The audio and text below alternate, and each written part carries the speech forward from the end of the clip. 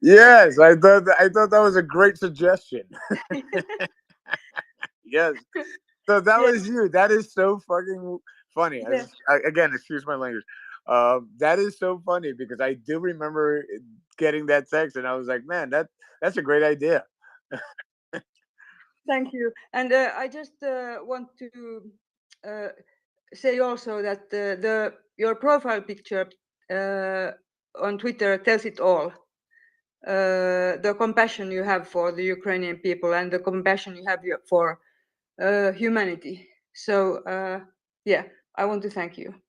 Well, listen, the pleasure is all on this side, and I got to tell you, one of the things that a lot of people don't know, and a lot of people didn't know, was where Ukraine was. I didn't know about Ukraine. I just knew that it was, I just heard of the country. Most people can't put it on the map, find it on the map, and I just, just in Connecticut where I live, when this whole thing happened, I just met so many. I didn't realize there was this tremendous Ukrainian community even where I lived, and so when I announced that I was going to come here, so many people just showed up at my doorstep and just thanked me and just invited me to all these wonderful things. That that's when I'm like, I haven't even been to Ukraine yet, and I'm already like all these wonderful people are already contacting me, just me saying that I'm going to be there. So that's how I knew Ukraine was amazing just before I even came here. And sure enough, I'm here, and it's and you Ukraine is amazing, and so are the people, every single one of them. And this is something that I'm like completely dedicated to. It's has changed my life. It's just it's not like being in the United States Army where there's the okay. Let me tell you something. My opinion, and I don't even know if I should say this, but the one thing the United States military does is they fight wars that are meaningful to money. So I hate that we're here and everybody is like, there's no dog in this fight because there's no money in it. Well, there's people who are dying in it. There's people who are getting slaughtered in it. And this is not about money. It's about people. It's about innocent civilians. And this is why I'm here. And it has nothing to do with money. There's no oil money. This is not Afghanistan. This is not Kuwait. It's just people who deserve to be treated better. Thank you, James. And the level of your commitment and devotion is, I'm sure that people can feel it and see it. So, yeah, thank you. It's my pleasure, darling, and thank you. It's so ironic that I do remember your text to me, and I get to talk to you in person. And thank you. Thank you, Nina. And just a quick late breaking update here. We've had so many great people on today. We've kind of missed a chance to talk about some current events, and really, it's the focus is Crimea, right? About 30 minutes ago, there was a couple air defense interceptions in northern Crimea as Russia tried to shoot something down, and now sirens are going outside of Sevastopol, one of the most important cities in Crimea. It could be a missile strike, it could be drones, it could be sabotage. Really, anything is possible. Before we go to Jay, which we'll do very shortly, James, do you have any sort of thoughts about the recent attacks all across Crimea and how Ukraine is taking the fight to Russia? Listen, the only thing I'm going to tell you about that is, first of all, I have a little more intel than most people. That I can't really talk about. But Crimea is definitely going to be part of Ukraine again. I can guarantee you 100%. So Crimea is it's never again going to be Russian occupied.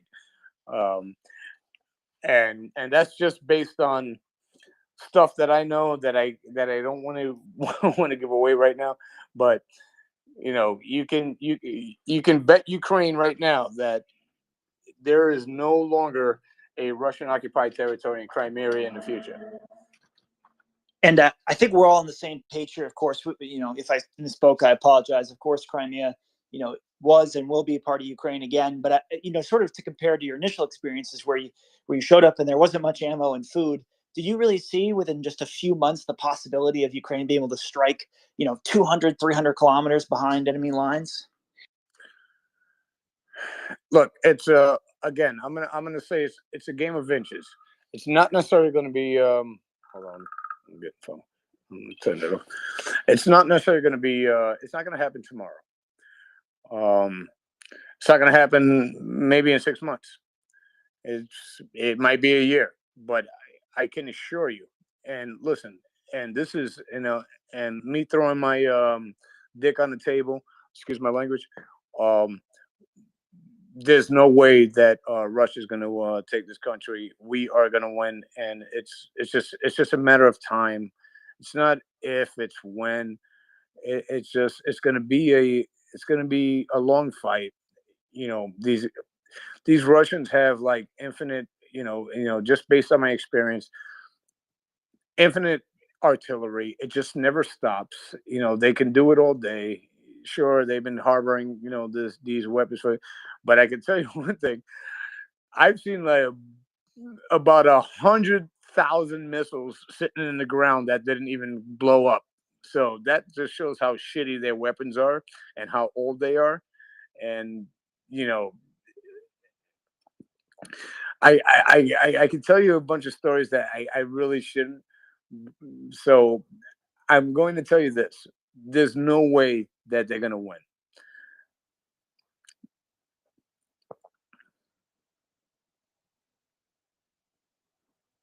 You there? Oh yeah, no. I guess we're all waiting with bated breath. But if you have to wait, that's fine as well. Listen. I'm just saying. I'm trying to not give too many things away, but I can tell you this. It's based on what I'm seeing here and based on the intelligence that I have over here, and what I'm doing over here, they have no chance.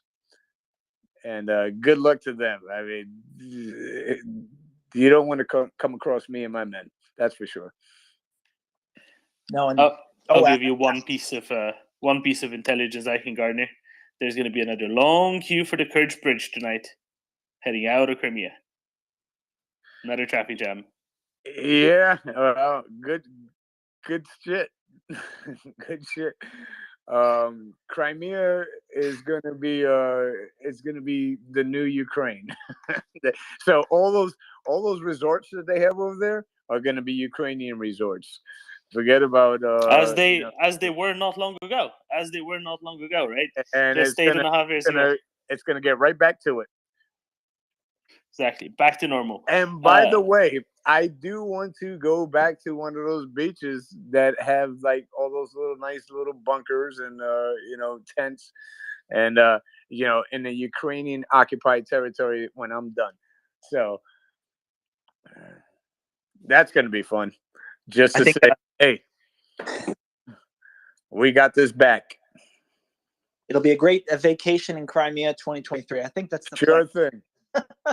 All right. With that, we'll go to Jay. Sorry for the wait, Jay. Go ahead. The floor is yours. Hey, how you doing? Hey, James, we actually know each other through Signal, through Rip, and through Victor here in Kyiv. Probably shouldn't get into exactly how we know each other, but what I wanted to get your opinion on, and everyone's opinion's different on this, is you just spent some time over in the States. I mean, just the general trajectory of the public support.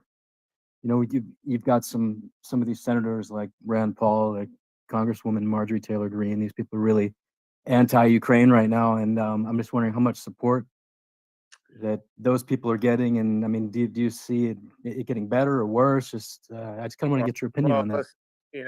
I mean, I don't like. I try to stay apolitical. So if you want my honest opinion, anybody who can support, be anti-supportive of Ukraine, Republican or Democratic, down the line, you know, they're just fucking shitheads. You certainly cannot. Again, there's no gray area over here. It's it's black and white. If you're not with Ukraine, then you're on the wrong side of history. So, whilst I don't like to speak on politics, I'll tell you right now, if you are anti-Ukraine, well, then you're an asshole. And I don't give a shit who fucking knows that.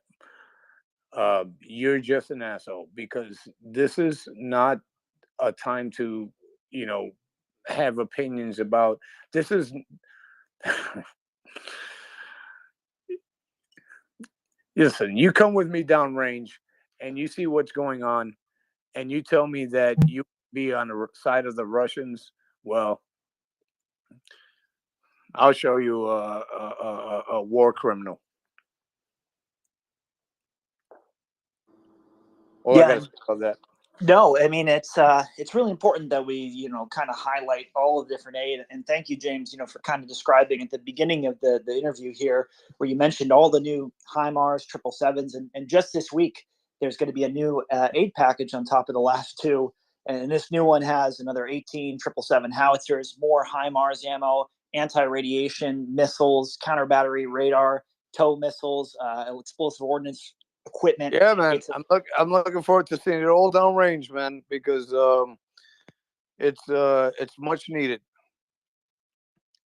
No, certainly a lot is needed. A lot's been given, and I think if people are concerned, I would just look at these daily packages, and of course, in October, November, when Lend-Lease gets fully up and running, we can get Craig's trucks in there, and all the other concerns can be alleviated, because they do need a lot from so many different countries, and it's good to see everyone getting on board with this, because we know it was a rocky start. It was people bringing stuff from the States through Poland on their own. James can attest. It was not a great situation to start. Not only can I attest, I try to do the same thing myself, and it was, sometimes you have issues, and sometimes you don't. Usually, people are pretty receptive to you trying to bring stuff over and help them, but again, it's you get tied up down line, coming from Poland into Ukraine, and it's frustrating. Like I said, last time I was there, it took me 8 hours just to get through the border, and that's after traveling for 18 hours just getting there. So it was a lot. And it's good. It's getting easier. It's a situation that's improving, albeit it's still a difficult one. Jay, do you have any follow up or any other questions for James here? No, I just it just kind of worries me, just looking at the political situation there. I mean, with the Fox News and everything, and I even have family that are telling me, they like you said, they can't find Ukraine on a map, and I've lived here for 8 years. This is. You're in Ukraine now? Yeah, James, we know each other actually. We shouldn't get into how. I know. Yeah. Okay. I know. Yeah. It's but yeah, it's I just worry about that situation. I mean, we know they're wrong, but I just worry in general. It's a big machine. It's a big media machine, and both sides of anything can be manufactured. It's always going to be it's never going to change. The one thing that needs to change is that we win the war. The propaganda machine is going to be huge all the time. It's never going to change. The Russians are great at it. Let's face it, they have convinced the United States and the world at large for 50 years that they were the second superpower, and turns out they're shitheads. So it's the propaganda machine is never going to change. You just got to kind of roll with it, and just realize that we shouldn't be worried about these guys as much as China at this point. No, definitely, and it's still important to highlight both the good and the bad, right? That's why we're here in the report, is to hear all sort of sides and get to the bottom of what Ukraine really needs. And it sounds like they're finally starting to get it. And so with that, we'll go to Luis and then JJ. Luis. Thanks, CJ. Wow, it's been an amazing discussion. And James, I just wanted to tell you that we see you.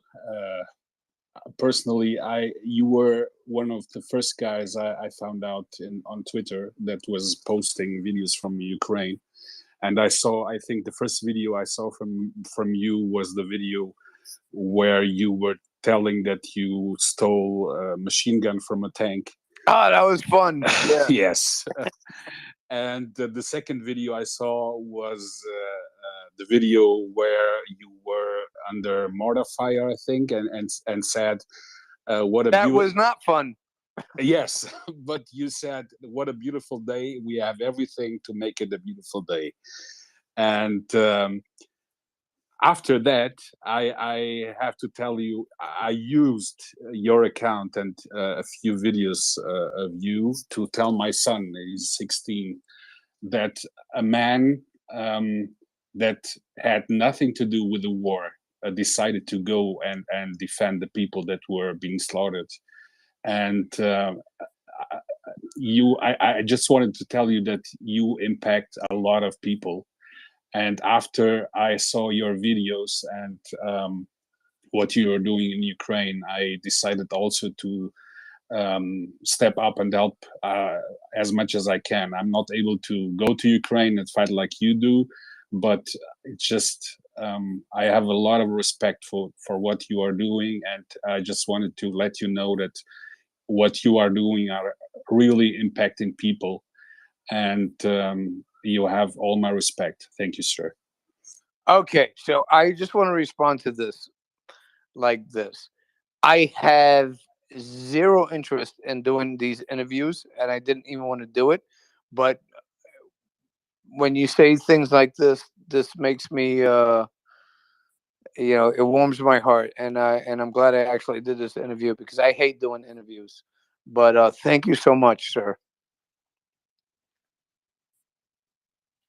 Yeah, if you could only see, James, how many people are in our DMs trying to come up and just say thank you, and really just leave you with that. The support is just so wide, and no matter what you see on Twitter, I think most of it's positive, especially for people in this space. So again, Yeah, thanks there's always going to be the time. shit, but yeah, go on, just keep them coming.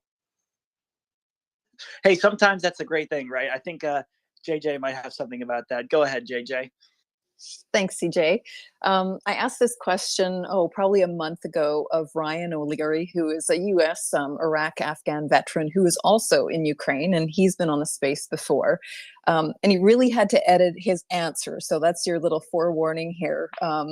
But I'm interested in your experiences in terms of practical jokes, because we talked about how dark humor is a way to alleviate the stress and make things light. So what kind of jokes have you guys been playing on each other?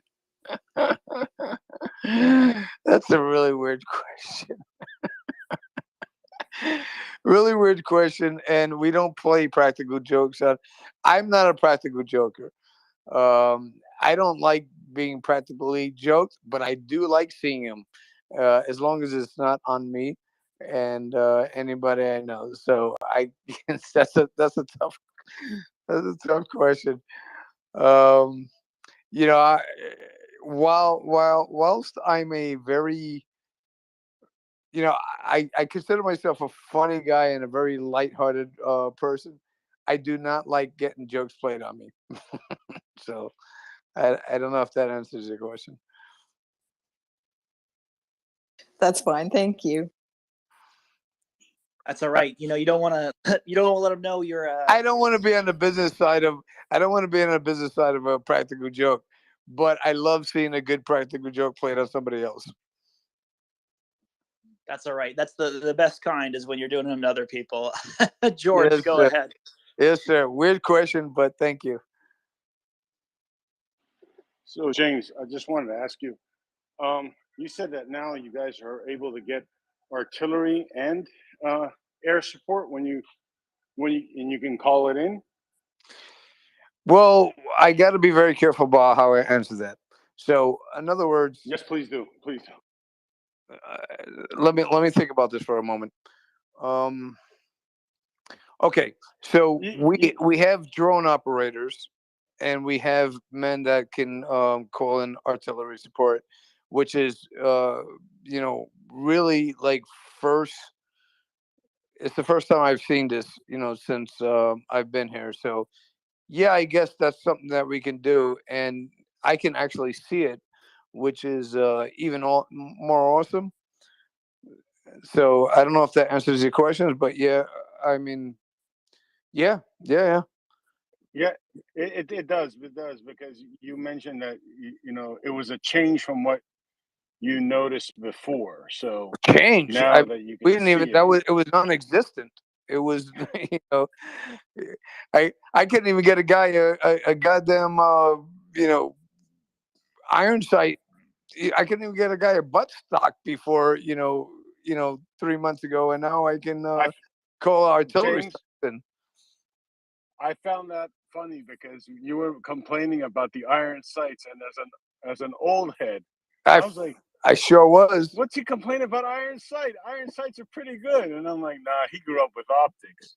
No, no, no. I'm actually an iron sight guy, but not AK-47 iron sights. You know, M Gotcha, gotcha, M16 gotcha. iron sights where you can shoot a fucking a fly of a horse's ass from 400 fucking meters away. You know, not Yeah, not AK-47s. These things are like ridiculous. you know. yeah. They weren't the most accurate weapons when they first came out, No, they never were. either. They So I never can will be. imagine. They never will be. Oh man. Well, M16s are the thanks for. shit, man. M4s and M16s. That's what we Hey, roll with. have you seen any? I've seen some pictures of guys carrying M16s, or like, well, M4s, whatever you want to Some call it. guys You have know, them here. Yeah, some guys have them here, and there's a bunch. There's a slew of weapons that you can get over here. It just depends on who you're with and who you know. I gotcha, gotcha, particularly have some weapons that I can't even put out there because I'm gotcha. not signatory to anybody. So when you really think about it, I'm a nomad over here. I still don't I'm not a signatory to anybody. So let's just say I have weapons. I'm not putting them out there yet. And that's right. We don't, we don't want to give anything too much away here.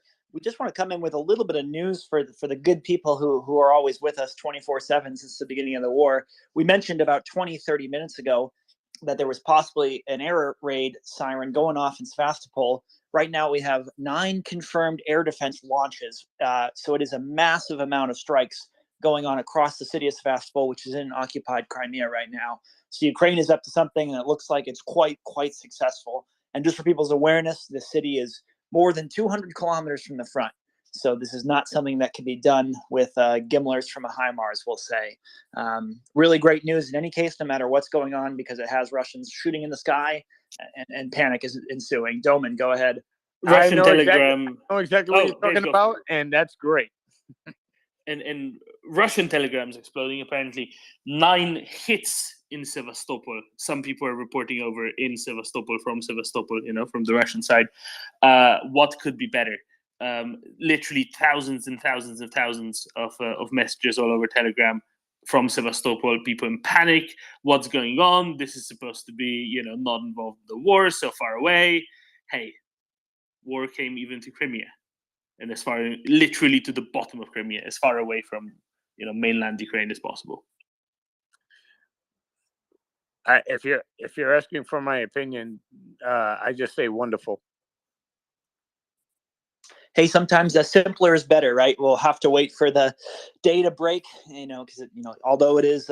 I do, listen. Whilst you're breaking this breaking news, I would like to confirm it and make sure that that's actually true. And if it is, then that's great. But I don't want to speak on that, unless I get my own intelligence. Hey, I think it's really great that Ukraine has said special operations. Russia has said drones. I mean, no one quite knows, and that kind of confusion can be very helpful for the Ukrainians, I think, in the long run, because Russia does not know what's going on. I can tell you this. Gosh, I wish I could tell you more. I got to be very careful. But yeah, we're gonna kick the shit out of them. Air defenses in like you said. Simferopol. Air defenses in Simferopol as well, and in Kerch, on the Kerch Strait next to the bridge. So seems to be lighting up all over Crimea again. Well, that's awesome.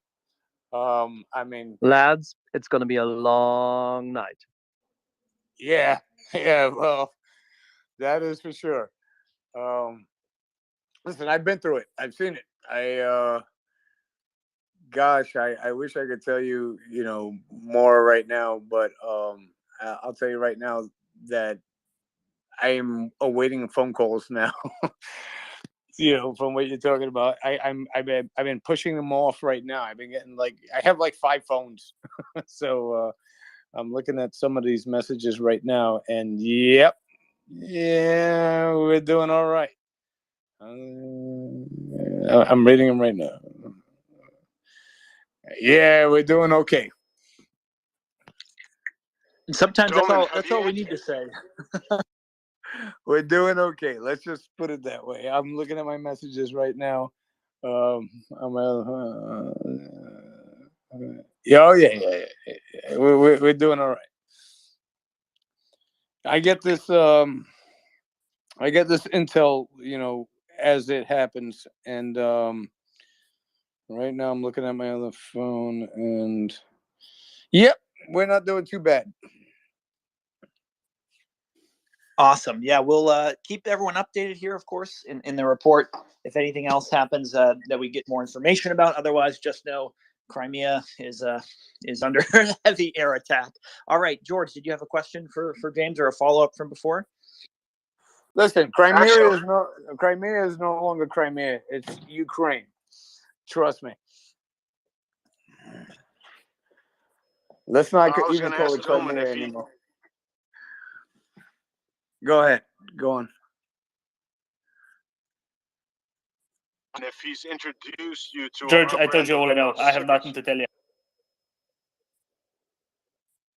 What was that? No, I haven't. Our spokesman is indisposed. Our spokesman is indisposed. I'm sorry, George, but James will have to come back another time for that spiel. Sorry about that, George. Okay, fine. Yeah, no worries. James, we have a little gag here on the space about Atacam's brand cigarettes. Cigarettes that should be distributed among. Oh no, we're getting our spokesman up. Sorry, James, you're in luck. You're in luck. Our spokesman for Atacam's brand cigarettes is in town. Is available. Well, I hope he has menthols because I need menthol cigarettes over here. No. They're for Russians only, right? Finance. Who are the Atacam cigarettes for? Hi, this is Finance. I'm the official spokesman of Atacam Cigarettes and our sister company, the Neptune Cigars. Atacam Cigarettes, we're here because smoking kills. We're only the finest in 500 kilogram and 1,000 kilogram king-size cigarettes. Because smoking kills, we want to remind everybody to smoke responsibly, which is to say right on top of the Russian ammo dump. We deliver our Atacam cigarettes both via flight, in person, and with the HIMARS girls. They deliver it like the old 70s cigarette girls. Very fast, very efficient, excellent at getting the Atacam cigarettes wherever we need them at a great time. We would like to say to all of our Russian friends, thank you for smoking at the ammo dump. I don't know what just happened. James, you know how Russians, every time an ammo dump goes up, they say, "Oh no, it was just an accident. It was a smoking accident," right? So we took it to the logical conclusion, right? Oh, I get it. Oh, okay, I got you. That's great. Yeah, they've been having a lot of smoking accidents. So yeah. Theoretically, smoking accidents. Yeah. As you know, smoking kills. Yeah. That's amazing. That's great. Hey, now you just make me laugh. Oh boy. Sometimes we need to just take a second laugh, right? We try and get as much levity in the space as we Hey, can. Otherwise, it gets too dark. You gotta laugh to keep from crying, right? Yeah, lately we have to let you know that business has been booming. Our sales team is doing great. Yesterday was the great Russian ammo dump cook-off. All the chefs showed up and they delivered their wares and smoked right on top of the ammo dump. Oh my God! Stop it now. Yeah, good stuff. All right, I love it. Yeah, there's some smoking accidents. Yes, certainly. Yeah, I was going to say, just while we have this moment, James, are you on with Ryan with the dipping train, or you just stick with the menthols normally? No, I don't dip. I do smoke, and I shouldn't smoke, but let's face it, something's gonna kill you over here. So yeah, I smoke, but definitely don't dip. It's just to me, it's just I try. It's I can't just imagine putting a bunch of tobacco in my mouth and putting it on my lip. Ryan does it. He loves it. That's his thing. But like a lot of soldiers, we all just we have some sort of a vice. Like Ryan says, he likes to dip. He likes to drink beers, and that's his thing. But me. Well, I mean, you don't have to get into your vices, James, if you don't want to. I just was going to ask, I've been in the Army 6-7 years now. People have asked in the space quite often why everyone in the Army seems to do nicotine. I was just wondering if you could sort of give a good answer why all soldiers seem to do that. You know what? I'm going to quote Ryan because he said this the other day to me. And he goes, every soldier, either dips, smokes, or drink. And that's because every soldier has their vice. So I don't know why that's true, but it certainly seems to be true. So so it is what it is. It's like you gotta find, listen, you can't do what we do without having something to fall back on. And I think he said it perfectly when he said, you're not going to be able to get away from one of those things. So I'll give Ryan credit on that one. Well, if his only if his only downside is that, I think he's doing pretty well. We're welcome. He's a dipper. He's a dipper, and he told you guys earlier. I'll put a fucking piece of tobacco in my mouth just to make me calm down. And listen, this guy's looking for mines all day. Finding mines. His leg got blown up. I mean, what more can I say? The guy. Shit, if he wants to dip, then let him dip. Yeah, we won't hold it against him. Although we're lucky to have Colonel Spencer back, who is both an NCO and an officer. So maybe he has more on this or something else. Colonel Spencer, go on, Colonel. Yeah, that's why I wanted to come in. Like, I agree, all soldiers have their vice, but as I only did 25 years in the Army and Ranger Regiment, all these guys that all the dip, and I never got it, but I could not survive a day without some form of caffeine. So I love coffee, and I couldn't imagine being any other spot. That's your without, thing, coffee, man. Yeah. It's and even when I was visiting in Ukraine for that short amount of time, I got my coffee, and it was great. You gotta find your vice because I mean, really, what we do is just, it's so harrowing that you gotta whether like the Colonel said, whether it's just coffee or having a glass of scotch or doing a dip or smoking a cigarette, something's gotta put your shit in place. And you gotta just find your thing. I mean, and this bonding thing, James, that I talk about, as part of my, what compelled me to write my book. And I would be interested in, like, what do you guys do in the downtime, right? Because there is downtime. Coffee to me is also an experience. It's not just the vice. It's the sitting and taking a moment of reflection, sitting around with a group of people I love, What do you guys do? I'm sure there's a combination of a little bit of everything, but in the downtime between the moments of terror and intensity to bond. I gotta be honest with you. Rip and I, what we do is try to think of military strategy. And I think that's my vice. It's just thinking. As weird as it is to say, Rip and I, we wake up in the morning. We're in two different time zones, and him and I, we're just like always on the same page. And I'm like, well, how can I, make this war better? How can we win this fucking war? So I think our vice is just to figure out how we can win. And so I'm not a big coffee drinker, and I'm not a big anything drinker. I'm just trying to figure out how to win this war. And Rip and I, we're kindred spirits, in that sense. And all we do is like, try to think about military strategy and how we can, be better at this. And I think our vice is, just, trying to win this war, and as weird as it sounds, that's what we do. No, it sounds legit. You deal with the 50-meter target. And as somebody who studies strategy, but me and my friend Jason Giroux, we write about it a lot. And I was teaching it at West Point.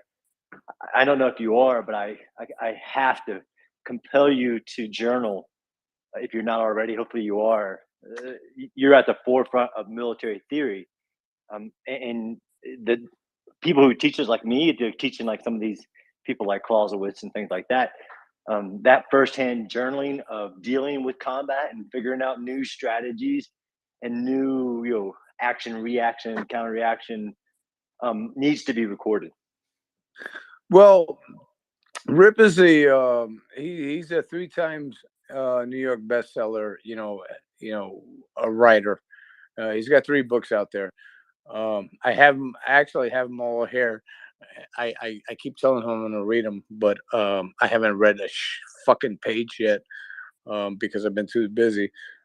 The thing is about that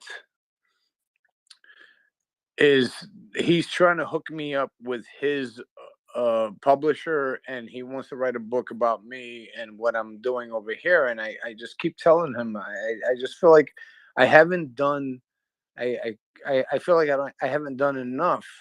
But he's like, you've got enough for 6 books right now, and so I don't know. I have a different different thought process about that.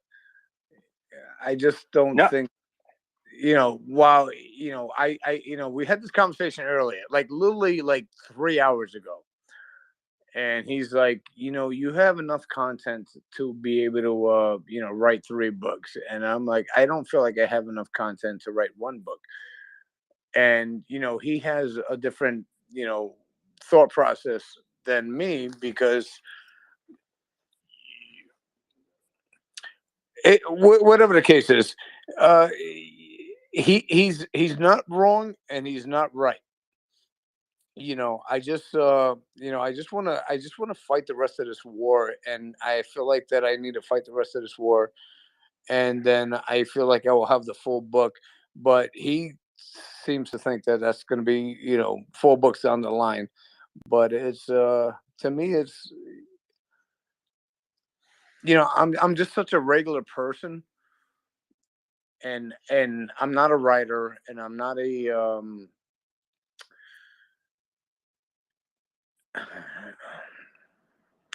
I just don't think I have enough content to write this book that he thinks that I can make 6 books out of. But he's smarter than me, so I'll listen to him. Yeah. Hey, yeah, only time can tell. I think we've had a couple authors on today, and of course, Colonel Spencer was able to write a successful one. So I think anything is possible. Finance, go ahead. Yeah, so when I'm not joking around, I actually am a finance professional and have an MBA. I say this because in the business world, there's a concept that either strategy follows structure or that structure is related to strategy. And, you know, how you organize your business, or in this case, your military, is going to help determine your strategy. And when these get misaligned, clearly problems occur. We've clearly seen this occur on the Russian side with certain misalignments when they tried, say, mass maneuver when they couldn't do combined arms.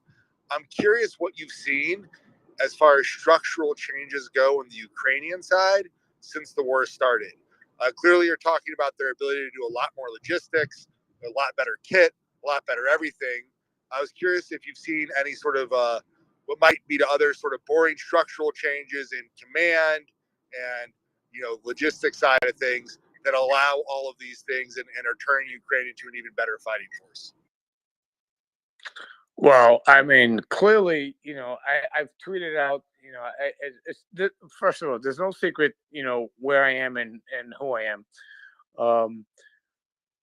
You know, Victor, you know, the UK soldier that I started fighting with from day one. I mean, I can't. The guy's a high commander right now, and you know, so that's an extreme change. He's gotten medals, you know, and has been revered over here, you know, after he got thrown out of the British Army because he was here fighting for Ukraine. So, you know, I really want to point that out too. You know, I haven't told, you know, too many people about this, but this fucking guy has fought for Ukraine and got thrown out of the UK army because he was fighting for Ukraine, which is fucked up. And but he doesn't care about it, and he's doing the right thing. And you know, we're all on the right side of history over here. But to answer your question, you know, that's the type of things that have changed. It's this young man. And by the way, when I say young man, he's not. You know, I'm old. I'm 48 years old. So you know, as a 40-year-old man, you know, Victor, you know, I just really want to put him out there and just, you know, now that I can show his face and show that, you know, who the man he is, because he couldn't do it at first. I just want to let everybody know that this guy has done so much for this military and has fought so much, you know, that he's already been awarded medals. And the war is just in its infancy, you know. It's pretty impressive, you know, to you know, find men like this, find guys like Victor, find guys like Ryan, find, you know, guys like James. Thank you.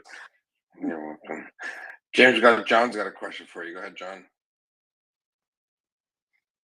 No, no question. I just wanted to leave to tie a bow on.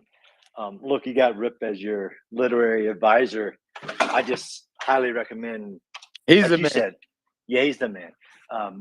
And Ryan's book, you know, one thing I found is looking at a shelf full of green notebooks that helped me finish my book, is even if it's just taking a few notes throughout the day and then saving those, it'll greatly help you if you do decide, which I joined that camp in saying you should, and the sooner the better. But those notebooks, even if you want to prioritize the fight every day, every moment, but those notes of what you did day by day will really come to help if you do it too. I think, you know, first of all, I'm not a I'm not a guy that writes things down, and I'm not a fucking you know, I think the things that I post every day is going to remind me of what happened to me every day. So I'm going to tell you something interesting, and I'm gonna try to make this vague because I don't want to give too much away. But Ripley's Heroes got robbed by a truck and like some other things just yesterday. Now I'm going to tell you a crazy story. Rip sent me a picture of a truck that we got stole. Somebody stole from us, right? I looked at it for about 5 seconds, and I shit you not, I was driving in Kyiv, and I saw that truck, and I was like, I think that's a truck.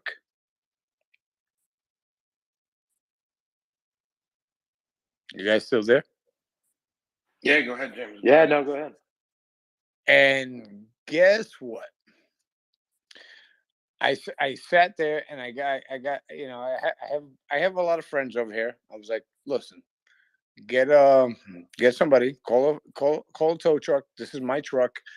That door was open. I took all the paperwork out. This is like a crazy story. Take the paperwork out, and sure enough, I look up and I see, in a porch, the guy that stole my truck, and made him come down, give me the keys, and took the truck back. Now, what's the odds of me driving through Kyiv? Because I had to get my truck fixed, and I was just coming back, and I just saw this picture, and I was like, hey, that is the truck. That is our truck. That is our, Ripley's Heroes truck. And I and I found it. And Well, there you go. There's one of your stories for your book. dude, There you go. the story is much better than I'm gonna, when you hear it.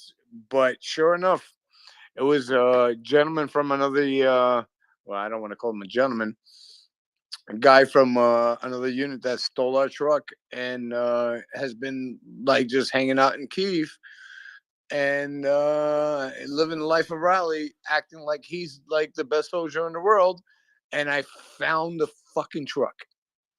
Is Can that you the believe one, it? James? Is that the one that was Rip sent me a picture of for $11,000 or something like that? $13,500 he was trying to sell it for. You found it. Excellent. Oh, just that. I want to segue into something else here. It was trying to sell our truck. It's a war crime. A war crime. I saw the ad. You know what it said for the audience? It said the name of the truck, and then it said blah blah blah kilometers, and a whole lot of extras. Yeah. Okay. All right. Yep. I was like, this guy's just rubbing it in, right? He's like, it's got real cool stuff in it. You'll love it. And when I saw him on that balcony, and and listen, I had a 9mm right on my fucking, and I said, hey, you mind coming down here and having a talk with me? And he was like, he was shocked. He probably thought that I stalked him and found him, but it was just by happenstance. So that's how legends are made. Can you James? fucking believe that? You know how big this country is for me to run into that goddamn truck, just happen to pass by it and say, holy shit, I think that's our truck. We in order to make it good for the Russians, the story is gonna have to go like this. And James smelt the ground. He felt the dirt between his fingertips. He followed that truck 1,800 kilometers. When he got to it, so he probably thought that I was out there stalking him and trying to find him. So he was very nervous when I talked to him, and was very happily able to give me the keys to the truck back. So let's just say that. It's a crazy story, and I don't want to get too much into it because it's with another foundation that we used to support, and the odds of me running into this truck whilst I'm driving down is crazy. So that's another crazy story. It is worthy of a book. Huh? What's that? It is in all these stories that people just wouldn't believe, like your videos, which I caution you, those things do eventually sometimes disappear. No, but according to a lot of people, I'm not even here. I don't give a shit. Yeah, all right. I'm in the camp of James should write a book immediately, or have a book written. I mean, don't be scared of somebody else helping, the editor, whatever. Have your story written, because clearly you're making history.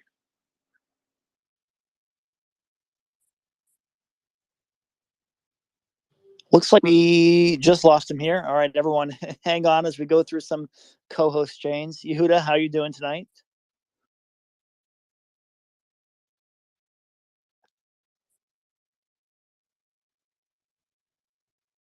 Let's do a check here. Axel, can you hear me? Loud and clear. Well, there is so much going on in Ukraine. The space is bigger than ever. Go ahead and share and retweet. I'm sure Yehuda or Axel wants to maybe give a plug here, but we're so happy to have so many great interviews today. I was just about to highlight that we have even more hits announced now. Sevastopol, Simferopol, unconfirmed yet Kerch. Yeah, well, now we know what we're going to supply non-lethal aid for, right?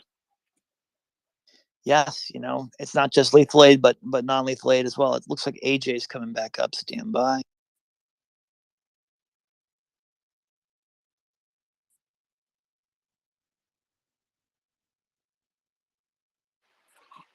Yehuda, I can't hear you. CD, can you hear Yehuda? I cannot hear Yehuda. We may have to do a little cycle down here. AJ, welcome back. Go for it, AJ. Can you guys hear me? Yeah, we can. Okay, so is James still on? We're trying to get him back right now. There may have been some technical difficulties, but if you still want to go ahead, we'd love to hear what you have to say. And I'm sure people. Yeah, so I just wanted to talk to him because I know he's talking about like a lot of candid stuff about the his experience here with just how everything is. It's different than the U.S. military, of course, but like just my experience has been interesting with all the different gear, the medical supplies, the weapons, the camos. I mean, I've seen everything from Taiwanese to German camos. Like when we deployed, for instance, we looked like a bunch of like a gypsy caravan. We were short 2 tacticals with dishkas on them to make us look like we were Somali terrorists. But I just wanted to ask him what his experience has been in terms of like the contrasting the difference between the United States military and here, and just how creative the Ukrainians have been to make this kind of gypsy army of sorts, and how it's been pretty successful. Well, sometimes you have to do that, right, Yehuda? Yeah, we say roam in the army now, just so you know. I don't know if we do. I get it. Thanks, AJ. Yeah, it's been a bit of dog's breakfast. The funny thing is, one of the good things that came out of what James was saying, can someone bring him back up? I'm not sure he knows how to get back up right now. Is a lot of these aid organizations, as you know, there have been some bad things happen, maybe bad something happened with equipment, or someone, in this case, someone nicked something, and it's causing a lot of the NGOs to get together and work together for best practices. I think MryiaReport started it by saying, hey, there was a mistake, so if anyone else has any questions and wants to talk, and I know from that situation 4 other NGOs have reached out to actually work together to help, so that's good news, right? It's important that we share that information with one another. You know what I'm saying, AJ? There, like, at least so people know not to get hoodwinked. Yes, you have to be careful because there is a lot of that going around. You have to really vet the organizations because everybody's asking for money. Me and my friend that passed away, Emil, we actually met a lot of good organizations here through journalists, and we got a bunch of equipment donated to our military unit before we deployed the first time. Perfect. So listen, once again, if you could go to the MryiaReport, click on it for updates for all the guests that we have. We're going to bring them to you. We're not behind a paywall. We never will be. If you do have funds and you want to give them to some of our guests or to MryiaAid.org to help them out, we do appreciate it. And they're doing God's work there in Ukraine. anything you can do to support. If you can't, that's fine. Totally cool. Please retweet the space, let people know. Help us increase our social media. Give attention to the people that come up. Like them, send them a note. Even a nice note means a lot for a lot of these people. James particularly gets a lot of grief. He gets a lot of bad people writing him bad things, a lot of trolls. If you could reach out, send James some love, even tag him on something, and just say, "Hey man, we're with you." That's good. That's a good thing. We're also doing a geospatial tracking lab where we're going to help big universities with the actual people who do all the mapping, analyzing satellite imagery. I've gotten about 7-8 responses since yesterday. Keep them coming because it's going to be big and we need your support. AJ, I don't know if you heard about that, but we're getting free satellite imagery for all of Ukraine and Western Russia, and a couple big universities in the United States, some of the most famous, are going to be the shepherds of that information. And we're going to call up everyone and their uncle who knows how to do this work to help track war crimes, mass graves, exit points for Ukrainian children. What do you think of that? Yes, I actually seen that today in the news, and that's pretty awesome. Satellite imaging is useful for everything from scientific purposes to military purposes to also documenting war crimes. We used it during Kosovo and then the Serbia stuff that happened. Yeah, it's pretty crazy how everybody's just kind of chipping in, and that's awesome. But that's how it is. People, this is a side of good, so of course everybody's going to do what they can, and they have, and it's put together this awesome effort. It's like the biggest crowd sourcing, just outsourcing situation in the history of the world, to be honest. Yeah, the Russians picked the wrong time to mess with freedom. What do you think, CJ? Has there ever been such an effect on private citizens on an international global conflict? Yeah, no, there hasn't. It's brought people together. I mean, the internet and social media has been, it's been toxic at times, and I've gotten rid of social media, but I've seen a lot of good things from this war. People really, we know who's picking sides, and most people will pick Ukraine, but we also unfortunately see who picks Russia, but that also helps us so we can target them too. 100%. CJ, you there? Yeah, I would just say check your text, Joe. It looks like we're having some trouble getting James back, so we really appreciate him taking so much time, 2.5 full hours, to talk with us on our space. We're pretty lucky to have him and kind of tell some stories about how things are going. And then right before that, Ryan, a U.S. Army vet as well, who is there clearing mines. What an incredible couple hours we've had here with that. So we really thank them for their time today. And AJ, too, of course, for joining as he does. Jim, go ahead. Hey guys, yeah, I was just going to say thanks to James for everything he's doing. It's a shame he's not here, but I think most of us came across him in the viral videos from the Battle of Kiev in March. I mean, it was an utterly terrifying time. I've lived in Kiev since 2015. Having the city you live in surrounded by tanks, killers, come to your home, it was insane. It was a violation. It was traumatic, literally. Even watching it from afar. So suddenly this big US soldier cracking jokes on a video about taking out Russian tanks. It was, while under fire. It was like something out of a movie. Like Bruce Willis has flown to Kiev and joined the Legion to save Ukraine. It was massive.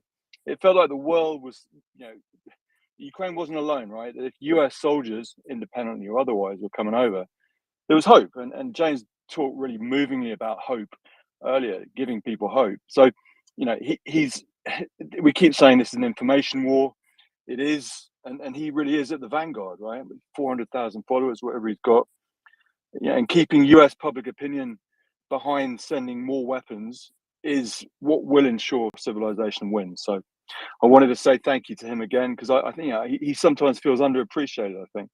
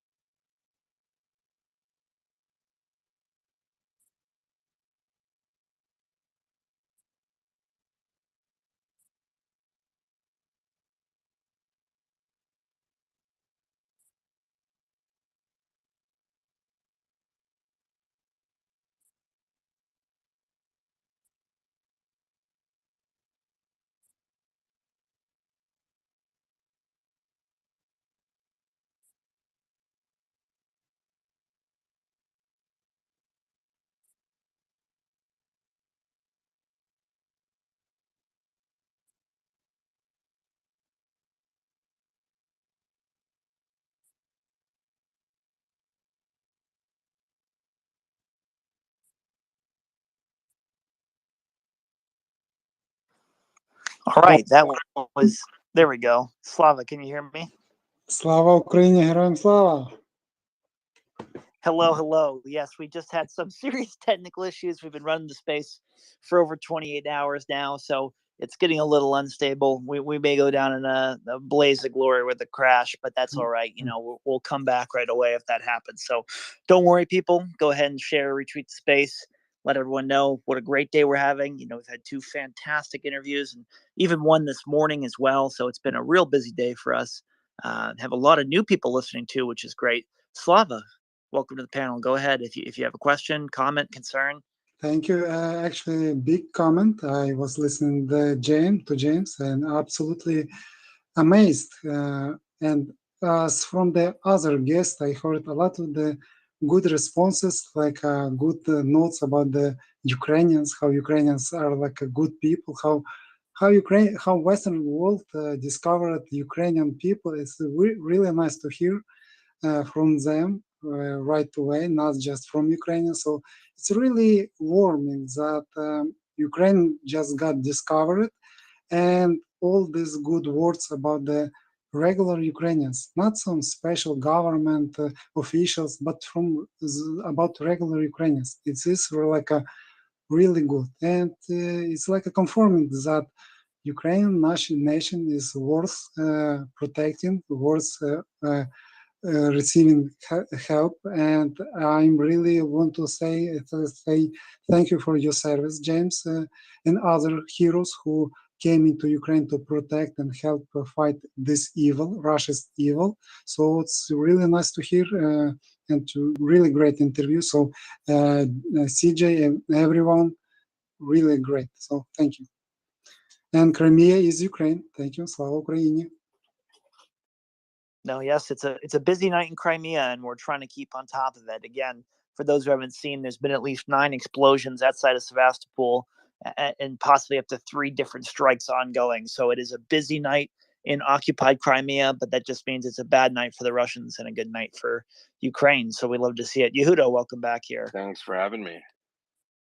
Looks like we'd lost about 350 people in one go.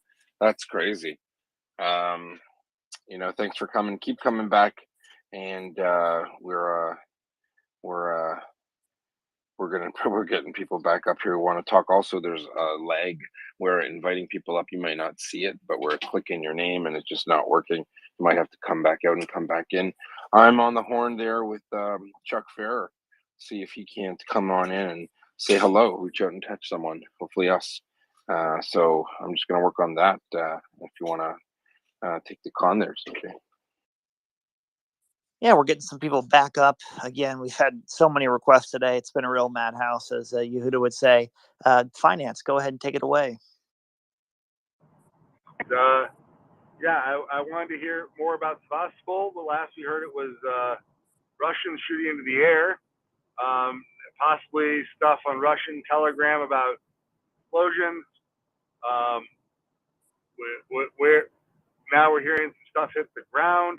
Do we have ammo cooking off anywhere? What's the latest in the Atacams explosion?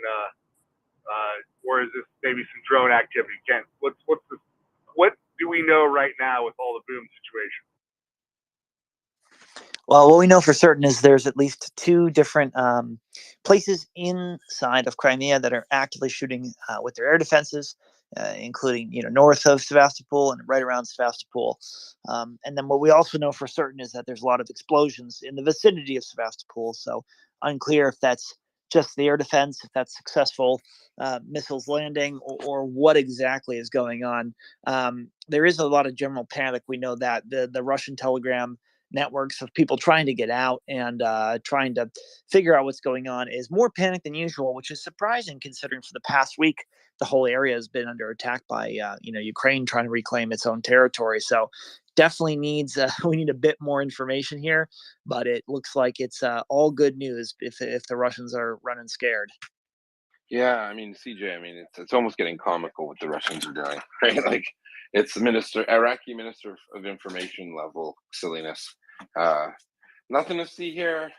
Fireworks. Oh, how about them Moscow muffins? They're great. That's their figure skating team. Anyway, we're gonna have a bunch of people. Maybe we'll try. CJ, we've got some interesting cats that want to come up. Who knows? Comical relief or a serious question. Let's find out. I hope M's coming up. Finance. Go ahead. Also, new speakers to the panel. Please just raise your hand and let us know that you have a question or comment. And we'll get to you in order of the hand. So let's go to finance.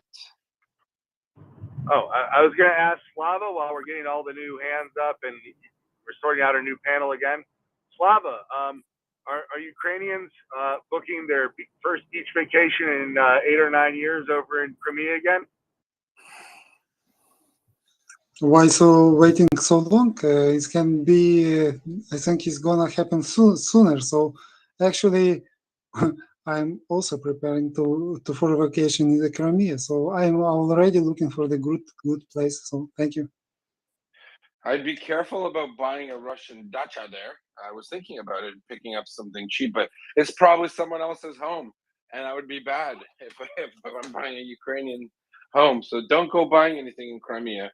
Don't let that price go up. I'll let the Russian real estate market in Crimea and occupied Ukrainian Crimea, let that housing market stay weak. Thanks for that. All right, I think we had Wolverine and then Arabic name guy there. Go Wolverine. Good evening, guys. So yeah, James is gone. I hope he gets back soon. And he's got a lot on his mind. He probably needs some time off too. So maybe somebody was trying to help him out there by disconnecting his Wi-Fi. So we've been a little bit busy lately, but I can tell you there's a lot of fun stories. But the situation for the Russians definitely might look a little bit more grim than they're willing to admit. Play on words there. So, why don't you tell us a bit about yourself, Wolverine? We don't know who you are. I thought you were someone else because it was someone with a similar picture and name, or the exact same name. So why don't you introduce yourself? Well, I'm actually a person who's representing this particular group. It's a group Twitter page, so it's not exactly one person. Collectively, we're a bunch of Ukrainians and diaspora people who have been here for many years. So this war is not new to us. We've been fighting it since 2014. So, okay, so the part that we don't even know that you're in the States. So like that's what I'm saying. So we haven't introduced. So you're in the States, but you're a group of No. We're definitely not in the States. Oh, unless Ukraine is lobbying for the 51st state of the United States. No, definitely not in the States. Oh, okay, cool. That's well, I'm just trying to figure out because the name in the picture looked like someone else's. So my apologies. Okay, we are experiencing technical difficulties. We've got CJ got bumped down. It is a madhouse, frankly. CJ, did you? But if I may, yeah, go ahead. Related to organizations, since we've been doing this since Maidan, actually, working with our fellow brothers and sisters from Ukraine. A lot of us are first, second generation Ukrainians, or actually Ukrainians themselves working with the armed forces. We've seen the full evolution of things. And I'd honestly say the real reality of what's going on in Crimea would surprise a lot of people, but not everybody. Ukraine's a lot more capable than people give them credit for internationally. And it wasn't a surprise to us that they're able to take it to the second strongest military, because we've been basically fighting Russia as a proxy for over 8 years now. So fighting them directly is actually in a lot of ways better because we can be more open and honest about it. Ukraine has a lot of amazing technology, and that's why a lot of IT workers are sought from Ukraine, from a lot of companies around the world, because of just people who choose, kind of like Westerners, to not live in a bad situation if they can help it. They're always striving to better themselves, and that includes bettering the technological environments. And also, let's not forget that Igor Sikorsky, who basically was the guy behind the Black Hawk helicopter, was Ukrainian. So, I mean, there's a lot of technological advancements, but I think it's been already announced that the original airfield attack was a harm system that was actually causing the Russians to be extremely afraid of their air defense being taken out. So they turned off their air defense for the most part. This is not unexpected because now the air defense chief is not without his air defense. So then that allowed the Ukrainian Air Force to come in and just bomb everything to hell. One of our friends is the former prime minister of Crimea, because Crimea has a separate status under Ukraine, kind of more autonomy. It's the Autonomous Republic of Crimea. So it's always been Crimea, but it is Ukraine. So he was also the mayor of Sevastopol, and back in the early 2000s. And he gave us some intel about the airfield as well, saying it's actually one of the best airfields in Crimea with a lot of capabilities that maybe even Western partners don't know about. So this was a huge hit right there. And that also is why the next day, Mykolaiv had one of the first quiet days, I think maybe the first on record since the beginning of the war. So Ukraine's doing a great job. It's a big, huge thing to the collective community, the world community that's basically saying this is not acceptable on Russia's part. The huge outpouring of not just money, but actual just people who give a shit. And I'm extremely indebted to that. And all of us, all the Wolverines, are extremely happy to see the world community just pour out like that. We don't typically talk about stuff much. I've been authorized to say a couple things. And I just wanted to take this moment to just say thanks to everybody. Thanks to people like James. Thanks to yourselves. Pat yourselves on the back. It takes a community. And Ukraine's freedom, Ukraine's security is world security. Not just an actual defense security as we think about it, but also the food market. Ukraine has the capability of feeding a large portion of the world, and has historically. And Putin's regime is basically going to cause starvation potentially in certain parts of Africa and Asia, even worse than it already is. So it's just causing an increase of world hunger. So I would say another way to help Ukraine would actually be, instead of bringing a lot of food here, since Ukraine has the ability to feed itself in lots of the world, to just maybe feed Ukraine with Ukrainian-made food, because that provides money and dollars in the infrastructure to actually support Ukrainian jobs, taxes, and build the infrastructure. And that's another way to say fuck you. So if you want to say fuck Putin, eat Grechka from Ukraine. Eat sunflower oil, buy Ukrainian products. That's a good way to stick it to them. It's a more peaceful way for those people who don't exactly want to be war fighters to support direct things. You can buy products, you can use your wallet to make decisions. It's definitely one of the best ways to make a difference. So thanks for that. Well, we're gonna ask you some more questions, Wolverine. Sorry, again, we got someone in the States with the name. That's why I thought I got confused. Look, we've been doing this info op for the 24 hours a day since before the war began. And as you know, we've gotten people like you heard today, but we've had politicians and Ukrainian leaders and journalists and civil rights activists all over the place.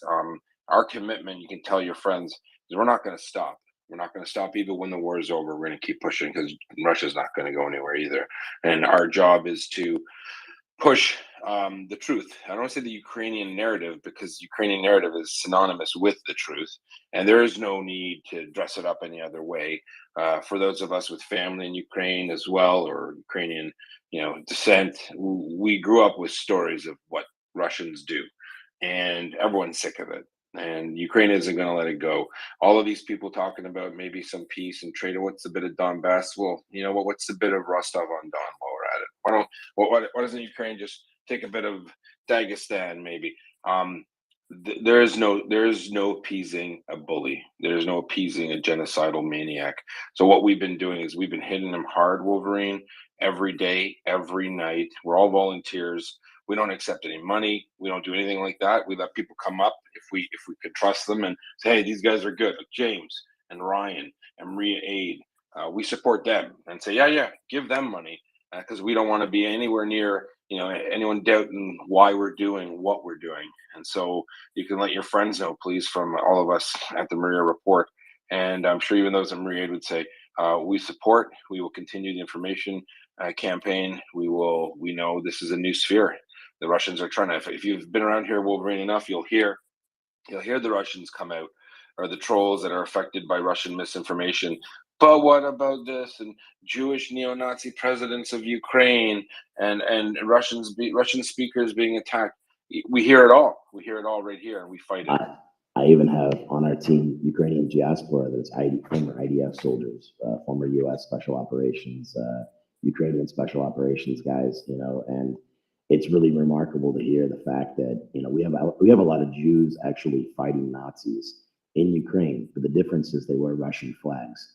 It's I can't remember who said it, but typically you can look at somebody based on what they claim their enemy is, and that's exactly what they're doing. It wasn't just about the current geopolitical moves of Russia. I mean, obviously everything Russia says they do, that somebody else does, they're the ones committing the biggest atrocities themselves.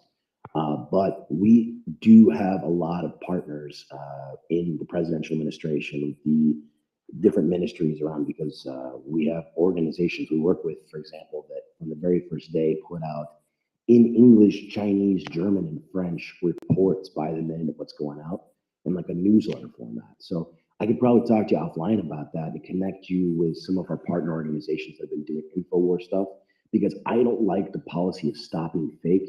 If you don't give the fake news, or use that phrase again, a chance to actually germinate, if you just seed the landscape with nothing but the truth, the whole truth, and nothing but the whole truth, then there's no chance for this fake bullshit to get there. Google itself will be like a behemoth to help defend the truth just by seeding enough truth out there, because the fake stuff just look right to the top like fat pieces of shit, which is usually what these little fucking trolls are anyway, sitting in their mom's basement trying to defend bullshit, getting paid pennies.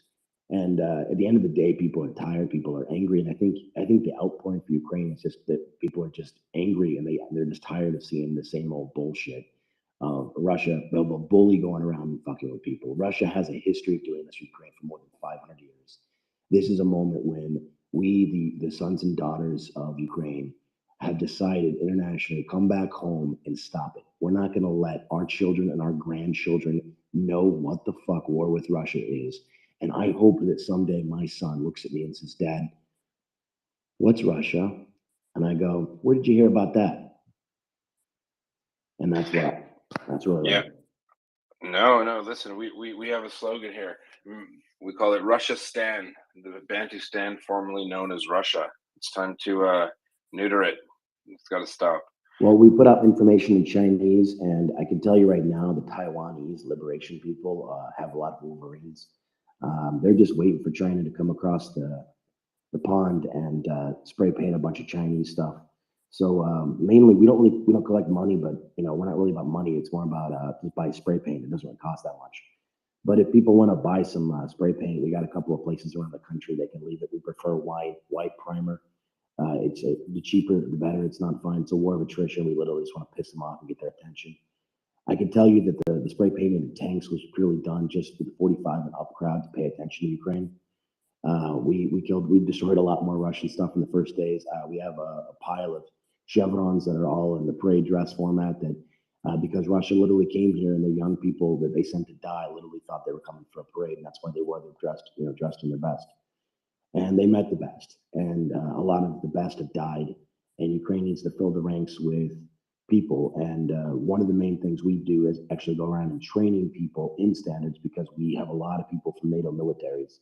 They go around and train them in standards. So we have very good cooperation with Ukrainian special operations, and just passing it on. Ukraine wants NATO, we're bringing it to them. And the thing is, Ukraine special operations groups have a lot of English-speaking Ukrainian guys that have been trained according to the U.S. model of the Q course and have gone through selection and everything. So there's a lot of Ukrainian special operations guys that are on par with our special operations guys too, maybe minus the whole cool swag gear and stuff, but like they're right up there, and they're awesome. They got a lot of heart, and it's amazing and honorable to serve with these guys.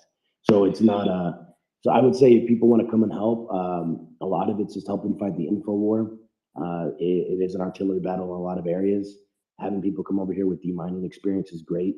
Get linked up with the right people.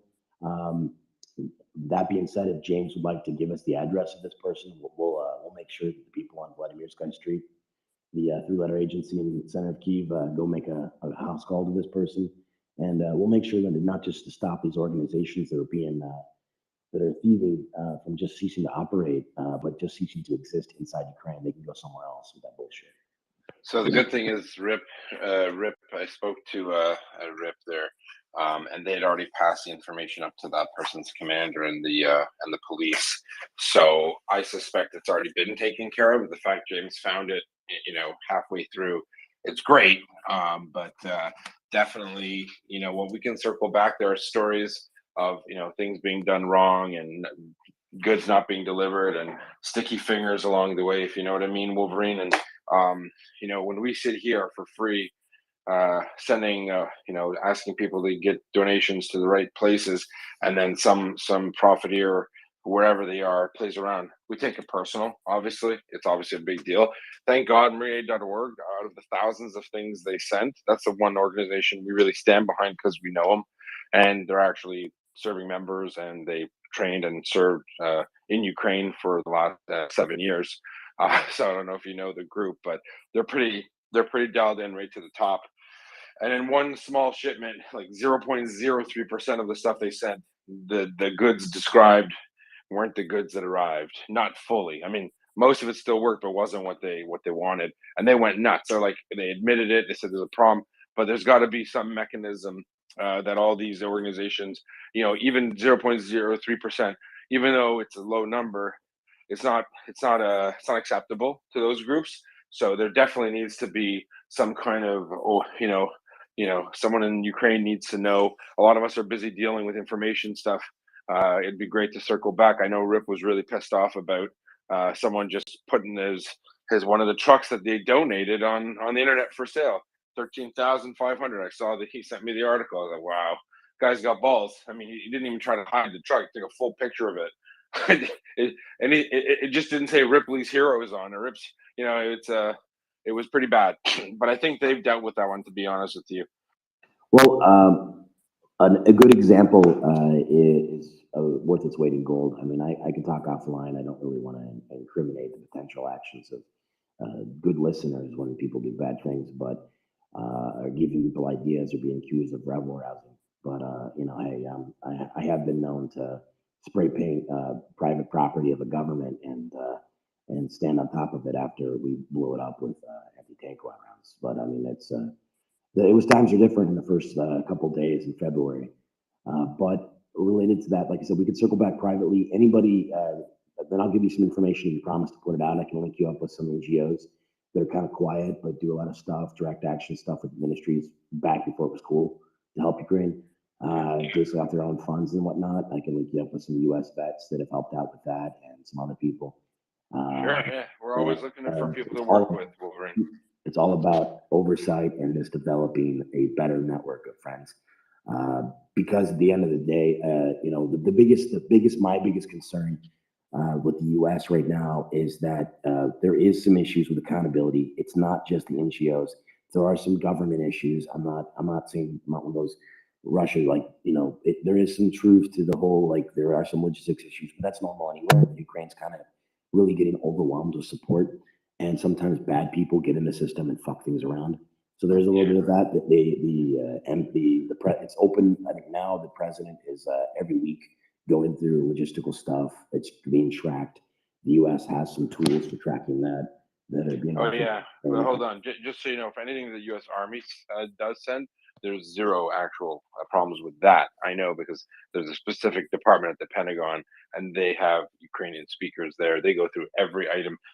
If something happened bad when I got to Ukraine, just because of logistics tie-ups, I mean, sure, that's a thing, but it's not really. I'm more concerned about just for a little bit of a bona fide early on Battle of Kyiv batteries not being where they're supposed to. That's all I'm going to say. Yeah. Well, we can talk offline about that. I mean, it's the U.S. government policy, but I mean, anything else that helps NGOs, do better. We're all about that. MryiaReport actually has people on the ground. You got to remember the people running MryiaReport are actually getting phone calls from major generals, and that they trained just a year ago, for example, right? So we're good there. I think they're good. But I mean, there's always ways to increase reach. There's always ways to trade best practices, and that's definitely, by all means, get on. We'll message after this. We're gonna try to bring some more people up here. Axel, are you there? Because there's a whole bunch of people, and I gotta run in a bit, so I just want to make sure that I have someone to help out here. And Wolverine, just wait one, and I'm gonna try to do a handover here. No worries. 1 sec. Yeah, sorry. We've for those asking, boy, have we had a crazy day. We've had Ryan, we had James up. Numbers were blowing up. I've never seen a drop in 350 listeners in one shot. It's just the Twitter space. We might have to restart. I don't know. I leave that in the capable hands of Axel, and we'll be looking forward to chatting offline. And Axel, how you doing there?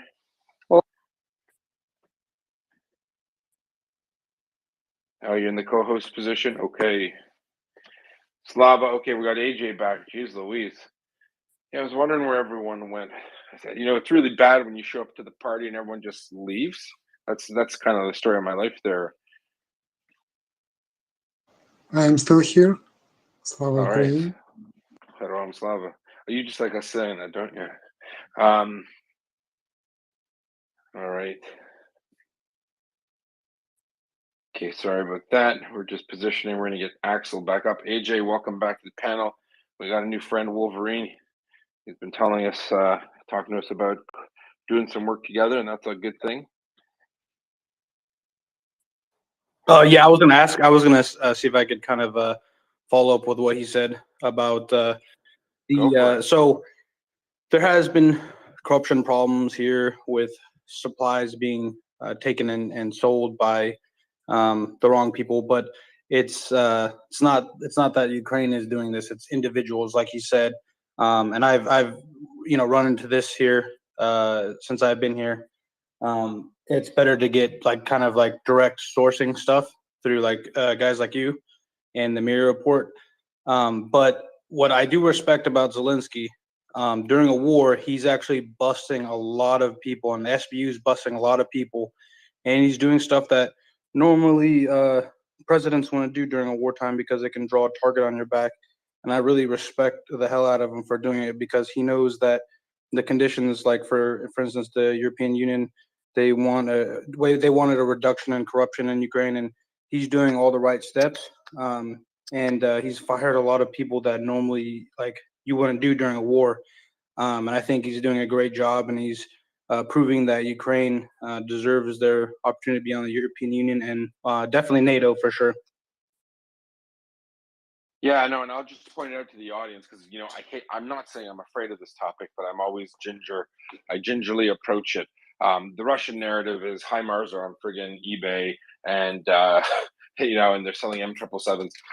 It's easy to lose track of 10,000 rounds if you got 200,000 in a delivery.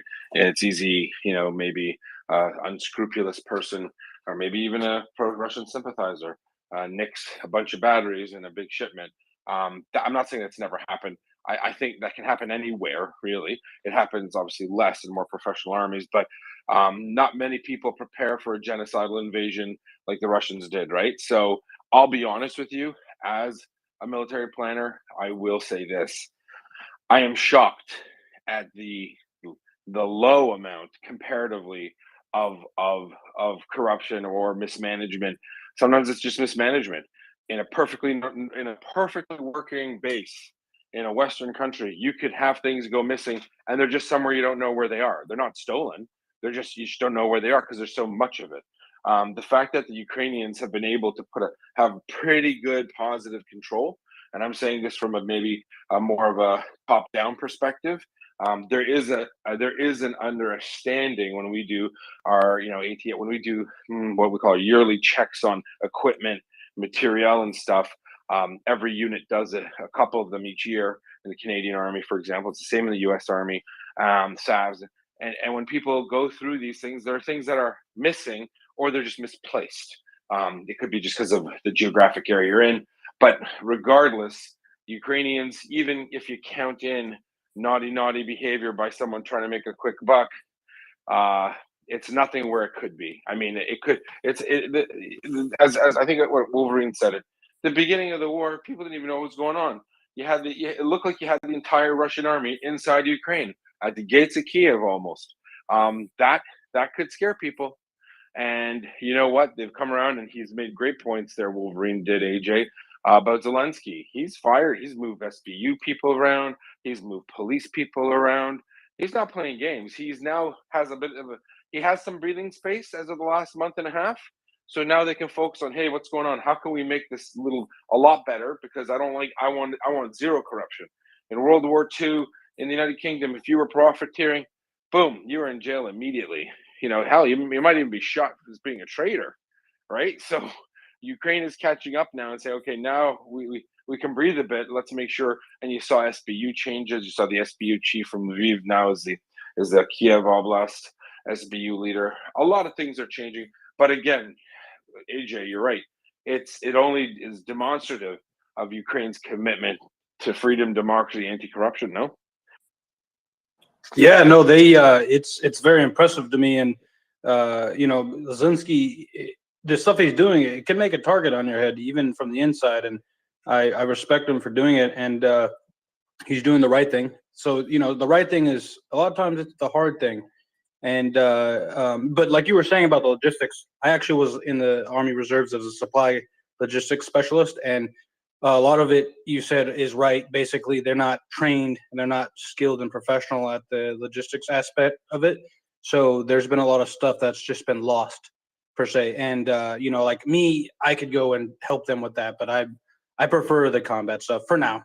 I'm learning Ukrainian. Maybe I can be an instructor someday, but I've seen a lot of stuff with it's just they didn't know what they were doing or they just didn't understand how to do it correctly. And I've actually squared them away, which I'm not trying to do that because I'm trying to do the infantry stuff, but it's not all, obviously the Russian troll farms are going to say this, that, and the other about Ukraine and everything that's going on here. But the truth is with such a massive war, logistics, if you don't have this logistics of the United States, for instance, it's going to be tough for you to keep track of everything and not lose stuff. And that's what's happened here. So it's not, it's a mix of things, but it's not that there's just all this corruption and all these people are selling things and that's all, that's just a narrative for the Russian. Yeah, lies, exactly. Yeah. Real quick, There's no HIMARS, there are no M777s being sent anywhere. No. So, we're talking batteries and stuff, but the reality is that's what it's ironic. It's projection. The Russians could literally have one. I don't know if you guys heard about the Tank Reserve Brigade, that regiment that had 90% of their tanks were ineffective, and most of them didn't have engines. Like the troops stole the engines and sold them on the internet. Like that's next level crazy for someone who's ever been in the military. That's like 50 people involved in that scam. It's a lot of people. I can also tell you that real quick, there probably is a lot more theft actually in the NGO side of people coming over here pretending to do the right thing and actually turn around and screwing people over. So than the actual army itself. So it's like the same people said Ukraine's corrupt. That's why the volunteers have to do it. It's usually the people who are loudest about that are actually people who are doing it themselves and stealing. And as James pointed out, you had a big theft issue, with that. And this is one example. It ended happily, but it's an example of it. 100%. We've seen it before. I'm not going to name names. Let's not name names, gentlemen. I've seen certain people, go in and, I'm the savior from the States. No one that we speak to on the space or anything like that, so don't worry. And raise money, and no one knows. It's just individual person. We don't know where it's going to. We had someone at the beginning who wanted to get involved months and months ago. Asked them to make a web page for our group. It had the Maria Aid link there, and then when I saw this, I had a message. It said the page is up, but there's like 7 links up there. I'm like, what 7 links? It should be like 1. And then it ended up going down pretty quick. But apparently he had put 3 or 4 links of personal PayPals or personal money things. And I'm like, who were those people? Oh, they're my friends. They're in Ukraine. And that's his wife. She's Ukrainian. And people could just decide who to give to. I go, we don't know what are you talking about? We had 25,000 people at any given time in the room before Twitter algorithm went cuckoo. But we had to stop that. Like we're not here to promote individuals' bank accounts. And unless it's someone like a known person, someone who knows Ryan, who's just on. I'm sorry, his last name escapes me. Ryan, what's his name? Anyone? O'Leary? Oh, not O'Leary. The gentleman that was just on. Ryan Hendrickson. Hendrickson. Sorry. Ryan Hendrickson. I was jumping to the phone too late. Sorry. So 40 meters to get. Yeah, sorry. For Ryan Hendrickson, unknown, CJ knows him personally. Boom, that's fine by me. Get him the kit, no problem. James Vasquez, boom, no problem. You know what I mean? Ukraine aid ops, you know him personally, done. Come on up. and they're going to do a pitch for some medical tents coming up. So pay attention, folks. These are the people we want to work with. Maria Aid, people on the ground, personal relationships between commander to commander, and they do their wheeling and dealing, and call them drug deals doesn't mean that. It's just like, hey, what do you need? You need that? Okay, I'm going to make sure you get it. And boom, we get it. We can't go through people we don't know personally because we're also not big enough. If we were like $1 billion charity, sure, maybe, but we're not. So every donation counts. I do want to say, please go to MryiaReport, follow the button there, give us a like, and then go to MryiaAid.org. Learn about what they do. They have a great Twitter handle. You see the drones they've done out. Special Forces operators have put up a bunch of videos thanking the listeners at MryiaReport for funding this, in part or in most part. So we're really, really happy to be working with them. If you are in a position and you can do it, anything you can do to help. It brings their specific signature drone program. The Russians don't like it very much because there's something special with the way it communicates with the operator, and things are changing, and we want to be a part of the right side of history here. We're putting our finger on the scale of history, and it's never happened before that individuals can do this kind of stuff. And outside of that, just as Wolverine was saying, this is an information war, and it will become more and more of an information war as time goes on. We need you to promote, retweet. We have Spotify. Nothing's behind a paywall. We're pushing out all this information. We've got Alexander Vindman in here. He gets paid hundreds of thousands of dollars to speak. He comes here to speak for free. We've got General Hodges. We've got Colonel Spencer, Major Roux, General Hertling, Mr. Brzezinski, Toveri, General Toveri. We have a lot of really, really amazing people that come here regularly just to share with us their analysis on what's going on. We do allow for different points of view. However, you better be prepared to explain why Ukraine should give up. And I think it's a teachable moment for the audience. And that teachable moment is how Russian propaganda works. We see it a lot, and it's very hard sometimes. So if you come in the middle of the conversation, you see me or Axel being filled with a holy righteous anger, give us a break sometimes, because we're hearing a lot of people basically saying raping and murdering 8-year-old Ukrainian girls is okay because, well, Zelensky's a Jewish Nazi and they're drug addicts, and NATO bad, blah, blah, blah, Russia, poor victim Russia. It gets a little nauseating sometimes, to be honest with you. Now, we're working on ways to make it better. Alcohol, hitting yourself in the head with a hammer. That's how we sometimes deal with some of these people. It's very, very frustrating at times. So all jokes aside, drink responsibly. Don't hit your head with a hammer. It's a bad idea. But yeah, overall, this is an information campaign, and we're not ashamed to admit it. 24 hours a day, 7 days a week. We're going to get more and more Russians coming in. I'll be honest, sometimes we get bumped and we get all these strange things happening on Twitter. Might be some people from the Russian side that don't like us, but we keep going, and we're very proud of it. Leonard is a longtime contributor from Canada, and sounds like my great uncle Morris. Go ahead, Leonard. Well, thank you, Yehuda. Yeah, I just wanted to amplify just briefly this concept of, say, less than accurate accounting, or some might say corruption or whatever, that seems to get reflected from time to time regarding the Ukraine procurement process and delivery process. And I would just suggest that a lot of the commentary on that seems to come out of the American sector for whatever reason. And it is worth remembering that that Zelensky has done a yeoman's job of monitoring and cleaning up and running shotgun on the entire Ukraine administrative and procurement process. And one just need consider that they effectively were coming from a standing start, starting from zero into where they stand today, gearing up as a superior armed force to what was reputed as the second greatest army in the world.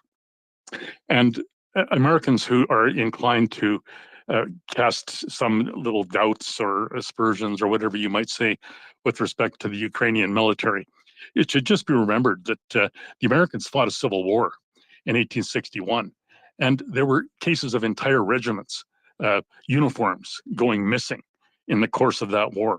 There were cases of entire regiments, for example, Massachusetts 52nd, that had their boots totally waylaid and disappeared until General Grant put in place a rigorous monitoring mechanism to ensure the absolute integrity of the military procurement process. Same And thing, World War II. Leonard knows this because he actually bought some boots off the guys who stole it, and he had to return them. That's right, and I also recovered my officer's sword from the Confederacy that took it at Fort Wagner as well. But that's a different story. But the same thing applies to World War II and Franklin Roosevelt. He put Harry Hopkins in charge of a very extremely disciplined military procurement process that went right down the line, chapter and verse, and pretty much after some initial hiccups and coughing spans, put the entire procurement process for the U.S. Second World War effort on a totally above board footing and a system of complete integrity. So all I'm suggesting is that we should apply the same bit of lassitude, if you will, to Zelensky and the Ukrainians, and just acknowledge that, yeah, 100%. They're doing an 100%. excellent job. Thanks. Leonard. Listen, we've got Chuck Farrer, a longtime friend and personal friend of mine, my neighbor. He's going to come and get some basil soon. We had a big rainstorm. Smells good. Chuck's coming up. And Wolverine, I don't know if you know Chuck. He's a Navy SEAL. Unlike me, I'm a Navy whale. And he's going to come up and join us. AJ, you remember Chuck? Wolverine, your mic still work there? Wolverine, AJ, it's going to be a good conversation with Chuck here. Yes, I remember him. Sorry, I was looking at some messages, but yeah, and I just want to say that what you're saying about the 777s and the HIMARS, yeah, it would be nearly impossible to steal those. Like even the Polish, like maybe some Polish mafiosa guys might have some grandeur ideas, but you ain't gonna steal those things. They're too big and too. Yeah. But still, we got to point it out because that's what the Russians are saying. It's not a joke. If you read Russian news or you understand it, it's a laugh. Like they're literally talking like that the Ukrainians have sold half of everything the Americans have given them, and that really obviously pisses us off. Let's see. We had a guy come on here, Pandya Nayali, didn't press the mute button, so he got a invite to room 101. And Pandya, did you have a comment for our guests Wolverine and AJ? Comment for our guests Wolverine or AJ? Go ahead, Pandya. Your mic's muted. That was me. Now just unpress it. I'm not a genie. All right. Going once, going twice. Sold to the man with cigar. Goodbye. We'll talk to you later, Pandya. And welcome, good friend Chuck Farrer. I don't know if you heard what happened, Chuck, today. It was a bit of a madhouse. A lot of people were here. We just needed the triumvirate, which was you, but you weren't there. Life calls. We get it. We had Ryan Hendrickson. He's a Green Beret EOD dude. He's taking mines out of fields in Ukraine, helping out farmers. Super cool cat. James Vasquez, as you know. And now we have our guests AJ and Wolverine. Wolverine is working with a bunch of other wolves, I assume, in Ukraine, doing some good stuff. And AJ is also doing really werewolves. Say again? Yeah, the werewolves, actually. The werewolves. Okay, awesome. Yeah. So I don't know too much. I will speak to you for sure, Wolverine, offline. We'll get some more info. You did throw me for a bit of a loop because I did think you were someone else, to be honest with you. And then Sometimes I am someone else. So it just depends on what admin's running it tonight, As long as I don't owe you money, then we're good. It looks like we got AJ as well. And it's going to be a great time. Chuck, welcome to the show. I just wanted to introduce you. Chuck's a great, great American hero, and comes from a long line of warriors, and we're proud to have him here. It's a second home. Anytime he wants, go ahead, Chuck.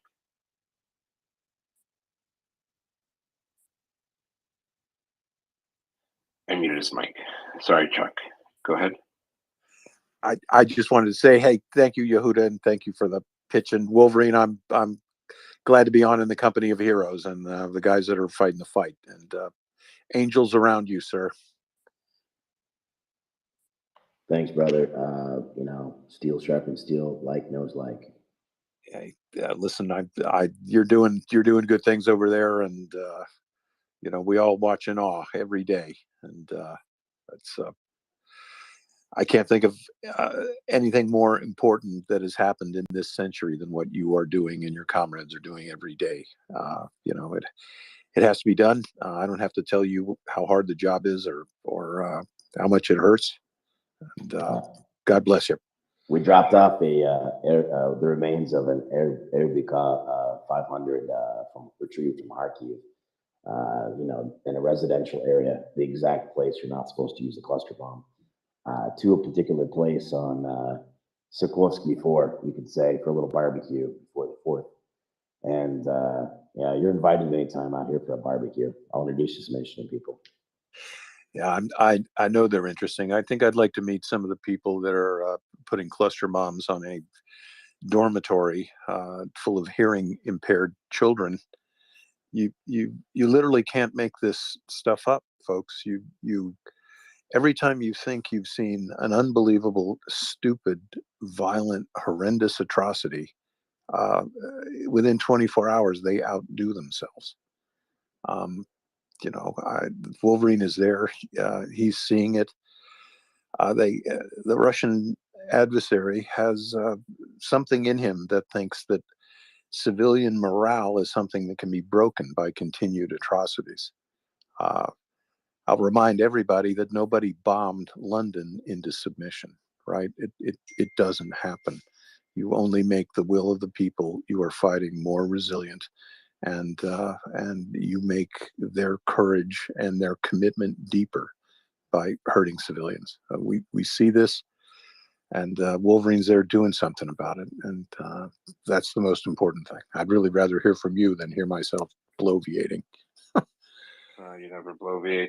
But yes, and just a point of information, the Ukrainians have been attacked and treated like this for hundreds of years, but this time they're armed. So part of the reason why they're not giving up too. And that's a good thing. Absolutely. So what would Wolverine give the audience a little dose of what it's like, get up in the morning and to be a soldier there. I think a lot of people don't have the first understanding of what a combat soldier does every day. So myself, for one, did some time in the U.S. Nothing great, nothing special. Just did what I was told to. Lined up, not the butt sometimes. For those who understand that. And basically, been doing this since 2014. Been staying here for more than a decade myself. A lot of guys have been here maybe a little longer. Guys have been here a little bit less. It's mostly Ukrainians. There's just a couple of us to kind of train, advise, guide our brothers and sisters along to help out. But it's weird. It's kind of surreal. I was fighting a war on February 23rd. Everybody else was fighting a war from February 24th. To find out that there's a war in the country I woke up to, that was a weird day.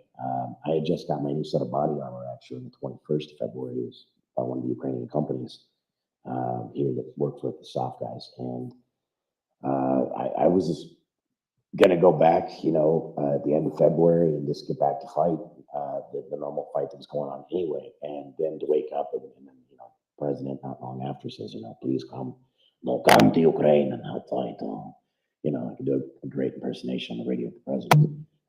But it's been very fun sometimes. The generals love it. We're comic relief in front.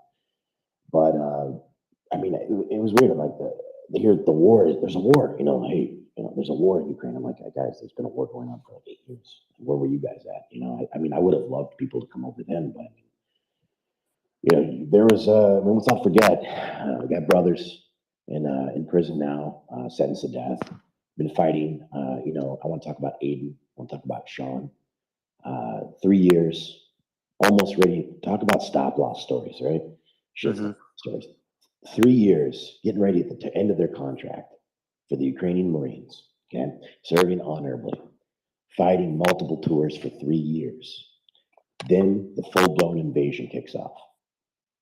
Then they get stuck in Mariupol. And their unit decides, their leadership decides, it's better to surrender early on to the Russians than wait for the Kadyrov guys to come and basically make an example out of foreigners, torture horribly, right? That was the reality. That was the reality. It's either we take our chances with the Russian regulars, or we wait for Kadyrov's band of murderers and rapists, because they're not soldiers. They're TikTok murderers and rapists. That's what they are. To do what they want with us and make PR out of our bodies, you know, and knowing the Russians are going to torture them. And then you look at Aiden. Aiden was forced to sing the Russian national anthem.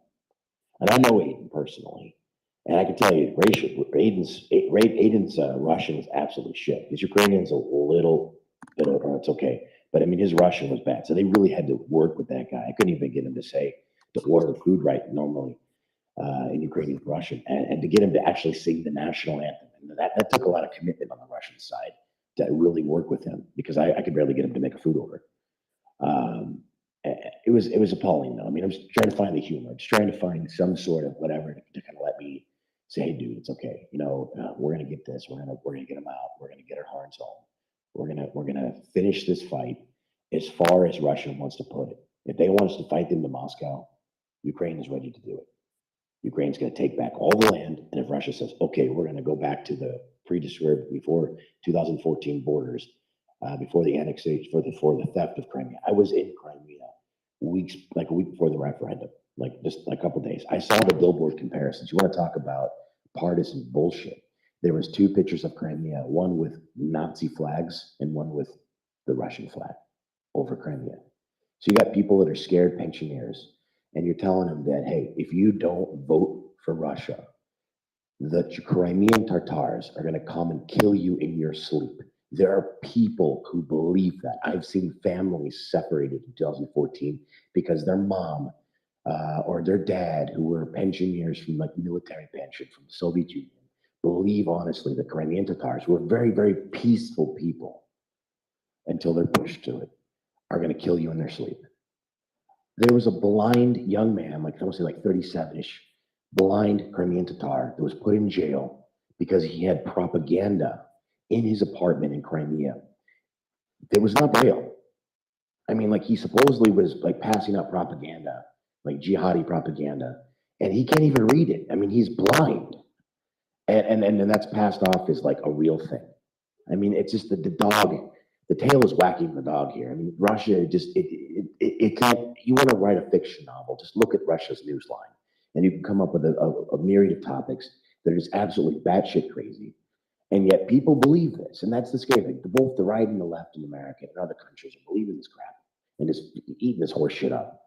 And you know, the more that we divide and fight about my show's better than yours, my whatever's better than, and instead of focusing on just defeating the disinformation, just say, okay, don't give the trolls airtime, report people, entertain ideas, engage your brains, people.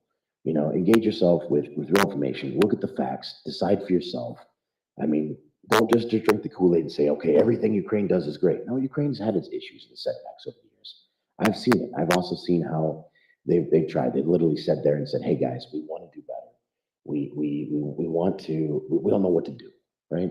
Like we've had bad teachers. We literally had 72 years, almost 3 generations of Soviet bullshit. That is enough to change an entire people. There's an expression in Ukrainian, and I'll explain it. Якщо ваш хата з краю, я ворог пишеться зустрічаю. Okay, it's like if my house is on the edge, I'm the first to meet the enemy. But the Soviet mentality was if your house is on the edge, you're removed from the problem, you don't know anything. And that was basically a commonly thing. People think they forget their own history and their own like proverbs of their people because of this. So you've changed this. So you have a lot of Ukrainians that have basically been taught different like lies about their own history, about who they are as a people. And it's really great to see people waking up to that. And it's not about the language, it's just about the shared identity. And I can tell you right now, a lot of my brothers and sisters that are fighting up front speak Russian. And they love their country. The language is not defining of you as a person. Your ability to speak Ukrainian does not show how big of a patriot. Now, I will tell you, everybody's pretty much speaking Ukrainian now because they've actually, this is the last straw. Yeah. But there was no persecution of Russian-speaking people, for fuck's sake. There was no like Nazi Gestapo running around that speak Ukrainian and forcing it. Like, hell, a lot of the guys that are on the front, the most patriotic guys, just happen to be Russian-speaking. A lot of the Spetsnaz guys are Russian-speaking guys, and then that's okay. Nobody faults them for that, you know. Yeah, we just so you know, we don't fault them either here for that. We know as you know, my own mother-in-law speaks Russian better than Ukrainian. She's fully Ukrainian. Definitely. We got a bunch of questions up here, so we're gonna go to Gurney and then AJ. Go ahead, Gurney. Hey, yeah, thanks, Yehuda. Wolverine, hey, Chuck had asked a question there, and I was curious myself here. It sounds like you said you ended up there in Ukraine in 2014. So what was your transition like? What parts of the military did you work with? What was your experience there, and how did you transition to Ukraine in 2014? Well, I was here before the war. I was here before Maidan. I came here because, believe it or not, it was quiet. There was no war, no political uprising. You know, I saw the divisions that were going in America, and I served under several presidents, and I had no issue with, I was always taught, old school, you don't get into politics of it, right? And I just saw that people, I was, traveling around a lot when I got out, and I saw the divides between people. And I just honestly saw when you take these people that are one way extreme, one way the other way extreme, you put them in another country. Foreigners look at those people like, oh, you're all Americans. You're all the same. Hey, sorry, Wolverine. I didn't mean that from a political standpoint. I meant your experiences. The transition in here, like you're coming to this country, I don't want to correct before the war. So I was seeing this, and then I came here and I wanted to absorb as much and see the countries. I had no, sorry. I think you're missing my question. My question was about your background and experiences and how what you did. You said you spent some time in America, and then transitioned to Ukraine in 2014. Could you speak to that? Yeah, I came here before 2014, so I wasn't here just. Like, I think there's confusion. So do you mean? I think he went as a civilian, Gurney. I'm not sure. You didn't have much military experience in the States. You said, right? You weren't coming as a soldier in 2014. Oh hell no, I wasn't coming as a soldier. No. Yeah. No. I was a civilian. I was out for a couple of years, and I came over here. No, I had some time. I served. I re-upped and everything. I spent my time in. GI Bill, all that crap, and yeah. So no, I came here as a civilian, nothing to do with the military, far removed, and happy for that. DD-214 blanket, protect me, kept me warm at night. I had a lot of brothers and sisters, buddies I knew that were in the military, like 95th Airborne, for example. Then it was called Airborne, now it's Air Assault. I knew those guys. Invited me over for years on joint operations, stuff like that, training exercises. I had so many people. Plus, I had some family. Plus, I had a lot of diaspora connects. So, I knew people. So I already spoke Russian. I learned Russian when I was in. So, yeah. No, I think my question, I think it was misunderstood here. No, I was asking about your background and experience in the American military. Perhaps you went there as a civilian. I was asking about your background prior to 2014. Oh, okay. I think he's talking about the training because someone had said that you're training. I think, or maybe that's. Do you want to? Can you feel comfortable sharing? What I guess that's the part. Is that what you're asking, Gurney?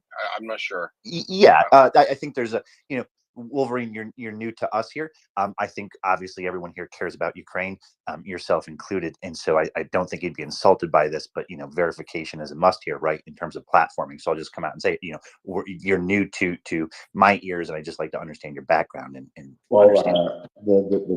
The Twitter page I'm on right now is actually run by multiple people. I'm just glad to be on shift tonight, and we talked about a couple of things in the group. The one we put out, and supporting James is like that. It's a good dude. So no, yeah, I'm sorry. It just sounds like you're avoiding my question here. I'm actually trying to ask for the safety of audience and everything like that, and you shouldn't be offended by that. So please, if you could just answer that. If you have a question, sure, I'm trying to answer that, but at the same time, we don't exactly go on record for security reasons of exactly who we are. I can name the defense attaché, and I can tell you that she has my personal number, and we talk on a regular basis. I don't really know how on a medium like Twitter, how giving you anything short of my social security number and how that's actually going to help. And even so, I could be somebody using that social security number. So I'm trying to clarify. Look, it kind of sounds like more of a witch hunt, and that, like, I can tell you I've been here. You could believe me or not. That's the thing about open discussions. I could literally say you my whole life story, word for word, everything about me, and you can say that's bullshit. And I can just Sorry, that's not what I'm asking here. And I think you would respect that, right? People here have a vested interest in helping and making sure it goes to the right purpose here. And so you shouldn't, and I don't want you to be offended by that question. It's pretty easy to, verify mutual contacts amongst people. So anyways, that being said. I think he said he knows James. I think he said he's friends with James. I'm not sure. Yeah, James has 300,000 Twitter contacts. I'm just saying a Twitter account is not. Yeah, no worries. You know what? How about this, Wolverine? I guess there's some questions because as we've said, there've been people that have come on, but not talking about you, right? But people have come on and spun a tale. And I thought we were going to talk offline, you and I, right? So I'm not worried about that. We can talk offline and let the people who are people are sometimes uncomfortable sharing, because the walls have ears, so they say sometimes, right? Well, yeah, at the end of the day, like I said, the war has been going on for a while, and we've been fighting this long before it was popular, cool to do it.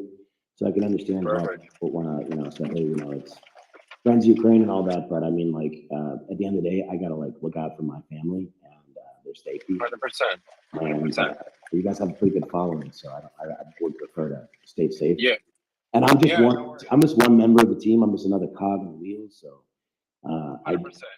Yeah, I do work with Ukrainian special operations on a regular basis. That doesn't necessarily mean anything because everybody's kind of special operations now.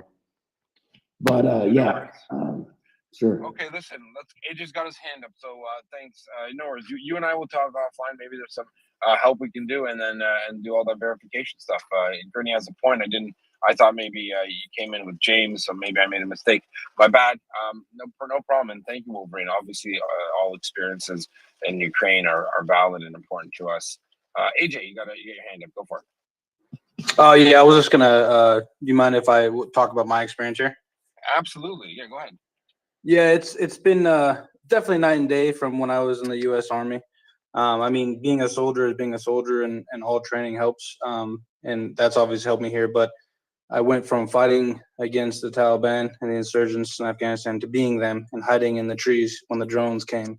So it's been different. I mean, the trenches, like I wouldn't have thought, and I'm a history guy, I wouldn't have thought that I ever would be in some trenches, hiding from the enemy and enemy artillery, planes, helicopters, eating canned food. And I've had MREs from about 7 different countries. It's been an interesting year. Whose is the best, AJ? Is it Canada's? Be honest. No, U.S. That way to go, AJ. I never had a Canadian one here, but I've never had a Canadian one ever. But if you send me one, I'll tell you how it is. They're too good. You don't get there. People eat them along the way. All right. But AJ. Oh yeah. AJ, do you think that actually making the transition from counterinsurgent to insurgent, I'm betting that has helped you a little bit in your journey, changing hats? I bet it was easier than you thought. Oh yes, this is a good question, and Chuck definitely is the expert on this. But it I came full circle. It was like it was night and day, but it wasn't, because I know the mindset, and the enemy that we fought against, they were smarter than the Russians, I think. And a lot of the techniques that I learned in Afghanistan, I taught to people here, and I think that might have saved lives actually because of that. Like the drones, for instance, like I'm paranoid of drones, and I can imagine a talk with the ISR watching myself when I'm out in the field. Like people don't know that because they haven't been in a talk, a battalion talk, because they don't have a secret clearance and they weren't airborne infantry. Right. So in my head, I told everybody, because the main thing was complacency. We had issues with complacency in our units, and I told people, you have to fight smart. You have to respect the enemy. It doesn't matter if you hate them and they're rapists and murderers. It's still a war, and you have to respect the ability that they have to kill you.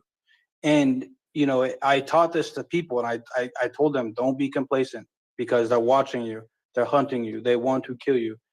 And it really did help me. Like I think it's the only reason why I'm still alive, because I should be dead here in Ukraine. Like I should have died in Afghanistan several times, but just my intelligence and skill from the United States military and studying the enemy and understanding warfare, whether it's urban warfare or warfare out in the trenches.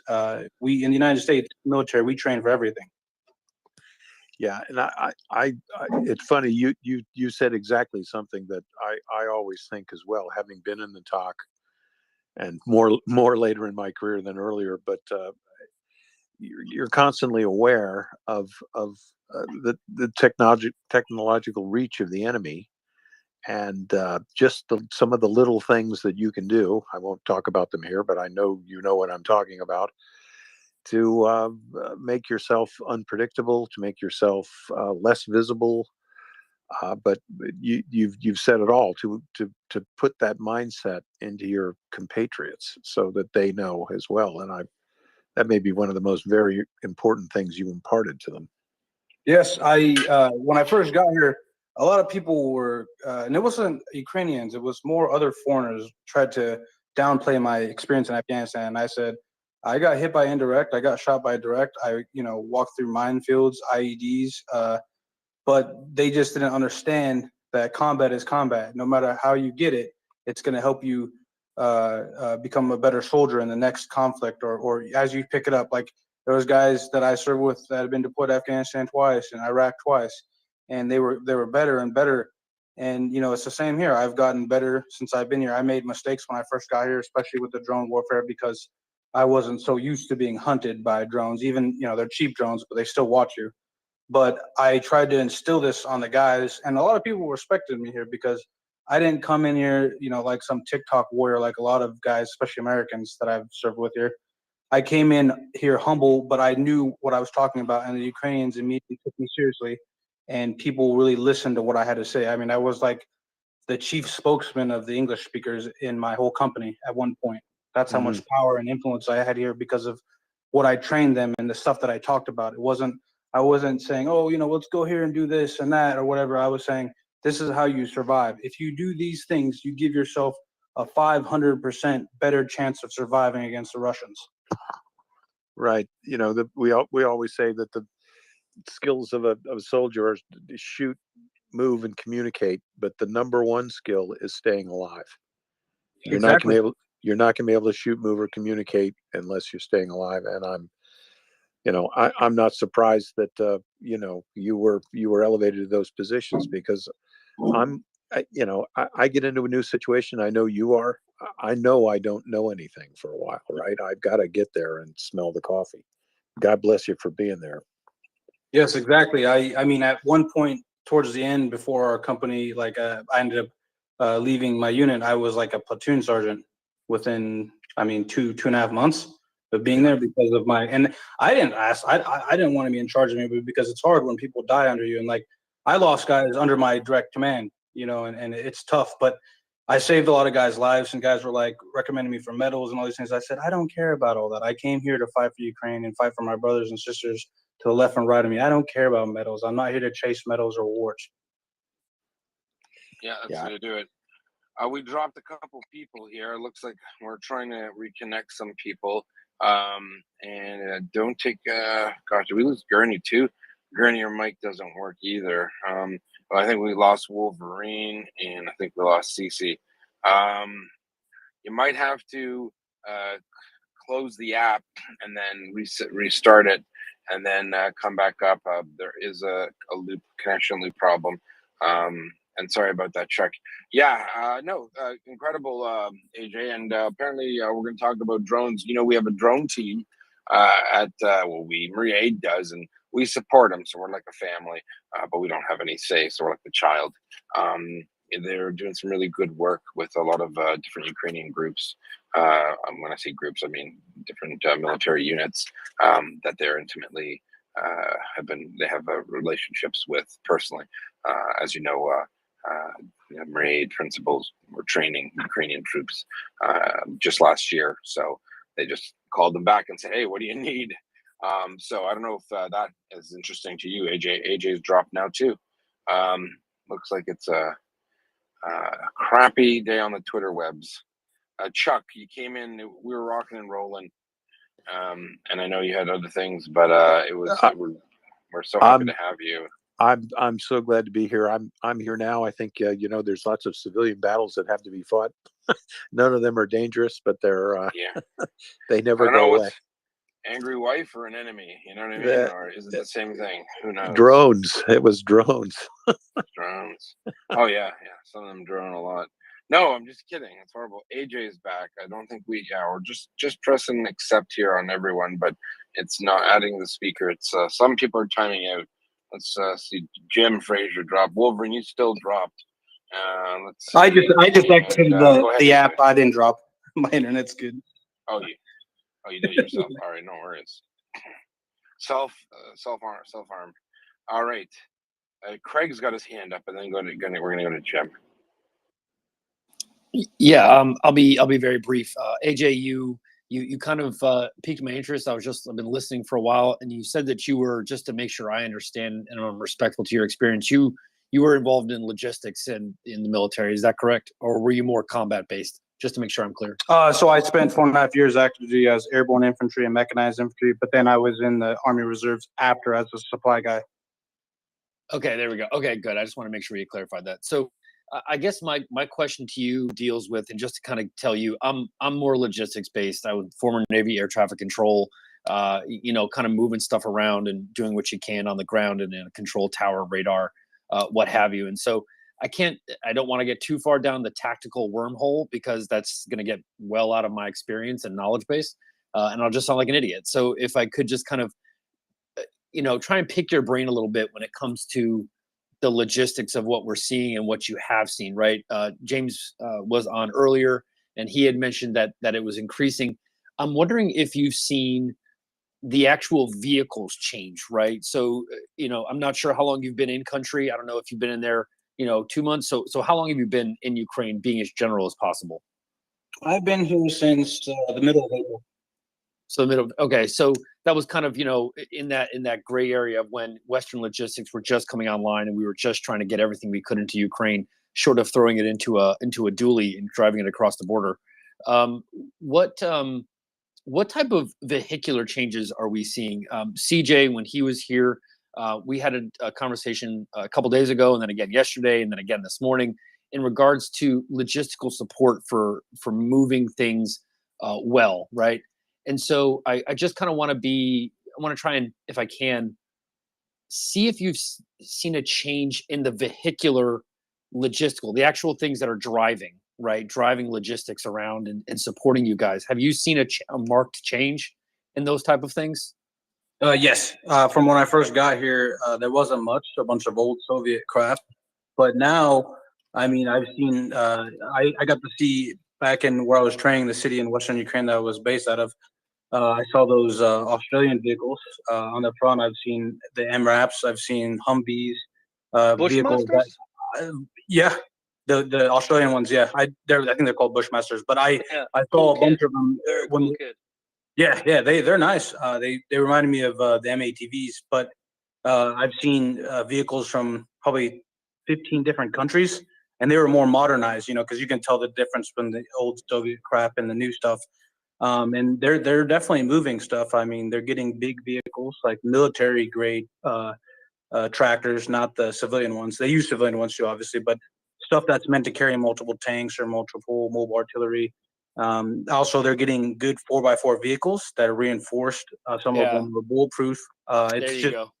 There's definitely been a big change, and it's kind of like a patchwork thing, but at the same time, it's a massive upgrade from when I first got here, and it's making a big difference.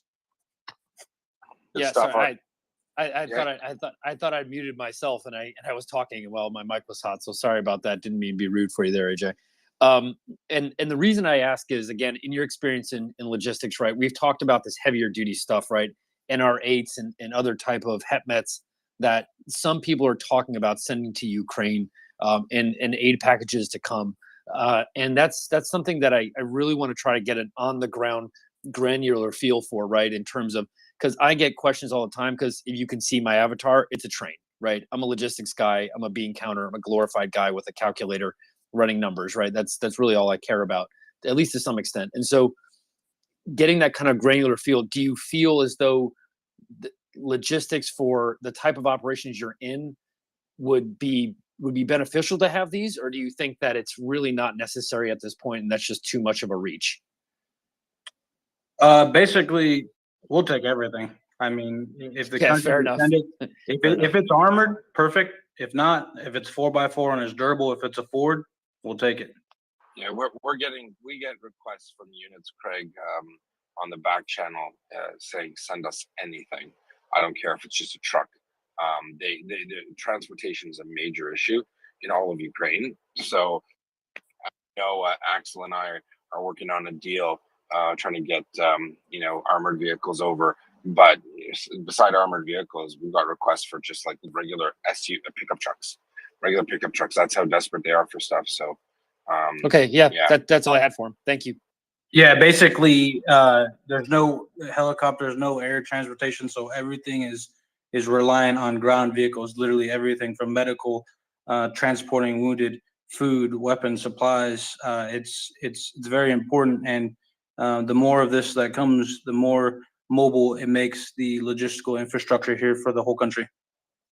I'll tell you, Chuck, today, Axel and I helped out a medical unit, just out of our own funds. They needed new tires for the truck that was purchased earlier in the war, because they've worn them down. That's how much driving they're doing. So Wow, that's wonderful. Isn't that crazy though? That what it was Axel, when was it? 4 months ago? When was the truck bought? He's probably running to the east wing from the west wing. He's got a candlestick in his hand, like a Lumiere candlestick. 1 minute. I appreciate you waiting. Oh, he's not even here, and I'm making fun of. Sorry. So I think it was bought not even 4 months ago, maybe 3 months ago, and that was for the medical command. Victoria organized it, and they needed new tires. We were going to do a fundraiser here. Hey, we need $650. Send it to MryiaAid and put, for medical new tires for medical truck. But we just did it anyway. We said, forget it.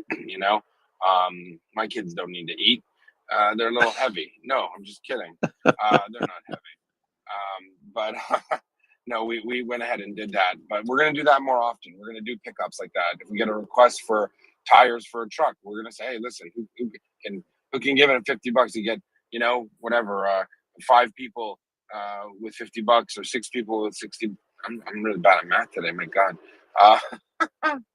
You know what I mean? 12 people with $50, and then we can get $600. So God, I'm out of it. So like things like that, we're working on, right? Sorry, whomever I interrupt. Thanks, Gurney. Is it Jim? Jim is next. I think Craig, you're confusing me with that peace sign. Alanis Morissette making a peace sign. Go ahead, Jimbo. Yeah, cheers, Yehuda. I had a question for Chuck and AJ actually. Chuck, I'd be interested in your observations on how good special operations guys you can observe in Ukraine have been based on your experience. And AJ, it's critical that Ukrainians see the support from around the world. And the Ukrainians you come across in Kiev or Bakhmut or wherever you're serving, what's the reaction you get when they find out you're from the US? Thanks.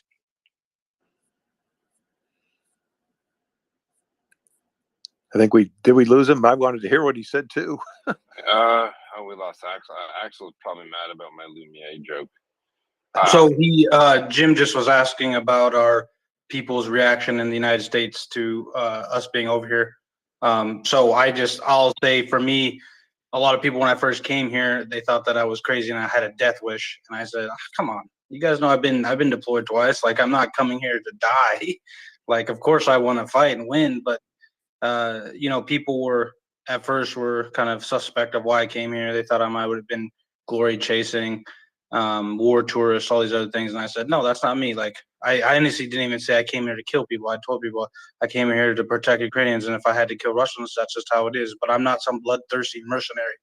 Like the Telegram channels might, have my picture on now. But, now people were starting to understand why I came. And a lot of people have changed their tune and they support Ukraine. And I've showed them a lot of videos and a lot of things that, very graphic stuff. And and they understand the situation now, and most of them they really support me, and they don't talk shit anymore, I guess you could say, and they understand that this is a serious situation and it's a humanitarian crisis on many levels.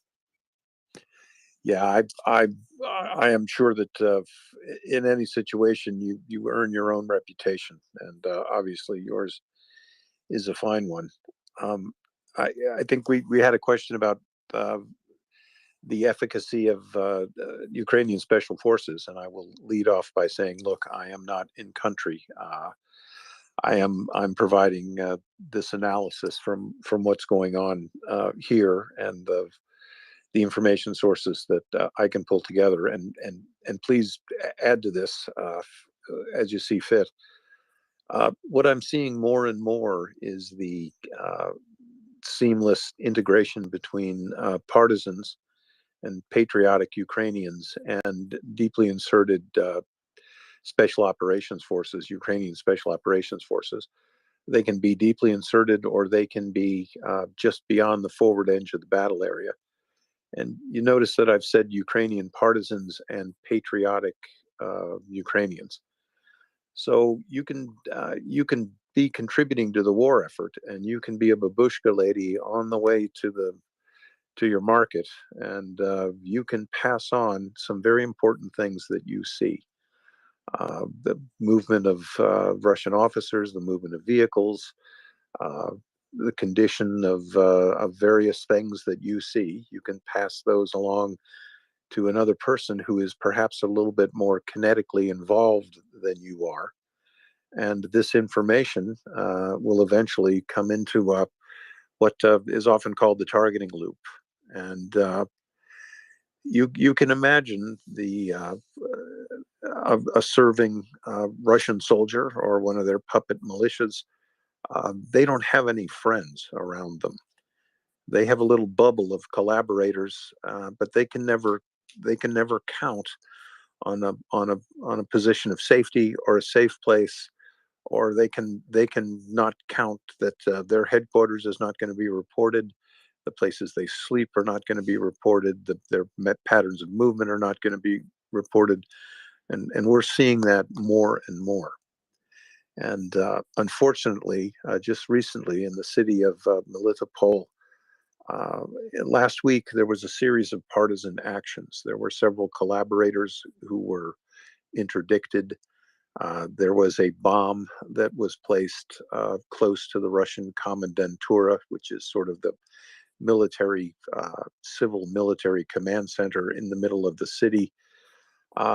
Within 48 hours, the Russians had started mass arrests and mass filtration of the people in the city.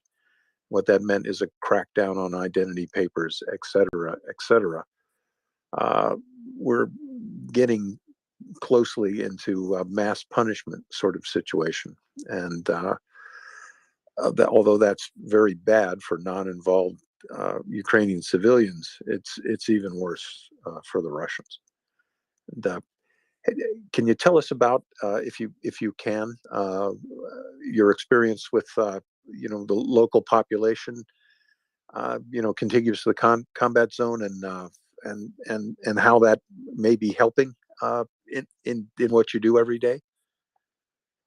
Yeah, so the people are definitely like, they're all about the war effort, and they're doing whatever they can. I met a lot of people on the front lines that they were down to earth, and my Ukrainian is not that good, but I was able to speak Ukrainian and English and kind of talk to them. And the people here are hardcore, and they're all about the effort, and that's definitely hindering the Russians, especially right now. What's happening in Crimea, that's mostly due to the partisans and special operations, and also a shout out to the Belarusians that did a lot of partisan warfare in Belarus to stop the trains and logistics.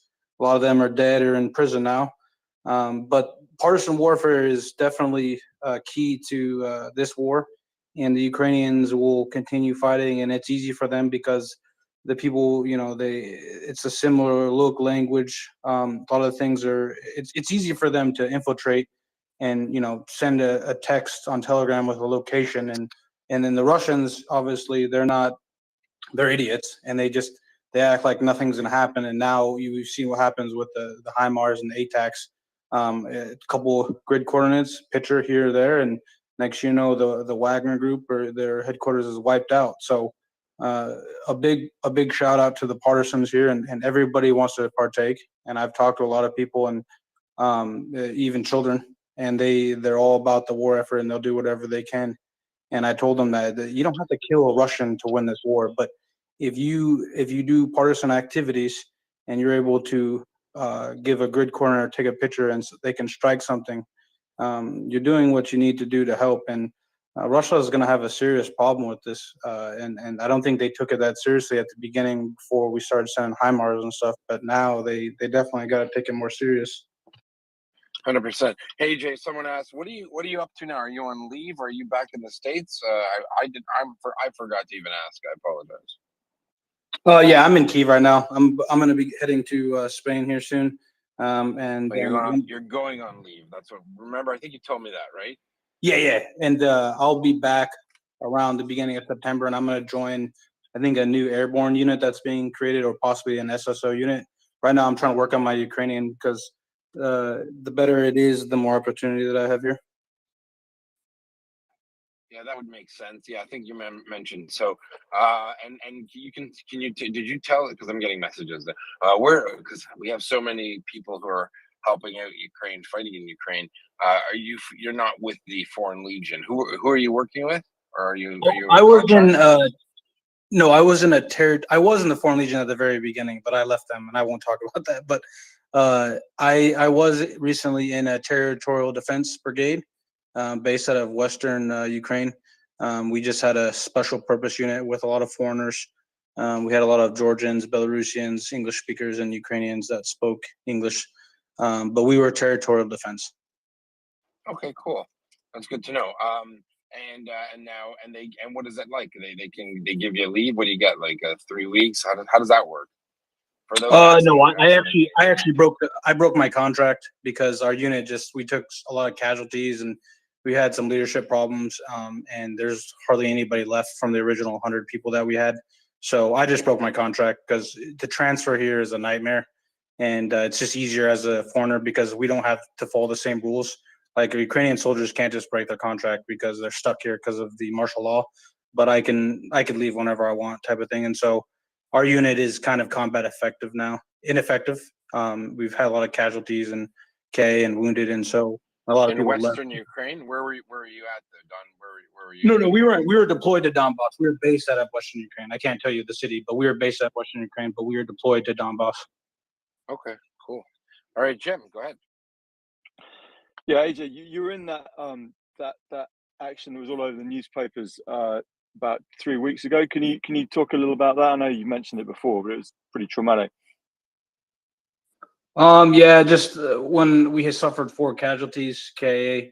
My friend Emil, Luke Skywalker, his nickname is Skywalker. Edvard from Sweden, he's a Swedish lieutenant, and Brian from the United States. It was just we were on the front lines, and we were surrounded by Russians on 3 positions, and we were kind of just pinned down in this village in eastern Ukraine. It was in, I believe, the Donetsk region, maybe close to Luhansk. But we were told that there was Russians crossing the river north of our position, and we ended up basically we were a quick reactionary force, and we ended up going down to assist the Ukrainians at the forward position because we were kind of an anti-tank QRF force. We didn't have a lot of guys there. I think there was only 15 of us from my company, maybe 20. And on the mission, there was, I think, 14 total, including our Ukrainian lieutenant. And then we ended up going, but the Russians, the drones, like I've said, like I'm paranoid about the drones, but they ended up seeing us, and then we ended up getting targeted with mortars, howitzers, and a tank. And we ended up suffering.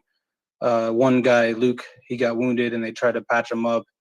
But I think it was a tank that killed him. I don't know for sure. I think it was indirect, but the drones watched us the whole time as we were running east along the river to go to where the river is most narrow So that's where the Russians eventually did cross, but basically he got wounded, and then our guys tried to evac him out, but the drones were targeting, and it was very, very accurate, and they ended up killing everybody, the 4 guys, and then wounding 2 other guys on that specific mission, due to obviously the drone correcting their fire, and it was very accurate artillery fire. I'm surprised we didn't suffer more casualties, but our guys tried to save Luke, and unfortunately they were taken out by the Russians.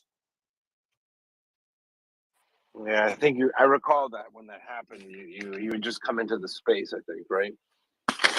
Yes, yeah, that's like when I first had my little segment. Yeah, that's right. Yeah, when you had, yeah, I know, and yeah, for those who are asking, I think we had AJ here. Who contacted you? Was it Victoria? I forget. James. James is my friend. Yeah, no, AJ, look after my apartment, mate. A question for Chuck. I don't think there's been a partisan war effectively since occupied France in 1944. I mean, is this something that US, I mean, certainly not regular troops would train for? Is this something that special forces guys train for? You know, how to like do what special SOE did in the 1940s? Yeah, the guys that are really experts at this are Army Special Forces, the Green Beret. You know, there's an overlap between a SEAL mission set and a Green Beret mission set, but they you can both units can do both jobs to some extent. The SEAL mission set is a little bit more heavy on the direct action side, meaning hurting the enemy. The real meat and potatoes of a special forces, Army Special Forces, their functional unit is called an A team. It's analogous to a SEAL platoon, and that is to say, it varies, but somewhere in the realm of about 16 operators. Generally 2 officers and the rest enlisted guys. They tend to be more senior for enlisted guys because there's a lot of training that goes on before you can pull your weight in those sorts of units. The Green Beret are directly, their lineage comes directly from the SOE. Especially during the Cold War, Green Berets practiced extensively, and their language capabilities spanned all of Europe, Norway, Germany, every place that was under the threat of the Soviet juggernaut. But of course, their mandate was worldwide, so they had language capability all over the world. And the job of an A team is to go in behind enemy lines, link up specifically with partisan elements, train them, familiarize them with weapons, give them a dose of tactical training. Very importantly, though, to establish intelligence networks and means of communication by which information about the enemy can be communicated up. Those human intelligence techniques can be quite literally as simple as scribbling something down on a piece of paper and leaving it under the right rock on the right day. That would be dead drops and agent communication techniques, building up an increasingly effective force. You start with a farmer and you end up hopefully someone who can himself become a platoon commander. All of this, a good Green Beret A team would want to establish in a very cellular network so that if someone is turned or captured or tortured or flips, they can't really give up much of the network. And of course, any Green Beret worth his salt is also, of course, airborne free fall qualified, demolitions, small unit tactics, communications, all these skills are there in a Green Beret A team. A SEAL platoon will be a little different in that the Green Berets, they do tend to specialize as individuals a lot more than SEALs do. In the SEAL teams, everybody is trained in every skill set. So it wouldn't be unusual in a Green Beret A team, you'd have a demolition specialist. And in a SEAL platoon, our lineage, of course, comes from the underwater demolition teams. Every SEAL is a demolition expert. Green Beret might not have a lot of need of combat swimmers, so they may have a detachment that's more current in scuba. And of course, everyone in a SEAL team is a trained combat swimmer. Likewise, tactics, communication, human intelligence, these sorts of things. The SEALs spend an incredible amount of money training individual guys, and that training process is pretty long. It is as well for the Green Beret. It takes a couple years, at least 3, to grow an operator, and at 3 years you become the FNG, right? You're the freaking new guy. So you're looking, especially in these operational units, there are people's experience are measured in decades. So you'll have this establishment of partisan network and putting the hurting on the enemy. This is a Green Beret mission set right out of the playbook, and the Ukrainians are adapting to it like ducks to water, because this is their country, right? It's never going to be home for the Russians, and there's always going to be some grandma looking over her shoulder, and she's going to be passing along what she knows, and God bless her. It could be the eternal resting home for a bunch of Russians, though, could it not, Chuck? It couldn't be it couldn't be enough of them, as far as I'm concerned. And if they want to stop dying, all they need to do is go home. Finns buried 200,000 Russians in their forests.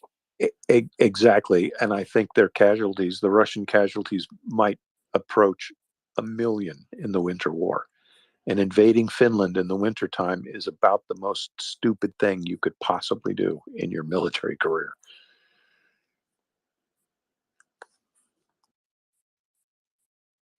Let's go Thanos. We're gonna, Wolverine. As I said, you need to go down and close the app and come back. You're not connecting. I've texted you that. Sorry, it's just in a loop.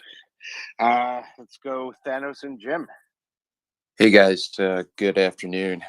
Quick question for AJ. So used to be in my Navy career, besides service warfare officer, I was also electronic warfare officer, and I heard you talking about the drones. And the Russian drones, a lot of the ones that we've seen in the field, at least that I've been made aware of from friends of mine, have been fairly low altitude. And with the proper software-defined radio, you should be able to have a jury rig such that you would be able to detect it operating in your vicinity. Were you guys given any kind of military equipment to detect the presence of drones? And if not, I think we can come up with a cheap do-it-yourself kit solution that maybe we could start resourcing for some of these put together units that might not be getting outfitted with the best kind of either Ukrainian or Western gear. So we did not have any of that stuff. We didn't have anti-drone guns. We didn't have drone detection radio frequency devices. I had seen those actually at one of the units that I was with. I was in a Ukrainian unit in Donbass for 2 weeks with some special forces, so-called special forces commander, but he had a lot of good equipment and stuff like that. And we had an anti-drone gun, a smaller one, not the big one. And we had a drone detection device that one of the Americans knew how to use. But we did not have those on the front lines, and they're desperately needed because even the crappy commercial drones that the Russians use, they use them effectively for indirect fire, and they can also put grenades and landmines on them. And so it was a major problem in Lysychansk. So I was south of the city, when I was there, and I can tell you this now, obviously, because the city's gone. But they controlled us with the use of drones, and there was drones in the air at least 80% of the day, and we couldn't do anything. And another problem, we didn't have radios, so people kept having to walk to tell people to do stuff or whatever. And they just, as soon as they seen something, they would start launching mortar fire and also tanks, and then they would drop bombs from the quadcopter drones. The Orlans obviously are always watching, but it definitely will make a big difference, because Russia for sure has way more drones, because they just have more purchasing power, and they can. I know they're buying them from China, the quadcopter ones. Like I don't know if anybody has proof of it, but we have to be able to counter that, because they're using them very effectively. I'm thinking we need an offline conversation there, Lieutenant. That's what I'm thinking. Yes, sir. All right. I'll Chuck, I'll reach out to you. Yeah, definitely do that. Let's talk this afternoon, because I'm seeing it. Plus, if you can't trust a SWO, who can you trust? Because my dad was a black shoe. So okay. His dad was a destroyer captain. I had a little toy frigate in the bathtub as a kid. It's kind of the same thing. So I feel you, Chuck. If you want to loop me in, that's fine. Absolutely. Yeah. Nothing Navy gets done bathtub experience. without Yehuda, who's he's my swim buddy. No. You reach out to him all you want. I don't know. It's a bus. All right, John's up. Look at that, and it's gonna be. All right, I'm gonna probably have to give it over to Axel. Easy, da. We know who rules, and I tell you, I know that too. Absolutely, most important audience. Absolutely. Let's go to Jim here that has the hands up. Yeah, thanks, Axel. Thank you, Hey, mate. Chuck. Sorry, my handbrake's on. Yeah, Chuck, thank you for the explanation of the partisan warfare training that the Green Berets get. Really, really interesting. I have a friend of mine who's actually filming a documentary in the South at the moment about the retaking of Kherson. I've been trying to get him to come on this space and talk about it, but he's he should. Yeah, he really should. I mean, he's under, he's outside where they're training. They have no cell phone towers, obviously. So but he will, and there'll be a documentary film about it soon. But he's been telling me stories privately about some of the battalion he's embedded with, a volunteer battalion, and they are from Kherson, right? And they're being trained to go back and take it, with their friends and family currently there. And some of the stories he's telling me about the partisan activity from their buddies, contacts they've got inside the city, are just extraordinary. I mean, kids grabbing Russian soldiers and killing them in dark alleys, and it literally. I mean, and we'll hear about all of this after the war. It's just extraordinary. This is happening in 2022. Yeah, and this is the constant friction under which the Russian occupiers are it's happening, and a lot of the information, of course, that gets out of Kherson is it has to come a lot of times through Russian hands, and as your friend's reporting, I mean, I'm also aware that there are knifings, there are shootings, there are. This is happening constantly to Russian soldiers, and we used to call this is the circle of arms trafficking, right? You get a sharp stick, and you stab somebody, and you take his knife. Then you have his knife, and you stab someone else, and you get their pistol. Then you get their pistol, and you stab somebody, and you get his RPG, and it just moves up. And there's no place that's safe for these people, the Russian occupiers, and that is. That's good to hear. It confirms some of the more hopeful things that, I also hear, but don't always put out there, because I do try to triangulate, all the information I can. But that is fascinating, and it's what's going on. It's eventually what is going to win this war, and to show how far that goes. Look, we're seeing we're seeing target selection in Crimea.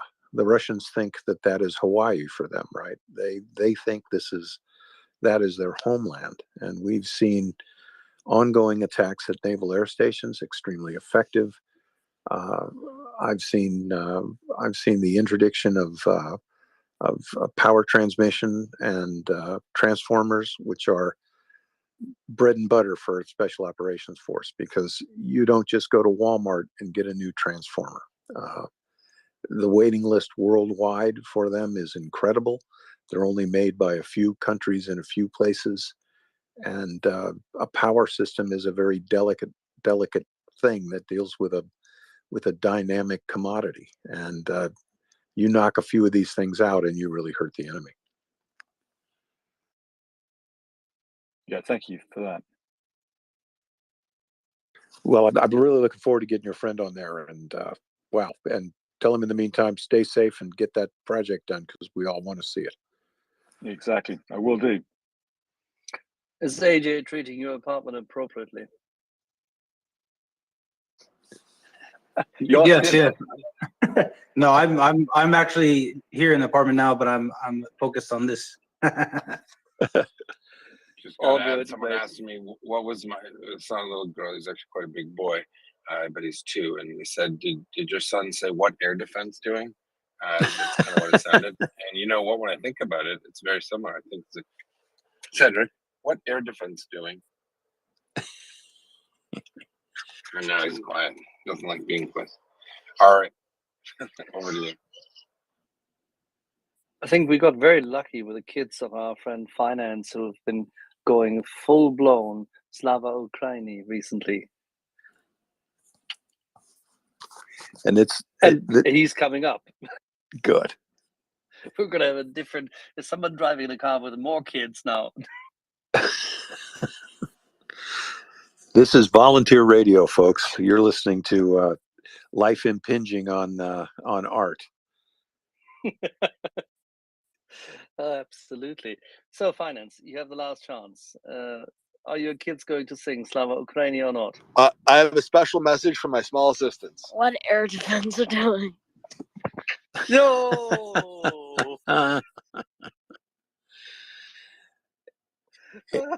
Air defense is having their leaders transferred to the Trans-Siberian fencing team right now. We learn all the important things here. You want to say Slava Ukrainian too, buddy? Slava Ukrainian. Yeah. Heroim Slava. Outstanding. I mean, you can say what you like, but the head of Atacam's cigarettes has got his house in order. We'd like to remind everybody that smoking kills, so please smoke responsibly next to the Russian ammo dump.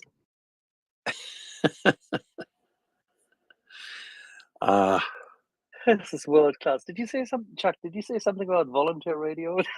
It is volunteer radio. That's what I like about it. The other thing I like about it is they're not just, on today's show, you've heard right from frontline fighting soldiers. You've heard from a really well educated and intelligent audience, and people, for the most part, not including myself, who generally really know what they're talking about. And this is a great place to get your arms around the struggle. And I don't normally do the housekeeping, but to remind you that everyone is here telling you all that they know, so you can understand what's at stake in this struggle here. And we just heard about what it's like to lose a couple guys on a mission fighting a vicious and superior enemy. So whatever you can do to put your hand in your pocket and help, when we pass the hat here, I want you to know that 100% of what you give, 100% goes right to buying the gear and getting it into the hands of the warfighters. And that's better than the Red Cross. That's better than the Salvation Army. That's better than any organization out there. And as Yehuda said earlier, reached into his own pocket to buy a set of tires for a Ukrainian ambulance. That's the kind of outfit this is. That's the kind of commitment of the people who are on here, on the guys that work hours and hours on this Myriad report out of their own pocket, out of their own time, without remuneration, without PayPal accounts, without asking you to send them $2,000 a month. This is the place to be. So if you can help out, do. And even if you can't help out, tell others. Okay, tell others to come here and listen and learn what some of the finest minds and certainly the best audience, what they're thinking and what we're talking about, and to tell you what's going on and how maybe you can help stop it. Roger that. Hey, Axel, check. And by the way, it was Axel and I, not just me. Axel, check your signal for a second, please. Thank you, Axel. Thanks for those tires. Least we can do.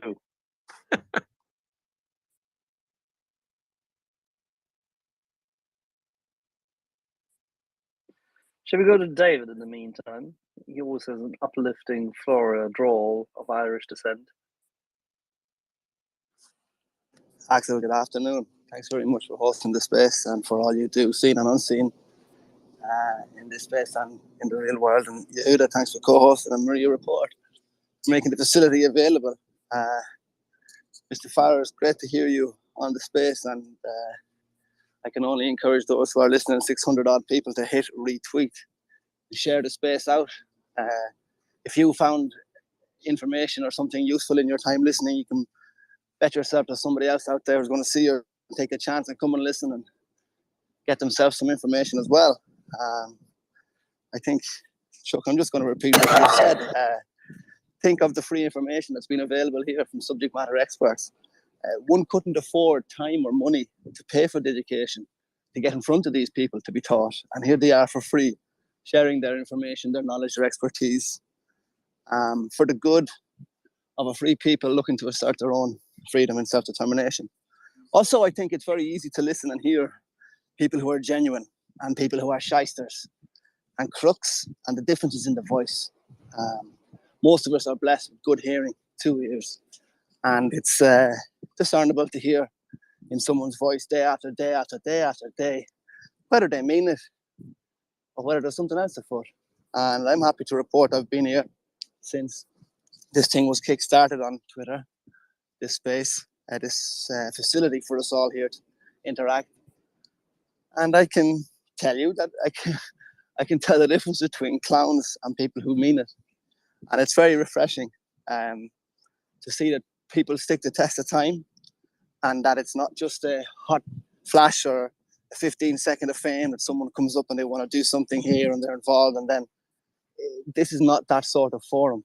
And I think as a result of that, the nature of it being genuine, it is defeating all attempts that have come and will come to slander its good name and blacken the work that's been done.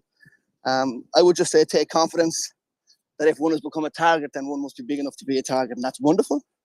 And that we are still here, and everybody should visit MryiaAid.org. They've got pictures, they've got personal testimonies, really easy links to click and give within like 2 seconds if you've got a PayPal or a card connected to your phone. So I think it's something where I know I'm personally thankful for the facility. And thanks very much to everybody who's here. You should give what you can. And then if we could ask a question to Mr. AJ, who's in Mr. Fraser's apartment in Kyiv. Number one, I hope you have a mad raging house party and that everybody picks up after themselves. This is an example the Irish have given while in Europe at football competitions. And I'd also like to ask about obviously without disclosing anything that could be harmful or useful to the enemy, harmful to the good side. Have you seen a difference in method in the way that these drone units are deployed and utilized? Obviously not from the first couple of weeks because everyone's on their heels at the start of a war, but say a difference in the first 3 months versus the last 6-8 weeks in how they're being used and deployed. And thanks for the opportunity. Visit MryiaAid.org. Where is my bridge? Thank you, David. And remember, AJ, party like a Finnish prime minister, but no cameras. No, I would never make that mistake. I was in the military. I know about OPSEC. I had a secret clearance. She doesn't. But yeah, so the difference in the drone stuff for the Ukrainian side has gotten it's night and day. The drone units are plentiful now. There's people being trained every day. A lot of foreigners coming in with drone experience. A lot of commercial drones coming from all over the world. Obviously, the Bayraktar, and it's made a difference. And the Ukrainians are able to basically counter what the Russians can do with what their limited artillery is, especially with the long range stuff like the 777s and the mobile howitzers we've sent them with the smart rounds, and obviously the also the HIMARS. But it's making a difference, the drones. So the more people send them, the better. And even some of the cheaper commercial drones, it makes a difference. Ukrainian units. One of the things that I've told a lot of people here is they need to start getting small mortar systems. Like when we were in Lysychansk, if we would have had even a 16mm mortar tube, and we would have had a drone, we could have fired back at their smaller mortar teams that were shelling us constantly. But Would it that is be making a the difference. smallest mortar? Would that be the smallest kind of I know they're all small because it's a mortar, but would that be the kind of one that two guys will carry around and then the position is given to them and hey ho presto, we set it up and away we go? That kind of mobility? Yeah, okay. Yes, the 16mm American actually has like the same range as the Soviet 82, I think it is, because it's American made. But yeah, it would definitely make a huge difference because that's one of the things. Like for instance, paratroopers in the United States military were all about the 60mm mortar, and they developed a newer one that's even lighter. Like one person could use the weapon. It's so light now, but with the ability that we have now from all the drones being sent and being bought militarily, it's making a huge difference. And the Russians are definitely more scared than they were 4 or 5 months ago. That's very interesting. Thank you very much. The range is the same, but the 82 mil the Soviet has, you can screw off the top, and the rest is vodka. That's why it doesn't have the range. So there's pros and cons to everything, AJ. You're a degenerate, Yehuda. I am, and I won't lie. As I said, the occasional libation helps me to thicken my resolve. And my mother-in-law said, your resolve should be pickled by now. John's up, and I don't know if you can talk, but I was curious. Well, Chuck's still here because he can't stay too long. Any talk about Crimea? Any talk about adapted harms or attackums or what's going on? There's a bunch of strikes today. A lot of news is going on. It's a big deal. Anyone have anything they can add to that, gentlemen? You talking to me? Yes, sir. Well, one, it's hard for me to break away from Chuck's audiobook of his memoir, Warrior Soul, because he narrates it and it's just so soothing. He's got a voice like butter. It's been known to put people to sleep with about 2 pages. Yeah, no, DB Cooper in reality, yeah. So yeah, we were on the space earlier with James, in TJ when that news about some very more mysterious explosions in and around Sevastopol, to include a lot of air defense systems going off. So we're all, I think, waiting, and Chuck maybe knows more, but waiting until more video, more footage. It's definitely a huge amount of activity of Ukrainian strikes into Russian occupied Ukraine. Well, there's something interesting going on today. Almost inside baseball. I've had a couple of interviews today from Washington-based defense correspondents. The Washington Post is going to die on their hill. They're of the opinion that the Saki Naval Air Station explosions were caused by Ukrainian Special Operations Forces, and the Washington Post is basing their reportage on conversations they've had with Ukrainian diplomats or Ukrainian government officials in the Washington, D.C. area. And I'd just like to say, I mean, I've said it a couple times, especially the Saki raid, we are definitely talking about attackums. We're looking at craters that are at least 10 meters across. And for those of us on Imperial time, that's 30 feet across.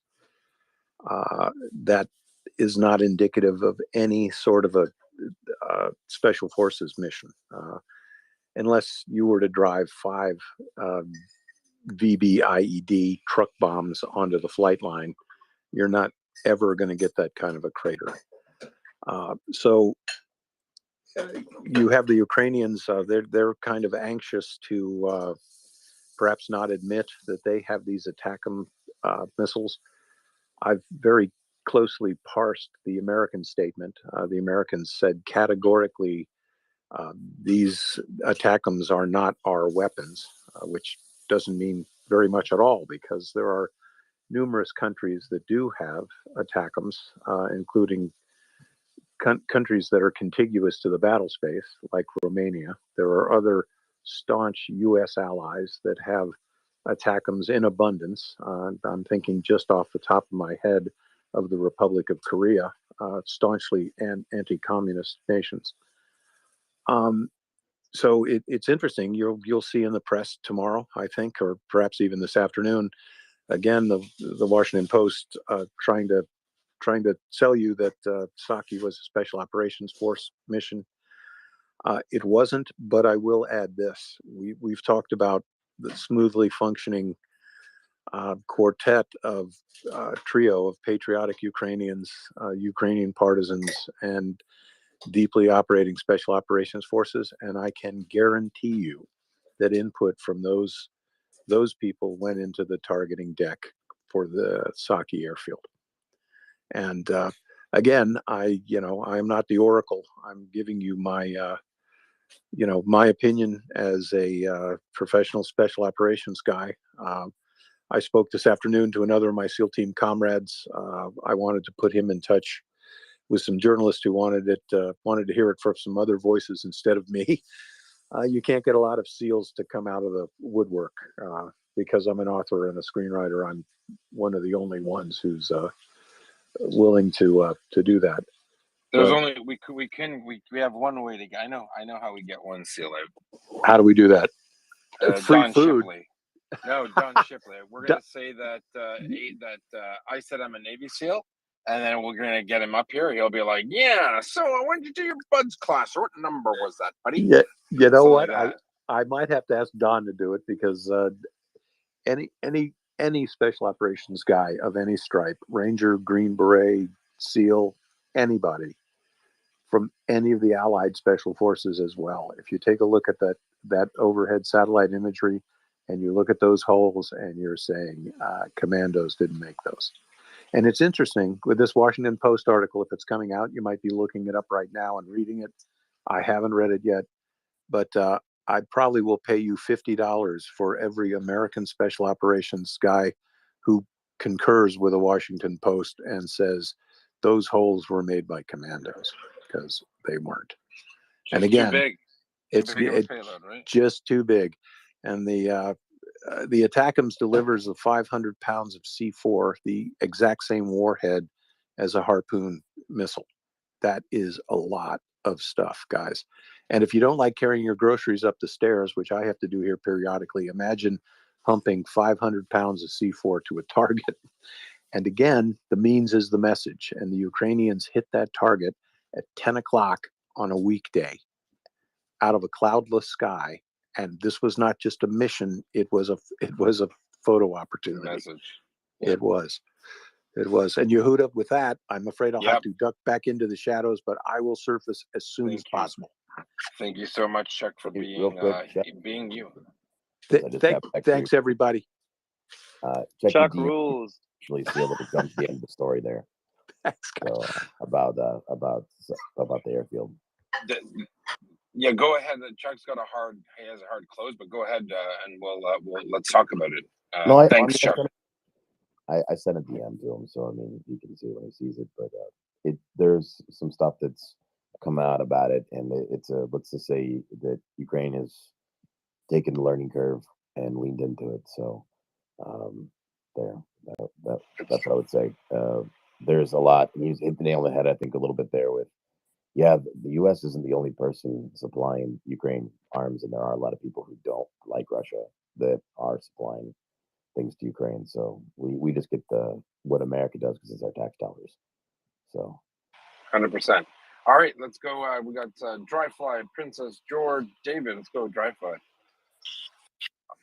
I was going to say, given Waypo, it's got to be,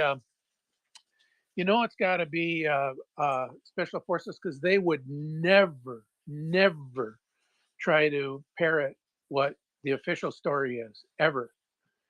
I'm not saying they're bad journalists, but those guys got pretty good connections to some people. And if they're told the story has got to be a certain way, they're not above saying what they got to say. And that's a hill I would die on with respect to some of the reporting that comes out of DC. And by the way, I did have family who was in the government who worked in the White House and could say that. So anyway, I will listen. Nice. All right, thanks. We're gonna go to George. Hey, good evening, good afternoon, or I guess almost midnight for some people. Was it AJ that was talking about the 60mm mortars? He sure was. Or was Yeah, it so David asking him about it? yeah, so I was going to ask AJ because I was looking at it was a while back. I was looking at the video of like a Russian mortar team, and I think it was what is it? Their 82mm mortar? Is what 82s and 120s. 82? Yeah, and 120s. Yeah, they were the charges. They were tying off little bags. They don't even have the clip charges. Yeah, these are for weight basically. Yeah, they have the Russians have they have a lot of old Soviet crap. It's not like the U.S. where everything comes with around. So if they've tied off like 3 or 4 of those bags and then they have to adjust fire, they have to like cut them off, right? Because if they've preset a bunch of rounds, right? Yeah, they cut them off. Yeah, it's not when they have to adjust fire, like depending on where it is, it's just not. They can't adjust it like if you have a NATO weapon system, a mortar system, you can adjust it a lot quicker. Theirs is more like, I mean, you've seen them with those metrometers and the way they measure stuff. It's just not. It's old school Soviet crap. Yeah, because and they don't have the adjustable fuses like we have, right? That the fuses that can adjust the proximity, direct hit. Yeah, they don't. I mean, the Russians have some of that stuff, but it's not like the U.S. Like you got to realize the U.S. is just, like, for instance, our mortar systems is like we have the best since I've been here because I've seen foreign mortar systems here, but we have some of the best mortar systems, charges, fuses, proximity stuff in the world. Yeah, I know our fuses are like top notch because that M734 you can adjust it like 4 different ways, and it's just shocking that they're using pretty much stuff that hasn't been developed since the Korean War. Yeah, it's pretty bad. You know what they call that when the fuses don't know what they're doing? Dumb fuses? Confused. Oh yeah, you used that one before, yeah. Yeah, I did, and it was good. I'm going to use it again. It's a different crowd, totally different time of day. All right. I'm gonna get in trouble. Thanks, George. Stick around. We got Princess. Don't make any excuses, Yehuda. Just jealous. Princess, go ahead. Good afternoon, good evening, good morning, whatever time zone you're in. I wanted to ask this of Chuck and John, but now John is here, so I'll just ask John. But it might be more in Chuck's wheelhouse. I don't know. I'm just thinking of the attacks on Crimea over the last several days, and I hear people talking about them being probing it. Some of them just being probing attacks to try to discover where the radar is and all of these kinds of things. And obviously there have been some good demolition of ammo dumps and things like that in the attack on the airfield. But the part that that I keep going back to in my mind is the psychological impact that this is having on the Russian leadership in charge of that occupied area of Crimea, and on the residents. And I'm just, it's something that I don't know. I think people are paying attention to it, but it's something that I just think is probably freaking them out a little bit more than we realize, even with traffic jams and things like that. All right, So let's ask the question, John. yeah. The attacks, are they more psychological on the population or the military commanders? If you can, John. No, I think it's a great question, and it's clearly, like I always argue, there's three populations in war, right? There's the military, the political leaders, and then the populations. These attacks into one, just by militarily this deep beyond what most people believed before last week was the front line, 200 kilometers into enemy occupied Ukraine is a military message. But absolutely, the photo messages, all of that, to say which population it's impacting more. But I mean, I think Axel points out just the traffic jams on the Kerch Bridge are of very high from their vacation. That's more in the Russian government to control information, like, oh no, there's no problem, we're doing great, we're winning. So of all three populations, these attacks have impacts on all of them, but they're of clear military value, and that's important in the international community as well, right? Saki Air Base, there's something just came out this morning about the impacts to the Black Sea aviation naval capabilities that one strike had. So I think it's a great question. I think it impacts all of them. But I like the line of thread of that's a lot of Russian citizens running home, really shaken from somewhere that they had believed was safe areas, Russian territory, blah blah blah. This is, you're getting three bangs for one, or $3 for one bang. Awesome. Thank you so much, John. And everybody else, don't be surprised if I ask the question again of Chuck when he comes back, because he always does come back, because I'd be interested to hear what he says about it too. I think it's probably very close to the same thing, but I think it's an interesting point to highlight, because we're not just doing attacks on military targets there, we're doing attacks on the psychological targets there. So thank you guys. No, I think that's accurate. And this is the beauty of planning, right? The planning, the second and third order effects. I strongly feel that these attacks are in conjunction with other operations. So it's a weakening of the Russian military, but it's also a weakening of the Southern Front. It's a weakening of the Black Sea Fleet capabilities. It's just a weakening, but I have this strong feelings it's in conjunction with another major planned, domino falling, the Ukrainian initiative gaining, but absolutely psychological impact is huge. So I have a lot of close family friends that they have relatives that are still in Crimea. A lot of them elderly, pensioners, military connected, that have been there for decades, since the fall of the Soviet Union. And they went basically in the last couple months from going from, oh yeah, you guys just take it, you guys deserve it, Nazis, to in Ukraine, to basically very quiet all of a sudden. People who are just drinking Putin's Kool-Aid now are just quiet. Another population that's kind of more persecuted, the Crimean Tatars, that are kind of staying there to occupy their ancestral homes and not lose everything having stolen if they leave. So they're representing their family members. Have actually been telling their family for about a month and a half. A lot of them have close connections in the administration to basically, keep calm, stay away from military areas. So for a while, because they're kind of ostracized from the community, both from religious beliefs and the government basically making it seem like they're Islamic terrorists when they're very peaceful. So it's interesting perspectives on that. And thanks so much, John, for your very book smart perspective, because you are an expert we do follow, and we appreciate your commentary. Thanks a lot, brother. That's some great insight too. I mean, that's you can't beat firsthand information like that.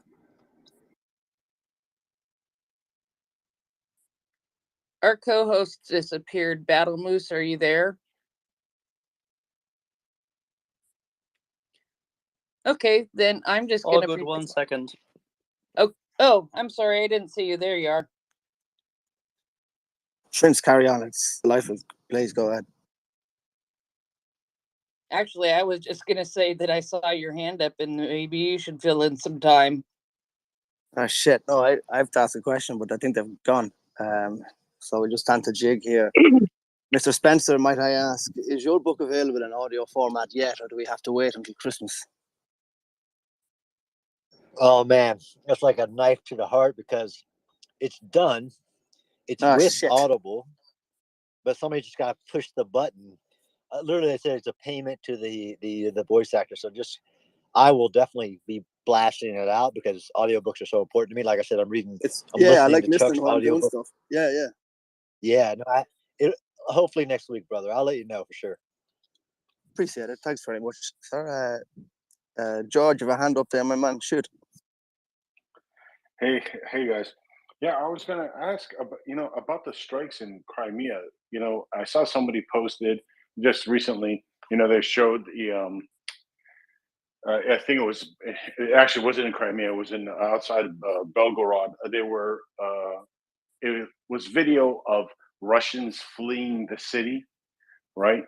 But the commentary was, these idiots are fleeing the city, but unlike the Russians, the Ukrainians only hit military targets and not civilian targets. And I think that's what's key here is, the Russians are panicking. I guess they think all militaries are like theirs, Exactly. Projection. Exactly. Exactly. And that's a key point. And, anything can happen in war. Electronics can fail and you might have something go astray. It can happen. But look at didn't they hit the dormitories? It's a percentage thing. So you can figure that out by math, like based on the number of shots they've taken, how many could accidentally go wrong and how many did, versus the Russians are aiming for maternity hospitals. They're aiming for like departure stations for people waiting to get out of cities. It's not an accident when they commit civilian genocide. Yes, I mean they hit the dormitories on purpose. What was it? 21 killed the other day in Kharkiv. Yeah, it's the stuff of nightmares, man. And it's going to be a fresh horror every day. It's just the only way this functioning genocidal maniac society is able to react. I mean, they tried previously a couple of weeks back after they'd been dealt a blow. The next day they fired on a shopping mall and they killed a lot of civilians and children there. It's just how these butchers operate. But I think you're right to point out. I think you're very carry on. I want all of you guys to prepare yourselves psychologically that Irpin and Bucha was bad and everything else that's been going on. Right. You've got to prepare yourselves for what's going to happen when Kherson's taken back. Reports on the inside people that we have in the resistance fighters, they're basically telling us horror stories. I mean, it's going to get bad. It's only going to get worse. I'm sorry to hear that. I'm sorry to hear that, man. Where it's red on the map, just imagine that there's lives that are shattered. There are people that are going to be in years of therapy. Homes destroyed, people's lives just turned upside down in the worst possible nightmarish conditions. And the only thing we can do is send these people back to hell. I recently saw somebody actually made a Tolkien version of the Eastern European map with Russia being Mordor. And I can't imagine it's any more fitting. These people are really the military people, the pro-Putin people, the people who are inflicting this harm and knowing that it's just not normal on a human level. They're not human. And it's hard because, I mean, none of us fight because we just want to kill Russians. Yeah, man. I'd also say that it's a whole state of people that have allowed this political autocracy or dictatorship to take over, and I would hold them all accountable. But I think the shattering of the egg, I wanted to ask a question, maybe you'd be able to lend an insight into it. I wanted to ask a question earlier on of the military folks when we were talking about, they'd just been speaking about Crimea and its frequency of being attacked and how it was the people there running and that they were the class of person who had the facility or power connections to have the money or even get the permission to leave greater mainland Russia and go to Crimea once it had been occupied and used as a plantation, modern terms. Sorry, in 16th century terms, they created a modern plantation and planted a lot of Russians there. So the class of person that is being shook, the 500,000 people of Russians who were there occupying the land, running back, are of such a high class of wealthy people that when it is they go back to their own cities, the message and the news that they will bring will be that much more devastating among the general populace of a wealthy class across the 140 million Russians, you know. Well, and we've got people there as the receivers ready to echo this stuff. Like I said before, there are people in even Taiwan that are pushing out the message every day. There's organizations that basically put real facts out there in Chinese, German, French, and English since the very first day one without stop. And it just seeds the earth with that. So there's great partner organizations that do that I've talked to the hosts about just so they can, vet and talk about later.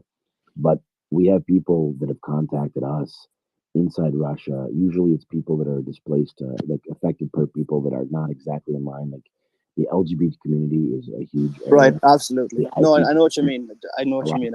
People, gotcha. Okay, let's go. Let's go to some hands here. We got Prince and George. Thank Okay. you, Moose.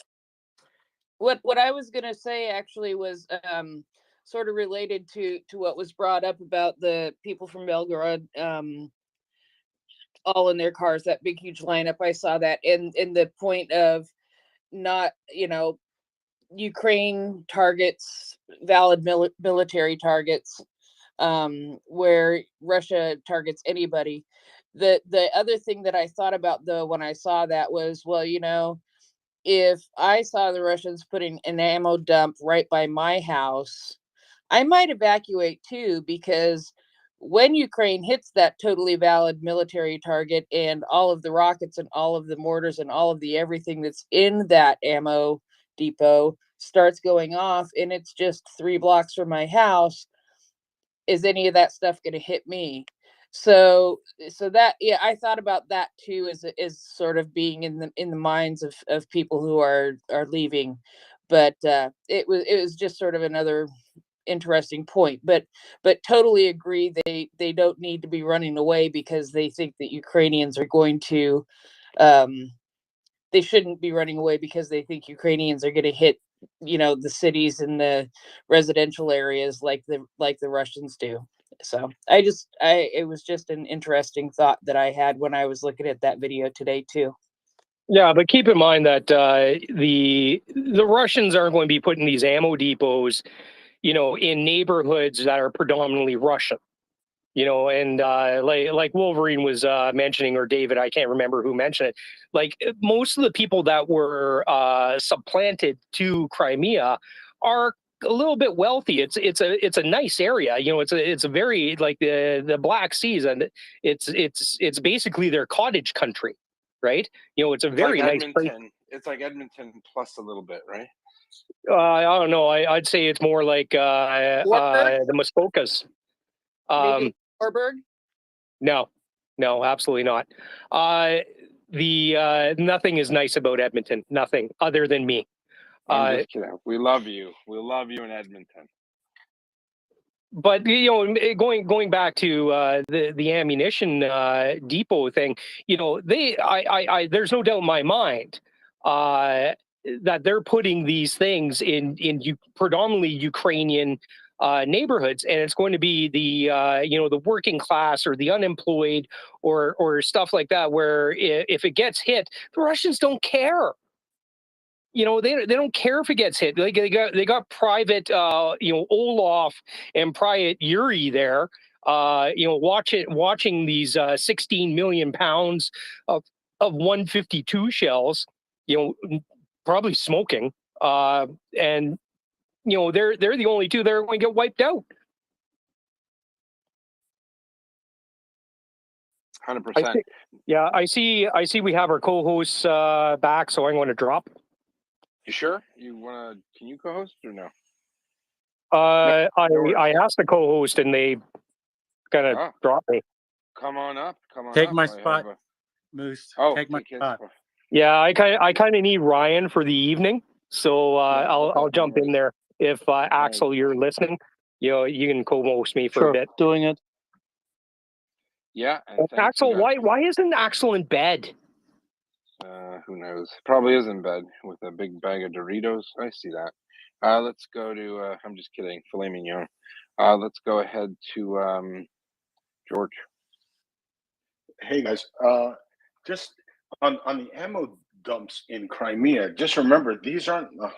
We use the word dump, and people think they just dump some ammunition there, and these are like on bases that have been there for a long time, and usually they're these are warehouses, things like that. They're just not like strewn willy nilly like you've seen in occupied Ukraine right now. So some of them might even be in hardened bunkers. But what I wanted to say was somebody mentioned about the horrors we're going to see when Kherson is liberated, right?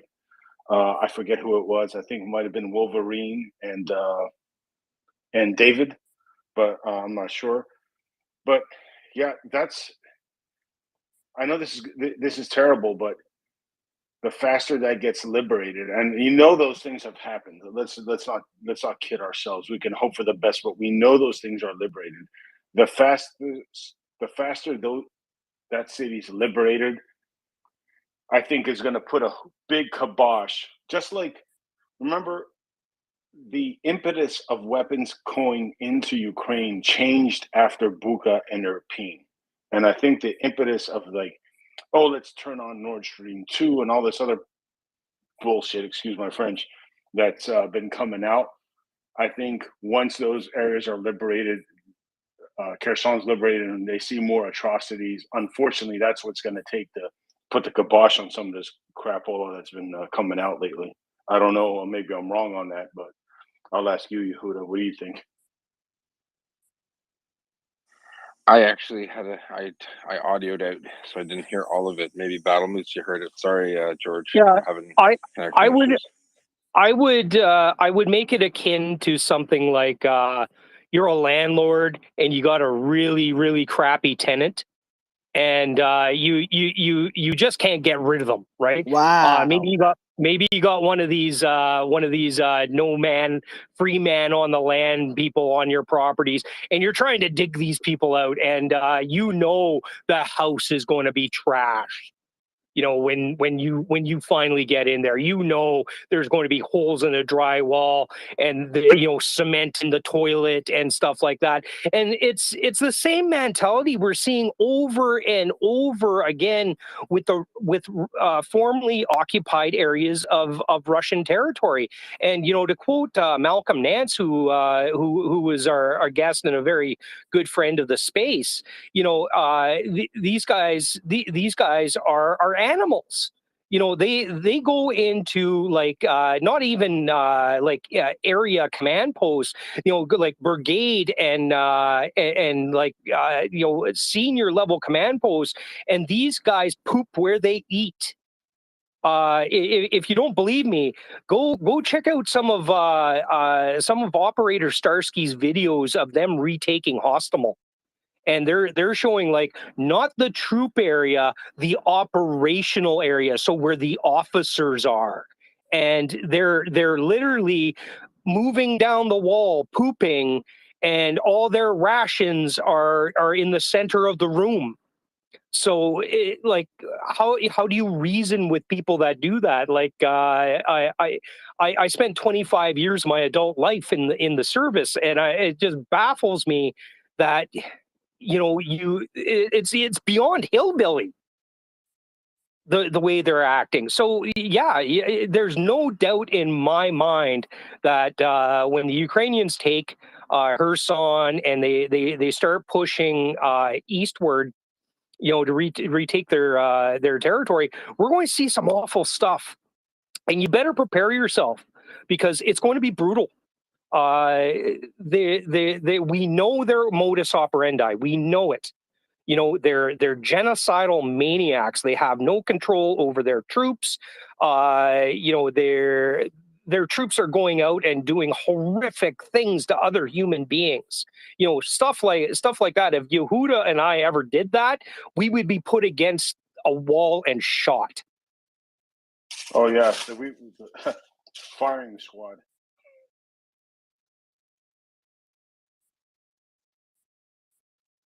Go ahead, Prince. Thank you, Battle Moose. I wanted to clarify something because I think you misunderstood what I was talking about. I was not talking about people who were going over the Kerch Bridge and leaving Crimea. I was talking about after the ammunition hit yesterday in Belgorod in Russia. The amount of people that were, there was a video of a big, huge line of cars leaving Belgorod, which is in Russia because that ammo depot exploded. So that was the context. I just wanted to make sure, you know. Nothing was hit in Belgorod. You can't prove anything. It was smoking. Where's finance? We need we need a spot for Atacam cigarettes. Okay, I get whether it was the nice Atacams brand cigarette that got flung into the ammunition dump. One way or the other, there were a bunch of things hooking off in that explosion. It was huge. It was going for hours too, wasn't it? Yeah, it was huge. You could see the rockets going. So, you know, if I lived close to that in Russia, even though Ukraine is hitting a valid military target, I might think about relocating if I lived near an ammo dump. That was the point I was making, not people leaving Crimea. So that I just wanted to make sure that was clear and clarify that. Yeah, keep in mind that like moving around in the Soviet Union, I mean Russia, it's not as easy as we in Europe or North America would like to think. Like I can pack up my bags and go crash on Axel's couch for a week. If I wanted to, without, I guess I would have my papers. I'd have my passport, but But you are coming next week, right? Well, apparently, Dad. I didn't clean my room, so I gotta go back and hot mic there, Yuta. Yeah. So sorry, Battle Moose. I might have to get someone else up here. I have very, very bad comms. Just a heads up. Yeah, no problem. No problem. I can hold the fort for a while. So till we get a couple of North American hosts up. Yeah, sorry about that. And also before I cut off, I think you know how with Noriega they played heavy metal because he didn't like heavy metal. What if the Ukrainians play back in the USSR to Soviet lines, to the Russian lines? Double meaning. Go back or we'll come. I don't know. Yeah, a little bit of a double entendre there. Yeah, it would be excellent that I fully planned on going to Ukraine, and I'd be doing my moose call every time we advanced. So eventually the moose call would become terrifying to Russians. I completely lost track of where we're going with that. So AJ, can you get us back on track here, buddy?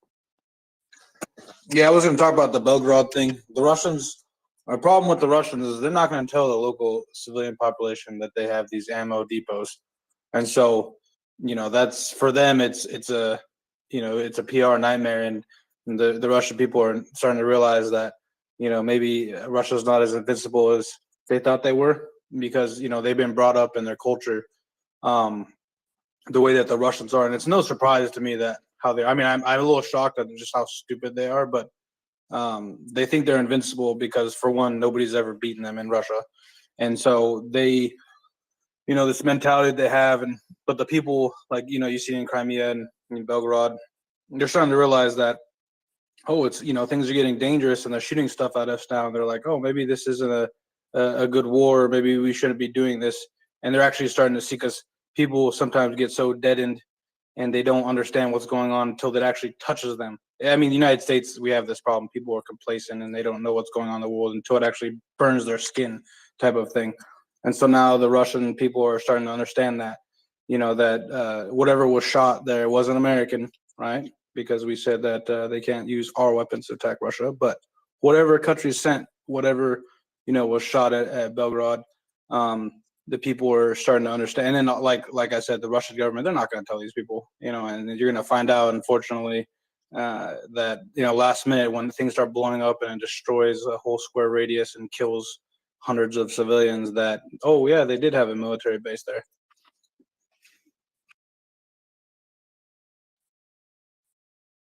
I really liked it when somebody else earlier said the Rock is a good place. One of the staunchest allies of the United States of America.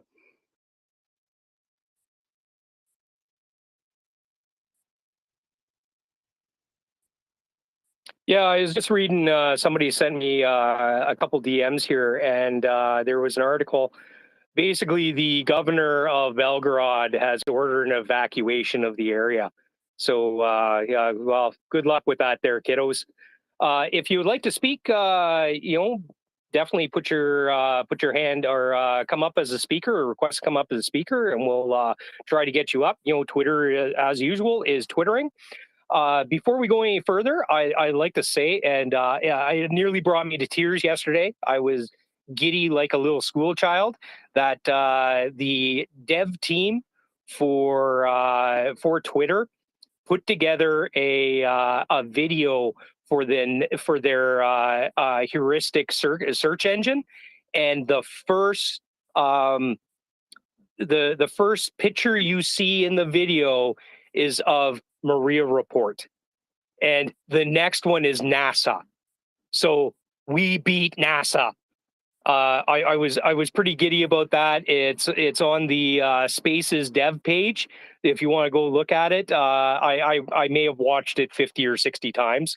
It's definitely nice to be recognized for everything this team has done.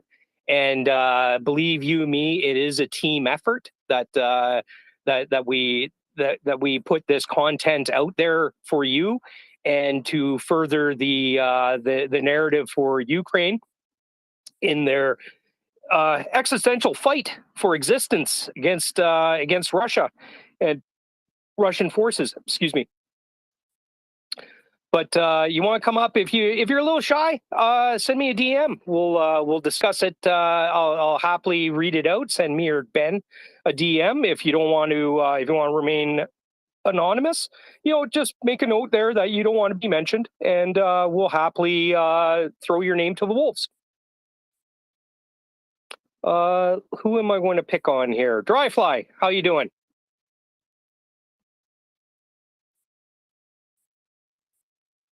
As he runs across the kitchen to get to his phone. You mean the long-winded, spiraled old cable? Perhaps. Still delivered from Marbell? Yeah. Unfortunately, I missed most of our speakers that were on this morning. We had Ryan and James Vasquez on here, which is always a treat. And I did read some of the interactions James was having later with the MryiaReport main account, and he was a little upset that his connection failed, and definitely will be back. With that, we'll go with Uchronicrom, and that's a great name, by the way. And back to AJ. Okay, thank you. Is my mic okay? You're fantastic. Better than fantastic. You're super fantastic. Okay, AirPods are working as intended. I don't know. I couldn't listen so much. It was a little sketchy. What I heard today was great for the most part. So if you already discussed it, you can keep it short. But I was wondering about this PMC Wagner group. That is, they don't seem to be nice guys. And on the other hand, they seem to be important for Russia. And I tried to read up on them and how they're being dealt with. And I'm wondering what is keeping international community, especially US-led international organizations from doing something about it, like declaring them in a terrorist organization. I know there are some financial sanctions on certain people, but what I read is they are relatively active internationally. They play a very important economic role, delivering gold to Russia and stuff like that. Yeah, in Africa they are very active. So I don't know if you guys could give an update on. Yeah, how this absolutely. is So handled. first off, Thanks. I'm going to correct everybody right now. It's Wagner, like the composer. It's Wagner Group, because that was Hitler's favorite artist. They're Don't kid yourself. They are a bunch of very, very neo-Nazi leaning bunch. I don't know if there's many of them left, because they're getting trounced. Like, they are very good at what they do. They're probably some of the better better troops that the Russians have. Like, for I don't know, AJ or Wolverine, or George, like I don't think like any of our private military groups have their own air force, and Wagner does. And lucky for them, one of their COs was shot down in a Su-25. So good for him. I hope he didn't die immediately and he suffered on the way down, because these guys are the scum of the earth.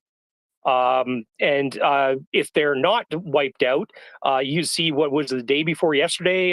Correct me here, Axel, but day before yesterday, I think the Ukrainians, or maybe it was the Wagner group, smoking around ammo. They're stacking ammo up against the command post, and Private Yuri, he's their version of Carl, was smoking next to the only the military people are going to get that reference, by the way. They were smoking next to the ammo, and up went the command post and most of their command staff. So good on them. And don't worry, Wagner, wherever you are, we're coming for you. It was AJ. It was 4 days ago. We'll chime in, and it was Popasna, and they basically posted a picture with a sign, and through open source intelligence, we were able to find that, transfer it to the right place, and then it was Heimer's Cloud. That's right. It was dude was taking a selfie, and the address was behind him. It was a Russian reporter. Yeah, it's on our page. Actually, we posted it 4 days ago.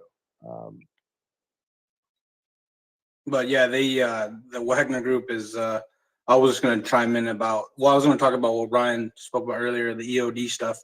But the Wagner Group is like a cracked out version of Blackwater. Like, yeah, it's like the worst of the worst. But they do have guys with good killing power, I guess you could say, killing skill. But and they're paid pretty well. Unfortunately, it's a business, so it's registered as that, and that's makes it a problem for legal actions. But so what Ryan was talking about earlier, I wanted to give him a shout out earlier, but it was a lot busier. The EOD stuff and him doing what he's doing right now is very important, because he's clearing out a lot of minefields. And this is Ukraine's gonna have a major problem for this for years to come, because of how the Russians have just dropped mines wherever the hell they wanted to. And what he's doing now, clearing out all these minefields using his EOD knowledge from his time in the service, it's very important. And he's doing God's work here, because these mines will get everybody from kids to animals for years to come, and a lot of times it won't even kill them, it'll just maim them. But it's a big shout out, because he might never fire his weapon here. I don't know if he was doing missions before this, but his work here is pretty awesome. And I have firsthand knowledge of IEDs and mines and stuff in Afghanistan, and it's very like I would rather be under Russian artillery than do what he's doing, because it's very it sucks. Like it's just a lot of a lot of nerves, because you make the wrong mistake and you're dead, or you're missing a leg or a foot. So it's important what he's doing, and I think that we need to get more EOD specialists here to go to areas that the Russians aren't there anymore, and to help demine because it's going to be a major problem for the Ukrainians for years to come. Yeah, indeed, and we talked about that on the space a couple nights ago, and we're still demining Cambodia for and I'm going to ask a question to the crowd here now because I missed some of the interview. Did he address anything about the PFM ones? Because I know the Russians have been they'll mine an area and then they'll dump those butterfly mines all over the place, just to hamper with. And if you leave them out and around, eventually they get covered in dirt, and they're a little trickier to pick up on the Gen 1 metal detectors because there's actually very little metal in them. So did he talk about that? Has he encountered any of that? I listened to this whole thing. He didn't mention those. So what he talked about was right now he's concentrating on opening farmland, right? So farmers can harvest and then plow their fields. So that's what they're concentrating on. And right now he's just encountering. He says some of the anti-tank mines are booby traps. They also run into some booby traps, but he didn't mention any of those what we call butterfly mines, right? The little finger poppers. That's what we call them, because they're designed not to kill you but just to maim you. But he did say that I forget how many acres he did. Like it was unbelievable how many acres. And pretty much what they're doing is they'll find the mines, and the mines are being put in with an automated machine. So they're not being put in by hand. It's not manual labor. So what he has to find Yeah, that part I caught, and he was talking about that if you can find the line in which you'll find the entire string of mines that they lay down. I know in terms of metal detecting or ground penetrating radar, the anti-tank mines, what are the UFMs? They show up like a tennis court. They make their presence known. I'm concerned because those butterfly mines, and for the listeners that don't know, these things burst over an area, and they're almost like a cluster munition that doesn't explode when it hits the ground. But sometimes the Soviets, because they're using Soviet stock, would paint them in bright colors so kids would pick it up, because that's the level of animals we're dealing with. And they kind of look like some kind of toy. Yeah, they introduced. Sorry, I didn't mean to cut you off, Battlemers. They introduced those in Afghanistan. Well, actually, the painting of them, and so they would paint them in bright colors, and they're plastic, right? The wings are plastic. So as they come down, I guess there's a small plunger in there, and it's a delayed fuse. But once that fuse is activated, and you pretty much try to pick it up or even nudge the dirt next to it, it tends to blow up. But just really quick, I was talking to a family member I know that's he's a retired EOD over there, and the Ukrainians right now, they don't have the manpower to clear those fields. But I think when the war is over, they're actually looking into designing something that the Allies used in World War II, flail tanks, to be able to clear at least large tracts of fields for the farmers. Yeah, I think the problem is the crops were planted, and they've actually grown up around the mines. So you have to go in there and demine before you can have the tractors go in there, because the PFM ones, the tractor can roll over those all day long. It's not going to do anything. It'd be like rolling over firecrackers. But the UFMs, they'd take out, and I've seen some of Ryan's videos where they have taken out the big old Massey Ferguson tractors there, like the big D9 size ones. AJ, and the harvesting combines too, right? Yeah, absolutely. And these are big pieces, big expensive pieces of kit that are not easily replaced. And you take that out for some dude that's his livelihood, they're done. Yeah. So what they were talking about is like they know they're not going to be able to demine all the fields, but they're hoping that starting in the spring they can get some of these contraptions out there. And because the winter is going to kill everything, and hopefully start clearing some of the fields that obviously that they're not going to be able to harvest this year, because there's no way they're going to demine thousands of acres out there right now, not with the war going on. No, I agree. AJ. Yeah, I was gonna say they'll have those mines, the one you're talking about, the butterfly mines. They'll daisy chain them because they can go off 3 different ways, and one of them is just proximity. So the Russians will daisy chain them to anti-tank mines. So it makes it more complicated for EOD, which unfortunately Ukraine doesn't have a good EOD core. And then they use the old bouncing betties that they fire through artillery, or they can drop through the air. And it's a serious problem, and something has to be done for sure, because we don't know the numbers of people who've stepped on them, or been killed, or the farmers. We see the videos of them, their tractors getting blown up. Luckily, most of them survive because they're so high up. But it's something that it's going to have to be taken care of, and things are going to change too when the winter comes and the ground gets frozen. It's going to the dynamics will change too.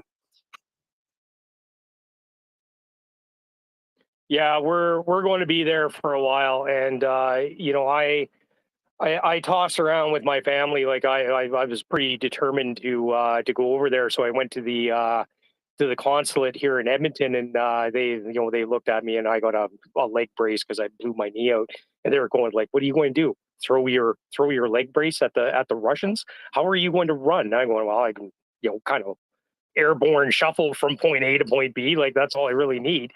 So going there and serving as a soldier is out of the question. But I know how to prod for mines. So when the worst of the fighting is done, I think a lot of us should probably go over as maybe a retired tour of duty and put in some time clearing out some fields.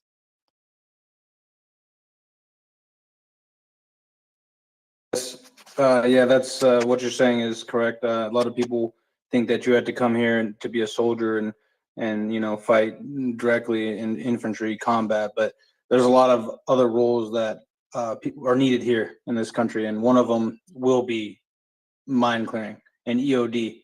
And so hopefully you can come someday and help with that, because that'll be perfect, and you'll have done your bit, and you don't have to be here and see some of the crazy stuff that I've seen. Well, if I live that long, I'll definitely throw my hat in the ring there. Ben. Good evening, everyone. Especially good evening to AJ and Wolverines. I'm sorry I missed most of the discussion, all the discussions today. But regarding Belgorod, there's something which is quite interesting, because just like Crimea, it's one of the main logistic bases of the Russian army. And I don't want to get too excited. It's very early in the game, but if people leave those logistic bases, there's no one to care for the warehouses, to care for them, for the trains, electricity. well, correction, there will always be a few people, but if this just gets a bit slower, that's going to be repercuted down the line, and it's likely to have a very sizable effect on what is probably one of the weakest points of the Russian army, as everyone has remarked since February. So that's actually, that could be anywhere between amusing to very good news. Just wanted to throw this there. Unfortunately, it doesn't seem to be any large strategic factory in Belgorod that that could come offline because people are leaving. But yeah, logistics are going to take a hit. That's good. That's good. The Russians didn't have a very good logistical game to begin with, so anything that we can eviscerate that knife a little bit more, good on them. I'm getting pretty violent with my stance against Russians, and it's not cool, calm, collected battle moose anymore. It's out for blood. Battle Moose. Gentlemen, we do have a question in the DMs about women on the front. And the listener would like to know, in your experience, were there many women on the front? I can answer that right now, yes. And how are they employed? I know a lot of women in combat arms since 2014. One of the best reconnaissance platoon leaders early on in the war was actually a female, and she did a great job. She lost her husband actually early on in the war. Both of them were dual service, and there's a lot of people out there. They don't talk about it a lot. Ukraine's kind of a little bit, I won't say backward, but it's a bit more traditional stuff, so it's not as common. Just today, actually, my team was just training people, and there was a lot of females that were joining up to join the territorial defense, or there's even females in special operations here. So it's based on the people, but it's kind of funny because they take the piss. They said all the men can go back and cook me borscht, and I will fight for the country.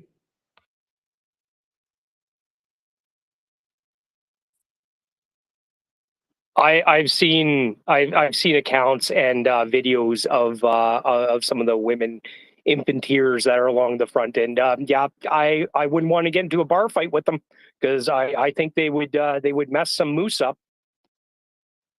Yeah, I've seen women on the front, not that many, obviously, but they're definitely tough, and they're alphas. I tell you that much. And they're doing their part. They're still, like you were saying, it's a culture difference. Like in the U.S. military, for instance, well, actually, European military is even more, I guess, progressive. Where there's joint co-ed barracks and this type of thing, and you don't have that here as much, but there's a lot of tough women here who are here to fight for their country and die for their country, and I respect it. They a lot of them want to be infantry, scouts, snipers, stuff like that. But they're definitely women you don't want to double cross.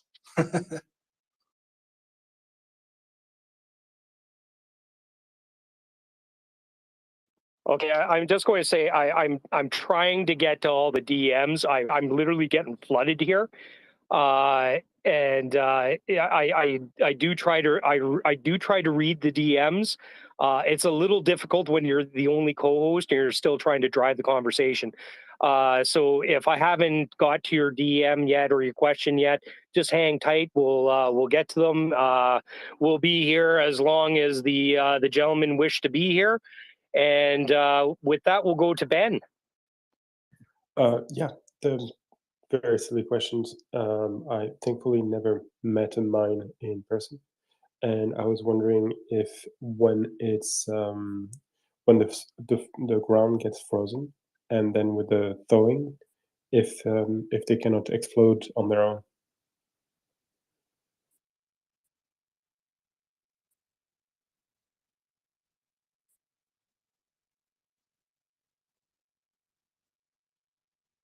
I'm sorry, you probably got cut off, Ben, because you're being raised to co-host there. Sometimes the the space as you're moving from listener to co-host or speaker to co-host or listener to speaker. There will be dead air there. Could you repeat the question again?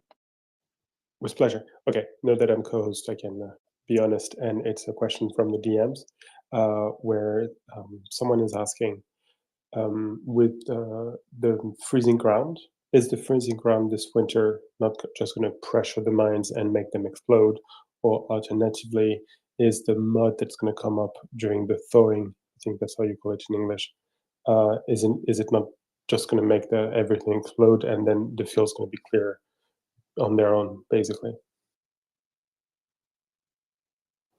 It depends on the mine, and it depends on how deep it was or the terrain, but most of them aren't going to explode on their own. They're going to thaw out, and somebody's going to step on them, unfortunately, or drive on them.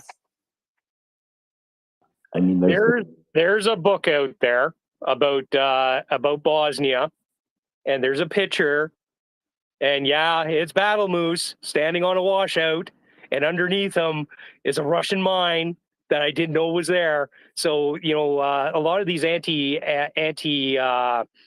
vehicle mines you can walk on. You can walk on them all day long, and it's not enough pressure to detonate them. But you roll over in your car, you know, you're toast.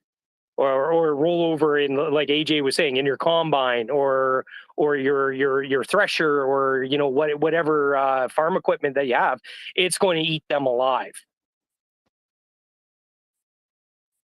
But Badamus, I heard that mines have legs. What does that mean?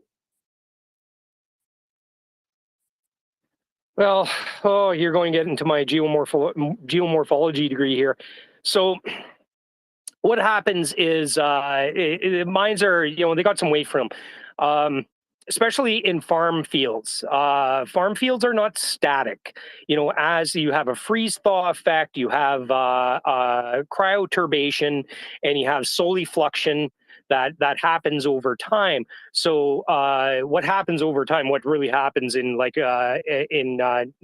Nordic countries where you have a freeze-thaw effect, is these mines will move meters from where they were set over a couple years. So say you know, AJ throws down a minefield, and you know, 5 years later we go, and he was a good soldier, so we mapped them out and he kept records you know, of where these mines are. So we go back and we may find these mines have moved several meters from where they were planted, just because of you know, they shift in the soil. And you know, if anybody's done gardening, you know, you know, over time rocks do that in your garden. Yeah, what you're saying is true. They will shift, and it makes it very dangerous, even for those who planted them, actually. Especially disturbed soil, like where they're planting, because it's for lack of better terms, arable soil is floofy, you know, so it's not compact. It's not like non-tilled soil that you see out on a prairie or on a steppe or something like that. It's not like that. That's pretty solid. Your steppe grasses, and you know, I'm Albertaing out on you here. So your prairie grasses and whatnot, they will have root systems that are nearly a meter deep, you know, that prevent the soil from you know, from moving around. And that's why, you know, in a lot of prairie areas, when we move subdivisions in there, we put the nice little what is that Kentucky bluegrass down as your yard. You know, a couple years later, everybody's having, you know, sinkholes and things are washing out and, you know, whatnot, because you know, the ecosystem's not designed to support that. I think that's enough about that. George, you have something? Oh, guys, go ahead. Sorry. Go ahead, Ben. You got a follow up? No, it's not a follow up. It's a complete 180. But thank you very much. I didn't know you had a geomorphology degree. I had massive respect for you, but But then again, I guess it's normal for a moose to know the land. AJ and Wolverines, I've got a bit of a fanboy question. And if you've answered it 100,000 times, you're welcome to tell me to piss off. I wanted to know what.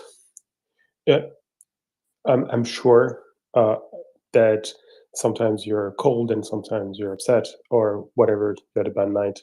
What gets you moving? What's the thing that's maybe not the main question, just the one that gets you go forward in the morning every morning, and gets you to continue the fight? I'd say for me, it's when you're in the trenches, you're in the fighting positions. It's about the guy to the left and right of you. I know it's corny, Bandit Brothers, blah blah blah, but it really is about the guy to the left and right of you. At the end of the day, all politics and bullshit aside, and you're just there for them, and there's a lot of camaraderie. It's something that I actually missed from when I was in the military and I became a civilian. It doesn't exist in the civilian world as much, but you just for me, humor, like on the front lines, all these guys have never been in combat, and they just they were scared or a little fearful at the beginning, and when the shelling started dropping, and I was comfortable, because I've had combat experience in Afghanistan, and it's not the same, but it's still combat experience, and I just like to make people laugh and feel comfortable. And in the trenches, people would get scared and they're like, "Oh no, should we run?" I'm like, "No, you're safe here." I mean, the chances of the round dropping right on top of us is slim to none. And it just helps me get up every day knowing that I had a purpose, and I had with my experience, my knowledge, and my leadership position, that I was able to help keep other guys alive, and help us make it to the next day and to the next day. It's a day by day type of thing. Agreed. I would also add, I guess it's been going on for years. So it's those I've lost, those we've all lost. Keeping the promise, keeping it to the fight, not giving up, not surrendering, fighting to the last man if we have to, for something greater than all of us. Doing it for those that we love, to protect them. Because if it's not us, who is it going to be? Who's going to answer the call? Who's going to fight? Just thinking now, it's been a lot. But just the people you lose, they're always with you. You keep them with you, and they never die. Matter's not created nor destroyed, simply transferred from one form to another. And people are just kind of like energy, right? Floating around in meat suits. So when your friends die, they're just transformed to another form. So in a sense, we kind of take those people with us, and they give me strength, they give me energy to keep fighting. Sometimes I've done stuff that surprises me. It's not like my own, like, how did I do it? It's just I pushed through something that I couldn't have believed. And and that's all you do, one day at a time. 1 minute, sometimes at a time if you have to. Yeah, for me too, another thing is I think about all the women and children and the elderly Ukrainians that are here that they can't fight because they're not soldiers, and I have a lot of training, and I'm a warrior, and I'm not afraid of death, or definitely not afraid of Russians.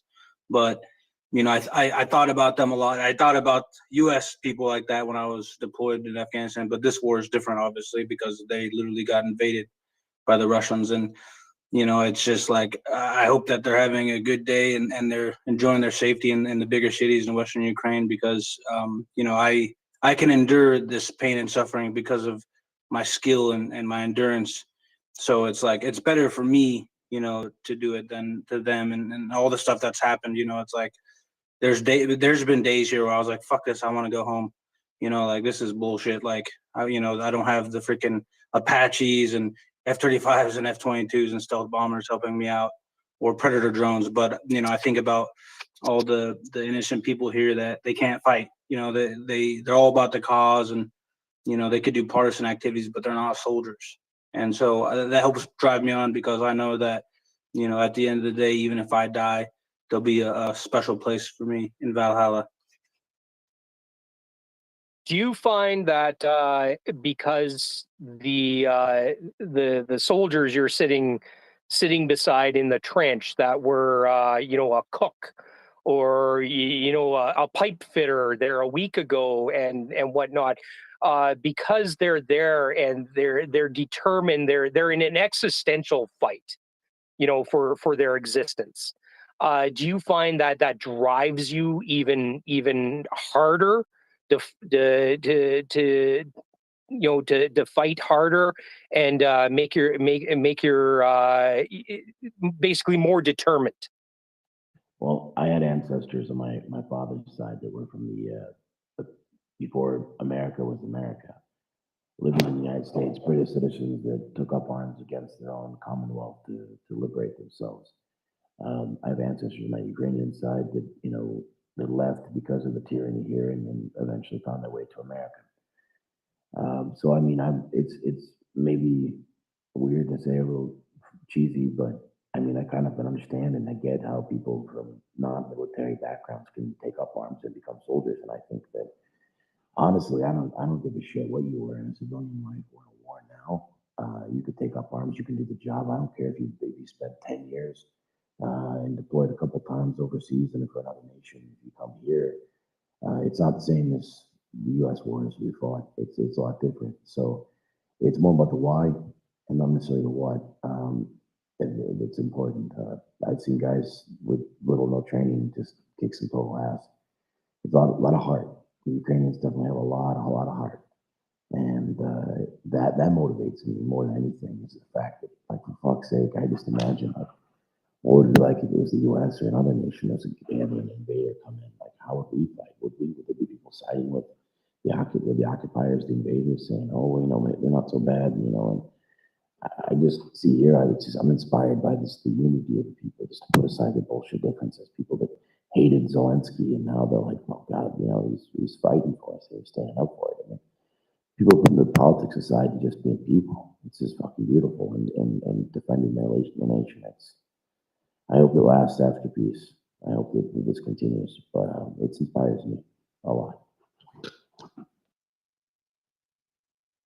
Yeah, that's fantastic.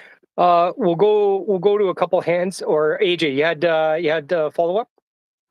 Yeah, no, what he said, like, there's a lot of guys that I served with that they weren't professional soldiers and they weren't super trained well, but I'm in awe that the fact that they still want to fight. They know that after all the stuff we've been through, they're not scared of the Russians or of death. And I know that it motivates me because I'm airborne infantry, and I'm like, I'm not gonna have them one up me, because obviously I'm from America. But yeah, it's inspiring, and they inspire me to be a better soldier and to train people and help them, because I've trained a lot of soldiers here. I've given good advice and I've taught people how to survive.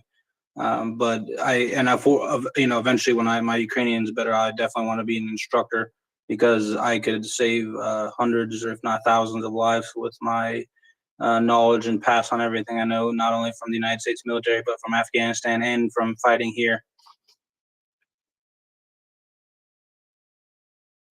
Excellent. Carl and Ian had their hands up for a hot minute, so we'll go to Carl and then Ian. Hi. Hey, it was great hearing your guys' stories.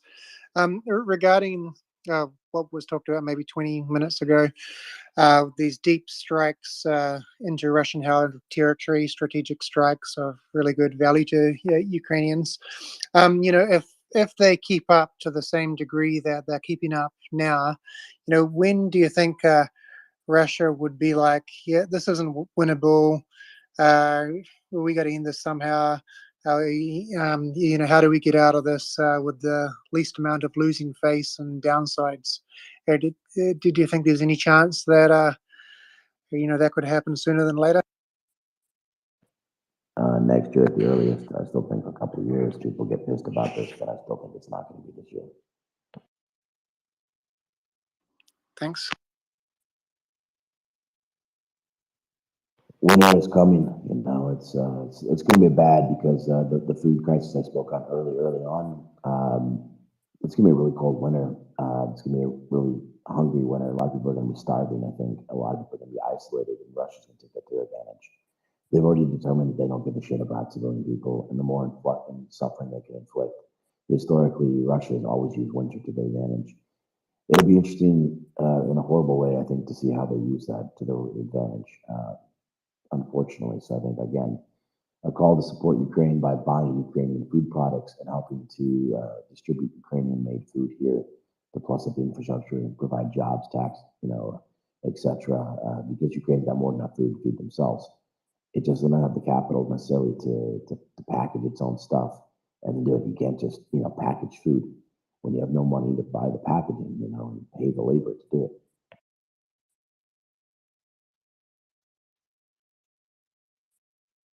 And I think that brings up a good point. That we've been on this mission to supply Ukraine with everything they need to fight this war. And here at the MryiaReport, we've been encouraging the listeners to go to your elected representatives and pound on their doors. Like, everybody can send an email, like physically go there to constituency offices, pound on the doors and ask them, what are you doing for Ukraine? What are you and all your colleagues in, whether they be, House of Representatives or Senate or, depending on the country, members of parliament or whatever they are, keep the message going. And it brings up a good point. Like, not only do they need the ICE, and not only do they need weapons, they're going to need all the support infrastructure, just to run their Ian dropped, just to run their day-to-day lives. I'm thinking like we should be shipping naphtha over to Ukraine for the winter. So at the very least, the average Ukrainian can use a stove. Hey, Canada, the Canadian Forces, you got an awful lot of those Coleman stoves kicking around that we're currently not using. Well, I would send them all. We've been stockpiling all this equipment in Europe for 50 years, to use against the Red Horde. Well, the Red Horde is here. And the Ukrainians have basically said to the West, we'll fight the war for you, just give us the stuff to fight it. And, why are we not giving this stuff to fight the war? It's there's a little discussion in the background. There's been an Atacam geolocated in Ukraine on a video. So it's the cat is out of the bag. The Atacams are in country. So it's all well and great to have those in country, but we need to be doubling those numbers in everything. I believe Leonard and Ian, if you hear me, you request and I'll get you back up there, buddy. Sorry, AJ, you want to say something? Oh, well, yeah, I was going to talk about things are going to get a lot worse than they get, before they get better. And, there's a lot of horrors that people still haven't seen that are there. I mean, the numbers of civilians that have died is way low because it's, the UN is only so effective at gathering this information, but their numbers are horribly low, and the Russians' game plan it's been the same for a long time. I mean, look what they did in Chechnya. They aim to break the local populace, and they will do whatever they can. They have their trapdoor. There is none. There's not it just keeps going down, and now you think that it couldn't get any worse, but people have to start realizing that, and it's like a lot of people are shocked, but it's like, read history. If you've read and understood history, you'll know that everything that's happening is not it's not new. It's just that media and cameras and stuff is easier to track and record and post on social media. But the Russians don't care about civilians. They don't care about their soldiers for the most part. So things definitely will get a lot worse. Because the war is not going to be over by the end of this year. So but the people have to hold strong, and they definitely do need to be sent Colemans and all these other things, and food and water, and because there'll be a lot of the people who suffer the most is the elderly people who can't take care of themselves, and they will starve to death or freeze to death and could be thousands of them, but we won't know till next year. We actually can predict this is going to be a lot like the Holodomor, where the Ukrainians were starved historically in the 1930s from a famine induced by the Russian by Stalin. It's their tactic. Also, they're going to cut us off from gas, so gas prices are going to get higher. The administration says they're going to try to keep the prices the same, but it's not guaranteed, and that's a huge problem. So literally, freezing cold and starvation is a huge problem, and the elderly, like AJ said, are huge risk. Isolated people, and we'll only know in the spring, kind of like your song, how horrible it really is. One quick note about the microphone, guys. Naturally, I have a deeper voice. Plus, I'm in the middle of nowhere, so it's a combination of shit signal. Doing the best. I not a brag, but I do have a very newer phone that I bought a long time ago, or probably a year ago. So it's not like an old phone problem. So I apologize for that, for the quality. This is not the Joe Rogan show, and I'm not a professional podcast dude. I'm just a dude literally sitting in the middle of nowhere. It caught me on a chatty moment. So I just saw James online, and decided to come and put my nickel or my 3 kopecks in. So love you guys all. I appreciate the fandom, or not say fandom, it's kind of shit, really. Fuck's sake. I'm definitely not one of those dudes out here fucking for the likes and the selfies and shit. But for fuck's sake, if I get another message like, "Hey man, can you adjust your microphone? The quality of the audio is not optimal for my comfortable life conditions." I'm like, "Hey man, I'll try to do that what best I can. I'm not gonna go out and break light discipline by standing out in the middle of a fucking field just so you guys can hear me better.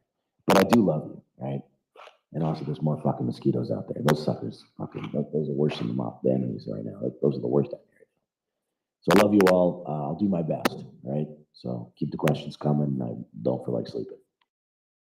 No, that's fine. I can hear you fine. I think most of the listeners can hear you fine. And if you're pestering Wolverine because you don't like the timbre of his voice, you can fuck right off. So we'll continue with some hands here. Voice actor, though. So if there's any aspiring people that would like to make a donation to somebody to read their audiobook, I'll read it. I don't give a shit. You want to make a donation to help soldiers, and you want to send something to the Ukrainian Armed Forces, I'll read your damn audiobook. Fuck it. So, but yeah, I love you guys. Please, your negativity also fuels me too. I'm one of those sick motherfuckers that just loves it. You hate me more, I'm gonna go harder just to piss you off. I give no shits.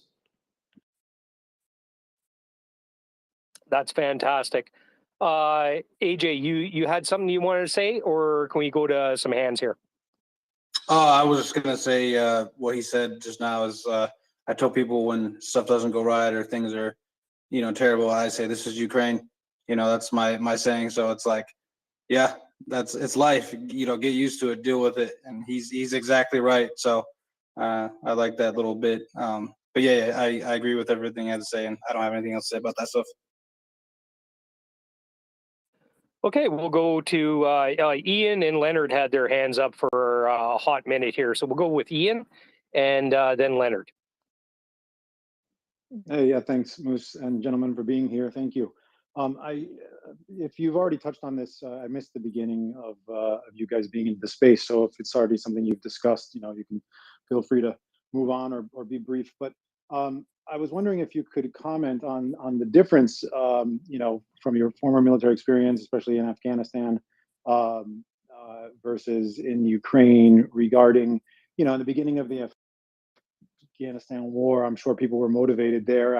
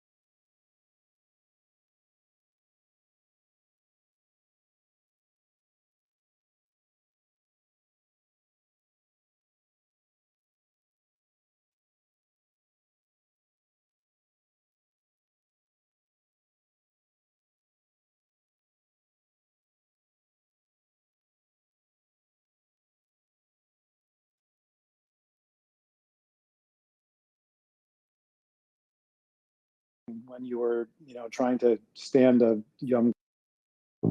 In the sense of like from the back in the day when America was the enemy and all that and whatnot. No, but it's different. Less sand here. Actually, I found some better shawarma here, actually, than in other places, but I had kind of a unique experience. It was more of that of a contracting work in Afghanistan. I haven't tried the opium to compare in either place, so I can't really get to that. Less fornication with goats, I believe, though I don't lead as interesting of a life as some people would think. But yeah, in general, I think that they appreciate us here more. It's different. I try to like kind of the dark humor side of everything, but yeah, I had good experiences in both places. I'd rather live here long term than live there. Just difference in culture and stuff. It's closer. Like I said, I got family here, but yeah, man, this is not Afghanistan. If that was a follow-up question, this is not going to become Afghanistan. I was teased that America kind of, as a government, kind of is slow to learn things. But I think we learned a lot from Afghanistan. We're not going to repeat that, thank God. That's in Ukraine's benefit. So, yeah, good question. Yeah, thank you. And that definitely wasn't going there. It was more so the how it feels to be fighting next to people who really, are fighting for their country, with all the motivation in the world versus, people who are less willing to, I guess. That's all. But thank you. It doesn't feel like the kick in the balls like Afghanistan was, I would say, after what happened. So, and thankfully, a lot of the guys, there's like organizations like immediately come to mind, like Save Our Allies that have done stuff in both places. And I know some of those guys rather well. Good dudes. I mean, it's a hard thing. I mean, and it sucks. I mean, I just kind of imagine the Ukrainian side, like, what happens if this really goes bad for Ukraine and you see those people that died and gave their lives and then something gets fucked or they do some sort of, trade on land deal, like, okay, we'll give you Crimea, but you got to give us this, whatever. And it's hard. And I see a lot of, American vets that really feel shitty about that. And it's really hard in general. We've done a lot of veteran projects over the years since 2014, both to help American and other foreign veterans and Ukrainian veterans get together, do a lot of vet-togethers, and that's really helpful. And I really hope that in the end, when this is done, that international community of veterans will be a lot bigger, and it will be kind of without borders, kind of like brothers without borders, brothers and sisters. I hope so.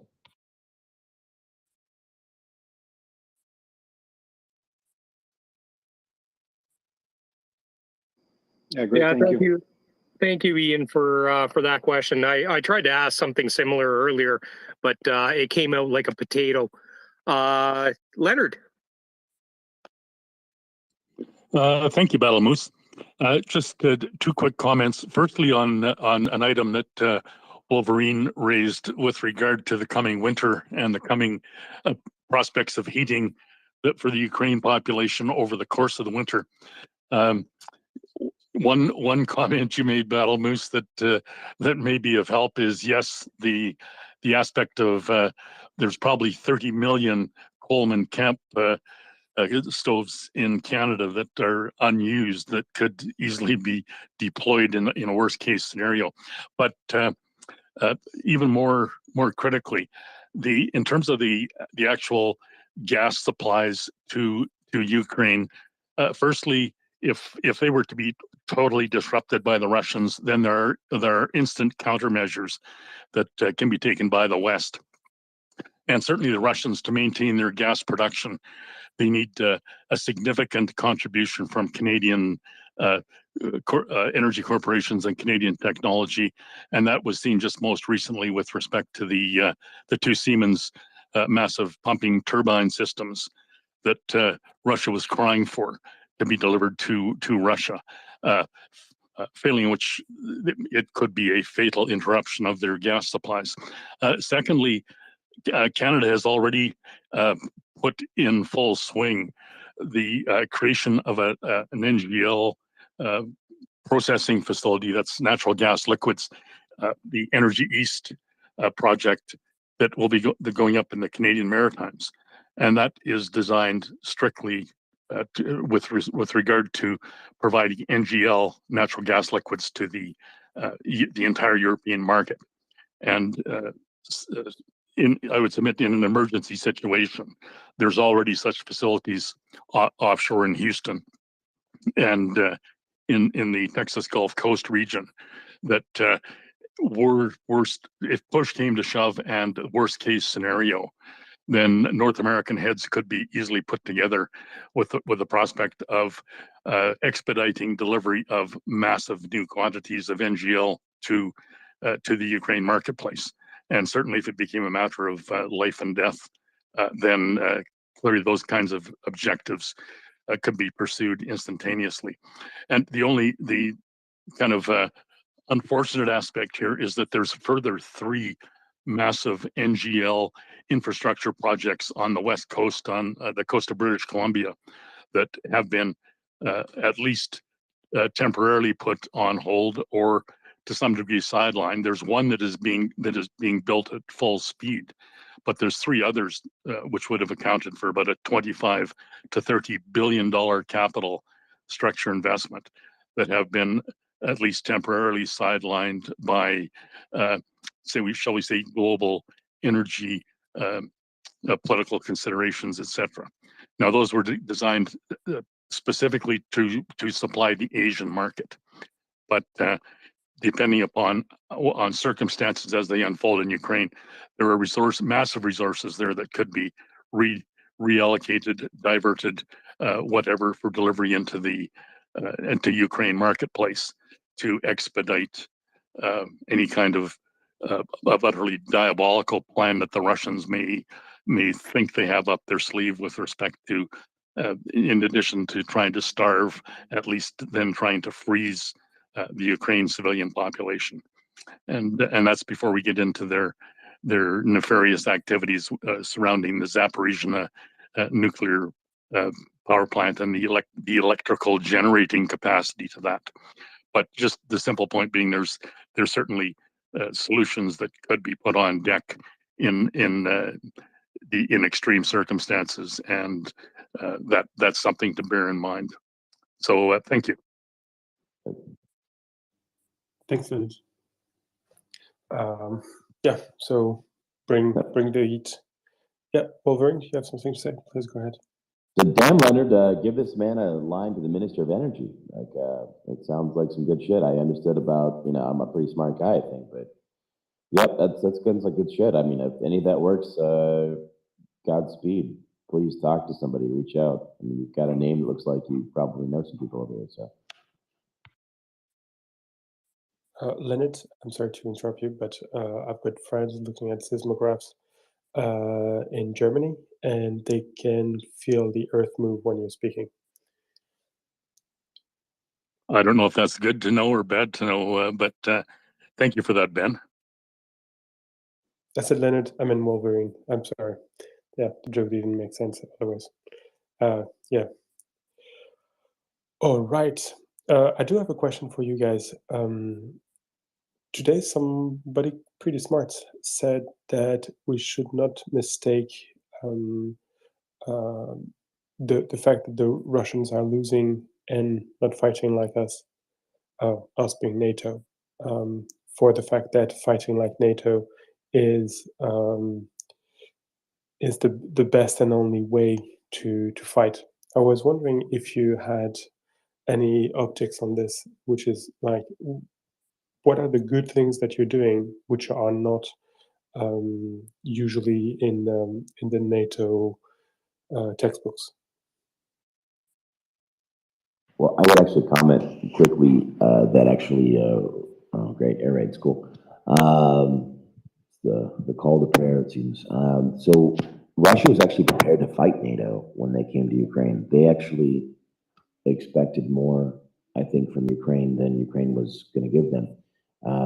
The air defense system Ukraine has is pretty amazing compared to what a standard NATO nation has. They fight a different way. So that was the biggest thing. They misunderstood what Ukraine had, and Ukraine has more of a more Soviet-minded system because they haven't quite got there to that, but they have a lot of air defense. So they did a great job with that early on, and that's actually what helped them to win. Other than that, just think outside the box. We talked to a lot of our soft friends that were the ones training Ukrainian soft, and went back to them and said, what the fuck would you teach the Ukrainians if without the bureaucracy, you could just come back in here and reteach them? And we worked together and we developed some really good training courses for people to develop guerrilla warfare teams around the country rapidly within a month that trained themselves like a dandelion pufferball, just train the trainer.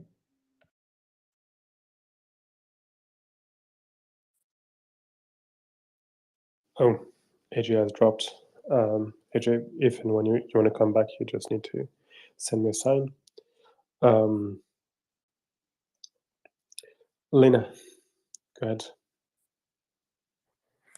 Hi, thanks. I have what will be an extremely naive question, because this is about an area that I know absolutely nothing about, but yet it's a puzzle to me. So with regard to these landmines that are in the fields, I have in mind a couple of things. So, with regard to questions, so two. So number one is, tractors have these plow thing. That's a technical term, plow thingies, right? That they pull behind, that are like, I don't know, 3 times as wide as the tractor that's pulling it, right? That carves up the soil, right? What if those plow thingies were pulled by a helicopter to set off the mines? And maybe those plow things, in addition to like turning over the soil, maybe could be, I don't know, rigged with vibrating devices or something like that that would tend to set off the mines. So that's number one. And then the other thing that I'm thinking of is, I've seen pictures of these, another technical term, sprinkler thingies, that are these long, like pipes, rolling pipes, right? That go either around in circles or up and down, between rows, right? But they're real wide, real wide. And they, shoot out water to water the fields. And I'm thinking, you know, so these would follow paths, right? So, real wide paths, right? That maybe the path could be demined so these wheels could follow the paths, but then be pulling, these plow thingies behind that would be real wide and clear the fields. So this is obviously a real naive question, but it's a quandary to me. So anyway, so those are my two things. Lena, can I slightly generalize your question? Yes. Yeah. Are there mechanical and potentially unmanned ways of clearing minefields? Yes, totally mechanical. So lives are not at stake. And about the only thing that I'm thinking that could be blown up might be the plow thingies themselves, right? If they dug up a mine and the blade was blown up or whatever, but that's better than blowing up a person. Anyway, I'm just thinking, and it's like, Okay, I'm sure that AJ, as our resident historian, knows quite a bit about this. Yeah, so the sorry, I cut out and the alarm happened, but with the mine roller stuff, they're called mine rollers, and the United States military has quite a bit of them, and we'll end up sending a bunch of them here. But yeah, they're basically meant to press down on the ground to blow stuff up without destroying the vehicle, and they have those, and there's all sorts of different devices that they're like big rakes or just big things with wheels and like that put weight on the ground. And Ukraine will definitely need those in the future, because they go far and out long enough, like in front of your vehicle, where the people inside are usually pretty safe, maybe a little headache, like concussion possibly, but If they can also develop ones that are even longer, like you're saying, you could pull something from behind. But that technology does exist, and we employed it a lot in Afghanistan and Iraq. So hopefully they send some of that equipment over. And it is a good way. A good way of clearing a minefield is to just destroy the mines. Like we have stuff where we have these special things that we shoot a big rope full of explosives, and you daisy chain it from a safe distance, and it just blows everything up in that area. Cool. Thank you. Thanks. Yeah. And they are officially called plow thingies, right? Mine rollers. Thanks. My quandary is answered. But it sounds like you were good right there, just on applying logic and coming up with a solution that it's not even common to all military people. So, but it's good. I mean, I think if more people just engage the brain like you're doing, and then ask people who have more expertise, we'd be a lot closer to a lot more solutions in a lot of different areas, instead of just parroting opinions. So that's awesome. Oh, great question. I have nothing to add. It's not my Yeah, don't be scared because civilians will be like she's explaining it the way that she understands it, and if you're in the military and you understand what it is, you can explain what it actually is. I always tell people, if you can't explain it to like a third grader in like simple terms, then you don't really fully understand the concept yourself. It's True. Simple is easy. I mean, make it simple for everybody. Remember, the U.S. Army is built on a 5th grade model of education. So, for a reason, and I say that as a proud veteran of the U.S. Army. Yep, that's the truth. Thanks. I hope they get them soon. I'm going to drop myself down. Thanks. Fantastic. Lena, if you can send me your contacts, I'm sure the units of Wolverines will be delighted to have your brain at their disposal. AJ, are you talking to me? Yes. Oh, I have to tell you, I am a systems analyst and designer. So yeah, I think like an engineer, but my realm is applied IT. So yeah. That's absolutely awesome, actually. That's very cool. Okay. Thanks. AJ, just to continue on Linda's question, what about drones? I think I've heard once or twice drones being mentioned as to clear minefields. Did I dream it, or is it being used at the moment? You can use them, suicide drones, the cheap ones, and the thing is, it depends on it. If you know where the mines are, or if not, or you just send a bunch in an area for sure. Like let's say it's an area that somebody knew that the Russians dropped a bunch of mines. Maybe a couple of people got wounded or killed. Then you can send in kamikaze drones, the cheap ones, the loiter drones, and just blow everything up. The best case scenario is you set off a daisy chain and everything gets blown up and nobody gets hurt, type of thing. Yeah, but it's not exactly the best way of doing it. But if it's like all you have, you could probably throw a grenade on top of it and fuck it. Shoot it with a 50 cal. There's a lot of different possibilities. Doesn't mean you would want to necessarily, but yeah, in those days. Quickly on drones, though, if I can, there was some comments about that early on, and one of the biggest problems for drones, and I see this so many because I see a lot of different units all around the front and other areas, is the Russians aren't that great at shooting down drones. Usually, what happens is you have this 40-minute golden, 40 minutes. People tend to kind of fly out sometimes more than 20 minutes, and then the drone kicks off a little early on its way back. And then people just say, oh, we lost it. Because there's this Slavic mentality of really, really hyper-focusing on finding the guilty party instead of finding the solution. And that's been a hindrance over the years to solving things. So I usually just say, did you really lose the drone to the Russians, or did you just like a dumbass fly it out too far? And it's usually like, well, yeah, kind of a dumbass, but it happens.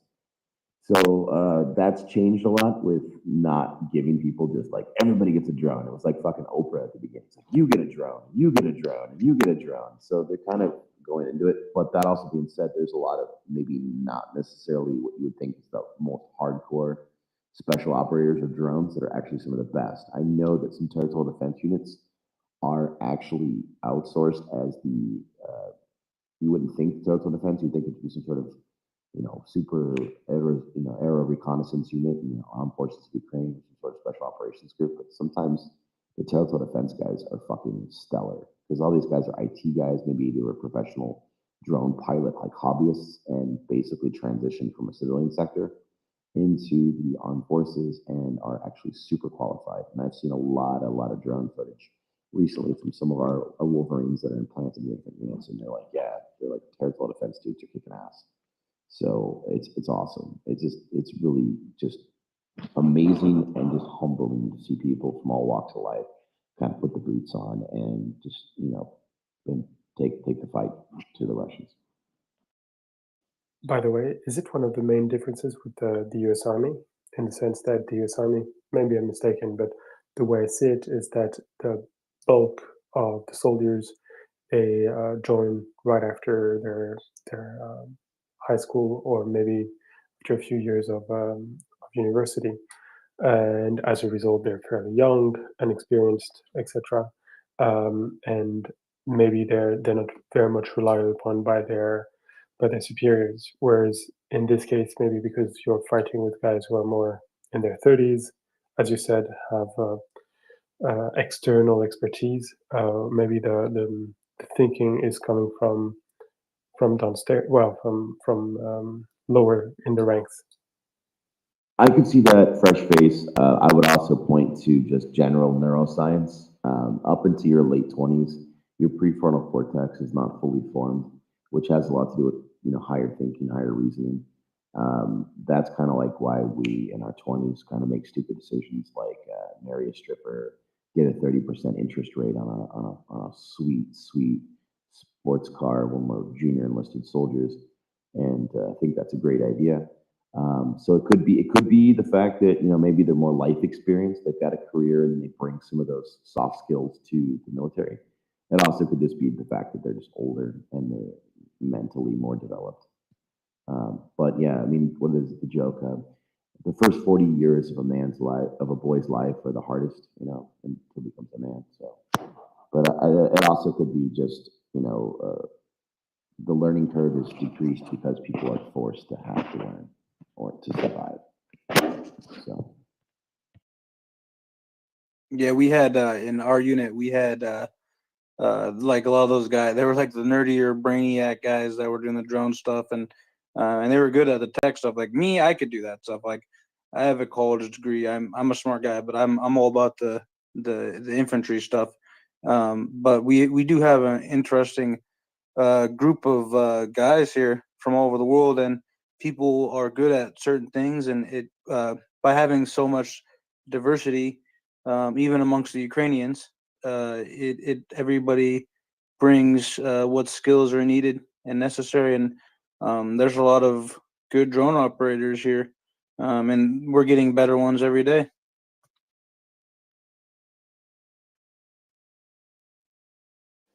Sounds good.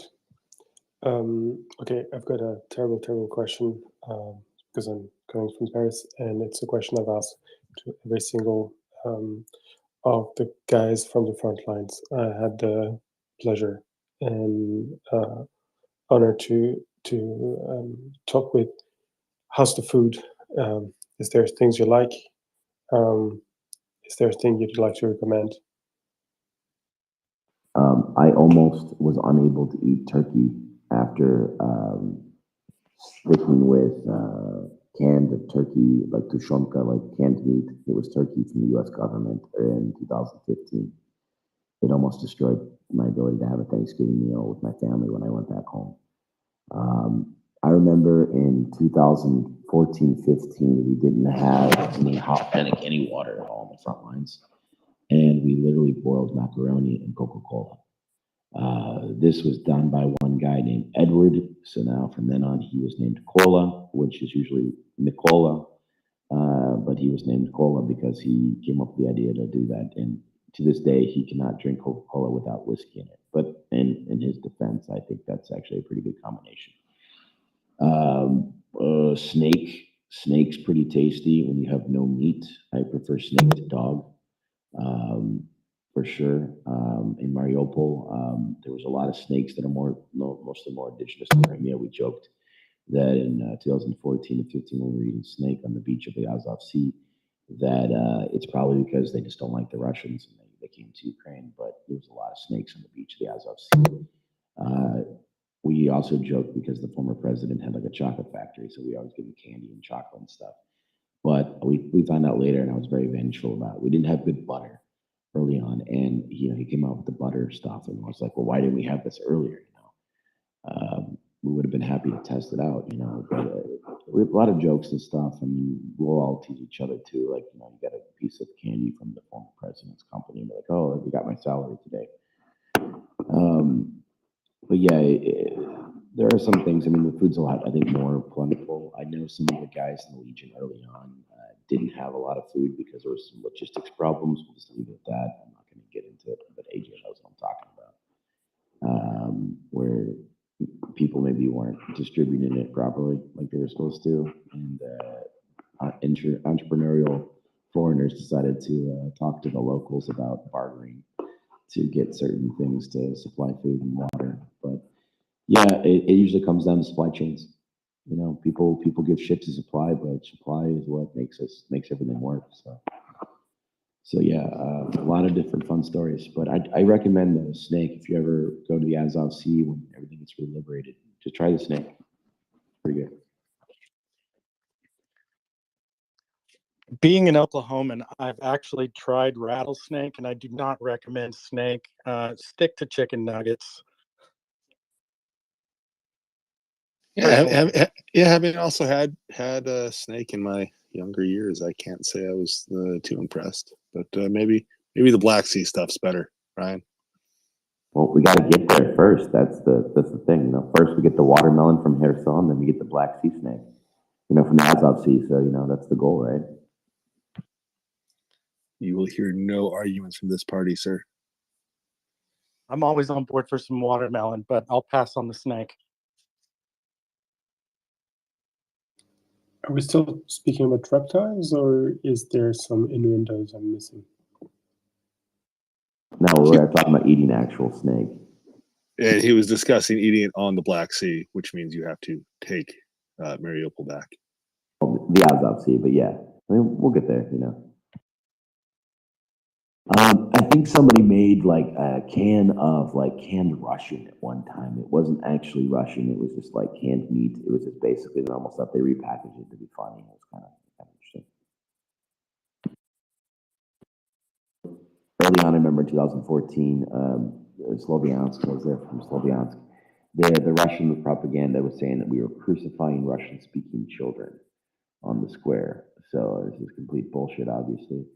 So of course the dirty, military humor says, no, we only eat Russians, not Russian-speaking people, just Russians. And we'd say that little boys do better with fried potatoes and girls with mashed potatoes. But it was important to mix it up to have a better meal. Anyway, like I said, dark humor, but yeah, in general, Ukraine. If anybody's not been in Ukraine, if you come here, you will not die of hunger. As long as there's people around you, they will feed you in large quantities. Find a grandma and she will feed you a snack, and it looks like an entire table full of food.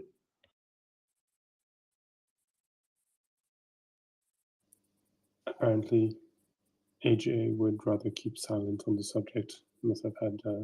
Sorry. No. I'll try the snake. I tried a lot of things. Like it's Ukraine, so that's why I say it's Ukraine. I'll try it. Whatever. YOLO. Too many bones.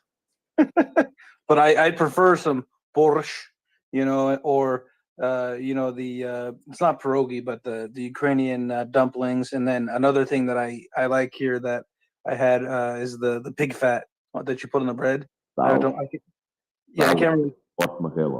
Yeah, yep. But yeah, the food here has been pretty good, and yeah, like he said, there's people cook and people are. I've eaten, on the front lines. I've eaten a lot of canned food from countries like Germany, but you eat whatever you can get your hands on the front lines.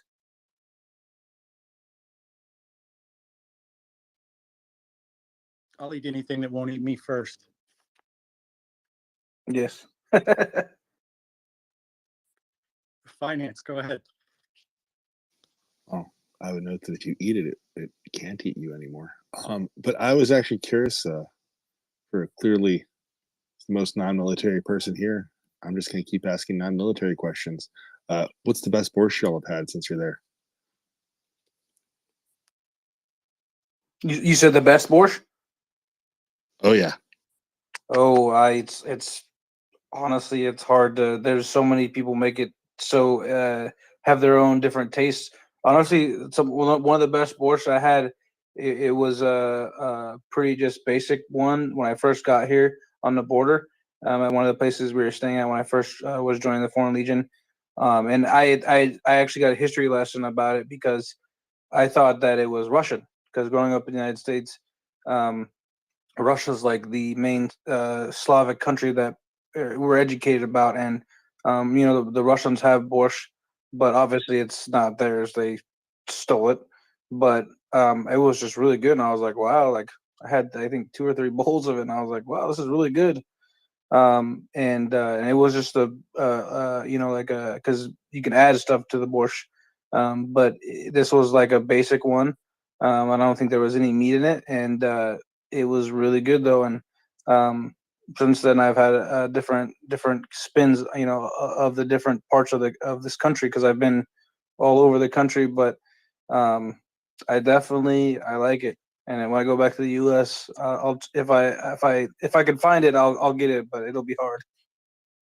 You got to make it here to have to be right, sir. Yeah, exactly. That's I don't think that I'd have to learn to make it. Yeah, so I actually helped to judge a borscht competition. It's kind of one of the weirder moments of my life in Ukraine. Heminsky had borscht with like smoked meat. It was pretty good. Had some mushrooms, I had plums. It had like a little bit of, it was weird. It was different. It was really tasty. It had a really good savory flavor. Typically, the main ingredients are beets, some cabbage, some tomato paste, potatoes, carrots, onions, garlic. And then people add like mushrooms, sometimes beans. It's very common, with especially more vegetarian meats. Typically, it's pork rib, or there's even non-pork for Jewish and Muslim cultures like that. But yeah, it's a very Ukrainian dish. Every oblast has it. So the traditional recipe for borscht is as follows. Every house is different. It's like everybody makes the same, and everybody makes the best borscht. So it's like this thing of national pride. And like one of my female Wolverines told a reporter the other day, they're like, should you be at home making borscht and blah blah blah? She's like, my husband will cook my borscht. So I was like, you go. So it was it's quite awesome. But the food is it's just good. It's just a good food. Beets really good for you. But yeah, borscht is one of my favorites anytime, pretty much. And green borscht is also common, and the Polish have a white borscht, but it's not always called white borscht. There's another name, it's like żurek, which is quite tasty as well. But it's kind of a similar family, but it's not accepted as borscht by Ukrainians. So green borscht is really good with greens and stuff.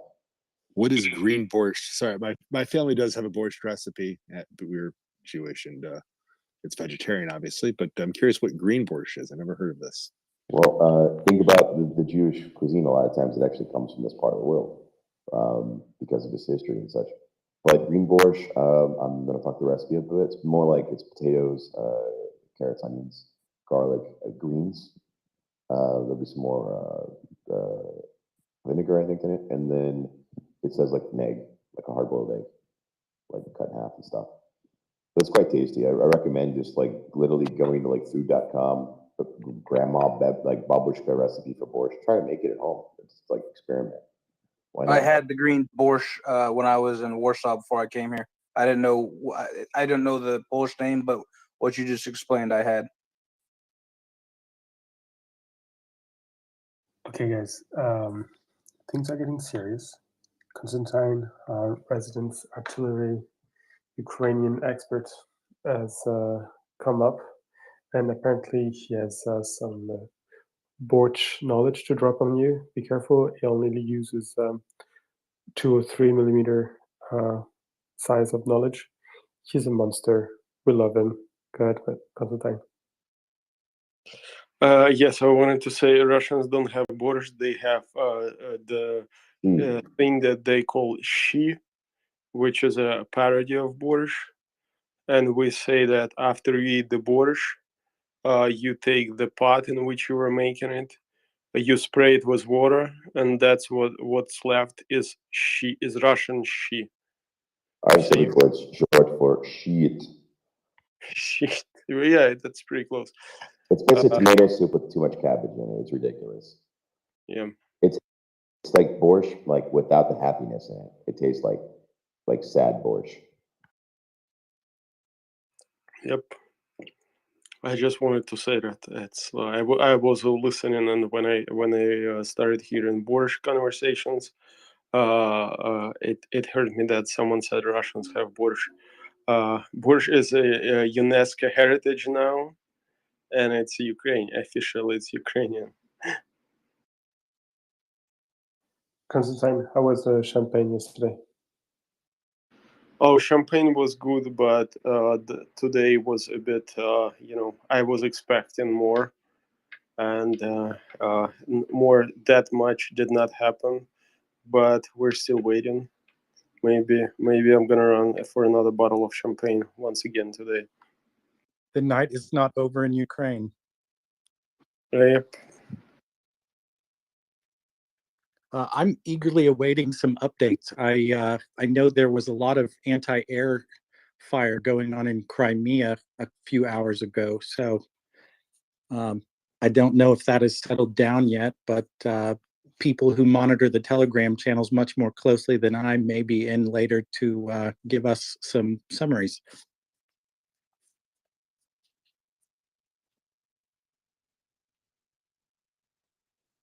This is where I point out that I'm not a military man. Neither is Ben.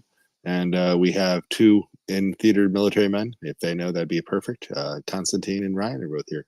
So, Constantine, AJ, Wolverine.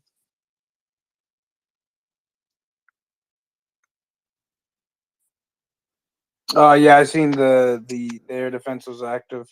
It's actually, I mean, it's probably about a week late for the Russians, but they still do have air defense down in Crimea. But it is interesting. Yeah, they were shutting something down, definitely. Well, shooting something, but maybe those were from the video I saw. It does not seem like they intercepted a missile. It was more like, I don't know, cheap drone or something like that. Air defense still hasn't figured out what it's doing. Maybe it was Mavic 3 drone that they intercepted.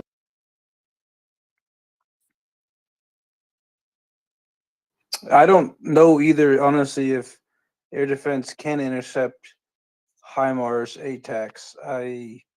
I'm kind of, because I know about the HIMARS system, but not a whole lot about it because we never really used it before because we never needed it. But I don't honestly know what air defense systems could, other than the R2D2 guns that we have on naval ships. The CRAMs. Yes, they are good.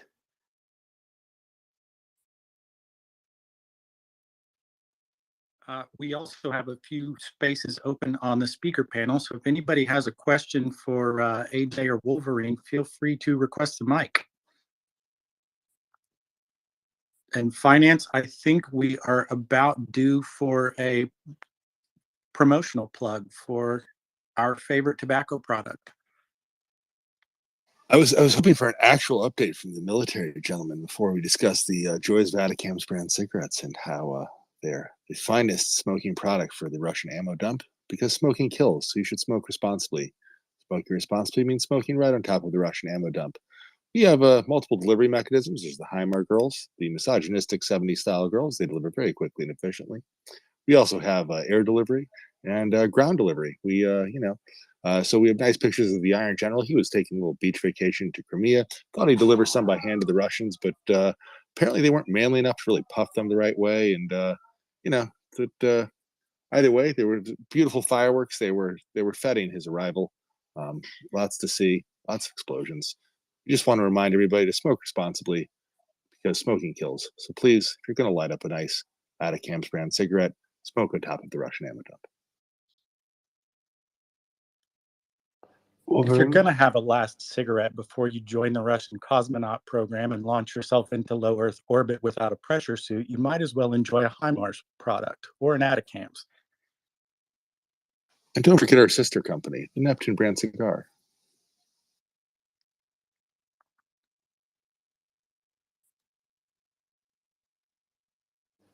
Wolverine, AJ, I had a bit of a silly question for you, which is, okay, we all know what sort of very good news we're expecting. The fall of Kherson, the explosion of the Crimea Bridge, things along those lines. But you've been on the field, and so I assume that you understand better some excellent news that could be expected to happen, and that we ourselves have failed to notice.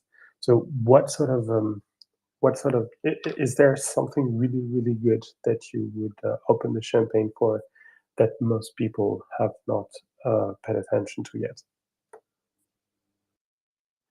I'd say most of the stuff was covered because I've mostly been fighting in Donbass, and there it's still grindy, and the Russians still make territorial gains, but at a snail crawl.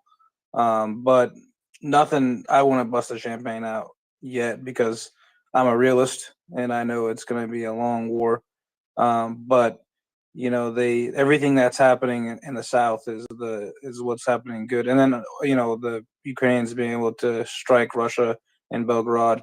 But the main thing that it'll be interesting to see really how it affects things is those 10,000 soldiers coming from the UK.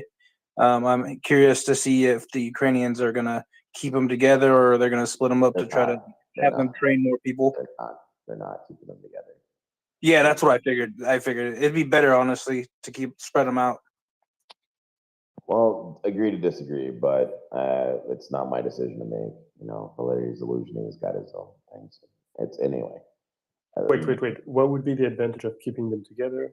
And the cons? Fighter unit.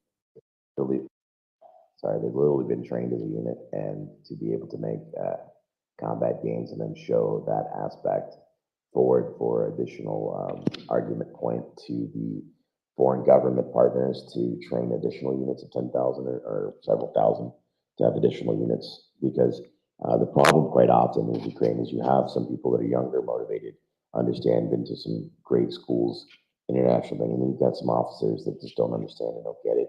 And they get playing under that Slavic mentality of looking for guilt instead of trying to solve the problem sometimes.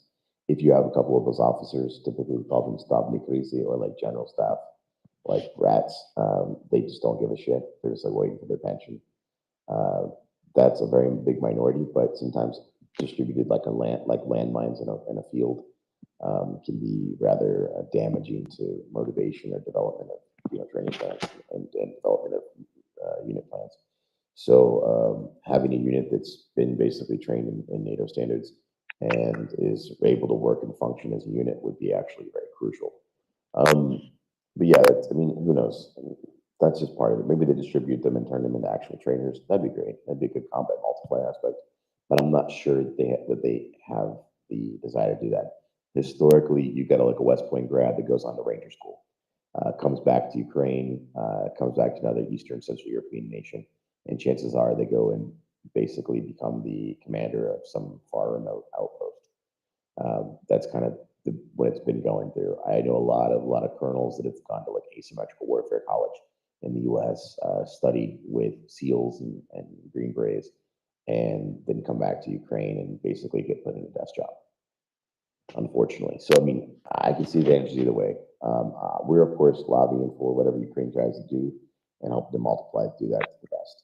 to the best degree. So if they're going to separate them out, which is what they're planning on doing at the moment, then to encourage them to pass that knowledge on through the defense attaché's office, through the senior defense advisors, through the couple of retired British generals that are advising the general staff to amplify that. So you get the most bang for the buck.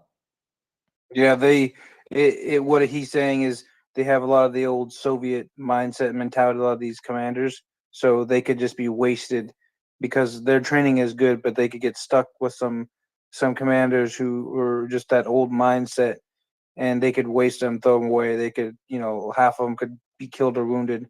But yeah, if you keep them together, they can be a very formidable force. But if you do split them up, I hope that they able to train other soldiers on what they learned, and they don't just send them to units and they go off and they're not used to their full potential. So, and I'm hoping the U.S. Trains some Ukrainian soldiers, maybe a division's worth, and maybe I can be some type of commander in that unit down the road. Teach them English and obviously hopefully know Ukrainian. But the U.S. definitely, we have plenty of training ground in our country to train their soldiers. So, and our military is downsized, so it's better now than 15 years ago. Fantastic. Actually, AJ, I've got another question for you precisely. We know that the fight in Donbass is different from the fight that is coming in Kherson. And on the space, we've heard a lot about what the forces that are going to attack Kherson are in need of some specific things like, of course, tanks, infantry fighting vehicles, this sort of things, maybe extra trucks for logistics. The question I have for you is, what sort of extra equipment do the people on the Donbass front need to sustain the type of fighting that they're doing at the moment? They definitely need anti-drone weapons, drone scanners that can scan to see if there's drones in the area, because a lot of times you can't hear them or see them. Digging equipment is a must. And what else I would say? Radios, encrypted radios. There's a huge shortage of encrypted radios here, and the Russians have the same type of electronic warfare stuff that the United States has. So we have this problem with a lot of the command here where they would be talking on and a lot of them knew English, so I don't know why they weren't speaking English on a mic that had already been cracked by the Russians, and they would just track you, and they kept shelling. It didn't happen to me specifically because I got lucky, but other Ukrainians on our command, because of a specific captain, they were able to track him because his radio was semi-encrypted, but the Russians broke it, and these things are needed because of how the war is being. It's a trench war, that's just holding a line and falling back to the next line, but you have to do everything you can to set yourself up for success. Okay, so let me say it again. You need comms, you need digging equipment, and you need anything which is related to drone detection and drone destruction. Yes. Okay, so you mean only non-lethal things? That's interesting. That I mean, obviously we could use artillery and HIMARS and all that sort of the stuff, but that's not gonna be concentrated there. That's for the southern offensive. But I'm being realistic about what we could get. Could we get Predators and stuff like that? I wish, because I wouldn't mind flying one of those and blasting some Russian positions. But I'm giving a more realistic thing of what we need immediately. Okay, well then I guess that is something we will repeat a few times in the coming few days, because we keep asking people to write to their elected officials, and I think that digging equipment and comms are the sort of things that can be. I mean, we can ask easily without having people saying, "Oh well, defense ministry, blah blah blah."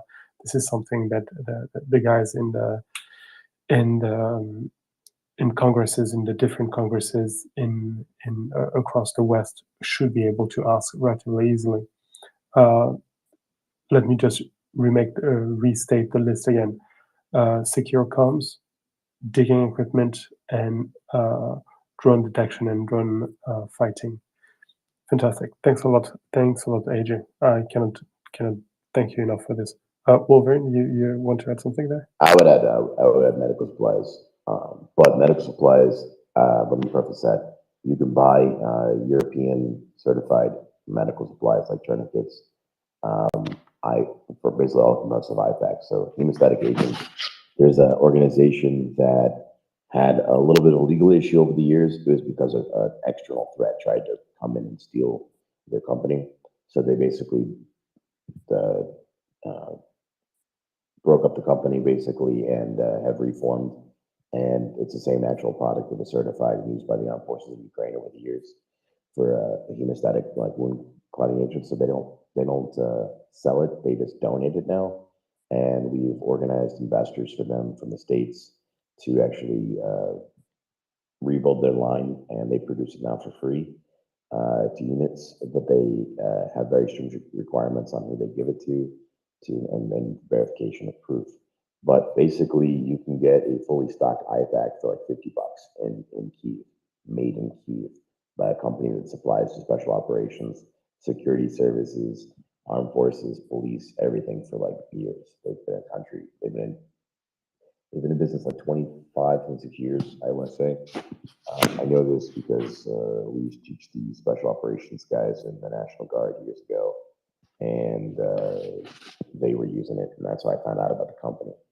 And then later on, we put it up against stuff. We had guys back in Bragg test the tourniquets against, cats, and they cost a lot less. And basically, the same amount of pressure, the time, length, everything matches up. So it's like, why buy a cat when you can basically buy the guts for an IFAC for the same price of a cat tourniquet in Ukraine, supporting Ukrainian jobs, paying taxes here, and you don't have to ship it in. I mean, I'm not saying don't do it, but I personally have Ukrainian products in my IFAC. And then I also have like a cat or two. So it makes a difference. And I mean, people just buy, or just get large amounts of stuff from the US. When there's definitely expired medical supplies from large hospitals that could be donated to field hospitals along the front. Everything from Kharkiv down to Zaporizhia, and then up and over to Mykolaiv, to really would help a lot. It might seem like trash. A lot of things too is think about this. Anybody with military connections, anybody with connections organizations that work on the fiscal year that ends in September, think about this. There's a lot of use or lose budgets, and a lot of medical supplies are considered expendable items. You could basically get stuff that they're just never going to use. They buy out stuff with their budgets, and then they just donate it. And you can get full containers full of medical supplies for free, donated by large hospitals through a US 501(c), and just send it over here for the cost of shipping.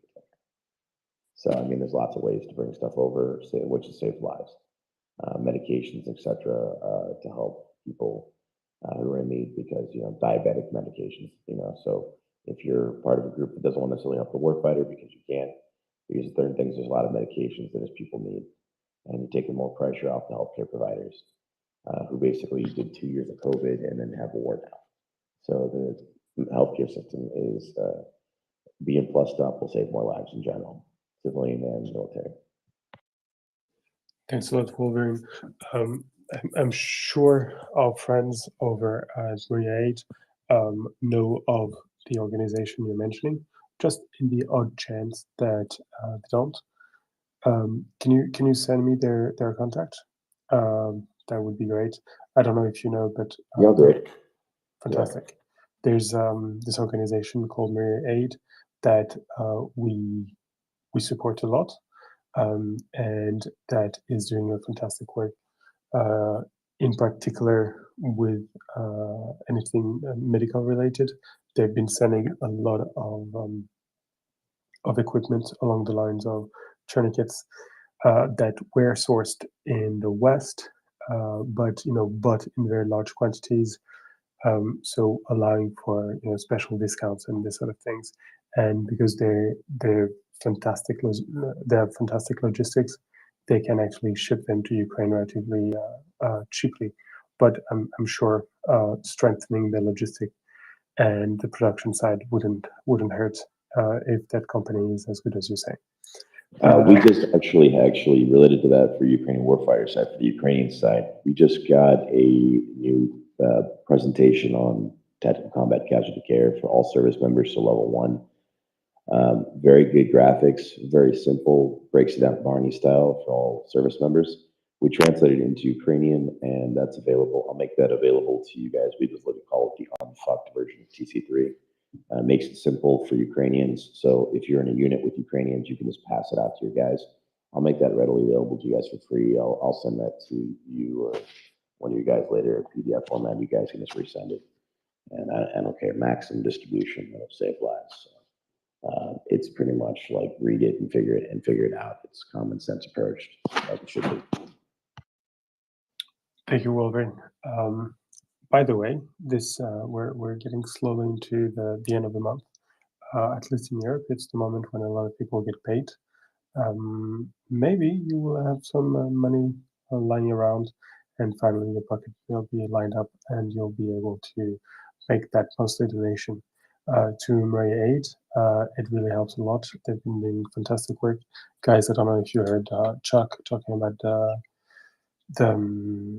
the drones, the Furia drones that our friends have developed and helped develop in in an international collaboration that is pretty amazing, and you can be part of that adventure as well. Ryan, your hand is up. I just wanted to direct everyone's attention to the nest. Someone shared with me a video posted by our frequent contributor in the space, Special Kershaw Cat, and it appears to be HIMARS o'clock. So Constantine, go get some champagne.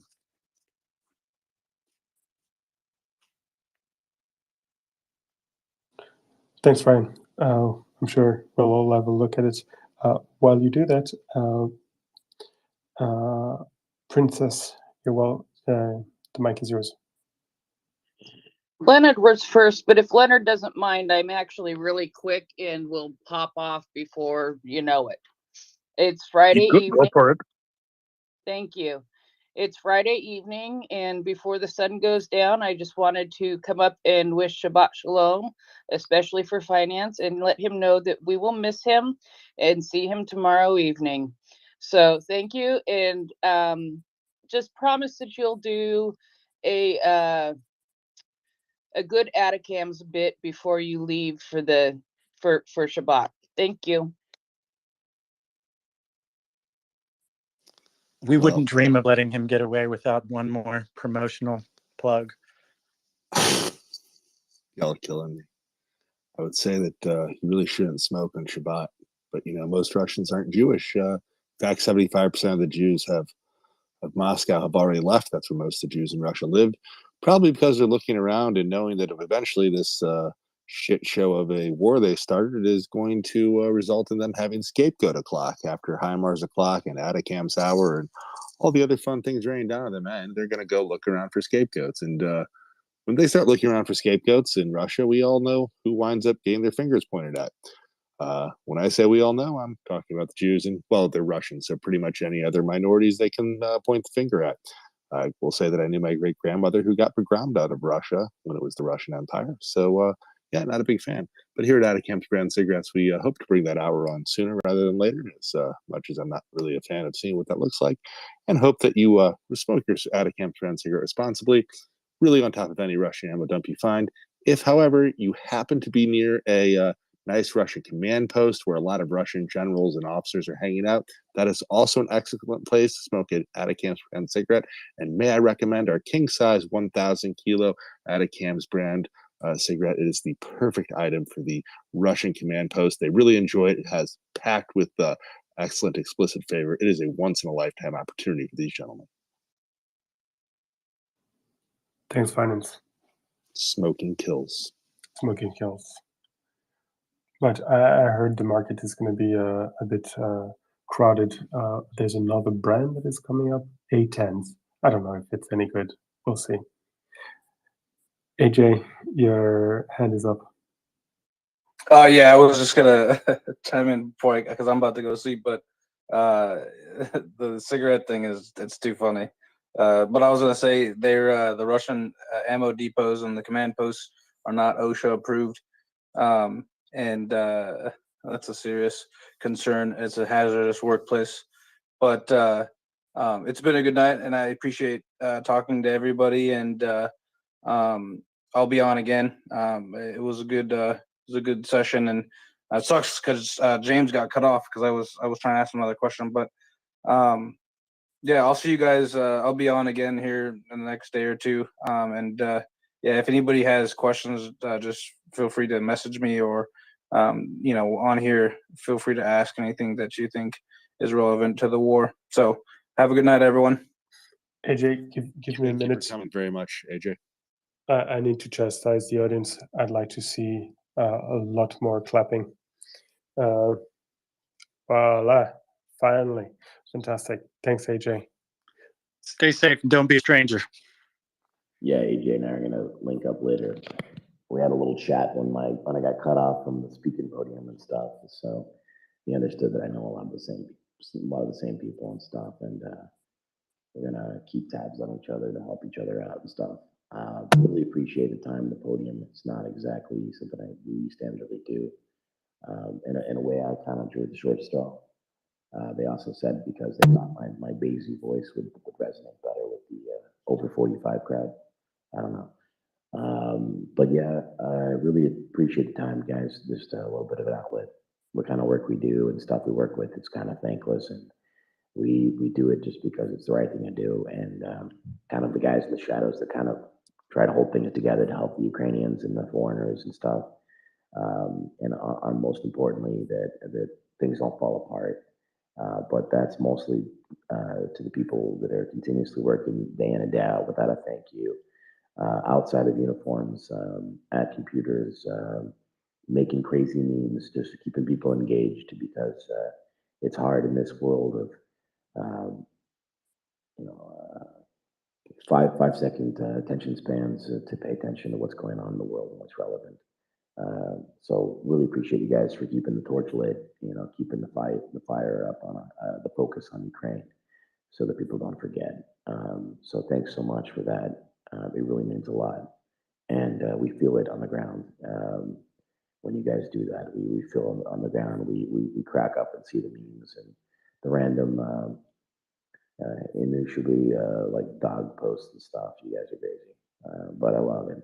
It's a special kind of crazy that gets it done. So thanks. Thanks from all of us at the Wolverines. We appreciate you. So God bless.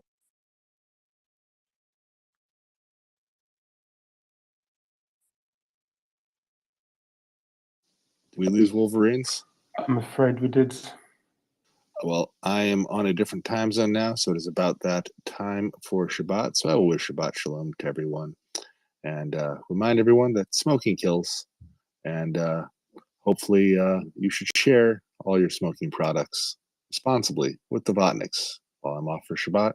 And hopefully we'll come back to some excellent news about all sorts of things in Russian occupied territory doing what they're supposed to be doing, which is to say going up in massive plumes of smoke. And for all our Ukrainian friends and all our friends fighting in Ukraine right now, I hope that you are as safe as can possibly be. Wish you all a good night. Thank you, Finance. Keep everyone in your prayers. Princess, you're again preventing Leonard from speaking. That is Not Prince. let her go. Prince is our favorite drag king. She's technically a princess. I'm not sure how she self-identifies, but I know she is our favorite drag king in the space. Okay, my bad. It's Domin's fault. Well, I feel marginalized now. Come on, I paid you a wonderful compliment today. Go ahead, Leonard. Well, no, I was just joking. That I think I probably don't have a question now because it was actually for either AJ or Wolverine while they were up, and it was with respect to the landmines, but the cluster munitions aspects of landmines that the Russians have deployed in Ukraine. So I don't think there's much point in really pursuing that question now. So perhaps I'll just wait until they return. I'm not sure they will return anytime soon, but maybe you can ask it anyway, and it will attract someone who has the answer, because I'm not convinced that being under the fire of Russian artillery gives you a great insight about Russian artillery. So there could be someone. Okay, sure. Okay, I can just ask the question and then see if there's any response anywhere in the audience.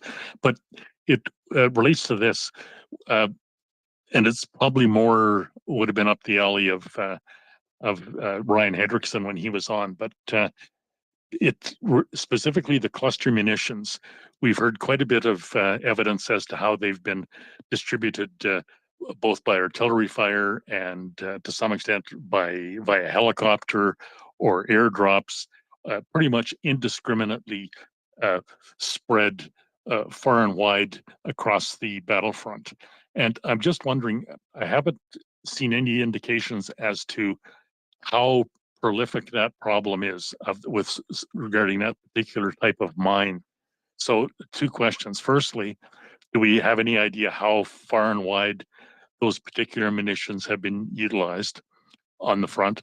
And then secondly, in terms of countermeasures, are there any effective or immediate countermeasures that we have discussed or that we are aware of that can be deployed to eliminate that threat? I suppose that's sort of the bird's eye view of it. So yeah, if anybody has any insight on that, it would be quite helpful. Leonard, I'm sorry, I think I missed a little bit what you were talking about. Are you talking about missiles and bombs which have submunitions, or are you talking about the deployment, the massive deployment of mines through missile launchers? The deployment of mines through whatever means are being utilized to deploy them. So we've seen indications, direct evidence of them being deployed via cluster munitions. So via artillery fire, and then we've had other evidence of them being distributed, sort of Russian forget-me-not being distributed through airdrops or helicopters. So the specific items, I don't have the proper technical names, so they're not bouncing Bettys and they're not, strictly speaking, anti-personnel mines, but they're the smaller nefarious explosive items that are butterfly mines. Butterfly, correct? Yes, that's the one. The how far and wide are these being utilized, and any further thoughts on that? Thank you. Ryan, did you hear them talk about those mines today or not? Only briefly, and no discussion was had, at least to my knowledge, of the prevalence of their use in Ukraine. I've seen a few instances that made it onto Twitter or into the media, but I have no idea how far and wide they're being used or in what specific areas, or if they have identified specific areas that they're being deployed in. I know there was one instance that the Russians were trying to claim that Ukraine was firing them into one of the occupied areas, and that was a highly dubious claim at best. But with respect to the amount of them and where specifically they're being deployed, I couldn't say. Yeah, that's fair enough. And just to kind of highlight that, I think the significance of it is that those strike me as being the absolutely most nefarious type of mines that the Russians are deploying, and that we know they're deploying. And I'm just a little bit appalled at the complete lack of attention that is given in the broad spectrum of media, and specifically in items such as a countermeasure, when we hear things like we heard from Amnesty International in the last week or so, with regard to Ukraine strategy in populated areas. Leonard, I'm sorry. You just said something. I need to go back to it, because how do you know for a fact that they're being employed? Because Well, we've had direct testimony on here from members who, in one case, saw them deployed across a bridge, and there were eyewitness accounts of the Ukraine soldier going onto the bridge and trying to expedite removal of these very items. So there's certainly been some indication of it live, and that's what I'm getting at, as to how broad this example is. In other words, how massive a problem is this, and how recurrent is it? Okay. Luckily, the question was asked relatively recently to one of our more military inclined commentators, and what he said was that there is, to his knowledge, limited evidence of a widespread use. They're being used, that's a given, but they're not being used extremely widely. And I think he speculated on the reason for that, beside the fact that maybe they don't have them or these sort of questions.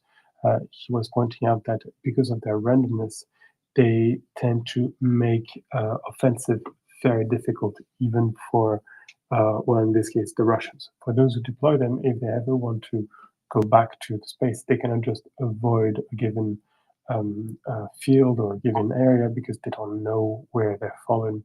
And it's completely random, and it's very difficult. I think Battlemoose at the time also mentioned it. And there's something else which is also related to the fact that they're potentially the most famous mine in the world at the moment. They're a symbol of heinous activity, and I'd like to speculate that if they were being used, to what extent by the Russian military, the Ukrainians would not deprive themselves from an easy propaganda win. So I would say that heavy deployment may be unlikely, but then it's speculative of me, and it's based on the absence of evidence, which we all know what to think of. Okay, sure, and that's fair enough. And I based upon that, I guess we can assume that it is a relatively minor aspect of the current mining operations. But I just point that out because, yes, you're correct. That would be a nefarious example to highlight across the world as to the Russian mentality, and it is a specific heinous violation of the 1997 anti-landmines protocol, otherwise known as the Ottawa Treaty, that completely banned all of those types of munitions deployments worldwide. But of course, we know that Russia is not a signatory and has never signed the Ottawa Protocol, whereas Ukraine has. And so any deployments of that nature are almost conclusively presumed to be Russian in origin, based upon that. So yeah, just one further consideration. So thank you. Yeah, and just to finish with the fact that they have not deployed it at the moment, when they are either still going forward or hoping they can go forward, is one thing. It's on the other hand very likely that as they start to retreat and to be pushed back by the Ukrainians to cover the retreat, they will use mines much more heavily. These are, after all, defensive weapons.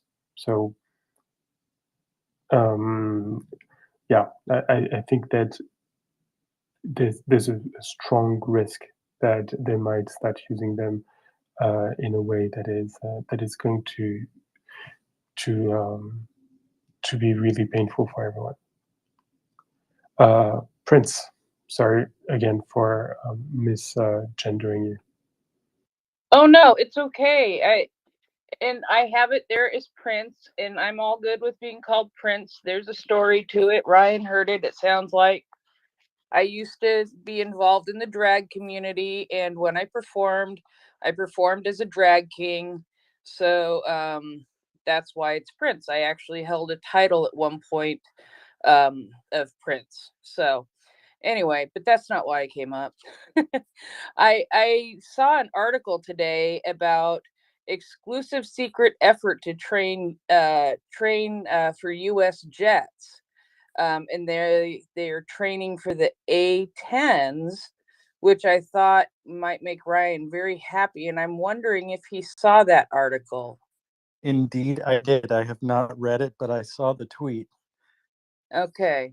It's a Time magazine exclusive, if I'm not mistaken, and the gentleman who tweeted it out is a journalist for Time. So when I have some time, I will be reviewing that article in its entirety. But he mentioned that he was blindfolded and sworn to secrecy and driven to training ground, and when they removed the blindfold, there were Ukrainian pilots and A-10s. Yeah, I thought that would make you really happy when I saw it. And Ben said something about an A-10 a little bit ago, which is why I popped back up and decided to bring that subject up. I didn't know if anybody had read it, and I've skimmed it. I have not read it. But I think it's a very interesting prospect, and Ryan may get his wish that Ukraine gets A-10s. So that's why I came up. I've already got a paint scheme ready for them. If I can share it in a CAD drawing, I'll be happy to. Yes, you've said that before, Ryan. It may or may not be saved as a desktop screensaver.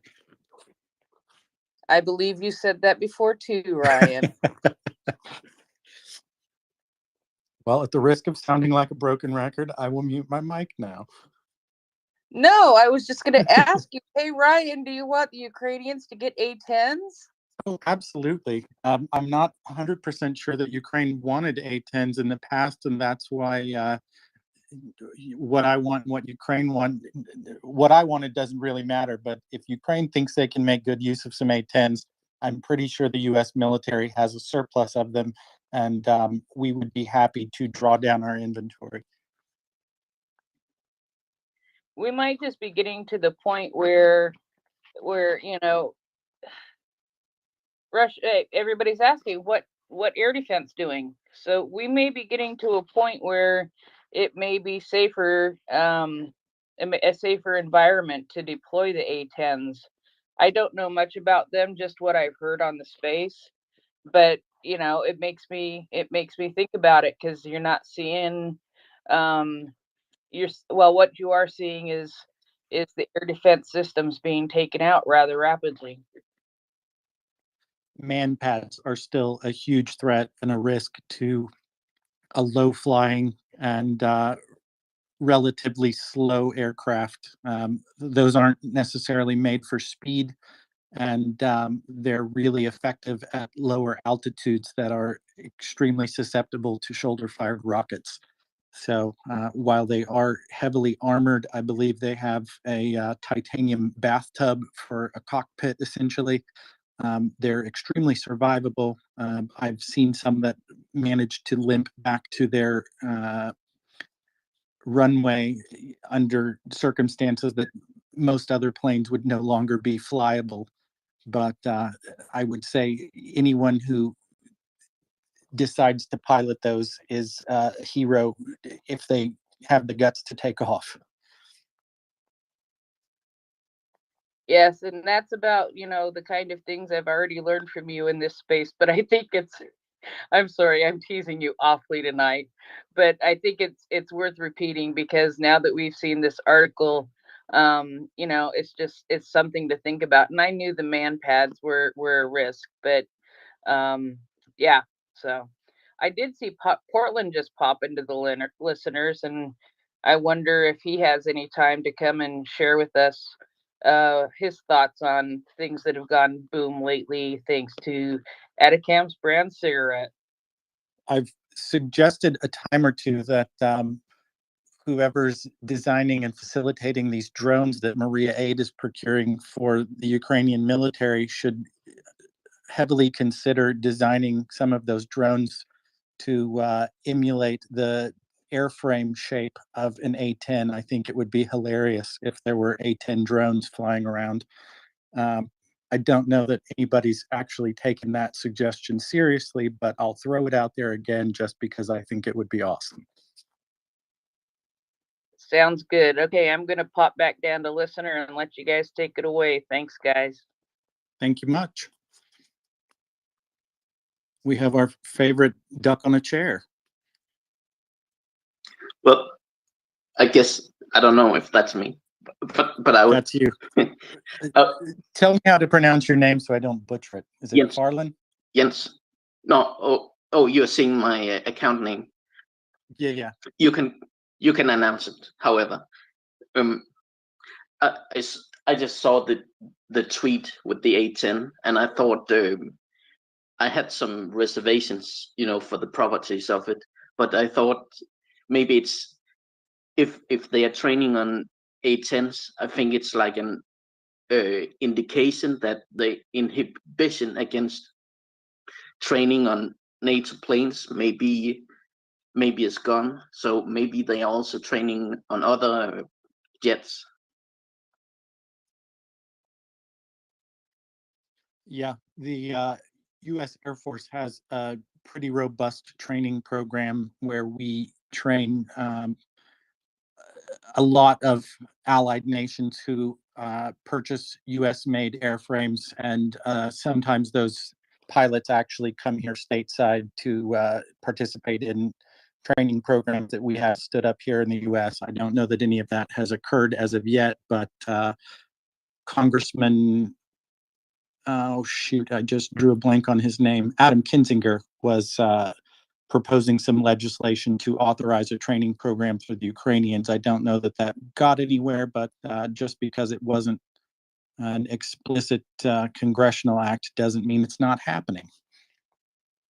So if you have a paint scheme of a Ukrainian A10, maybe you could you make a paint scheme of a B-52 in the MryiaReport colors, maybe? That sounds beautiful. Okay, that was just my comment. I'll drop down. Ben, go ahead. You don't have to raise your hand as co-host.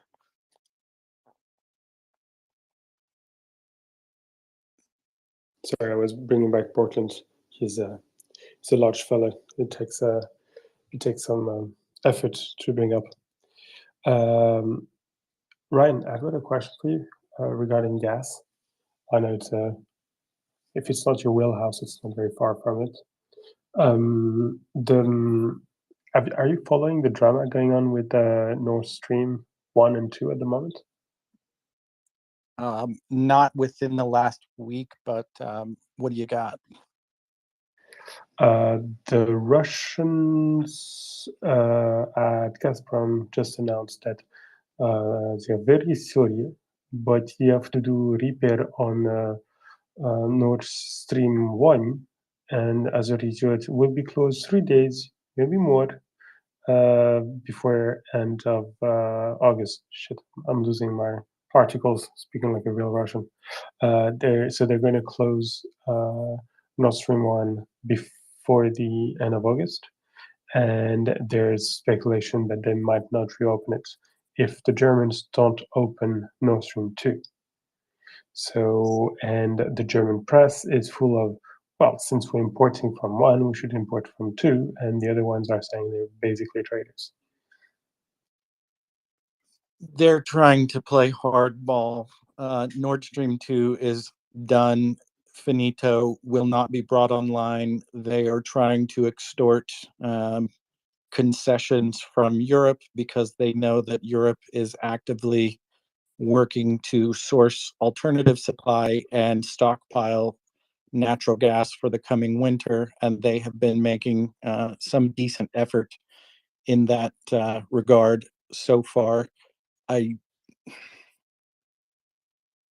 presumed, and some of the speculation when they brought Nord Stream 1 back online after their summer test period or maintenance period, everyone or some of the more learned observers were claiming that they would have to bring it back online at least partially, because if they cut it off entirely, they really don't have any more bargaining chips with Europe. The gloves are off, so to speak, and the EU and European nations individually could respond with additional economic sanctions.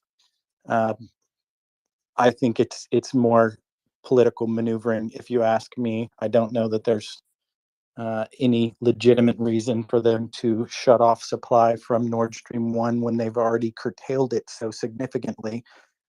They didn't need that compressor that was originally sitting in Canada and then brought to Germany. If I could remind everyone, that compressor actually was delivered over to Germany, and then as soon as it became available there, Russia didn't want to take delivery. So it's political gamesmanship. They're screwing around and trying to find any cracks in the alliances that exist between the European nations and the US and other suppliers of natural gas. They're trying to divide and conquer.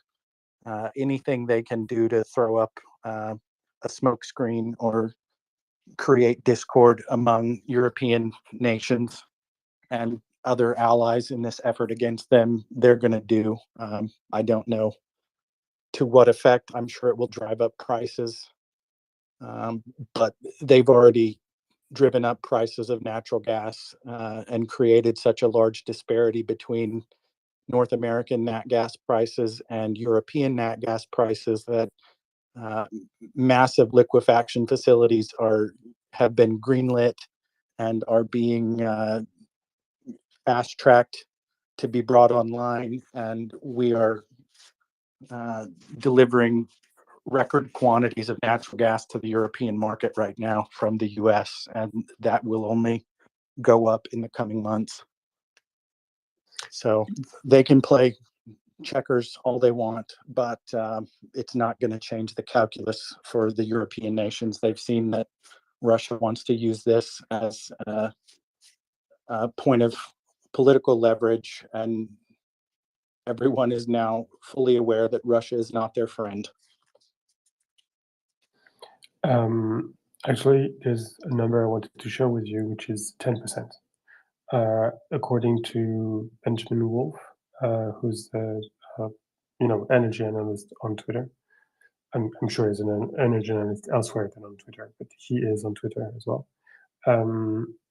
The Russian exports now only represent 10% of the German consumption of gas. 10%. So I don't know, not a specialist of leverages, but if your hold is that small, you're more likely to end up with a bloody nose than with a success.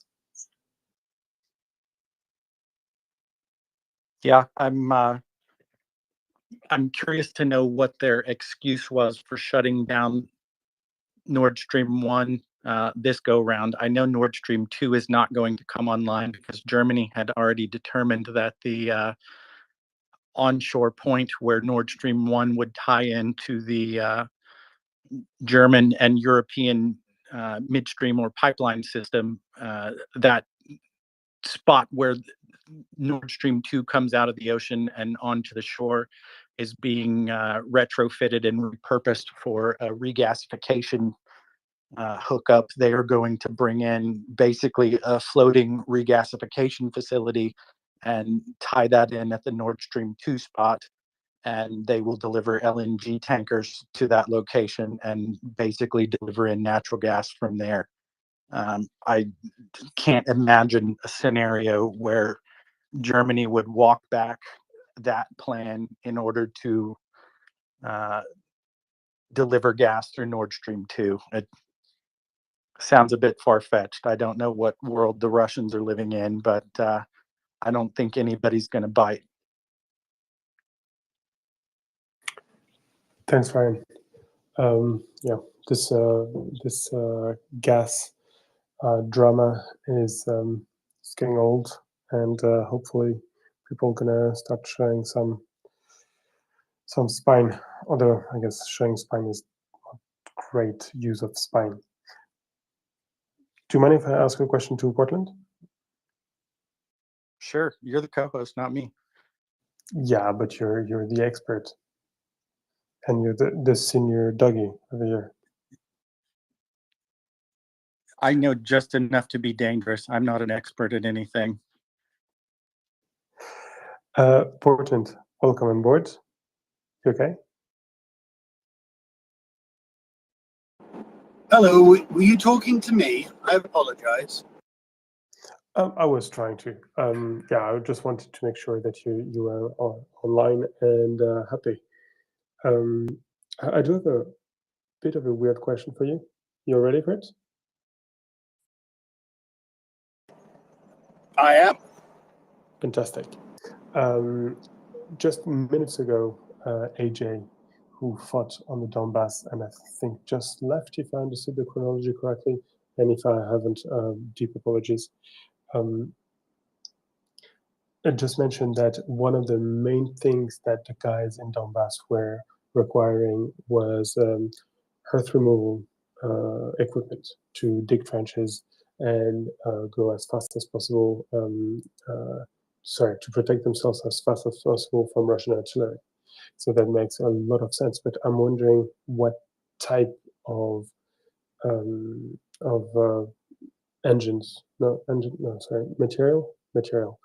vehicles. Yes. What type of vehicles do you need to dig a trench under enemy fire? I'm sorry, were you asking me what kind of vehicles do the Ukrainians need for digging trenches under enemy fire? Yes, exactly. Okay, so Caterpillar makes the D6, the Caterpillar D6, which the British and Israelis have already developed very, very good add-on armor packages for.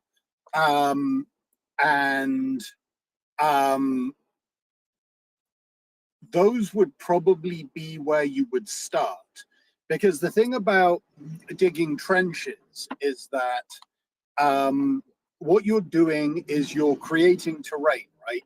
So yes, you want to go down, but going down and going up with a sufficient thickness of packed earth between you and the enemy is kind of the same thing. So if you can find a good terrain feature for reverse slope gunnery, you actually let's talk about that for a moment first, because that makes everything make a lot more sense. When you are fighting a trench war, the ideal situation for you to be in is one such that as the enemy clears the terrain obstacles so that they can engage you, you want them to be looking down into darkness while you are looking up against the sky, so that they will be silhouetted and easy to see, while you will be relatively difficult to see because you will be down in shadows. So you don't want to be strung out along the top of a ridge, because then you're in a situation where you are looking out at the enemy silhouetted against sky while you yourself are silhouetted against sky. what you actually want to do is you want to be slightly back from the top of the ridge so that the enemy has to come over the top of that ridge and look down into the valley behind you in order to figure out where you are. So diggers are useful, but they are of secondary usefulness compared to bulldozers, because for the most part, what you are doing is taking earth and packing it up into a berm, and then you can use concrete impregnated cloth or sandbags to stabilize the edge of that new terrain feature. So,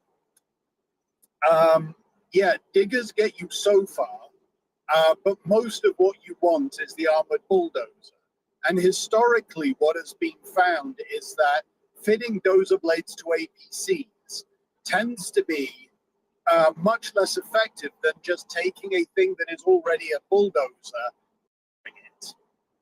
So I'm not sure what other types of bulldozer are out there being used, but I do know for sure that the Caterpillar D6 takes to being up armored very easily.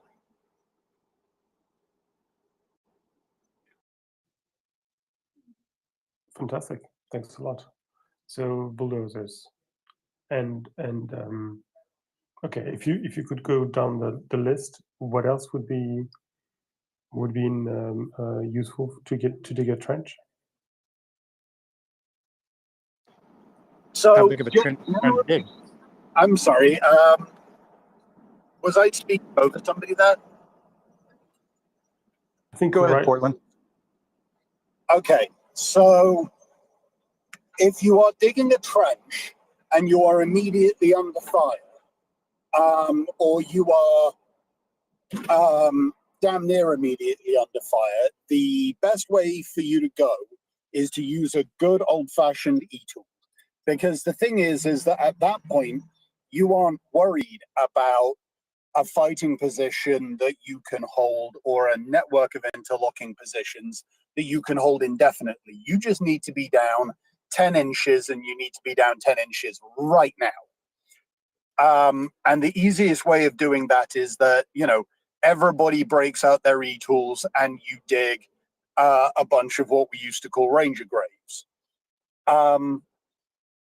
If this is a position that you intend to hold for an extended period of time, you have to deal with the fact that you are going to be shelled. And if you are going to be shelled, then you need to establish top cover. If you need to establish top cover, then you need to bring in proper earth moving equipment like, like proper diggers. I'm not particularly an expert on military earth moving equipment off the top of my head, but just like Caterpillar has the D6 bulldozer, I will put money down that there is some sort of backhoe or digger from the Caterpillar lineup that would do the job quite nicely. So once you are down a few feet, you have to start worrying about drainage. At which point you have to start sorting out things like sumps, and you need to figure out duck boards and retaining walls and latrines so that your guys can go to the shitter without coming out of cover, and all of that pretty well requires you to establish security in a given area by pushing out aggressive patrols to such an extent that you don't have to worry about direct fire weapons attacking your diggers. Because the problem with diggers is that no matter what you do, you cannot armor those joints and those hinges. So, you know, you can armor the cabin, you can armor the fuel tank and the engine bay, but if somebody has some reasonably nasty weapon like a dushka, they can just blow holes in the hydraulics. They can put rounds through the hinges. They can disable your digger.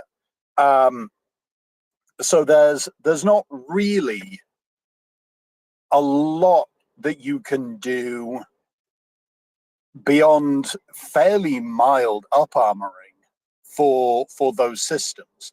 What you really need to do instead is you need to figure out how you are going to protect them while you are entrenching. And that, for all practical intents and purposes, means that you have to push the front line further forward than you really want to be, and then prepare your trench network, and then fall back to that trench network.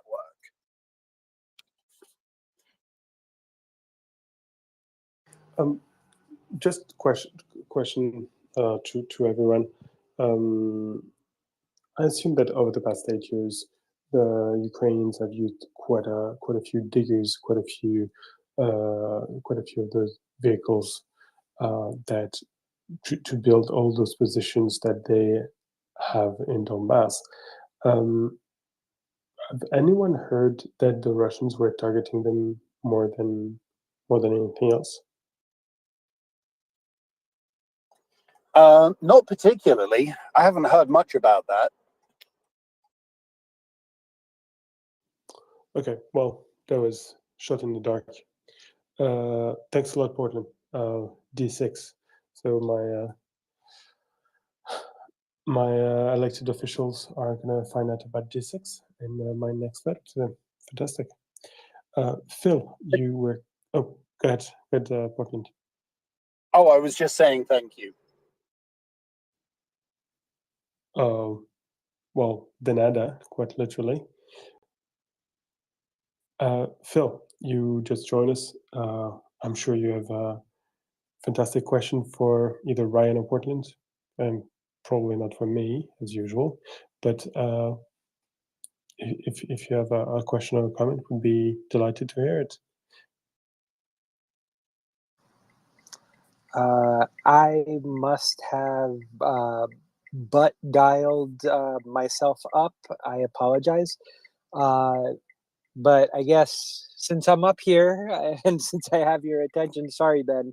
The question, I guess, is attackums for Ukraine.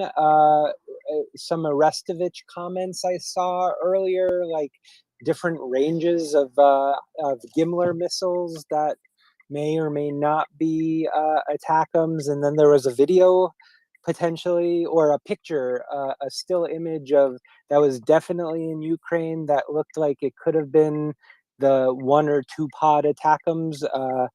What was the I don't know if CJ or John had any comments earlier that anyone may have heard that they are or are not attackums, or we're still denying whether attackums are in theater or not in theater. Sorry for the long-winded question. I wasn't prepared because of the butt dial, so my apologies. Well, I'm not going to pretend I'm remotely able to answer those questions, but if everything goes as planned, our friends CJ and John should come up at some point and explain to us what's what about those rumors, which may be actual information. But Portland has his hand raised, and maybe it's a question for you, Phil, or maybe something tells me that he has an answer for you. Hello. So I've seen the same still image. Attackums for Ukraine sent it to me. The thing is that the pod for carrying the Attackums missile is exactly identical from the outside to the pod carrying 6 Gimlers. It even has the lid of the pod is segmented to look like it's got 6 cells inside it. So I don't know how that person is able to determine that that is an ATACMS setup, because nothing from the outside looks like that is an ATACMS setup. And indeed, there's no way that you could know unless you saw the damn thing being launched or you saw the cargo manifest. So I would take that one with a grain of salt. Thank you, Portland. But since you're up here, I know you've been busy for the past week or couple weeks, but any thoughts on some of these massive explosions we've been seeing in Belgorod and, 200 some kilometers further out? Any chance we could get your opinion on whether the boom matches an ATACMS boom? So, I'm in two minds, because the evidence that I have is, for example, the Saki Air Base, which is the last one that I looked at in like really granular detail. I can tell you for sure that definitely was a ballistic missile attack. It was 3 impacts. It had an accuracy greater than accuracy better than 3 meters. It was about a 500 kilo warhead, and it had a velocity at motor burnout of greater than Mach 2.5. That's what I can put together. Now, that doesn't quite match ATACMS.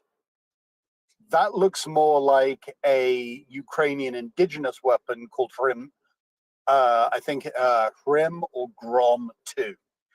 But the problem with that is that I don't have video of the weapon being launched. I have nothing. I'm really perplexed, because I would like to say definitively this was Rim 2, but on the other hand, I haven't seen any video or any reliable still photographs showing that system in use. So I feel like I would be reaching a little bit to say that, but what we can say is that Ukraine has at least small-ish numbers of some kind of short-range ballistic missile, short in this case meaning anything with a range under 500 kilometers. And importantly, it has a similar profile to an ATACMS or to a Gimler rocket that the Russians either can't see or can't shoot down, or at least are unprepared to shoot down, which is pretty cool. So it's whatever it is, it has an ATACMS-like effect. It has an ATACMS-like flight profile, but the warhead is almost twice as big as the biggest unitary warhead available for ATACMS. That is something of a problem in assigning this. Actually, that's really the only concrete problem that I have. There were lots of people speculating pretty wildly on the basis of these craters, and from what I've been seeing, they've been measuring the craters wrong. So they've been using the wrong equation as well. So when you're attempting to determine warhead size from crater size, the thing that you need to do is you need to overlay before and after images so that you can figure out exactly where ground level is. Because if you measure from lip to lip of a fresh crater, you will be off by a significant distance, because you will be measuring the diameter of the ejector that has been basically torn up out of this crater and piled up on the lip. That throws all of your equations off completely. The other thing is that I saw people using the equations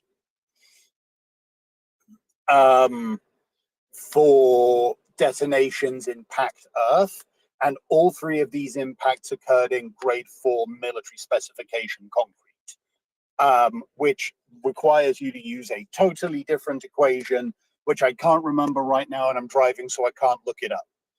So yeah, I think the warheads were quite a bit smaller than I have seen speculated, but they were still twice as big as the largest unitary warhead for attackers. And by process of elimination, what that leaves you with is HRM-2. Am I confident in that? No, but until somebody comes to me with a better suggestion or a better set of explanations, that's kind of what I have to live with. Thank you, Portland. Have you back.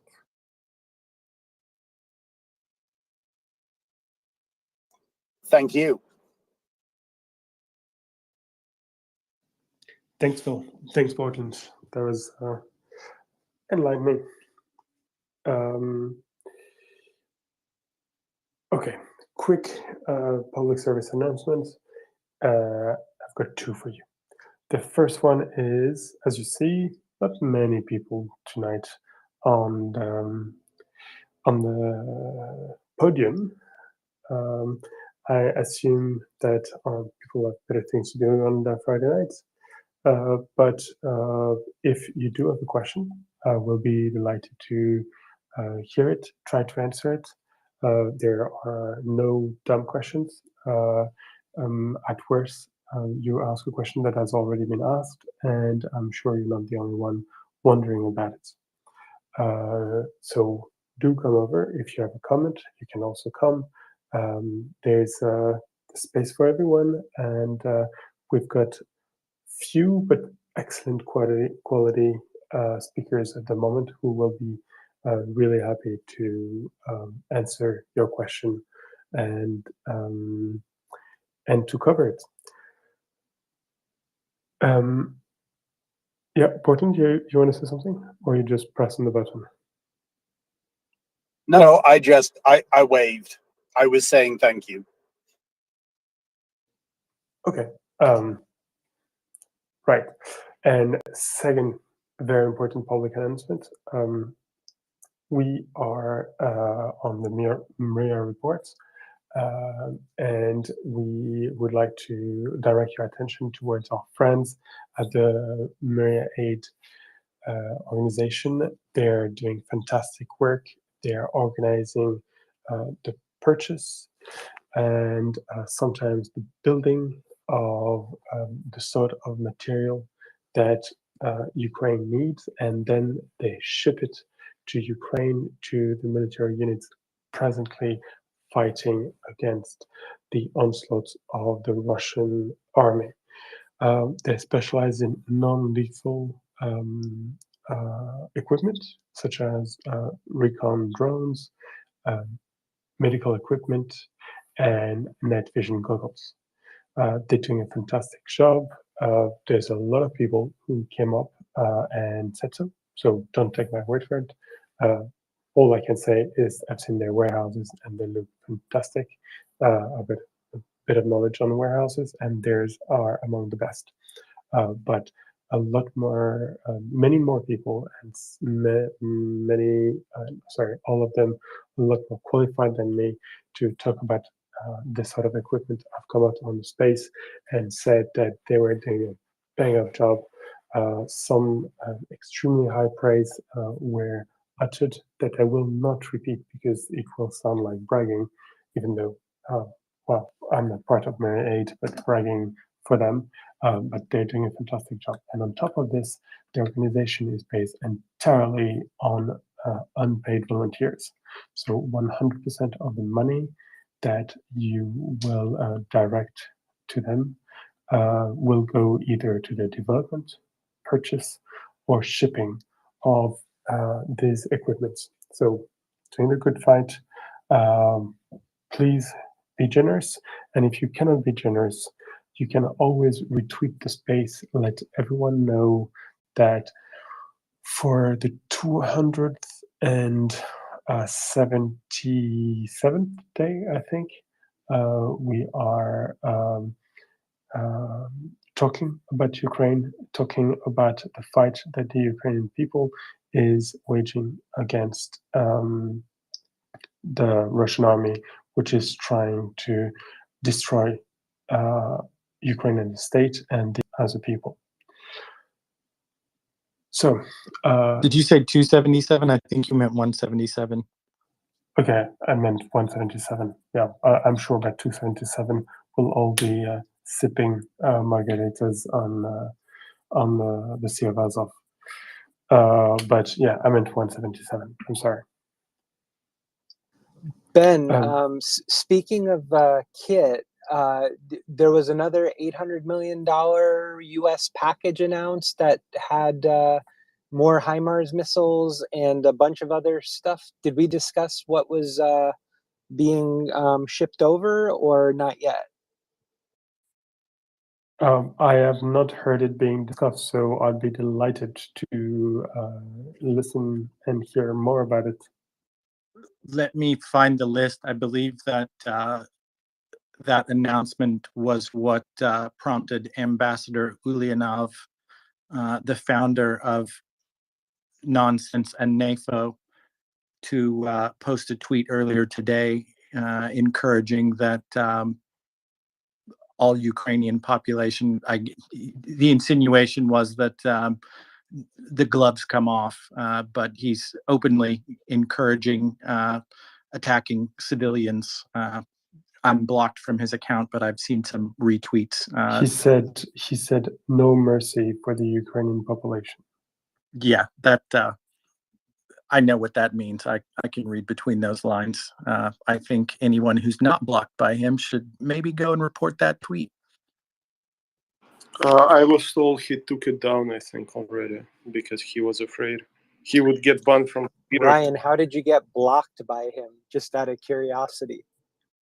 He posted some nonsense and I responded to it. He was actually making some stupid remark about the U.S. efforts to contain or negotiate non-proliferation of Iranian fissile material. And he mentioned something really stupid to the effect of the ball is in the U.S. court now. And I responded to his tweet with a GIF of the Dream Team and mentioned that we're pretty damn good at basketball. And he promptly deleted his tweet and blocked me.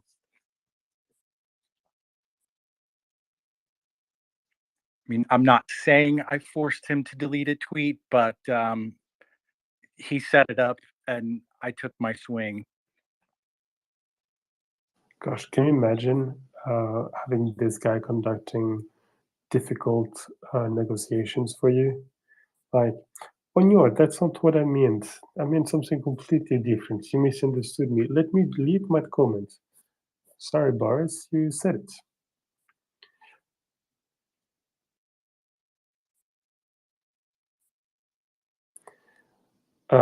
Jens, do you have information about the list, the shopping list of $800 million? If not, I will go pull it up. Ben, give me a minute. Yeah, thanks. I just had a snarky comment about they do realize that when their ambassadors tweet these things, aren't they kind of making the case for that? You know, you can easily you blame the individual atrocity on a a Burrot or something, but when you have politicians and TV hosts on national TV and ambassadors calling for genocide, that seems like fairly unsophisticated if you don't want to go to The Hague or wherever you go on trial for war crimes.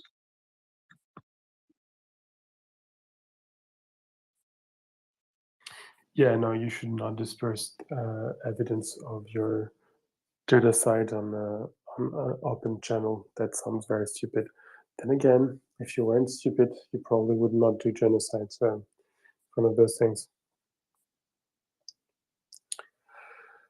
I've got the list from the Defense Department. Fantastic. Actually, it's not a terribly long press release, so I'll just go ahead and read it verbatim. Today, the U.S. Department of Defense announces an authorization of presidential drawdown of security assistance valued at up to $775 million to meet Ukraine's security and defense needs. This authorization is the Biden administration's 19th drawdown of equipment from DoD inventories for Ukraine since August of 21. So in the last year, and capabilities for the current package include additional HIMARS rocket systems. I'm not sure if that is just the rocket pods or additional vehicles. I'm assuming it's probably just additional ammunition for the existing vehicles. Item number 2 on the list is 16 105 millimeter howitzers and 36,000 rounds of ammunition. Item number 3 is 15 Scan Eagle UAVs. Item number 4 is 40 Max Pro mine-resistant ambush-protected vehicles with the mine roller attachments.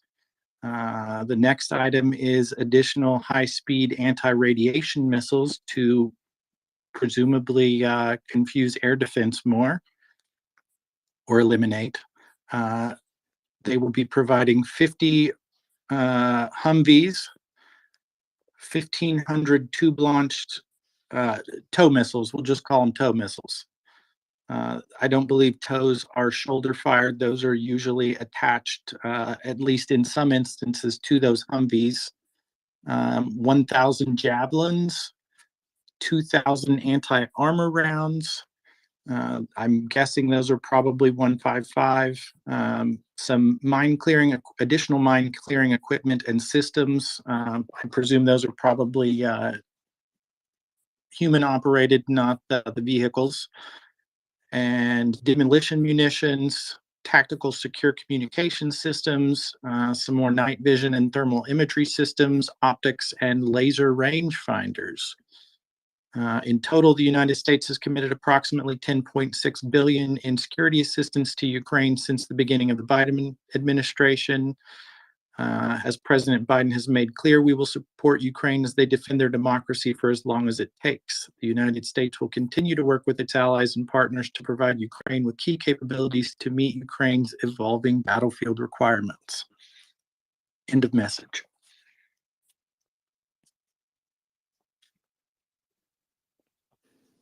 Okay, so nothing that is going to change the general outlook, but it's great to have those things, right? There's a lot of anti-radar based on what you told us. Yeah, and I'm not sure we have provided any tow missiles yet. I know we've provided an ample number of javelins and stingers, but to my knowledge, we have not provided them tow missiles yet. Yeah, tow missiles were not there yet. I think that may be connected to the fact that Ukraine is probably running low on Stugnas at the moment. Yeah, and I wasn't aware that we had provided any Humvees as well, but if we're providing 50 Humvees and 1,500 tow missiles, I highly suspect some of those Humvees will have the adapter system to mount tow missiles on the top of the Humvees. Okay, silly question. What's a tow missile? It is tube launched, wire guided. It's basically a javelin, but it has a wire on the back of it. Hang on one second. I used to know a tow gunner. It's basically a bigger javelin, but they are wire guided, so you cannot fire them over power lines and you cannot fire them over large bodies of water where the wire may dip into the water and short out. You can shoot it across a small creek or river, but nothing of any substance because it's got a wire coming out of the back of them. They were used pretty heavily in Syria, if I'm not mistaken. I'm sure we deployed a massive number of them in Iraq and Afghanistan as well. Yeah, that's why I'm a little bit confused. They're designed to fight tanks, or they're designed to fight personnel? Correct. Yeah, they're like an anti-armor weapon. Yeah, they're designed to defeat tanks and light armor.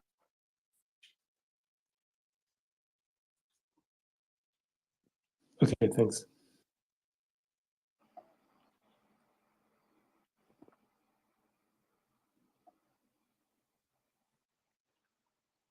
Jens changed his name, but I see Jens has his hand up. How do the toe compare to what's it called, Stunga P? Or That Stugna? may be a better question for Constantine. I am not familiar with the Stugnas, and I don't know a whole hell of a lot about the tow missiles. I generally know what they do, and as I said, I'm familiar with somebody who was a tow gunner in the Marine Corps. So I know a little bit about them, but not enough to speak with any authority. I bet John Ridge knows a little bit about them. I did at one point have the military operation or spec manual for them that I browsed through, but that's been years ago, and I've slept since then, so I've forgotten most of the specifics of how they work or what their operational capabilities are. I do know they're big enough you can't really run around with them and shoot them off of your shoulder. I think they have to be mounted and fired from like a tripod or mounted onto the back of a Humvee. Yeah, I know what they look like, and we were kind of introduced to them through the adventures in Iraq.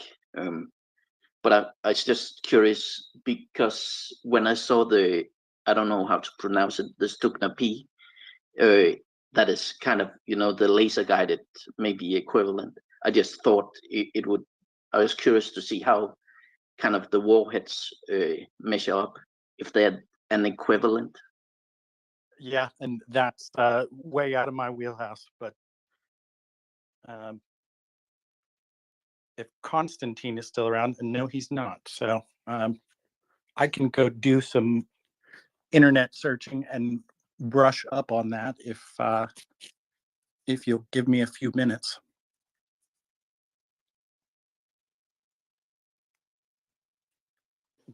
Thanks, Ryan. In the meantime, Spindrift has a poll raised. Go ahead. Thank you for the space. Good evening. I just had a question about the Humvees. I know it's a very lightweight vehicle, and I wondered where they're going to be used. And also the range on the tow missiles, please. Thank you. Okay, thanks. Those are very precise questions, and I'm sure Constantine has one. Can you start with the Humvees? How do you use the Humvees on a ground such as Ukraine? Well, it's just Ukraine who has a huge lack of mobility vehicles, and especially all types of mobility vehicles. And Humvees are, I would say, there are people who would argue, but I would say they're perfect because they're quite cheap, they're durable, and they are have really low profile compared to anything else on the market. Also, they can be used pretty well with a conjunction with ATGMs such as tow missile, and it just it's Ukraine has a really good, really long by now history of using Humvees. We have repair facilities. We have people who are trained maintenance crews who are well experienced. And I know Ukraine has ordered, I think, more than 1,000 armored Humvees from United States. But that was paid by Ukraine, and these appear to be given as an aid package. Also, a question for the tow range. I think it's 3 kilometers for the standard tall missile. Maybe there were upgrades, but I don't know. But it's 3 kilometers. 3 kilometers for there are missiles that ATGMs that fly further. But what people must understand that there is plenty of application for 3,000 kilometer, for 3 kilometer range as well. Most of the hits are done on the shorter ranges. However, longer range are needed as well. So it can be very useful, and if used right, it's a good missile that will help Ukraine. So I'm pretty excited about this package. It does not, it is somewhat small, I would say. We don't see much artillery and infantry fighting vehicles. That's what I'm looking to see, but it still is, we do have some smaller ones, M119, I think, howitzers. And those two missiles are important as well. They will close the gap. This is probably to be used by to be given to one of the branches like National Guard or territorial defense to close the gap with equipping them, because there are units that do lack anti-tank means of destruction tanks, essentially. Thank you very much. Slava Ukraini. Heroям слава.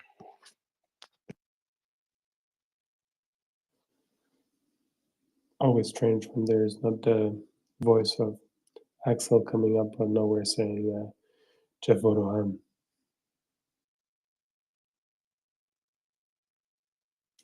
All right. So, quick. Has anyone read this this article from, I think, the New Yorker, where they sent a couple of journalists to Dagestan? Ryan, I'm sure you're an avid reader of the New Yorker. The New Yorker or the New York Times? The New Yorker, please. I actually used to have a subscription, but I don't any longer. Okay, because it was very interesting. It was written with that thrill, and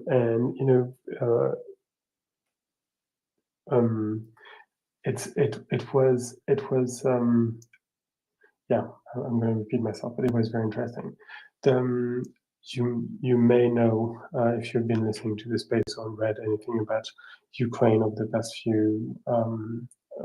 few months, that Dagestan is a region, a republic of the Russian Federation, but not on any republic. It's a Caucasus republic that is known for being one of the places where there are the most casualties during the war in Ukraine. I think it's both one of the most casualties during the war in Ukraine, and even more so relative to the population, which is altogether quite small.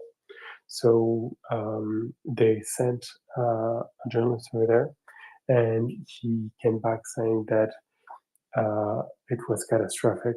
You could barely drive through any valley in Dagestan without finding some ceremony happening for a deceased. That there were already tons of young Dagestani who had come back, and they were shocked for life. But what was very interesting is that presented like this, it sounds bad, and you cannot help but feeling bad about those guys who just minutes before were fighting on the front, killing people, and probably taking part of a number of war crimes. But then the article shifts, and he's first looking at the situation in which those soldiers who come back are, and they seem to be shocked by what they've done. And there's a number of quotes from people that have been interviewed and saying that the men who went there came back transformed, and that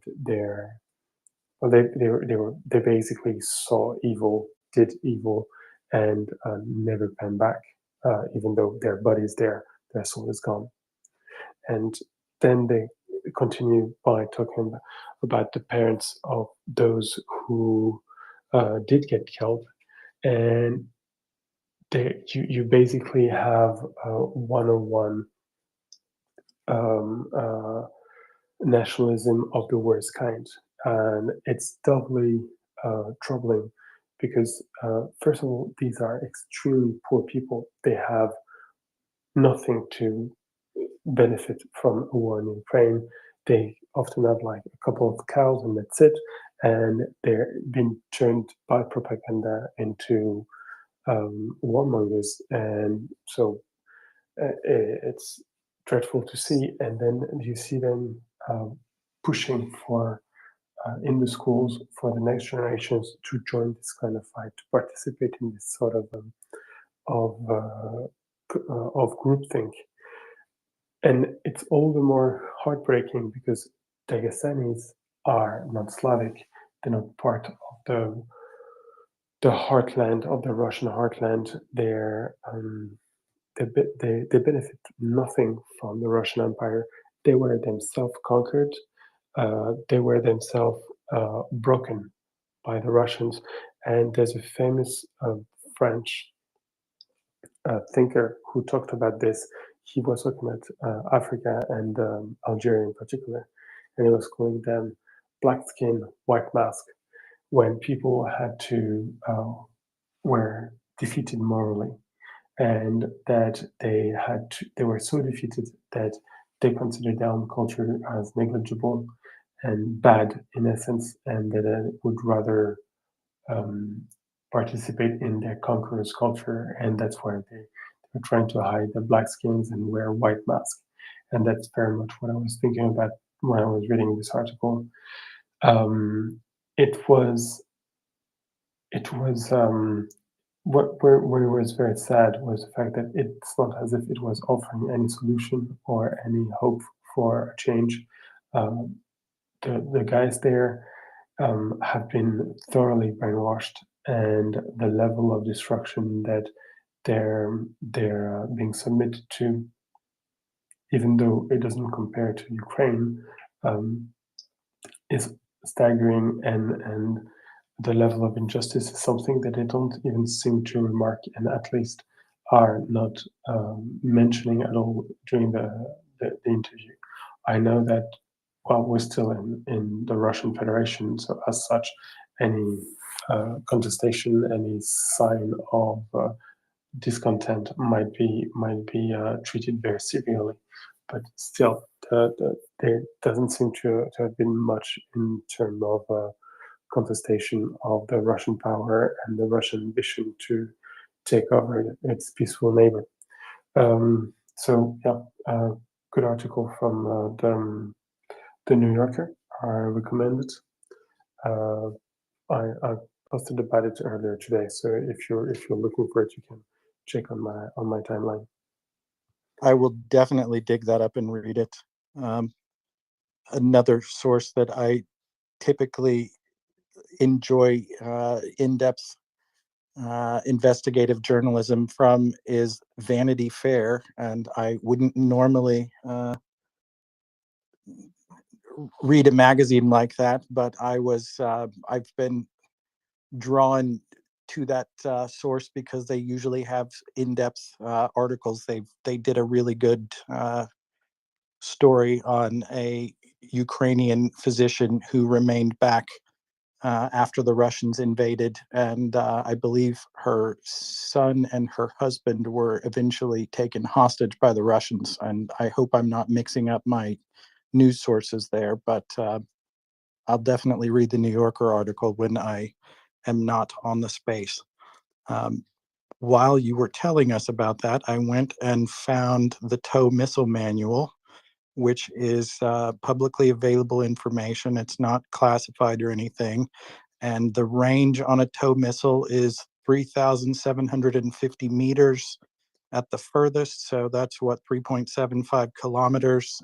The shortest range it can engage a target is approximately 280 meters if it's on a tripod, and as short as 200 meters if it's on a vehicle. And I don't know what the difference is there. But somebody had asked about the range of the TOW. I think Constantine guesstimated about 3 or 4 kilometers, so he was dead on.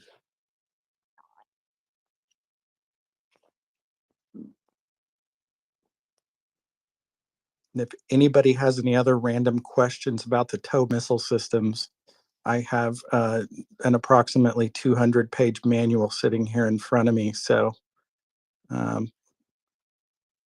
could probably answer that question right now. And if you're wondering, yes, it is a threat. If you don't come up and ask questions, you will start reading the manual out loud.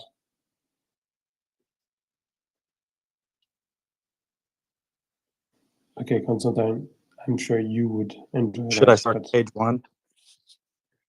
go ahead. I'm kidding. So I You did want to not. enforce? I get disconnected. I did not hear anything. I just wanted to say that TOW are excellent missiles.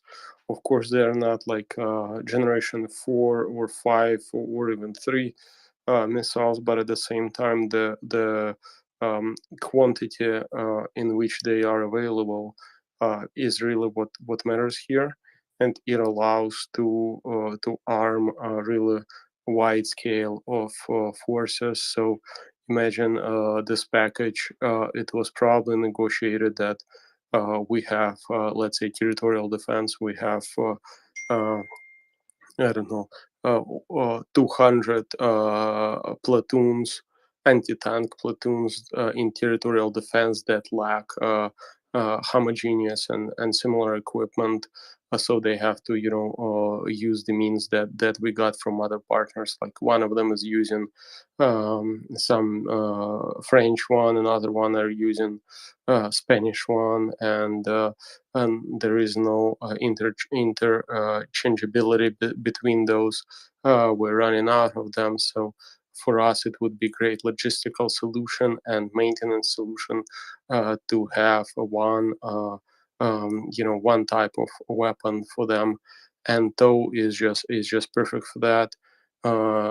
Well, it's not perfect. Let's say there are probably better systems to do that, but in terms of availability, so for United States to provide 1,000 TOW systems is really not a problem, and it would be enough to arm 200.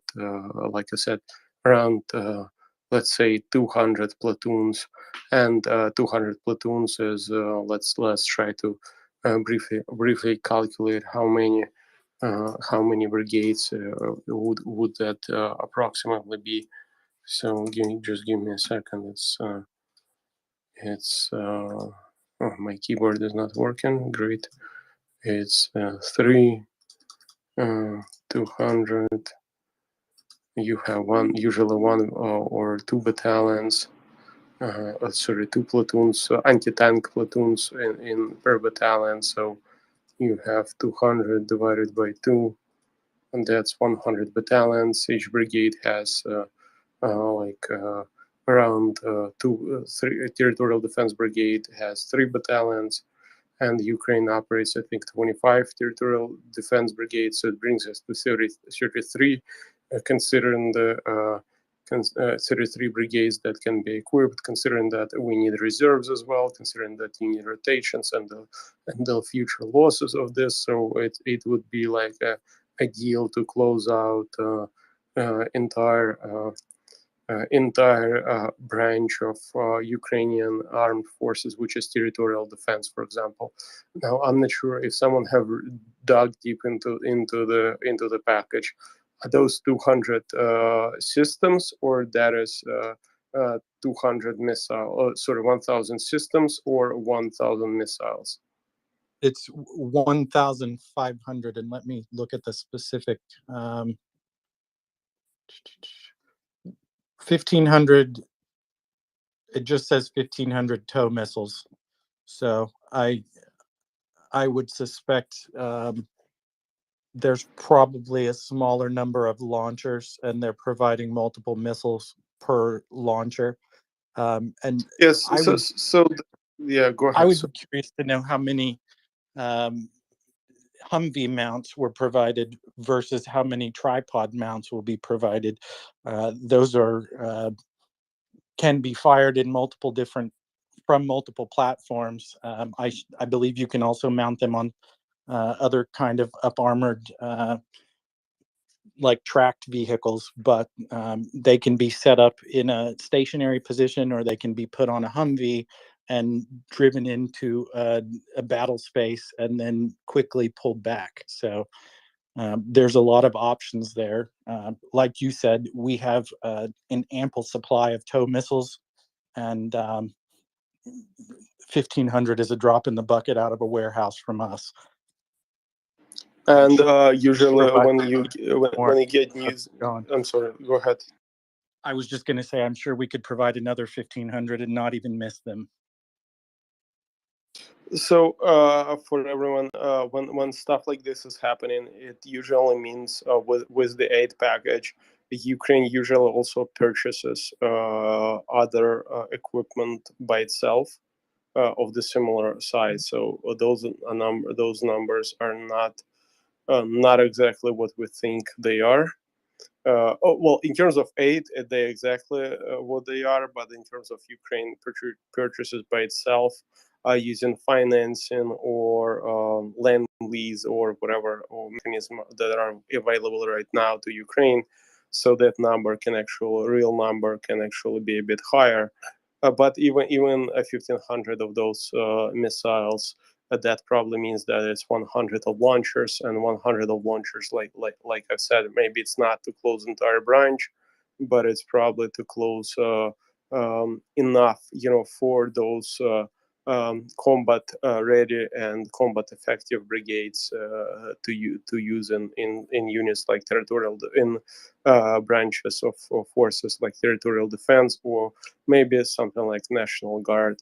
And it would also allow, for example, focused Ukrainian-made Stuhnas, which are by themselves. I cannot say that they are much better, but they are definitely on par, and they have a bit. They allow for different applications because they have a bit longer range. And what they also have is a remote operational control, and that's pretty cool. So it allows you to specifically operate in the for special forces, which you hide, you strike from somewhere, and they have been extensively used by special forces to hunt the armor.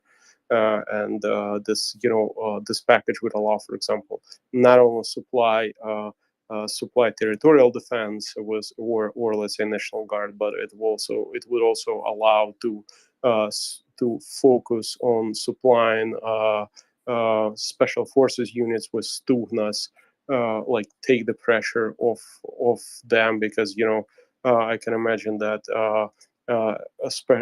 let's say special forces commander says, okay, we need 500 Stuhna missiles here, and there is in the same room other guy from territorial defense National Guard saying, okay, we need also 500 ones here, and they have to fight for resources, and it's not good. So when you get this package, you will understand that someone in the room who is a procurement officer or responsible for that there will say, okay, you will get all missiles, but for your task, for your purposes, it's much better to get Stuhnas, so you will get Stuhnas. And while it does not seem like much, and this is obsolete equipment, because TOW missile is really old, but it's old but gold, like I like to say, and it's gonna help a lot. I think you're onto something there with the redeployment or the reallocation of existing platforms. I'm no military expert, but if it were me, I would distribute these TOW missiles to the territorial defense forces and gather javelins and redistribute those to the special forces guys. Reason being, TOW missiles have to be, they're optically guided, they're optically targeted. TOW missile stands for tube launch, optically targeted and wire guided. But in short, it's not a fire and forget weapon like a javelin is. If you have a javelin and you're sitting in a ditch and you see a Russian tank, you can pop up over the berm, fire your missile, and take off running and retreat before the missile even reaches its target. The TOWs, you have to watch them until they hit their target. So I think they would be they've been updated. Okay. Go ahead, George. I think you know probably a little more about this than I do.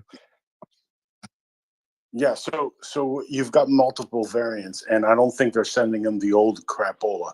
Okay, so there's in the last 10 years we've had the TOW 2, and it comes in two versions, TOW 2A and TOW 2B. The TOW 2A has a tandem warhead, right, and that is designed to take out exactly what they're going to face. Those T-72, T-80, T-90 tanks with the ERA blocks, right? And it's not as, it's pretty much semi-autonomous. You just have to keep the sight on it for most of the trip. You don't have to keep it on. It's like not completely wire guided anymore. The system's been updated. It's got great optics. You can use them at night. The other one, the TOW 2B, that range is 4.5 kilometers. And that has a completely new warhead. It fires the same type of warhead as a javelin, top-down attack. That's an excellent system. And like I said, it's 4.5 kilometer range, right? 4,500 meters. The thing with those is, I think the key in the package, because you guys were talking about how many launchers are going to be there, I found it interesting that they're including 50 Humvees.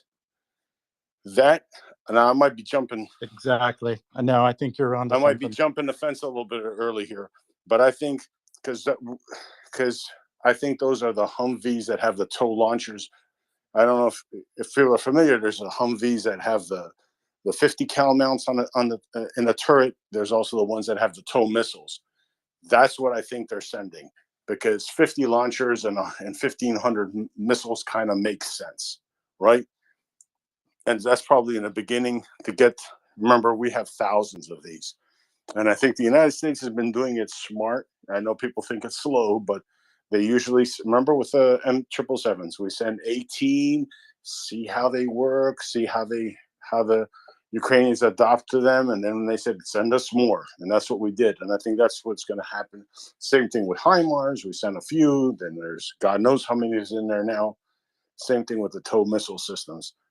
Well, like I said, it fires the same warhead, the TOW 2B. I don't think they're going to be sending the old ones, because I don't even know if those were manufactured like 30, 40 years ago. You know, the fact that they might not even work is a high probability. So they're probably sending them either the TOW 2As, like I said, those have the tandem warhead, or the TOW 2Bs, which have the top-down effect, the same type of munition like the javelin, shoots down the weakest part of the roof of the tank.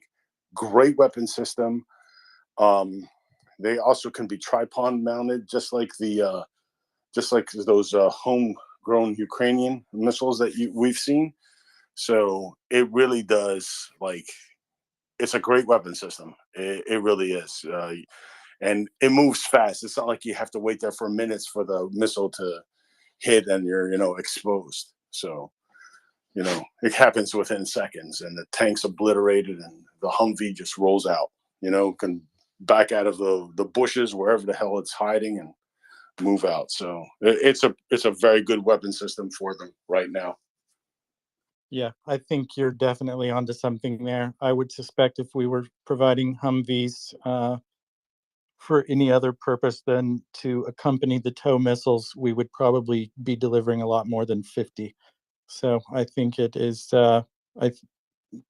I think the fact that the Humvees are mentioned the same time as the tow missiles would indicate, at least to me, that those two are being delivered in tandem for a reason. Yeah, and remember, for example, like M777s, when they were provided, there was exact number of vehicles provided with them, and 50 if they give 50 if 1500 are provided, so launchers, 1500 missiles are provided.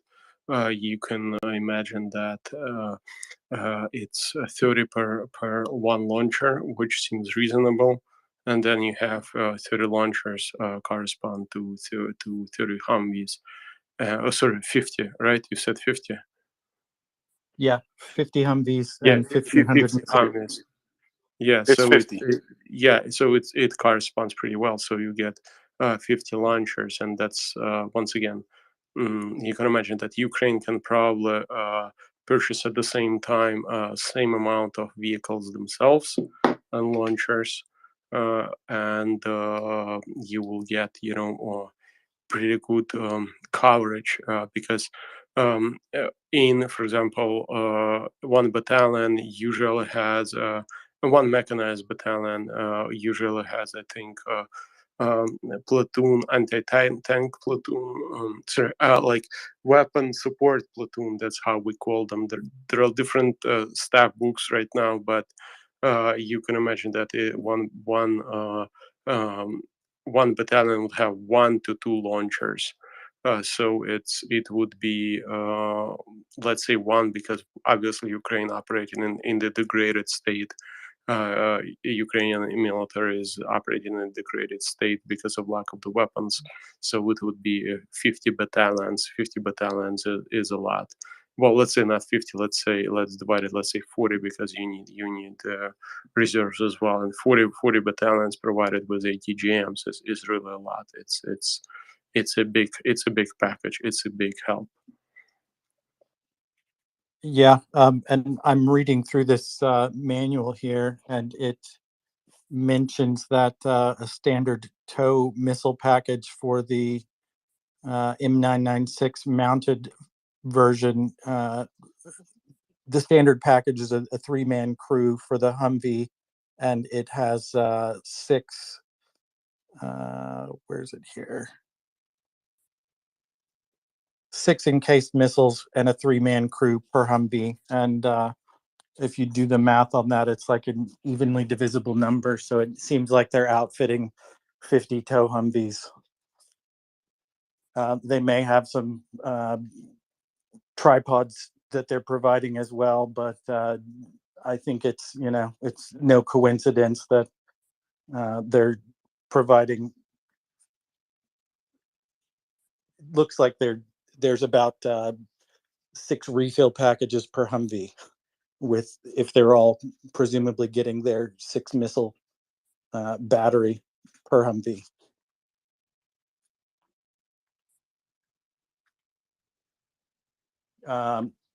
Portland, go ahead. So, completely changing the subject, I have done some more digging on this vehicle that has been spotted in Ukraine. It's an M142 with a blast door over the back of the missile tubes. And I found a higher resolution copy of that image. And you can actually make out the cable connectors where they go from the vehicle into the missile pods.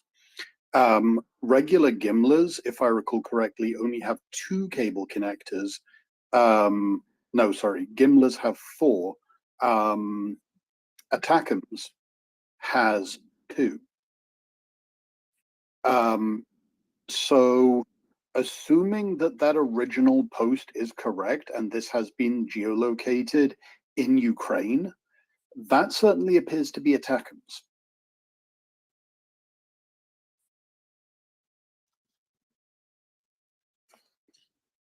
So Portland, I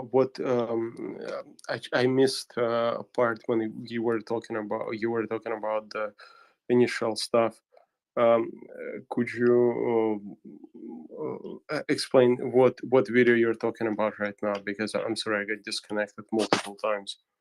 Unfortunately, it's not a video; it's just a still, and It was a video. I think the video has been taken down, but there was a video. It's the same one we've discussed earlier, Constantine, the suspected ATACMS on the HIMARS. It's an ATACMS pod on a HIMARS that we were speculating was in Ukraine, and somebody thinks they've geolocated the position where it was even videoed moving down the highway in broad daylight. Yeah, a guy called Oliver Alexander on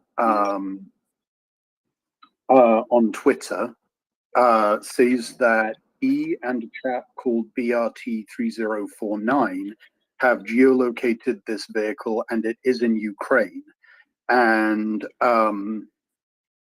the original video appears to, it's a cell phone camera, but it was shot in RAW. So I was able, pardon me, to track down a slightly higher resolution image. And that appears, and there are lots of caveats with this, that appears to be an ATACMS pod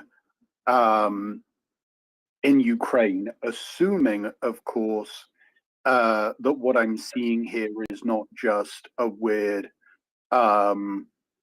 optical artifact, and assuming that Oliver Alexander and BRT 30495, neither of whom I know from Adam, have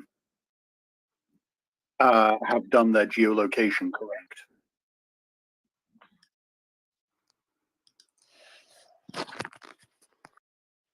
So my personal take on that, I've said it, I think, on private discussions, but I don't think it was. I don't think it's Ukraine. It's probably Romania. But I think there was geolocation, and I don't want to say that those guys are on. But my personal opinion, it's not that. I looked at the video. There is a sticker on that vehicle that is being shot from. The video is being recorded from. Ukraine does not have any stickers like that. As far as I remember, we don't have any stickers like that. And it just, and the roads, it looks similar to Ukraine, but I'm quite sure that in Romania you would find similar roads like that as well. And I think we have someone from Romania here who can actually take a look at that and add his value to the discussion.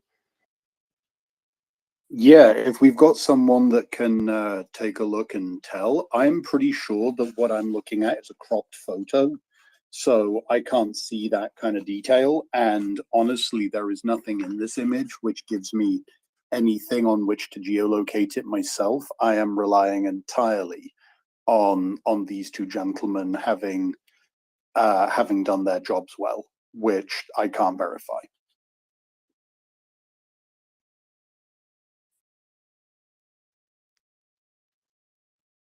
So as far as I understand, their geolocation was based on two electric poles, or I don't know how to say it. We call stolb, but and someone went on a Google Maps and from the road found similar stuff on a similar road. No, I'm not saying that it's not true, but what I'm saying that lots of stuff in Ukraine looks like that, and for me it was not definitive. But once again, they may be right. Who knows?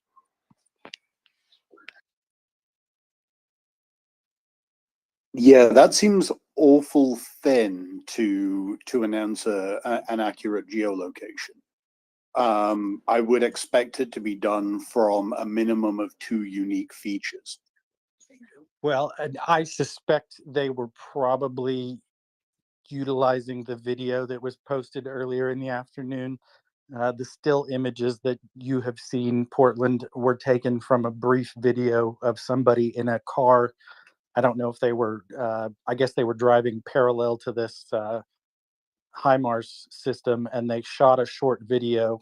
There was some audio and some more background that you could see, and I'm not attesting to the accuracy of their geolocation at all, but there was a little more for someone to go on. I think most of those posts have been scrubbed now. Somebody very helpfully just sent me the video. I'm going to go away for a couple of minutes and see what I can come up with. Perfect. Herm, go ahead. I've done the report and I had a question for you. For the today there was in news that Germany is delivering 20 Thule rocket launch systems. Those are 70 millimeter rocket launch systems to Ukraine. And I tried to read a little bit about those, but I couldn't really figure out what the tactical usage for those are. And since those are new munition launcher systems that are going to be delivered, could you please summarize to us what the application for that system would be, what the unique or the likely usage of those 70 millimeter rockets are, and what type of munitions perhaps could be coming along with those? Thank you. Could you send me a link to specifically what you are referencing, because I don't know what that is. That seems a little odd to me. So I would need to look that up. Yeah, well, I'm driving. Later I sent you a link. Yep, thank you.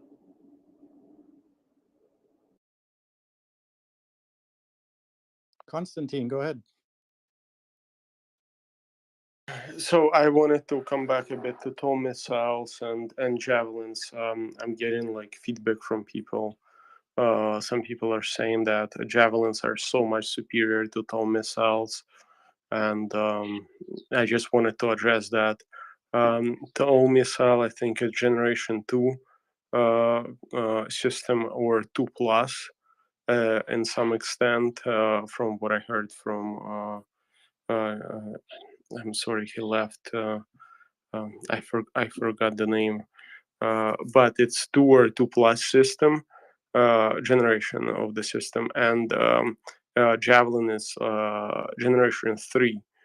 While it seems like different generations, it still has what people must understand, that fire and forget system is great, but there are still applications where systems like TOW shines, and there are applications where javelins do not perform as well as you want.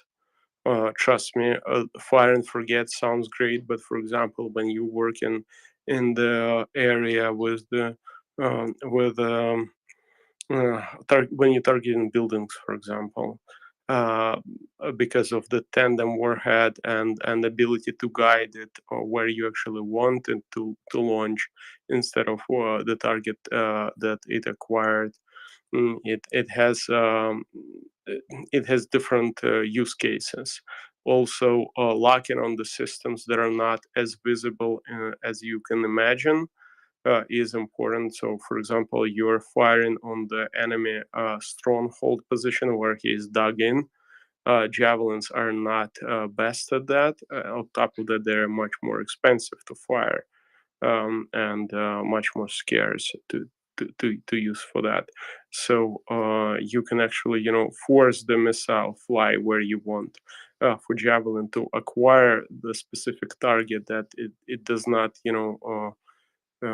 and then control it during the flight it can be quite important. For you can imagine you have a vehicle hiding in the bushes, and it's like it's there. Javelin does not know it's there, and you lock the javelin on it, but the vehicle can move, or javelin can fail at actually locking it. With systems like that, you can actually guide them and tell them, I don't care what you think, if you're locked on it or not, just go over there and you can correct it during the flight. So it has its own pluses and its own caveats. So keep this in mind, and don't think that there is like a 100% great choice. Okay, let's take this. This is so much better. The rest is crap. No, Javelin is a great system. It has its own usage. TOW is a great system. It has its own usage. Those usages overlap a lot, and on most of the on a lot of those overlaps, Javelin performs much better. But there are cases where you would want TOW missile to be there instead of Javelin. So, and in the right hands with the right tactics, you can mitigate all the differences with them. But for that, of course, you need better operators. You need better trained crews. You need to have better equipment like vehicles, because TOW missile system loaded, it weighs, I think, I don't know how much it weighs, but from the looks of it weighs more than 100 kilograms, and Javelin is much lighter. So, but if you have a pickup truck, if you have everything done right, properly trained crews that can set up a tripod quickly, you can mitigate a lot of the problems. Just all my 2 cents to add to that.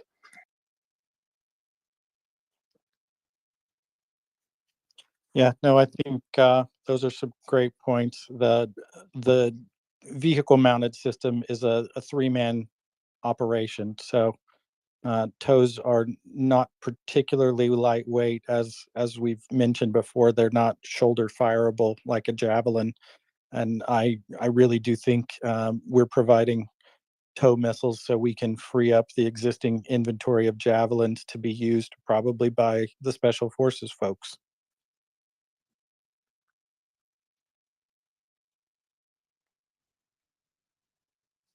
Jens, go ahead. Yeah, I think I've been fairly impressed with the Stuckner. Some of the videos, you see a flight time of 15 seconds, and you have your gunners. They're not forced to keep an eye because of the remote control. But also, you see with half of the videos, the user interface is Arabic language, which I thought was an indication that these weapons are maybe limited, that everything they can produce are heading straight for the front line. So it's good news that they get some more options.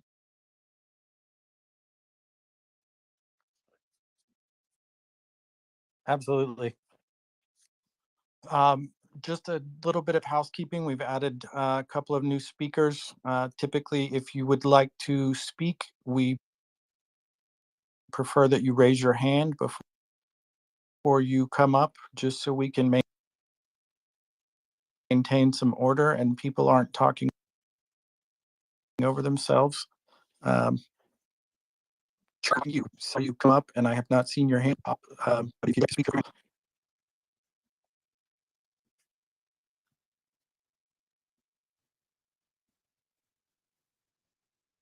and if anybody else has a question or a comment or a fresh video of HIMARS o'clock, feel free to request the mic and we will bring you up.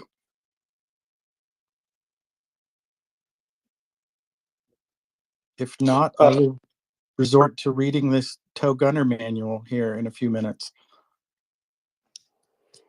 I have a question for Portland if he's here, and it's related to the missiles. Not HIMARS or ATACMS, but to ATGMs. I'm not sure if Portland is here. Are you listening? Yeah, I'm here. So the question may be a bit confusing, but I had a talk with one guy who was working on the production of Stugnas, and he was saying that Ukrainian quality of the propellant that they use, and now I don't know much, so in this I don't understand much of the stuff. but the propellant was quite Ukrainian made, was not the best quality, and they were saying that TOW missiles, they use much better propellant. And I'm just wondering, how do you think that can affect the missile and its its usage and its capabilities in general, the quality of the propellant? So the thing is that at the end of the day, you've really only got two viable options for solid rocket motor propellant, and that's hydroxyl terminated polybutadiene and butadiene acrylonitrile, right? And if I'm tracking correctly, and I'm judging this from the color and opacity of the exhaust on the videos that we've seen, the Ukrainians are using fairly old style 1970s vintage butadiene acrylonitrile. Now, that's not a bad propellant. It's actually, one of the two best options. But there are two ways that you can have quality as a factor, right? The first is the quality of the mixture. So a rocket motor depends for its efficiency on having very, very finely mixed ingredients. If you have a propellant that is maybe not mixed all that great, then you get hot spots in the exhaust, and that means that you get cold spots in the exhaust, and that means that your propellant won't guide you in a perfectly straight line. And you then have to correct for this with software, and you can have a not perfectly predictable flight path. The other problem that you can have is in the casting process. Basically, because with a rocket motor, what you essentially have is a metal tube into which is poured a mixture of your slightly rubbery textured propellant, and then the other half of a mold in the form of like a rod is driven down into the center of that cavity, so that you get the finished product is essentially a metal tube with a hollow cylinder of propellant inside of it. That's essentially how you control the flow rate. You're limiting the surface area over which your rocket burns, or over which your propellant burns. So if in the casting process you have defects like mold lines, or you are using a not very precise casting mechanism, so you don't get that hole centered quite perfectly, and there's a dozen different ways that you can screw this up, then you can have a missile that quite plausibly could have a more or less continuous left or right or up or down pull, and would then burn out relatively early because you've got more propellant burning on one side of this cavity than the other. So given the failure modes that we've seen, I actually think that it is more likely that there are deficiencies in the quality of the casting than deficiencies in the mixture. And that is likely to be a product of the fact that they are trying to produce these as quickly as possible. And as they're producing them as quickly as possible, production tolerances are being loosened, and that's fine. TOW, on the other hand, was manufactured in very large numbers under largely peacetime conditions with no particular urgency as a constraint. They are almost certainly using the same rocket propellant. It's just that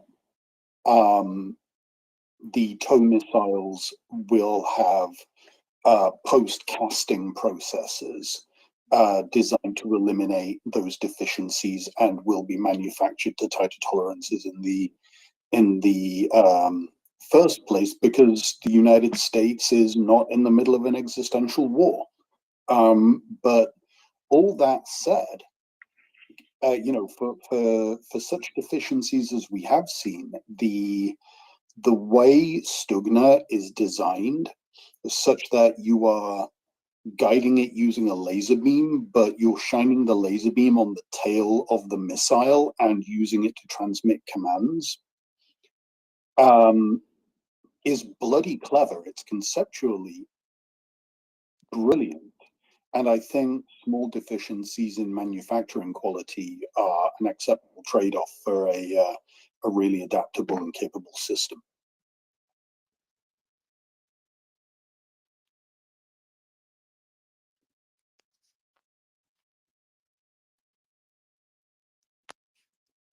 Vern, good evening, or good morning, or good afternoon, Good morning. wherever. It is 11:39, and I'm on my delivery run for the charity that I work for. And yeah, I just had a couple of anecdotes. A compliment first to Portland. Portland, your children must have had lovely childhoods with you reading them bedtime stories, because the way you just described those cables going into the back of the pod gave me very, very pleasant butterflies in my stomach as to how that might pan out. And the second thing I wanted to say is that what you just described with the propellant. When I was living in Ukraine, I used to buy little bits of, I'll call it ephemera at the markets. And I bought what I thought was a deactivated RPG round once. Long tube with the sort of conical two cones on the front and the flip out aluminium fins at the back. And I realized now that the tube of white sort of foamy substance that was in the rear of it was propellant. It didn't have a warhead in it, of course. It had been deactivated, but I understand that it hadn't been completely deactivated, because it had this, as you just described, white tube of strange smelling substance in the back of it when I took it apart. Am I going to be okay? You're going to be fine. Did that stuff smell a little bit like nitrile rubber gloves? Yeah, it had a peculiar chemical smell, is all I can remember. We're talking about almost 15 years ago. So yeah, a very peculiar smell, a chemical smell, as I recall. But it never occurred to me that would be propellant. Yes, that in fact is the propellant. So that is an even older mixture. I don't remember what it is. I've seen it before. If you give me 5 minutes, I can look it up. Almost nobody uses that stuff anymore, and the two most common types are respectively a gray and black hard rubbery substance. So thank you very much for your kind words, and let's move on to your anecdotes. Oh, well, and just with regard to that military equipment thing, is that I understand that there were warehouses full of military equipment taken at the end of the war, World War II, and somebody, I think in Russia, got a hold of the keys, because you can basically get any World War II weapon you want deactivated. So with the firing pins ground out, and they stamp them maquette, which translates into English like a model. But they were the real deal, and I had a couple of these things. I had the what is it? The Russian one with the curved magazine, the stamped one that came after the Pepesh, and it was stamped 1941, and you just, and there were shops there where you could go in, there'd be MG42s, Mosins, and there must just be so much of this stuff still in warehouses somewhere, and someone's making a lot of money from selling it, these deactivated weapons. So yeah, just wanted to pass on that experience from many years ago.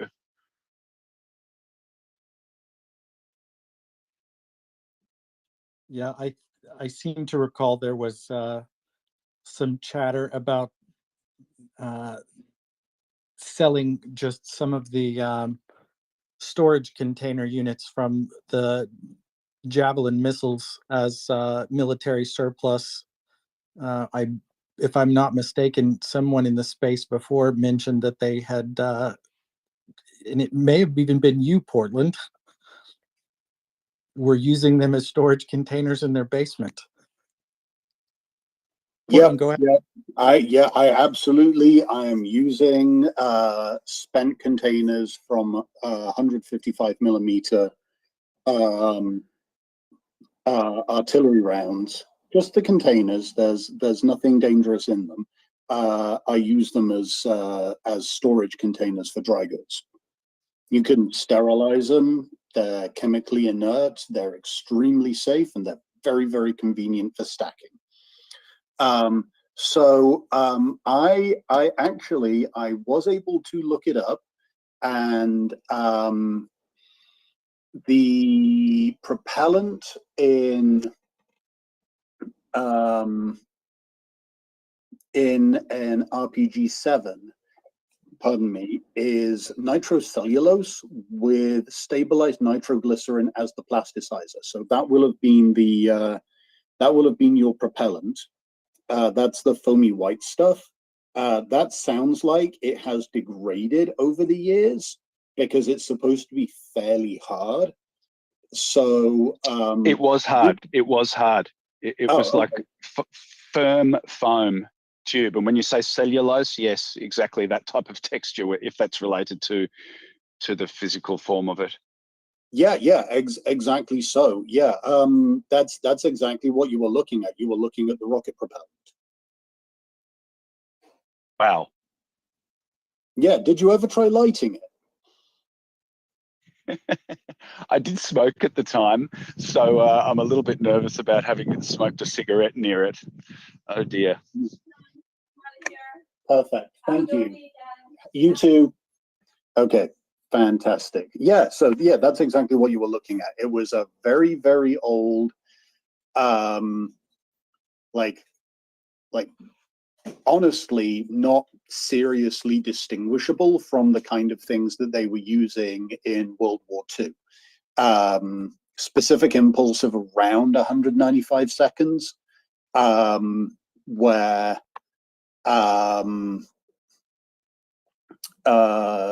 butadiene acrylonitrile has a specific impulse of around 240 seconds, and hydroxyl terminated polybutadiene has a specific impulse of around 275 seconds. So you can see just in those numbers, you can achieve a truly astonishing increase in burnout velocity if you can produce the same amount of thrust from less propellant, because the thing is that the propellant is there to move a payload, but the propellant is also a payload.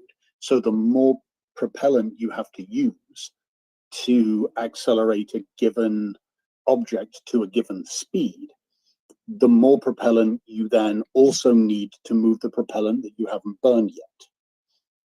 This is called the tyranny of the rocket equation. So is that just a complicated way of telling me that I'm lucky to be alive? So the odds are that if you had accidentally ignited this, it would have burned asymmetrically, and so long as it didn't directly hit you, you would have been, in trouble with some property damage. But that probably would have just bounced around whatever it was in, smashing holes in things and denting other things. Okay, well, at the time I was living in an apartment called a Stalinki, which was a really low-ceilinged apartment built in the 50s. So, yeah, I imagine that would not have been pleasant. If the propellant goes off symmetrically, right, and it burns the way it's supposed to do, it will quite happily punch through the walls of a of a drywall apartment. So you've been not in Stalinki, you were in Khrushchevka probably. That's where the ceilings are really low. In Stalinki, Okay. the ceilings are 3 meters, and that's pretty high by any standard for apartment. And what was the Khrushchevsky? Because the one I was in was you could almost touch the ceiling. So in Khrushchevka, it's the top is 275, so it's really lower, and some are even lower, 245. So for a tall person, if you stretch your hands up, you can actually touch the ceiling. Yep. Sounds like my apartment. Thank you for correcting me. It's just because I had 2 apartments. One of them was in Khrushchevka, one of in Stalinka, and that's one of those things that actually makes you notice the difference between them. And Konstantin, it's important to tell the listeners the name references who was in power at the time. That's right. Yeah, so it's like their projects made in era of those dictators ruling. So Khrushchev, Stalin, were there others named after other dictators through that period? No, so those are like the projects. Of course, there were many people, many rulers, more rulers. Not that I'm not saying there were many of them, but only during those who were like big construction projects. The rest they used how you say, the schematics, or how you say, like plans, templates. Yeah, templates that were developed during those rulers. So there were Brezhnevitsi, for example, after Brezhnev. Yeah. No, they were not. So there are 2 templates, Khrushchevki and Stalinki, and that's basically it. The rest is when Panelki, that's like projects, you can say. Those large buildings made of panels, concrete panels were built. Those do not have their own a dictator that was overseeing them. So that's why they're only Khrushchevka or Stalinka. Just a brief announcement. I got a message from Language Learner, and I believe he will be joining us in approximately an hour and 15 minutes, or 11 p.m. Eastern, give or take a few minutes, to provide a military update. That should be daylight in Kyiv by then, so hopefully we will have some updated assessments of what spontaneously combusted in and around Crimea last night.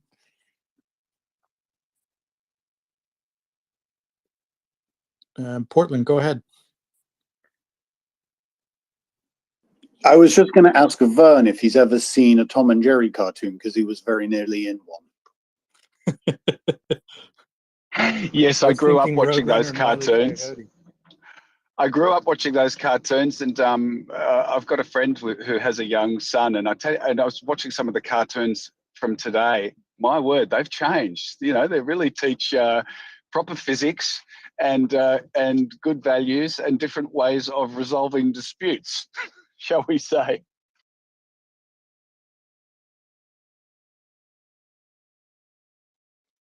Acme TNT always did the job for Wile E. Coyote. Yeah, we don't solve problems like that anymore, fortunately. Well, such as the one. Yes, very well done. Thank you.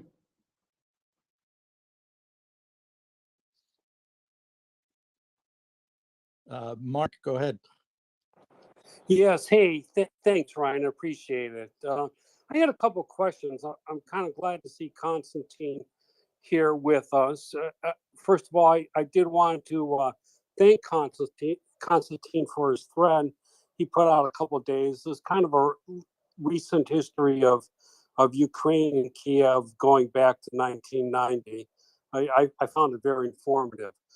But my questions were twofold. First of all, I know Constantine had quite a bit of experience as far as artillery is concerned.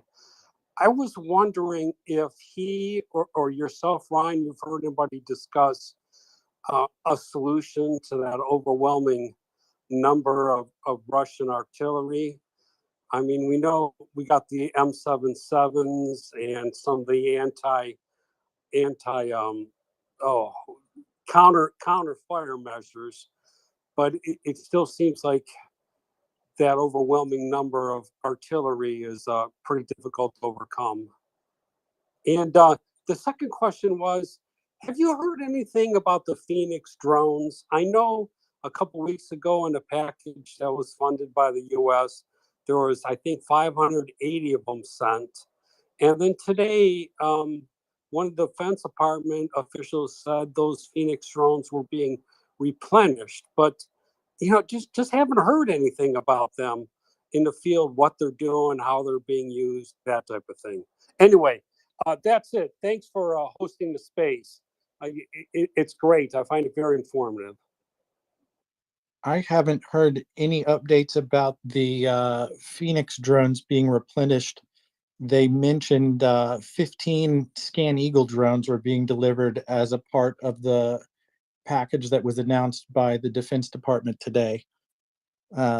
With respect to just the imbalance of numbers on artillery units that Russia has versus Ukraine, I think this strategic elimination of their ammunition has had a serious impact on the Russian capability to overwhelm Ukrainian forces with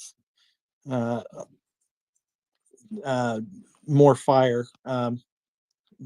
I believe, if I'm not mistaken, Trent Talenko or someone else had mentioned that just the number of rounds being fired per day by the Russians had dropped precipitously after some of these recent ammo dump fires. But there's also an issue of Russian artillery units being tapped out, for lack of a better term, after about 1,000 rounds. And that's assuming that it's a brand new artillery unit to begin with. But their tolerances suck. And basically they foul the barrel or need to replace an artillery gun after 1,000 rounds, give or take. So while they do have a superior number, they cannot use them as effectively. Their accuracy sucks to begin with, and after they fire a certain number of rounds through them, they're using them up, and they just have to replace it with a new artillery gun. So I strongly think that Ukraine is making good headway towards nullifying the superior numbers of artillery that Russia has through destroying the rounds that they fire through them and destroying the guns as well. I haven't heard anything additional about counter battery radars or more counter battery radar being delivered in the last week or so. I know some was delivered a few weeks back, but I have not really been keeping tallies on weapon deliveries. That might be a good question for our friend language learner when he joins us in about an hour. Sure. Thank you, Ryan. Hey, just one last thing, kind of unsubstantiated. I saw it on a recent, somewhat good Twitter source that a member of Putin's inner circle kind of reached out, wanting to begin negotiations in a general term. So anyway, unsubstantiated, but given the setbacks with everything's going on with Russia, it's kind of not hard to believe. But anyway, thank you again, Ryan. I appreciate it. Anytime. Happy to have you here. I think if Putin or any of his underlings want to negotiate, they should start first with pulling out of the Zaporizhia power plant and start second with pulling out of everywhere else and taking their asses back to Russia. I don't really know what there is to negotiate until we get to that point. Not much to talk about. But if any of his goon squad is sticking their neck out and extending overtures to the West, they're probably going to be redirected to Zelensky's office. And once Zelensky has agreed to some terms, then we can talk. But I think that the time for talking with the Russians has long passed.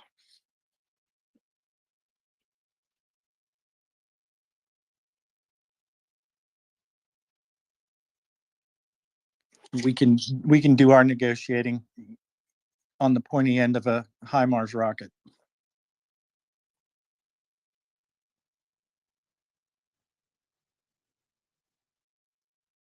Prince, go ahead. Hey, Ryan, you remember yesterday when Erdogan went and visited Zelensky? I do not, but I was out of commission and not really on Twitter or consuming any Ukrainian information yesterday. I was handling local stuff. That's what that meeting is about. The understanding where you can hear the birds. I'm actually in the house. That meeting yesterday lasted a very short period of time, and it is said that the message that and the purpose of the meeting was to convey to Zelensky that Putin wanted to open negotiations, and it didn't go very far, and they said their goodbyes, and Erdogan went back to Turkey. So yeah, that's I can find some official info on that, but that's what that meeting was about yesterday. And I believe this morning, even when the nuclear specialist lady was on, whose name I can't remember other than Olga, she inferred that or referred to it. And your favorite Russian ambassador, also, I went looking for that tweet to report it, which he's deleted. And he also referred to yesterday Zelensky being asked to negotiate with Russia about a peace. So that all took place yesterday, from my understanding. Well, I hope Zelensky had some strong words for Mr. Erdogan, given Erdogan's willingness to negotiate grain terms and then involve Zelensky once the negotiating had been done. I don't know if I were in Zelensky's shoes, if I even would have taken a meeting with the man. Yeah, no, I tend to agree with you, but if you look it up, I want to say the meeting lasted a total of 40 minutes. And when Sounds like it's about 39 minutes too long. I would have extended a middle finger and shown him the door. I would venture to bet that a good 30 minutes of it were, pleasantries and taking pictures of it, and 10 minutes was a conversation, of which probably 5 minutes was the back and forth with the interpreters to make sure the message went across. So I'm betting it didn't last more than 5 minutes.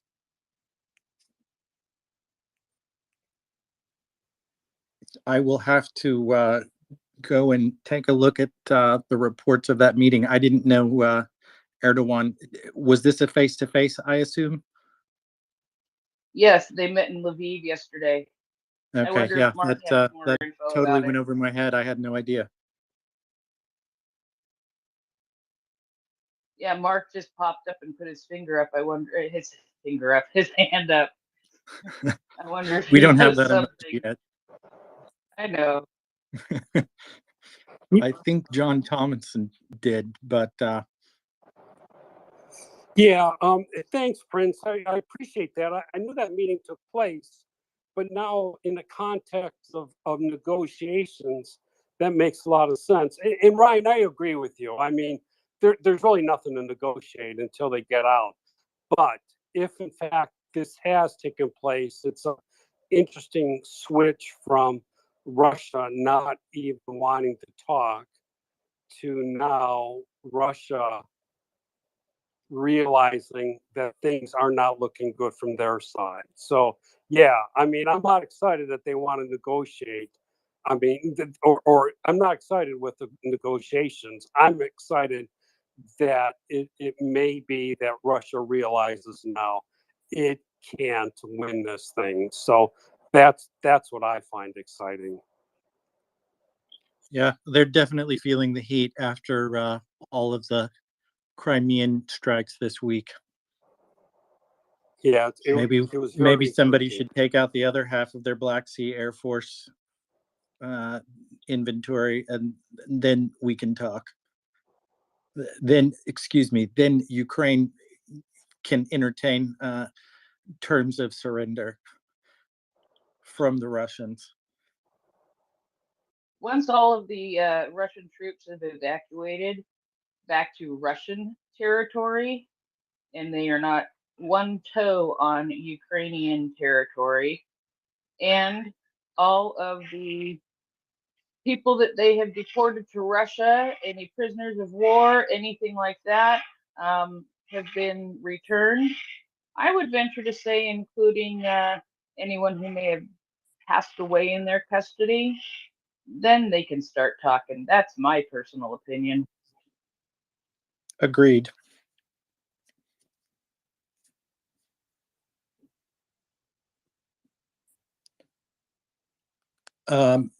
Back to tow missiles. I've been browsing this tow missile manual just because I like to read extremely dry and boring technical stuff like this. And it mentioned in here that typically the 6 missile inventory that is included on a standard Humvee will have a mix of tow and tow 2 and tow 2B variants, and the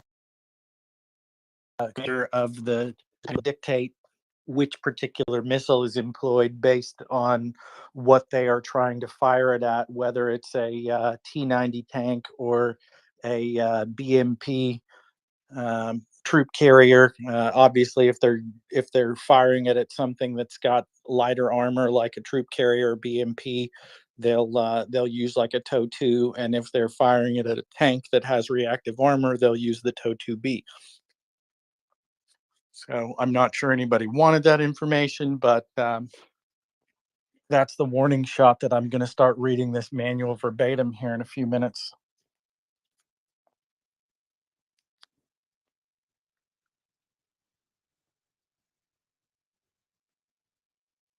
We do have a few open spots on the speaker panel at the moment, so if anybody wants to step up to the mic, feel free.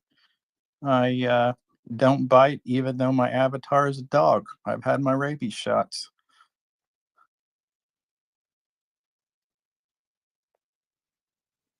I Do you guess have my a certificate avatar for is a that? fella, not a dog. Sorry, Constantine, go ahead. I interrupted you. Do you have a certificate for your shot? No, we don't use those in Oklahoma. No papers. I'm not that bona fide. Then we don't believe you. I only bite Vatnik, so you have nothing to worry about.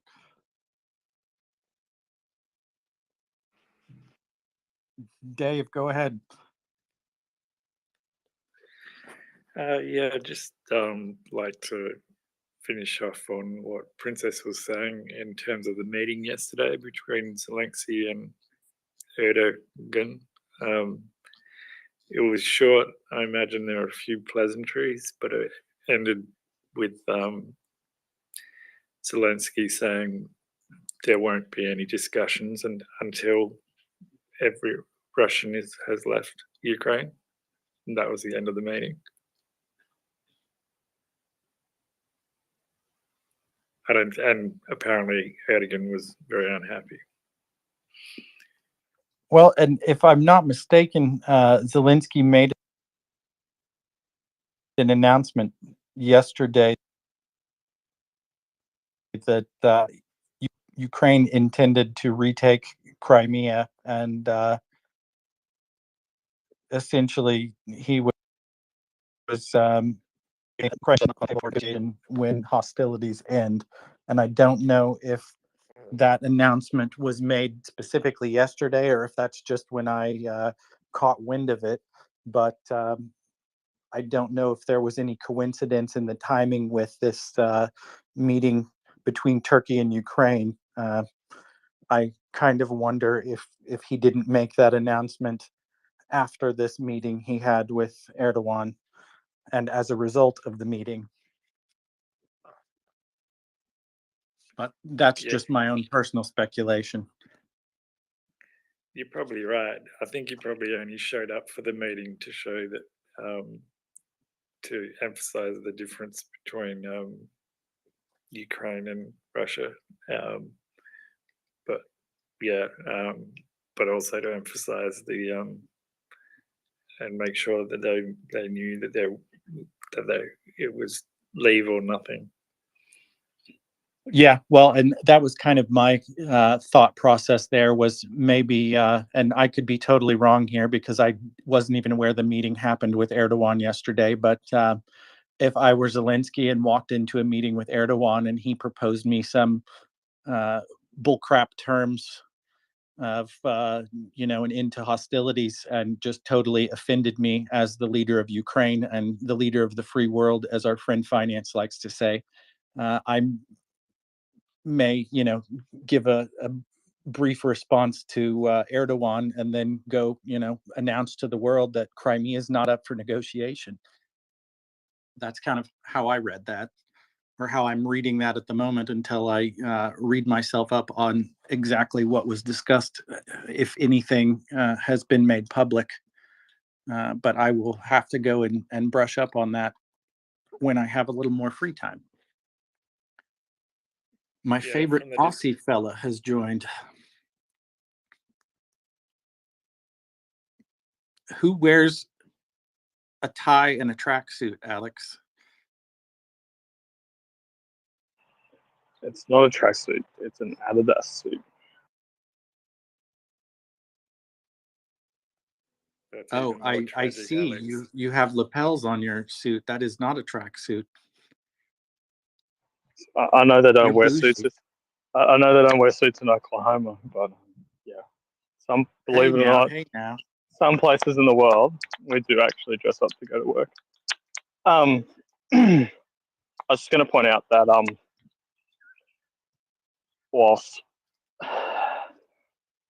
opinions may vary on the role that Turkey is playing geopolitically at the moment, it is still quite an important partner for Ukraine, both in terms of regional politics, because they are in the same region, and in terms of arms supply.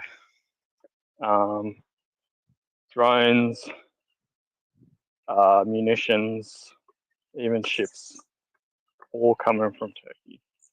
So perhaps whilst discussions about shuttle diplomacy might be necessarily brief,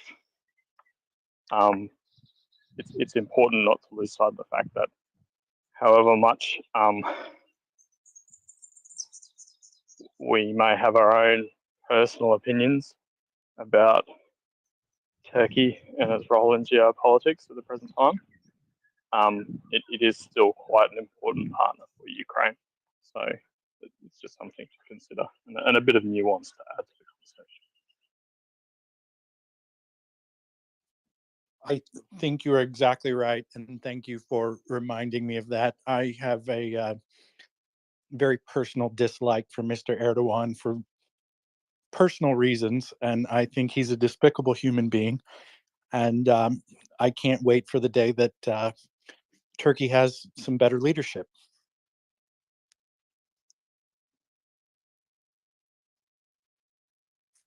But whoever his son-in-law or his cousin or his nephew is that started developing the Bayraktars definitely deserves an attaboy, and I don't dislike that guy. Yeah, look, I'm not going to pretend that I didn't have to, suppress some of my own opinions to make that statement. But yeah, look, that are a very important regional partner for Ukraine. I had reason to. So Ukraine is expecting. Well, there was some discussion about Ukraine's corvettes. They're being built by Turkey. So not a small investment. And as you point out, Bayraktars, the TB2s, and it seems, based on the press, a significant investment in the whole Bayraktar family. So, and the munitions that go along with them. So, yeah, it's just Well, and like it or not, they control the keys to the Bosphorus. Yeah. So Turkey control will the keys to the Black Sea. Turkey is, yeah. Look, I'm not going to say that they're a good faith actor. I don't think you could make that argument at all. It's just that that there is a balancing act and a nuance here that perhaps gets lost sometimes. Perhaps because of our own strongly held opinions, mine included. So, yeah.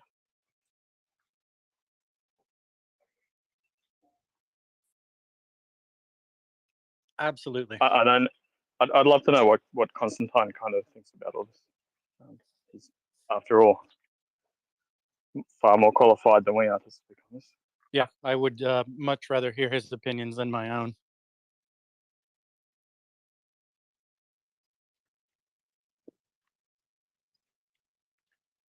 I'm sorry, whose opinion did you want to hear? Yours. In You're the 2 minutes, top-ranking Ukrainian in the space at the moment, so. And I was listening to you, and I was thinking, like, oh, I have to say something about it. It's interesting, and I have my own opinion. But then I saw a sandwich, and as you can hear it, until I finish it, I cannot address this. I'm sorry. I am eagerly awaiting my own sandwich in about an hour when language comes on to give the update.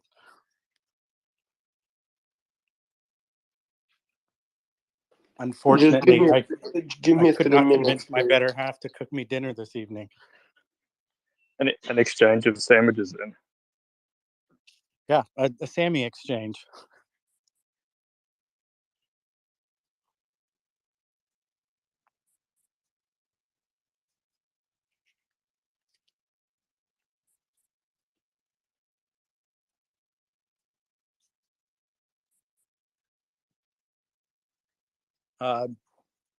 Jins, tell me you have a new video of something blowing up in occupied territories of Ukraine. Me? If not, I won't hold it against you. No, I just really wanted to echo Alex that Zelensky has a full itinerary, or what do you call it? He's seeing foreign dignitaries and leaders all the time, of varying degrees of allied and cooperation. So a little diplomatic courtesy, it costs nothing.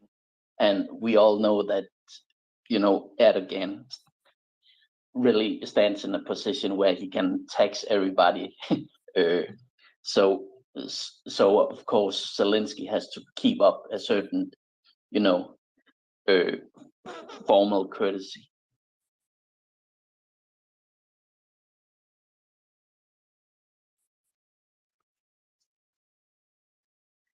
Absolutely. That is the job of any politician. And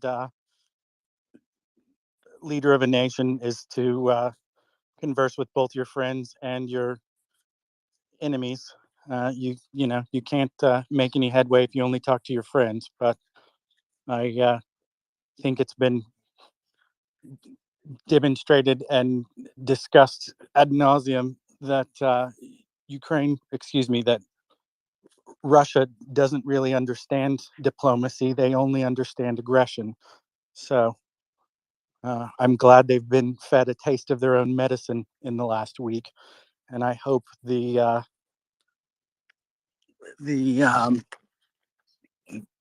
frequency with which Ukraine is delivering highly explosive materials to Russian ammunition depots continues or accelerates. I was going to say that Zelensky don't want to burn any bridges, but I think there's some bridges we would like to see burn. Yeah, there's plenty of bridges that need to be burned. I mean, Maybe the we only can. thing I'd say about that is that a detonation and a deflagration are not the same thing. Burning bridges, always bad. Detonating bridges, conditionally good. Thank you for the clarification, Portland. Yeah, I'm not sure that Kerch Bridge is particularly flammable, but it can definitely be atomized.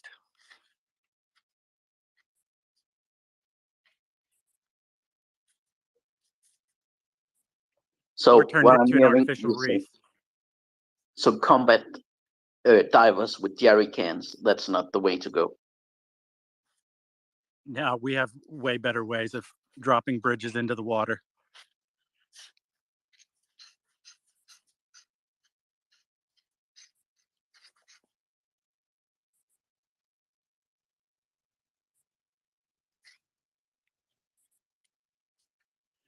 I have a ton of direct messages, and I am extremely bad at keeping up with them.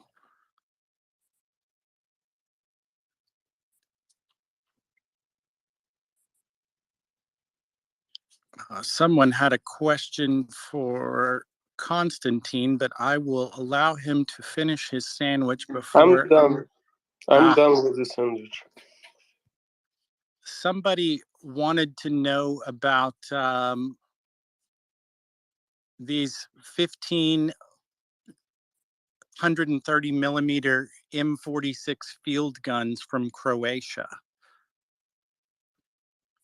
Have you heard anything about field artillery? It looks like tracked field artillery being delivered from Croatia. And let me back out of this real quick and see. The person with the question said this is a really old system. They were wondering if you knew anything about it or how it could be used.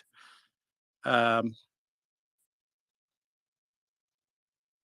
that's are you talking about M46 or what is Yes. what is, The M46, I guess it appears that 15 of them are being delivered to Ukraine courtesy of Croatia, and I think they were taken out of service because they are incompatible with NATO systems. I don't even know how to comment this, but let me explain for people. I keep arguing on this, and I don't think people hear me. And everyone comes up, oh, that's an ancient system. Why would you send it? It's bad.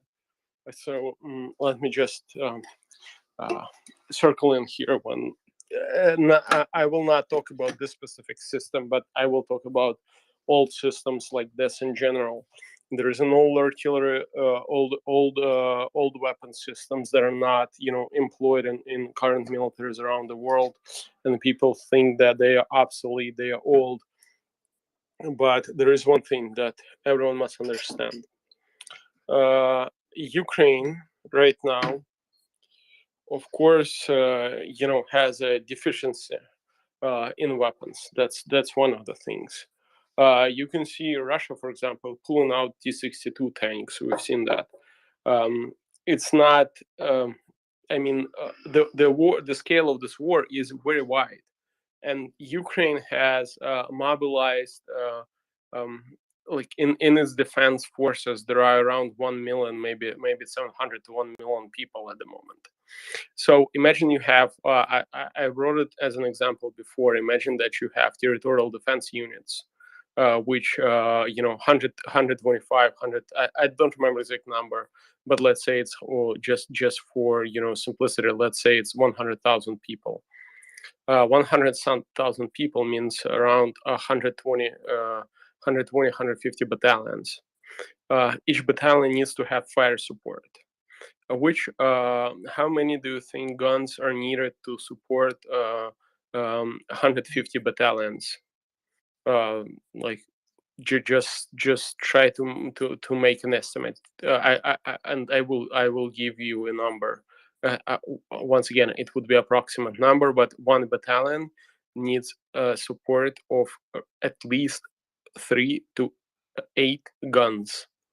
122 or 155 millimeters. It really depends if you're operating in the degraded mode, or on the objectives, on the reality on the ground. But let's say at least it's let's pick a number and say it's 5 guns or even 3. So 150 battalions multiplied by 3 is how much?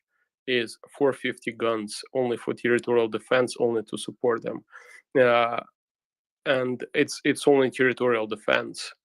This is like territorial defense is the least capable and least the lightest infantry, the lightest units that are operating in Ukraine, on Ukrainian side. So you can imagine the request for the artillery is so huge that.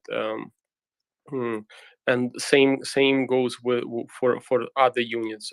Ukraine territorial defense is only one part. There is also under-equipped National Guard that does not have heavy equipment. There are multiple mechanized, motorized, and separate battalions that do need this fire support.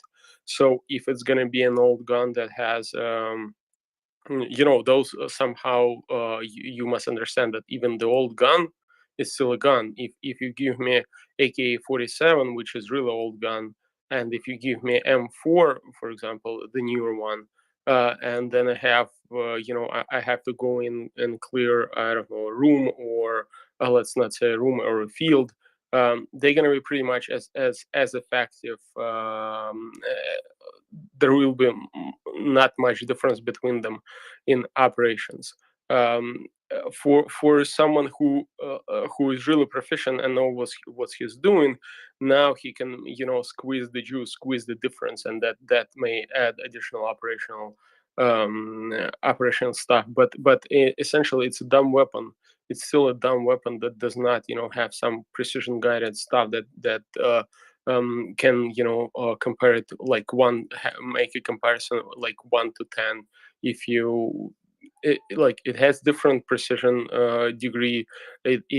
You need instead of 3 rounds, you need probably 10 to hit your target, but it's still gonna work and it's still gonna be effective. And for the territorial defense units, that's or some units that are less capable and less effective, and are less used, that's a perfect thing, because you can close that gap and they can work. They will not be super effective with that, but they still be very effective. Very effective than without that weapon. So you can increase readiness and effectiveness of the battalion by, let's say, 300% only because now they are equipped with this weapon. They will be slower. They will have to be smarter. They will have to be more careful, but they will have this capability to strike the targets and provide artillery support for their battalions. Before, they did not have that capability at all. The only thing that they had were handheld weapons and at best mortars. So it's not the best, and there are better solutions for this, I would say, but it still works. It still works. Artillery's artillery. If it's got a barrel and it fires around. Yes, same as a handgun. Trust me. If you take Browning, I think it was the pistol that I think Green Berets operated, or like standard United States 1911 Colt 45. Yeah.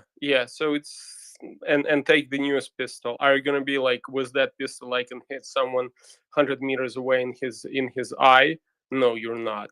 It's gonna be around pretty much the same weapon. And now when we're talking about precision guided ammunition, precision guided strikes, and that's totally different story. But even with the precision guided ammunition and precision guided stuff, that is super much more effective. For a weapon to be effective, you need an effective crew that knows what's, not only crew, but it has to be supported with the right intelligence, with the right crew, with the so many factors that have to play in. So these are dumb weapons, and there is a use for them, and they are effective as long as you have the right tactics. So I'm happy with those deliveries, and I think that if there are quantities, they can close the gaps. And it's right now for Ukraine, it's a lot about closing the gaps. Yeah, It's really a lot of closing no-brainer. the gaps. That If Croatia has no use for them because they're not compliant with NATO interchangeability, and Ukraine can distribute them in areas that aren't under such threat but still need to be effectively defended, and it will free up other artillery like M777s to be used in more precise applications, then it's a perfect solution. Just like the TOWs. TOWs aren't the latest and greatest technology, but if we deliver 1,500 TOWs on 50 Humvees, and that frees up a whole bunch of javelins to be used in retaking Crimea or Kherson, then it's a great addition to the quiver of Ukrainian ammo. And I will let me give you example here. Imagine a Pisky that's west from Donetsk, held by Ukraine, and there was like really a huge problem where our infantry was getting pounded without any artillery support, because artillery available were working on something else, and there were not enough units. So your position is being pounded, and if you have a link, your company commander has a link with battalion commander, and can say to them, okay, like you have those guns, fire them, we have here are the coordinates. It can make a difference. And if it makes a difference, well, let's get it, let's learn to use it. And like I've said, even a bat, like a baseball bat, if used right, it can make a difference. If someone has a bat, and Putin goes nearby and he can smash him on the head, it's gonna work much better than the best precision guided weapons that designed in the entire world. So just it's all about tactic, it's all about the opportunities. So just let's take them, let's try to work on them, and if they're available, no one cares about them, let's take the numbers, let's work on them. Yeah, you can't look a gift horse in the mouth, as they say.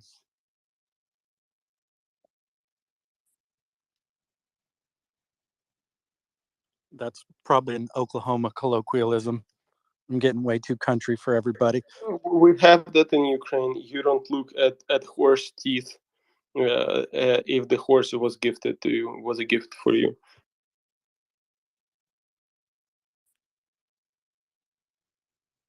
I think Oklahoma and Ukraine have a whole lot in common, and the more I learn, the more I think that. But I suspect that terminology is probably universal. Sorry if I'm going out of turn. Can I just assume that both in Ukraine and Oklahoma that the corn grows as high as an elephant's eye? We don't grow corn here, we grow wheat. You must be thinking. But the wheat is size of the elephant. Yeah, it's as big as an Oklahoma elephant.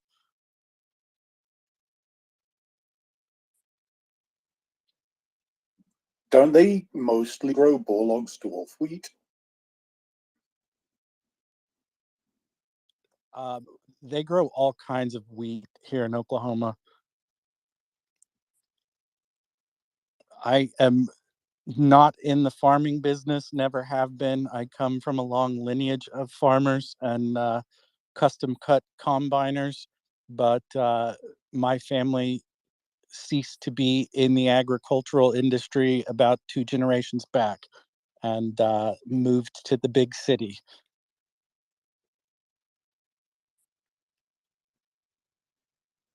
Michael, go ahead. So first off, if anybody didn't know, that was a reference to the first song in the musical Oklahoma, the Rodgers and Hammerstein classic. I know it very well, and I will not regale you with my version of that song. I may or may not have been in a performance of Roger and Hammerstein's Oklahoma. You know, Ryan, I think you'd make an outstanding Curly. I'd be Jed. But that's neither here nor there. One thing I wanted to say, just when Erdogan was in Ukraine yesterday, if I were Zelensky, I think that meeting would have gone for about 90 seconds, and it would have widely consisted saying, you need to get your ass back to Ankara, and you need to ratify Sweden and Finland because you're one of the 6 remaining countries that are holding that up right now, and you're not doing any damn bit of good up here. You do that, and you put a little bit more strategic pressure on Russia. You'll be a little bit less of a waste of space, but that's just my 2 cents on the matter. By the way, I don't know if anybody's interested in keeping score, but the 5 other countries that still need to ratify Finland and Sweden are the Czech Republic, Slovakia, Greece, Portugal, and of course, our good friend over there in Budapest, Mr. Orban in Hungary. If I'm not mistaken, I believe 4 of those are basically just a formality. Their parliaments are in recess at the moment because it's August, and Europeans famously take the month of August off for vacation. So I believe as soon as those legislative bodies reconvene, they will ink the deal on their end. I don't know that that's the case for Hungary, and I don't believe that's the case for Turkey, but I couldn't agree with you more. I would have given Mr. Erdogan a swift kick in the pants and sent him packing.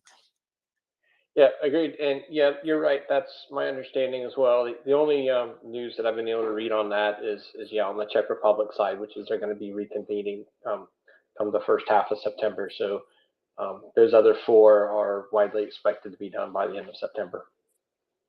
It's Turkey apparently have sent out some noises that they want to see some, some of those assurances they got from Finland and Sweden that they are not quote supporting terrorists unquote, which is just a little bit of fun coming out of Turkey. Erdogan's doing anything he can to distract away from the fact that he's got massive, he's got even higher inflation than Ukraine. Ukraine's got a hell of a lot more of an excuse to have inflation than they do down there in Turkey. Yeah, and I think that's particularly ironic given the fact that Turkey is actively terrorizing some Kurds, if I'm not mistaken, and using the war in Ukraine essentially as cover or distraction because he knows what he's doing won't necessarily make the major news. Yeah, and never looked a gift horse in the mouth is a pretty wide saying. I actually saw it in one of the later Pink Panther movies, actually. Well, it's fallen out of the common vernacular. I think just old people and me say it now. I'm right there with you. So I want to comment on the Turkey part. You're talking about the NATO, and trust me, for Ukraine right now, it's not the time to solve NATO problems. even though we all want Sweden and Finland to be part uh, of the NATO family, but unfortunately, I don't, or I don't know, fortunately or not, let's be honest, I don't think it's on the table of the problems that Zelensky is looking at right now. And for him, there are two problems: the Bosphorus, it needs to be closed for the Russian warships; they should not come in. So he needs to keep it closed. And there are projects that Ukrainian military is working on together with Ukrainian military industrial complex is working together on with Turkey, that Zelensky needs also to keep them working. The fact that Erdogan is flirting with Russia, we hate that. I'm sure that we all understand who Erdogan is. It's a dictator, not better than Putin or Stalin or anyone else of that kind. But the reality is that we're fighting for our for our existence. And unfortunately, for example, if we talk about TB2 drones, it's quite easy to lose Turkey as a supplier, and there are no other countries that are willing to provide us with with similar equipment. And those TB2 drones, we did not hear too much of them lately. I don't think that is like a game changer, but it's one brick in the stone in the wall that actually in the foundation that actually keeps the things working. Those are important drones that give Ukraine huge capabilities, and those are not for people who don't understand. Those mostly reconnaissance capabilities and not striking capabilities. Even though their capability to strike with precision guided munitions are very important, it's not what matters. They are used for reconnaissance, for spotting artillery, for identifying targets, not for dropping munitions. Is more like a third. Not that destroying one tank is not that important for here. It's much more important to be able. They have good enough optics to see to correct artillery 20 miles away, and that's why they are important for us. Same goes for there are other projects that Ukraine tries to procure from Turkey, and that's where his mind at the moment. Not on okay, you don't take Finland or Sweden, fuck you, wouldn't want to work with you. Well, for Ukraine, you must understand that. And next moment he can say, well, fuck you, I'm gonna open the Bosphorus for Russian ships, and I'm gonna sell Bayraktars to Russia. And that's even though that's if he said that he sells Bayraktars to Russia, that's probably a NATO problem more than a Ukrainian problem. But in the short term, it's a Ukrainian problem than NATO problem. So keep the things in mind, and Zelensky has to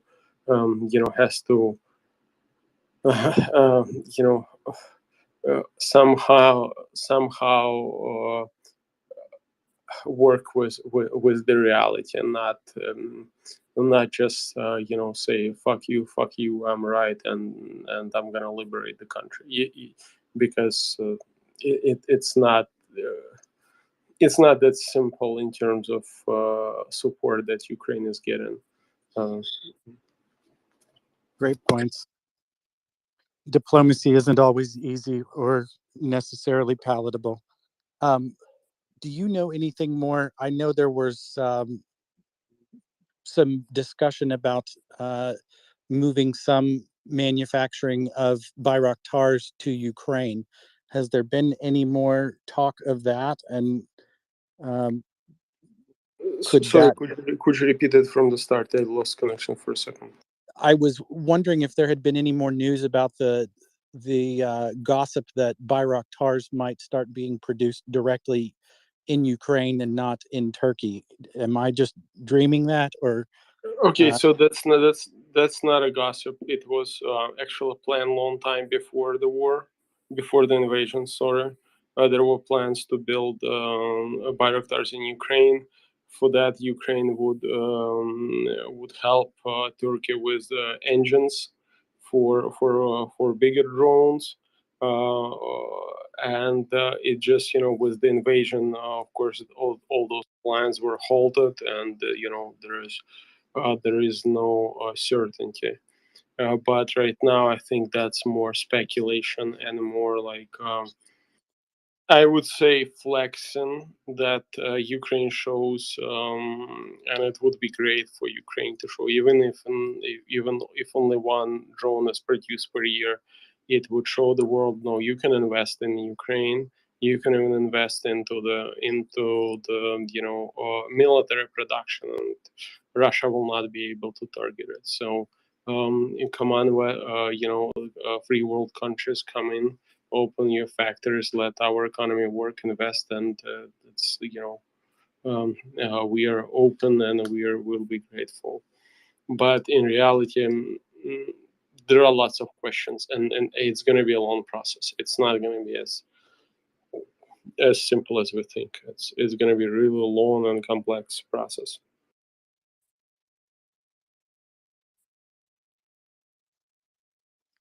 Michael, go ahead. Yeah, I'm just going to follow up real quick. First off, Konstantin, thanks for that. And yeah, I wholeheartedly agree with that. I was a little tongue in cheek as far as what I would have said. We obviously got to deal with the world as it is, not as we want it to be. But one thing I will say at the end of the day, this American, I wholeheartedly hope that we can restore Ukraine to its borders, the same borders that my country pledged to protect back in 1994 in the Budapest Agreement, and we can welcome you into NATO fully. And I feel strongly the same way with Moldova. We need to get the Russians out of Transnistria area. We need to get these little frozen conflicts out of place that basically gives Putin all this leverage to allow these countries to basically not have self-determination. And I want complete self-determination for both Ukraine and for Moldova. And from this American, from my vantage point, I just look with awe what Zelensky has done, and pray for you, and I pray for Ukraine every single night. Thank you for saying that. Those words are important, and they show the support, and that support is important for everyone. Even people don't understand how much even moral support, even just people saying that they support Ukraine is important, because it gives you the will to fight further.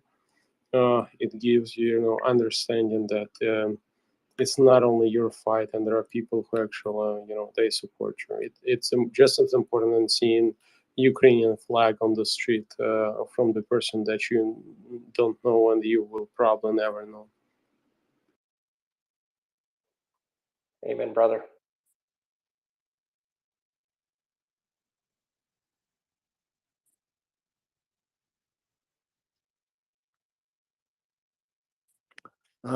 Don, you joined us on the speaker panel. I didn't see your hand, but if you had a question or a comment, feel free to go ahead.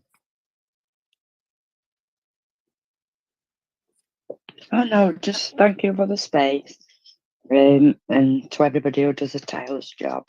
That's all I wanted to say. Thank you, ma'am. And keep on keeping on. We'll be here till the Russians go home. Yeah, and me.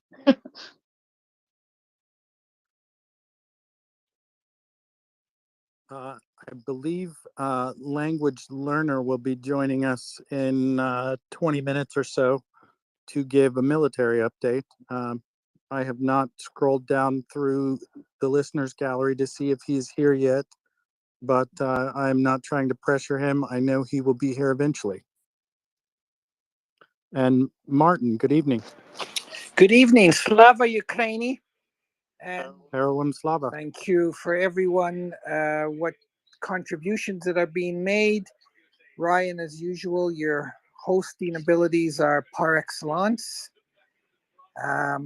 I saw in the newscast the other day when Erdogan, can't pronounce things tonight, sorry, was in Ukraine meeting with President Zelensky, that Turkey has also promised to rebuild or help rebuild Kharkiv after the war, after Ukraine defeats, or let me say vanquishes the illegal genocidal invaders from Russia. So I thought I'd throw that into the mix. It was a newscast on one of the networks here in Canada.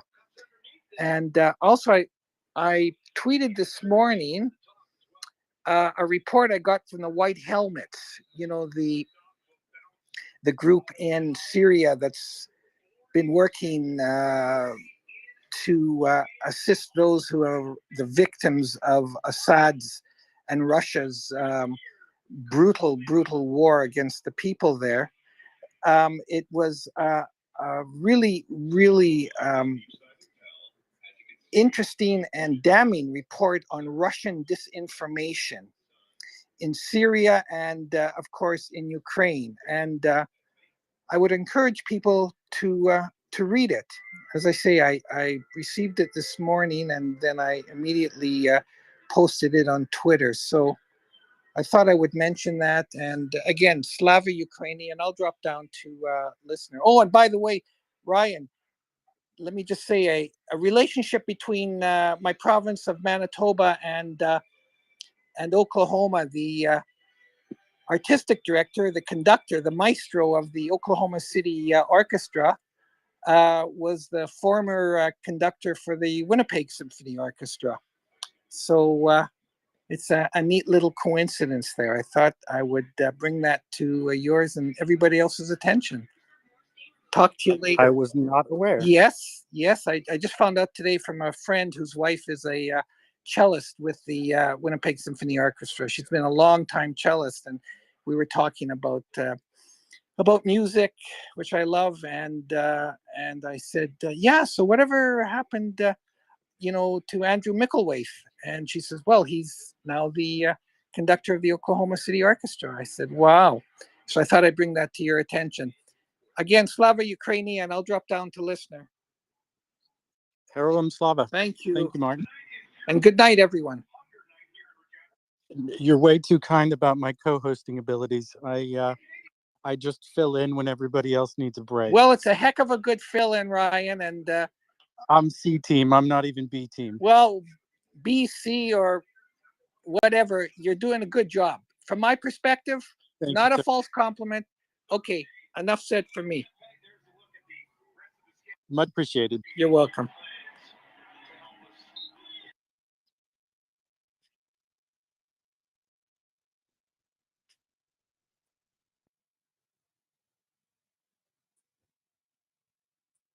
I am eagerly waiting for some battle damage assessment of explosions in the night in the Ukrainian occupied, or the Russian occupied territories of Ukraine. I don't know what, if any, have gone off, but I guess our frequent contributor and friend of the space Language will be covering those probably very thoroughly in the coming minutes. Portland, did you get a look at the Melitopol strike that's in the nest? The special Kershaw But I can take a look. it's a pretty impressive inbound missile. I don't know anything about rocketry or missiles, but this one definitely lit up the night.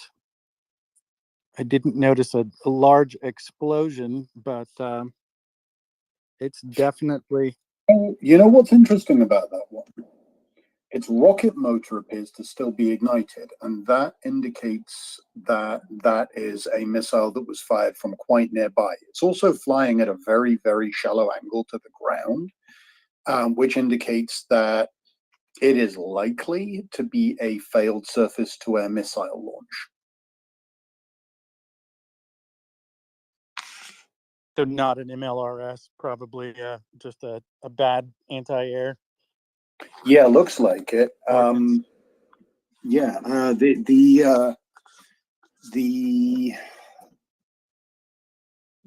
going to look at this on a bigger screen. The first thing that you should be aware of is that atmospheric friction heating usually, well, it doesn't really kick in until you're pushing Mach 4 at the very least. So for that kind of wavelength of light, you would expect that projectile to be going, around Mach 5.5. And since you can actually track that missile across the sky with your eye, you can say fairly confidently that that's not an atmospheric heating effect. That has to be a rocket motor that is still burning. Yeah, I'm going to watch this again. Yeah, it's definitely not moving very fast. I mean, relatively speaking. This is great. Okay, I'm just going to pull this over to my video editing software. Sorry, yeah, that is definitely a rocket nozzle still burning. Yeah, you can probably frame by frame that so one. Yeah, I'm frame by framing it now. Yep, that suckers. Yeah, that is a recently launched surface-to-air missile that has failed to track its target and is going at a high rate of speed into the ground. You can actually see. I'm just going to grab. I need to move over to some better speakers.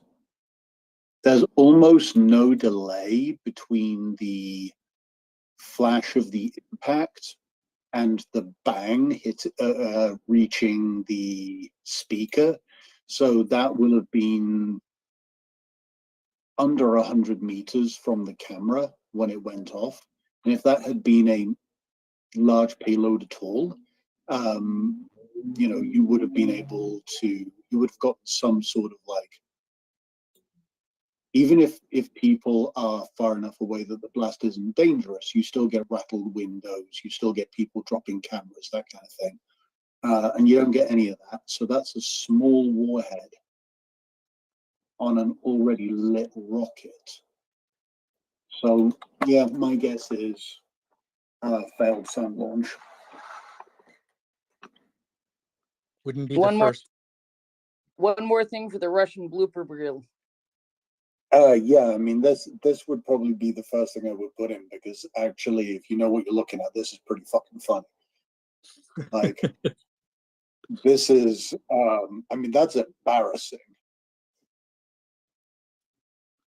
You suck at war this Not much. quite as Like, embarrassing as your S-300 deflating while you're giving an interview and then allowing the news broadcasters to air that reel. Or the air defense rocket that turned around and attacked them. Yeah, that was a good one. This may right, just be that one has that has to be like right at the end of the reel, because that is the funniest moment in the entire campaign. Like you saved the best laugh for the last, right? Yeah, you need a good crescendo. You got to start out and build some steam. Exactly. Is I there think any video of them shooting down their own aircraft? There was an Su-30 shot down in the vicinity of Kherson that I'm pretty sure was an own goal. Yeah, I heard about a couple of them. There were some news stories a week or two ago where they shot down, what was it, the 35 and I think a 24 and a helicopter, like all within a few days of each other.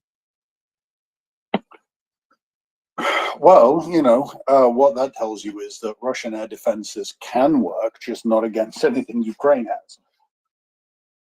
And they're freaking nervous. Yep. I just wanted to take a moment to remark on the overwhelming fellow representation on the panel right now. It warms my heart to see all these damn meme dogs. Nancy, go ahead. Well, that's great because I've got a fellow related alert to share with you guys. I just retweeted it. There's no chance I'll be able to put this in the nest, but our wonderful Saint Javelin Christian Boris posted about a half hour ago that in an unexpected twist, PayPal is reviewing the Saint Javelin account because it has come to their attention that we're throwing a party in Crimea.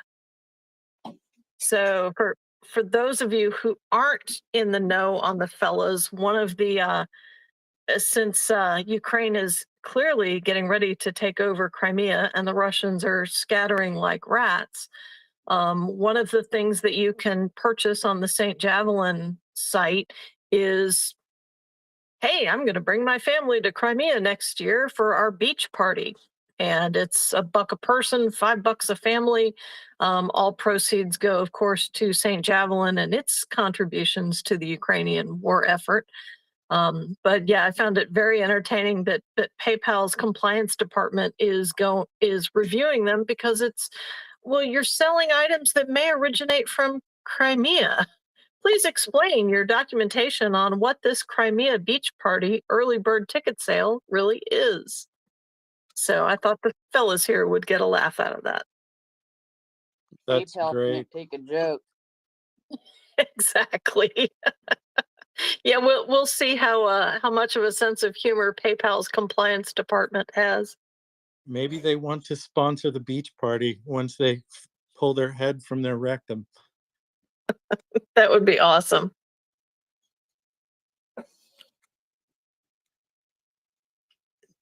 Gimpy, what in the hell is your new profile pic, and do I really want to expand that and find out?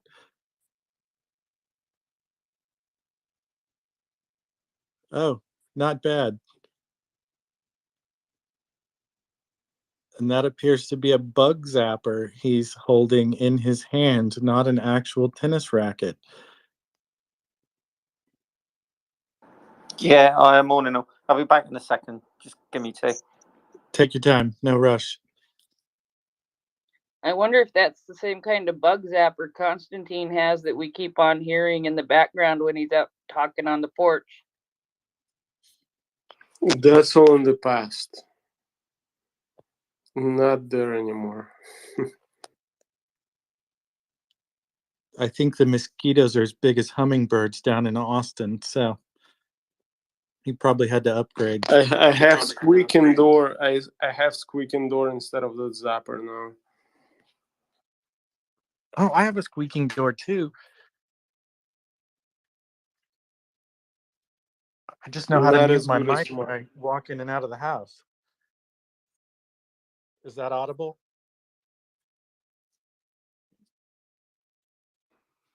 No, we did not hear your door, but I got so many DMs saying like, fix that door, fix that door. Yeah, I know you were being heckled about needing to grease your door.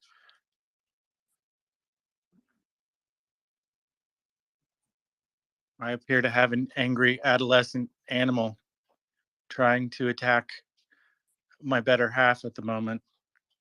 I think she's going to have to fend for herself, though.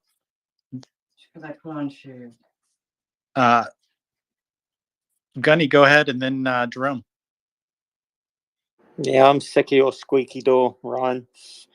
You're gonna have to get that looked at, mate. Portland, shipmate. Is there any chance that missile was an inbound, something like a harm, something like that? I think the trajectory is too shallow.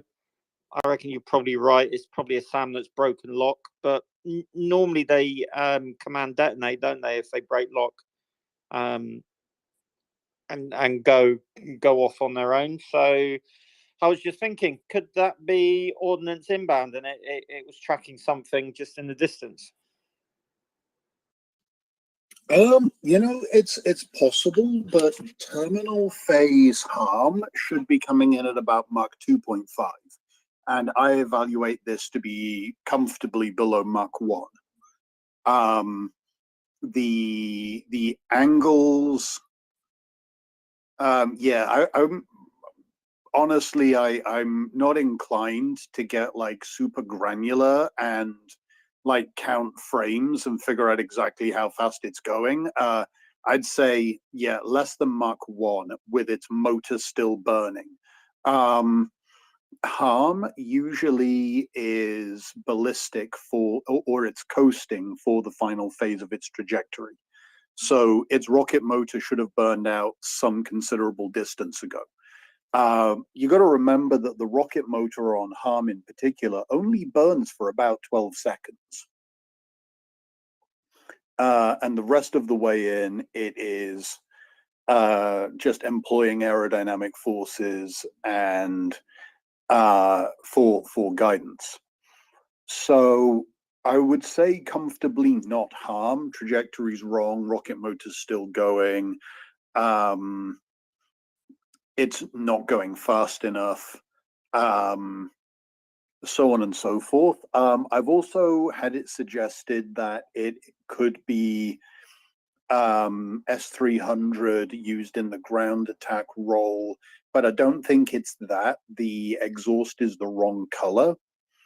And also that motor should have burned out by the time it arrives at its target.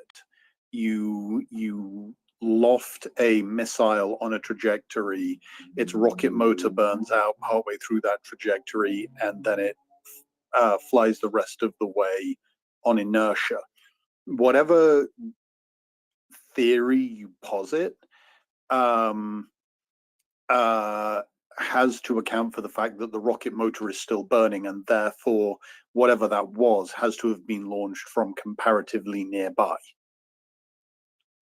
I'm sorry, nerd does not even begin to cover a man who can recognize rounds by the exhaust color.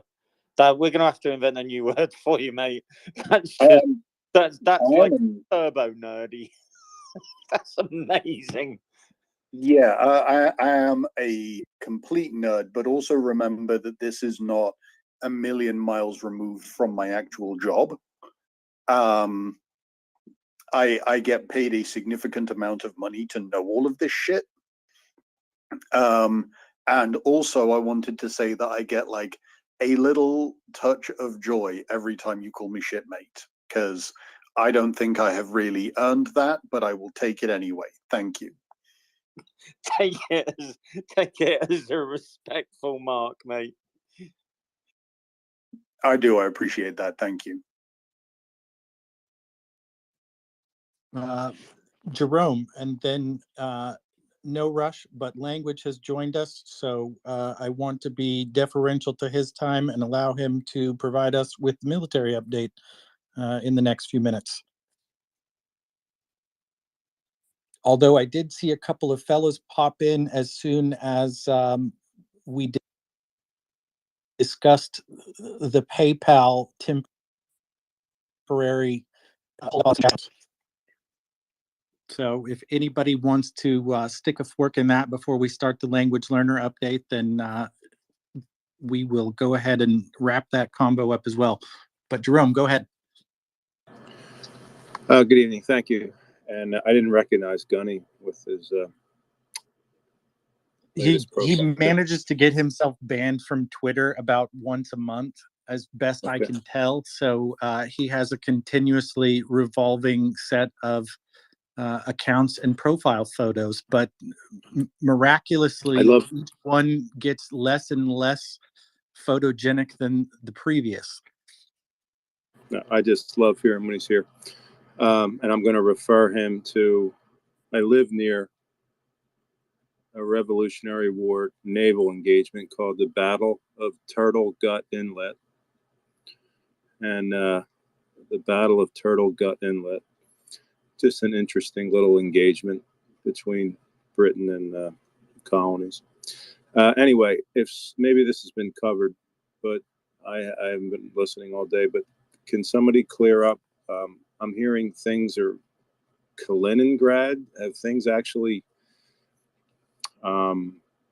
emanated from there? Actual military operations? I just heard the name mentioned, and I mean, it's, if I'm not mistaken, it's like a enclave surrounded by NATO countries, basically.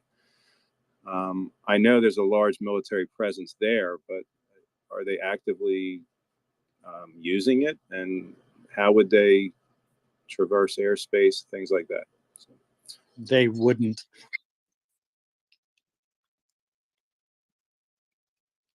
They wouldn't.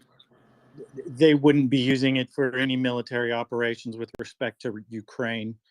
Yeah, that's what I thought. So I figured that. So yeah, I just heard it in passing. I just wanted to make sure of that. So okay, thank you. Yeah, they were essentially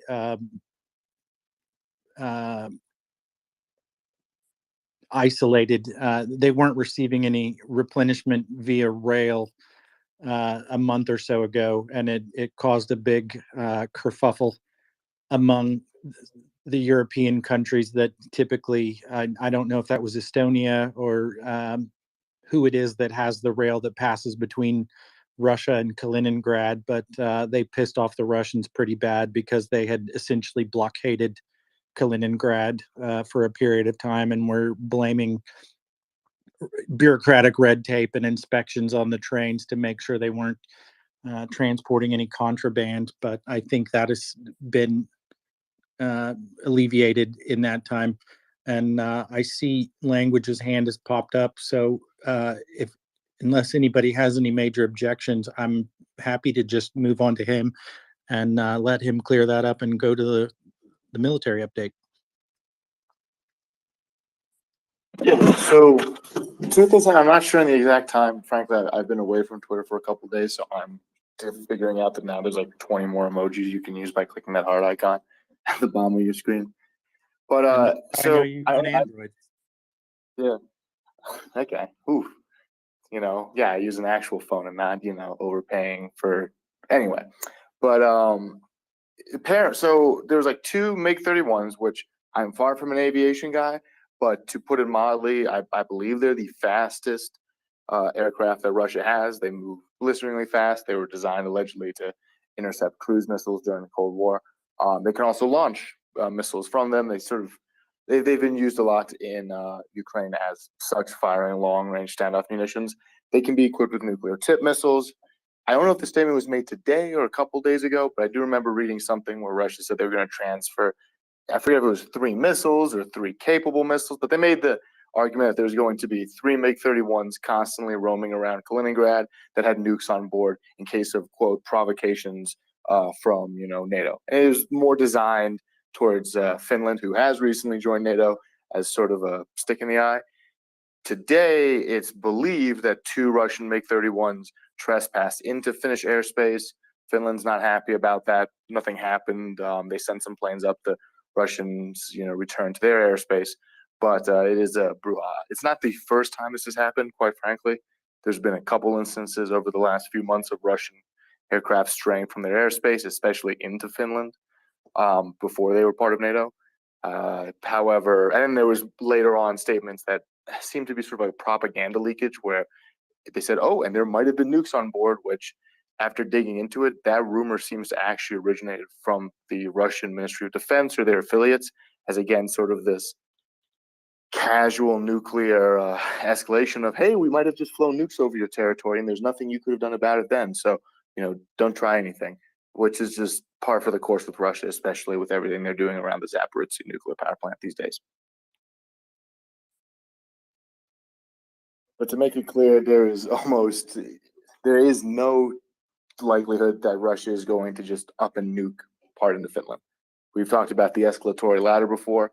And nuking a NATO country is usually a bad time, but even in other stages of this wider conflict, the likelihood of Russia utilizing a nuclear device of any capacity is so far removed from the equation at this time that, frankly, it's not worth here discussing. No, I'm sorry. I didn't mean to introduce that discussion. No. I'm not. That's not directed at you. It's like some malicious thing. I'm sorry. I apologize. I'm using strong language, but it's not directed at you. It's just to try and. No, I'm just afraid I fell into a trap of spreading that stuff. So. No. It's a good point to talk about. It is. It's something worthwhile to discuss. But anytime we discuss nukes, because they are frightening things, I think it's worthwhile to make the point that if Russia wanted to use a nuke, and I'll try and run through this in 60 seconds or less, there's an escalatory ladder. As you use more damaging things, you get more damaging PR internationally, right? So I'd say the bottom stage of that ladder right now is just the indiscriminate shelling of Ukrainian cities and then the light use of incendiary weapons. That's about where we're at, okay?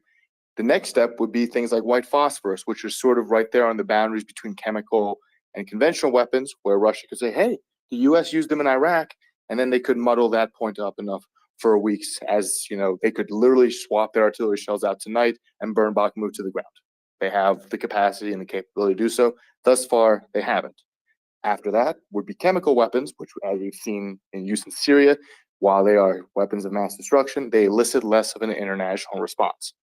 After that, possibly the use of small yield nuclear weapons. After that, put your head between your legs and kiss your ass goodbye because it's a strategic exchange. So my statement to people who have talked about this, and not to you, but people personally who are worried about it, I say, until you see Russian troops burning cities to the ground with white phosphorus, gassing the survivors, and then pushing through, I wouldn't worry about nuclear weapons, because that is a major, major international backlash to that. And Russia, frankly, doesn't want to deal with that at this time. The juice is not worth the squeeze for them. So it's a good point. It's something to keep in mind. There are reasons that NATO is not involved in this war directly, and nuclear weapons are a big one of them. But the actual likelihood of their use, despite Russian gains or losses in recent weeks, is so negligible, it's not on the table for discussion, despite their nuclear provocations elsewhere.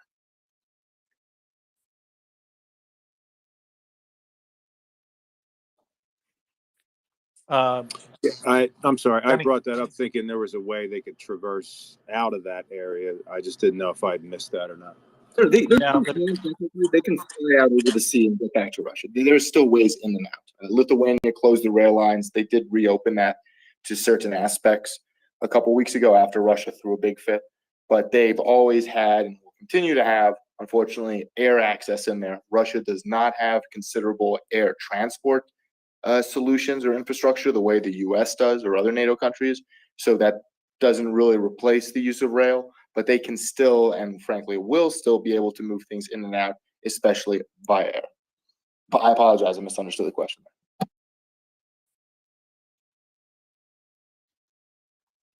Gunny, go ahead.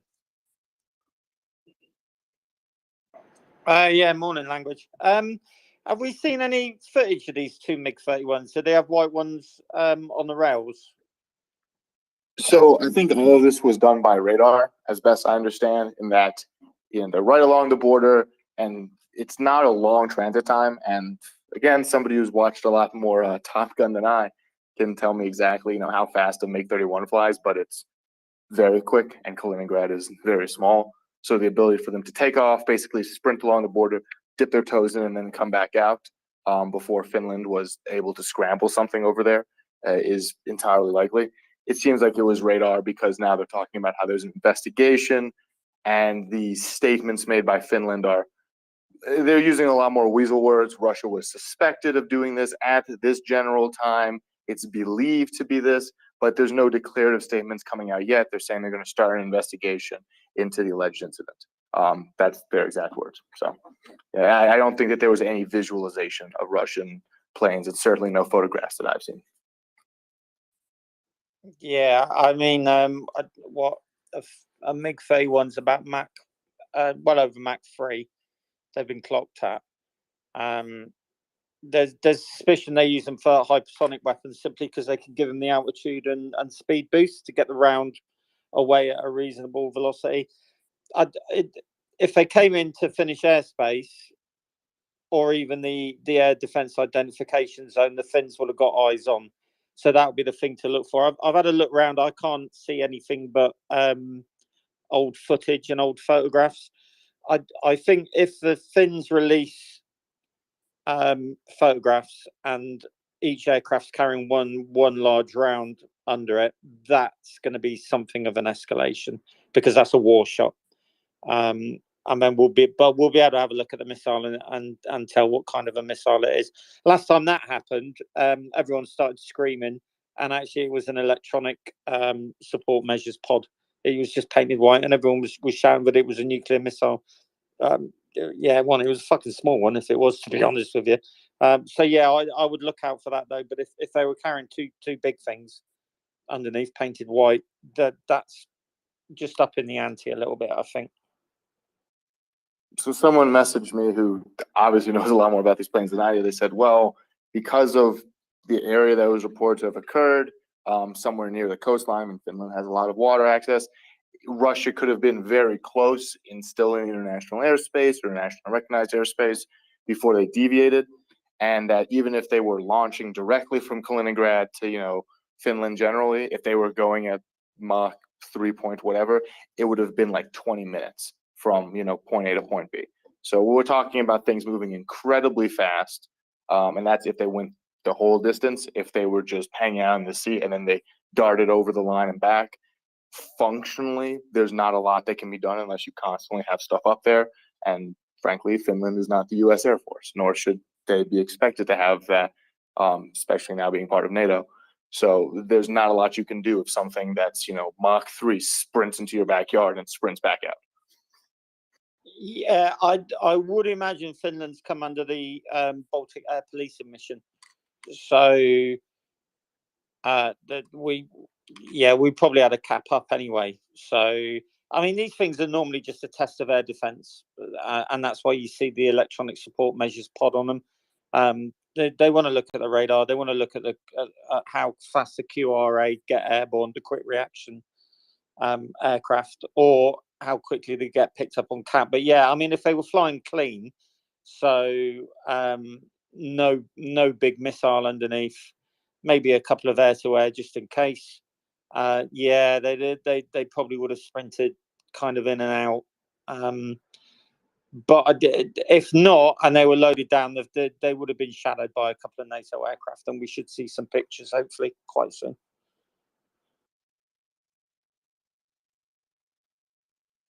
All right. With that, hopefully we've kind of explained, what's going on with Finland and jets and, all of that jazz. If there's no more questions on that or any other topics that I'm stepping on the toes of, I'm happy to jump into the general military update. I've been away for a couple days, so this one's going to encompass, noteworthy events from really the last 72 hours. So maybe just a little bit longer and focus a little bit more on specific things such as what's been going around the nuclear power plant. But apologies if I don't get into quite the granular detail of every single artillery barrage for the past week. Take it away. All right. Well, with that, let's just jump right into it. As always, I encourage you guys to have a map. There's a lot of names here, and frankly, if you can be like, oh, I know where that is generally, it does make forming this in your mind's eye a lot easier. Number of great maps out there: Google Maps, Google Earth Pro, Institute for the Study of War, War Monitor 3, Andrew Perpetua, Military Land, pick your poison, right? So we'll start in Belarus, proceed clockwise, ending with general statements. In Belarus, frankly, there's been no substantial change from Belarus in weeks. Where the exercises continue, they continue to be extended indefinitely, that they're expected to just kind of keep going until the invasion and war ends. Lukashenko did make a statement today explicitly that Belarus has no intent to plan an attack on Ukraine. What was kind of comical about it is he said explicitly that NATO and specifically the US is de facto at war with Russia, and he and Belarus want no part of that. So, he's honestly, it's not a bad take, when your country is desperately impoverished, run by a dictator who can barely hold power and has never been in any armed conflict in its existence. But moving on to Kiev, Western Ukraine, and political developments over the past several days there. Ukraine has announced that it will be going ahead with public events to celebrate Ukraine's 31st anniversary of independence on the 24th of this month, with an exhibition of destroyed Russian equipment to be held in Kiev. Now, there is great concern that there will be increased Russian aggression on the 24th, and so there's been back and forth about should they go ahead, should they not go ahead. Ultimately, the decision has been made to go ahead, but they have asked people, especially closer to the frontline regions, to place their safety first before doing at-large outdoor gatherings, lest there be another mass casualty event. The Ukrainian intelligence service has gained exclusive access to a personally controlled radar imaging satellite from the ICEYE family, that's ICEYE, like the eye in your head, after a Ukrainian crowdfunding attempt for Bayraktar drones, which were donated free of charge after raising some $16 million US, actually purchased the satellite and the requisite insurance. This means that if, for whatever reason, because Russia does have technology and capabilities on the ground that can blind and otherwise damage satellites in low Earth orbit, even if that's the damage rendered incapable of operating, because it is a commercial satellite, it's fairly close, they would be supplied with another one. Apparently, you can get insurance on satellites the same way you can on your car. As a result of this, Ukrainian intel agencies now can personally task imagery missions, which can see through clouds and smoke based on the specific modules equipped on the satellite. It's not just visual, there's radar and some other fun stuff on it. Has a resolution between 0.5 meter and 1 meter per pixel. If you go on Google Earth, you can kind of see what, take a look and see what a 1 meter pixel resolution looks like. I think generally that's pretty good, especially if it's 0.5 meter. It's not perfect. There are better resolutions out there, but those are all very much government controlled. And if you start posting them online, expect a knock on your door.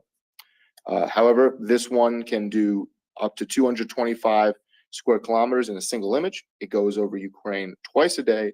And the nice thing is, because this is controlled by the Ukrainian intelligence service, they can task their own missions and send the data to units faster, which has been an issue as they've been using NATO supplied imagery, which has to go through a vetting process, which may not arrive in time sometimes, and then actually passing that information on to local units has been notoriously slow and ineffective for the last several months.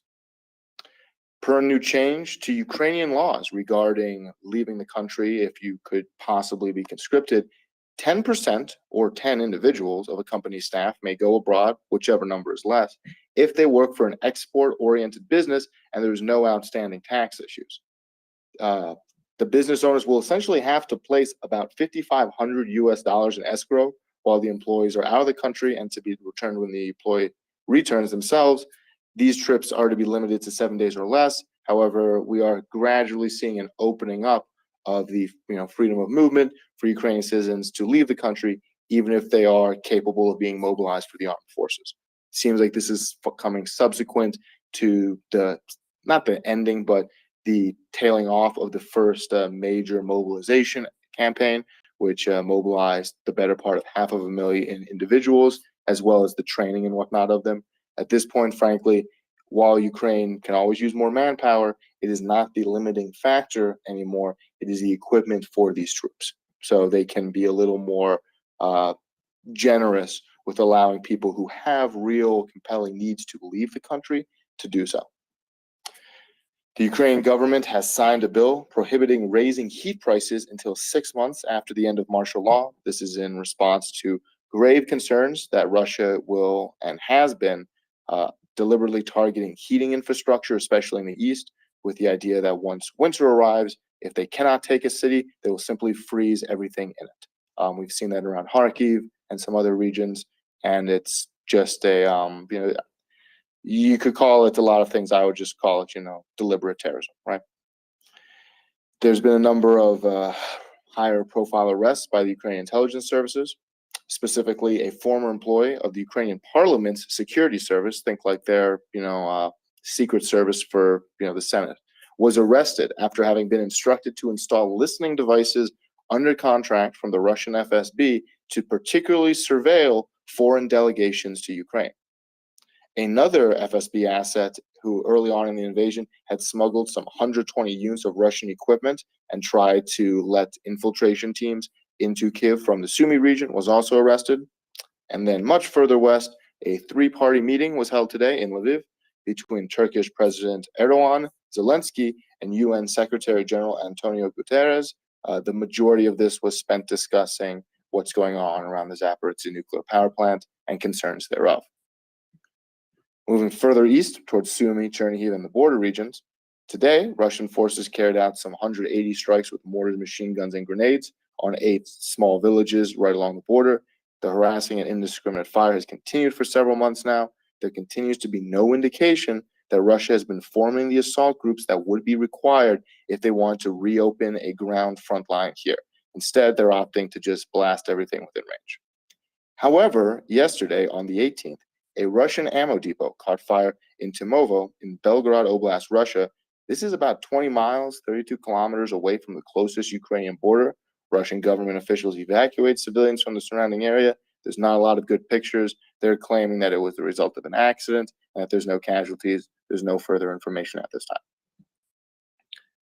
Moving further east, southeast to Kharkiv, Russian forces continue to not really conduct ground assaults north of Kharkiv, instead using airstrikes and artillery strikes as regular against Ukrainian troop positions and their supply lines. Russia deployed additional electronic warfare systems and another battalion tactical group to the border region and is trying to improve their logistical situation. Reportedly, there's been an increased deployment of these big air quotes here, Russian volunteer battalions that were essentially people who got 30 days max of training, were offered a bunch of money if they managed to last 90 days and given garbage equipment and then sent in. The age of people in some of these units ranges as high as 63 in the far east of Russia. So that's not the place that you're going to send your best and brightest. As a result, if more of these guys are around Kharkiv, it's generally believed that Russia has less aims in this area than they do around Kherson in the south and in the east. There was an attempt much further to the southeast of Kharkiv, where Russians tried to break through the Ukrainian lines on the Chuhiv front, right along the leading edge on the western bank of the Seversky Donets River, where Ukrainian lines, should they be able to cross the river, would then be able to start menacing towards major Russian supply lines in northeast Kharkiv Oblast. This Russian attack was repelled. On Wednesday, Russian forces in their consistent shelling of civilian areas hit a high rise, causing at least 30 casualties. The area struck had a number of deaf individuals who could not audibly hear the alarm before the missile salvo struck. As of latest, appears at least 17 people are dead. And the first reinforced concrete shelter out of 25 planned was installed at a bus stop in Kharkiv in response to Russian shelling during commutes. This is something they've been talking about for a couple of weeks. It's good to see it realized. A lot of the Russian shelling happens when people are waiting in line to use public transit, and bus stops don't do a lot to stop a missile strike. Otherwise, along the Izium and Liman front, there continues to be generally radio silence. There does appear to be a Ukrainian counteroffensive of some note.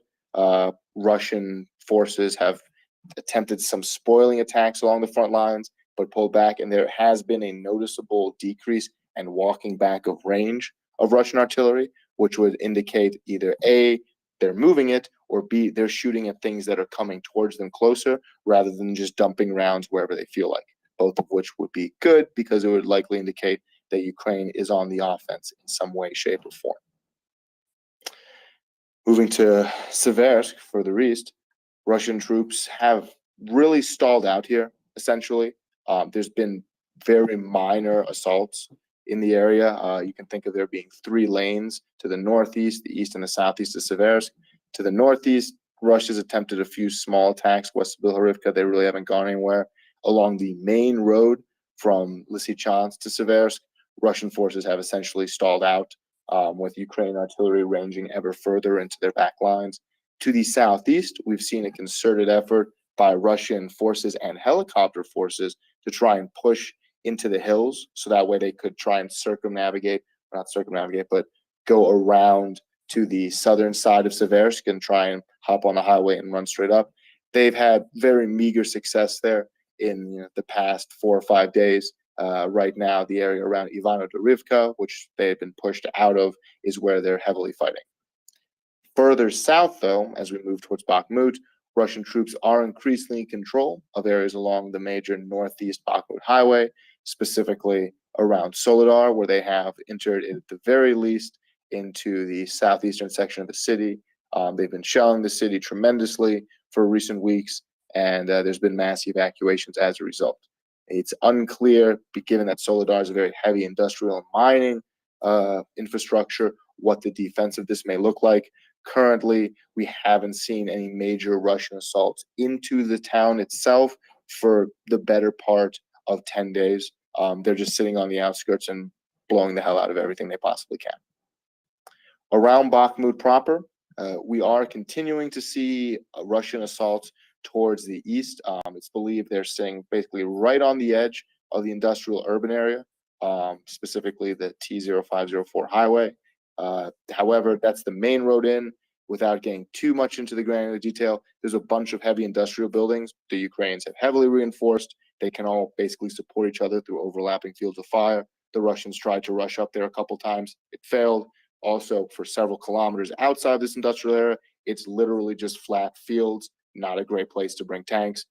This is partially why we're seeing Russia try and attempt strikes from further to the southeast, around some Ukraine hard points around Zaitsev. They've been really throwing their head against that wall for a while they were able to take some of the outlying regions. Kodema and Zaitsev seem to be the priority, so they can start choking off some of these areas and assault Bakhmut from multiple directions. Going back into much earlier in the week with the strike on the Wagner Group's headquarters, after one of the people visiting took a picture that actually showed the explicit address on a street sign there. It's believed to have severely degraded, to put it mildly, their leadership. They are the ones who are primarily responsible for commanding a lot of this assault, so it will remain to be seen if this just affects the overall concentration. Excuse me. So, moving towards Donetsk, Russian forces have successfully consolidated control over the suburb of Avdiivka, which they've been trying to fight towards for months and months now. Pisky, P-I-S-K-Y, after having essentially leveled the town and assaulting into it last week. However, this only grants direct ground access to another set of rivers less than 4 kilometers away to the north. This doesn't give them the opportunity to immediately sprint around and start menacing Ukraine supply lines. If the Russians intend to use this suburb as some way to try and force an encirclement or assault of Avdiivka from another direction, they're going to have to do a much better job of it. While they do have control over the town itself, there's a number of other towns, especially ones right along the river to the north called Vodyan, which they would have to push through before they accomplish anything of note. So keep an eye on that. If Russia decides to try and push all the way to the river, whether they get stopped there, whether they find a way across. And per the United States Department of Defense, Russian losses in the east have become increasingly severe in recent months, and the lessening of Russian morale has become devastating enough to cause end to actual combat operations by some units who just refuse to participate. Moving south to Mariupol, work continues on massive cages and other prep for what's believed to be a large sham trial for Ukrainian defenders of Mariupol, allegedly scheduled for the 24th to line up with Ukraine's Independence Day as part of Russian propaganda. Moving to Zaporizhzhia and the southern axis, Ukrainian forces carried out more than 200 fire missions along the southern front with specific targeting of Russian attempts to repair bridges leading into Kherson. Erdogan will reportedly talk with Putin regarding the situation around the Zaporizhzhia nuclear power plant after having a long discussion with it today, or regarding it today. And per the Ukrainian intel services, Russia may stage a, quote, real terrorist attack, unquote, on the power plant.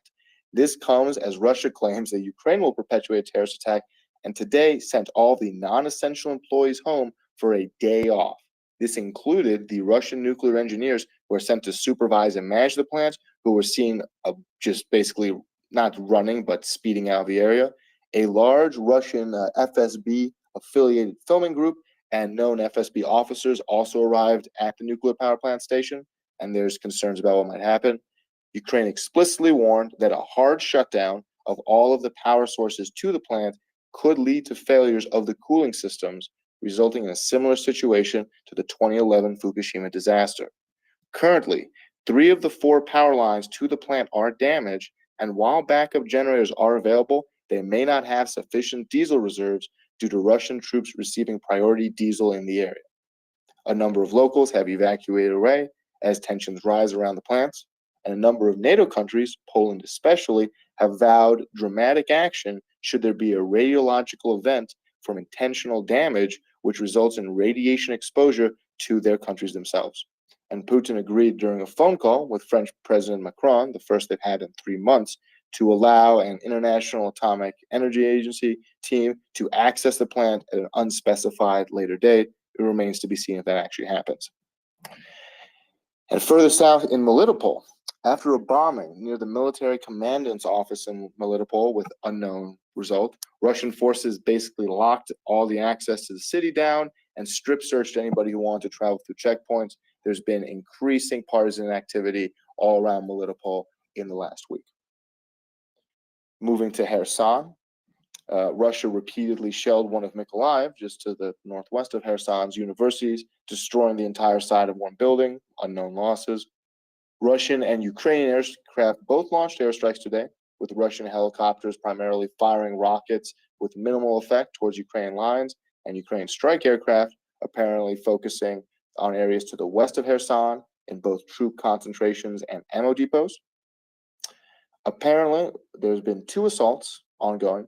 Russia attempted an assault to the west of the city with about a platoon. Unfortunately, a Ukrainian force around Alexandriivka kind of jumped the gun in the last several days and tried to stage a offensive and just got really heavily damaged, took a lot of losses.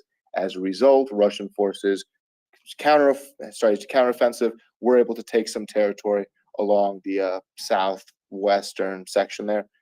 Small towns, Stanislav, Alexandriivka, Shiroka Balka, right along the main highway that were previously not really contested. However, it seems that Ukrainian airstrikes and Ukrainian artillery have stopped that one.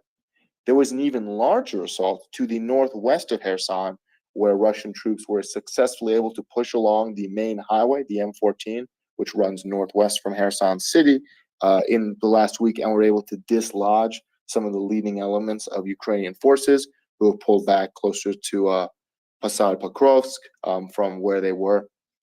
Reportedly, there was 2 armored platoons involved. However, that has also been stopped due to the increased presence of Ukrainian artillery. The reason that they threw so much force there, it's believed, is where they were around Kislivka was technically within regular tube artillery range of pretty much downtown Kherson, which I'm sure was causing a lot of concerns by Russians who, if they were in that situation, would have just immediately started leveling the city. Russian forces in this area have been visualized several assaults under cover of friendly rocket artillery systems. So going right back to World War I, they dump a bunch of rockets into the area, artillery, and then they try and push up as close to the end of that barrage as possible. We've seen that in other areas of this war. Generally, the coordination is not there, and there have been friendly fire events where the Russian troops get hit by their own ammunition. In this case, it doesn't look like it happened, but there wasn't enough of a large unit because they do have these coordination problems that they were actually able to accomplish anything, and they were subsequently repelled when they tried to attack this outpost that they hit. Moving to Odessa, Black Sea, and Crimea, reportedly in the Black Sea, there are 2 submarines and possibly 2 surface vessels with about 16 missiles available for use. The Russian fleet is generally staying close to the Crimean coast in an area protected from Ukrainian missile strikes, and is usually about 12 ships or boats. Residents of Sevastopol in Crimea reported the sound of multiple explosions, and local journalists reported that Russian air defense systems were engaging targets. Specifically, the Russian naval forces are apparently the core of the air defense systems in Sevastopol and Crimea in general, and shot down a UAV for the second day in a row after having reportedly shot down 2 UAVs near the nearby airbase just north of Sevastopol yesterday.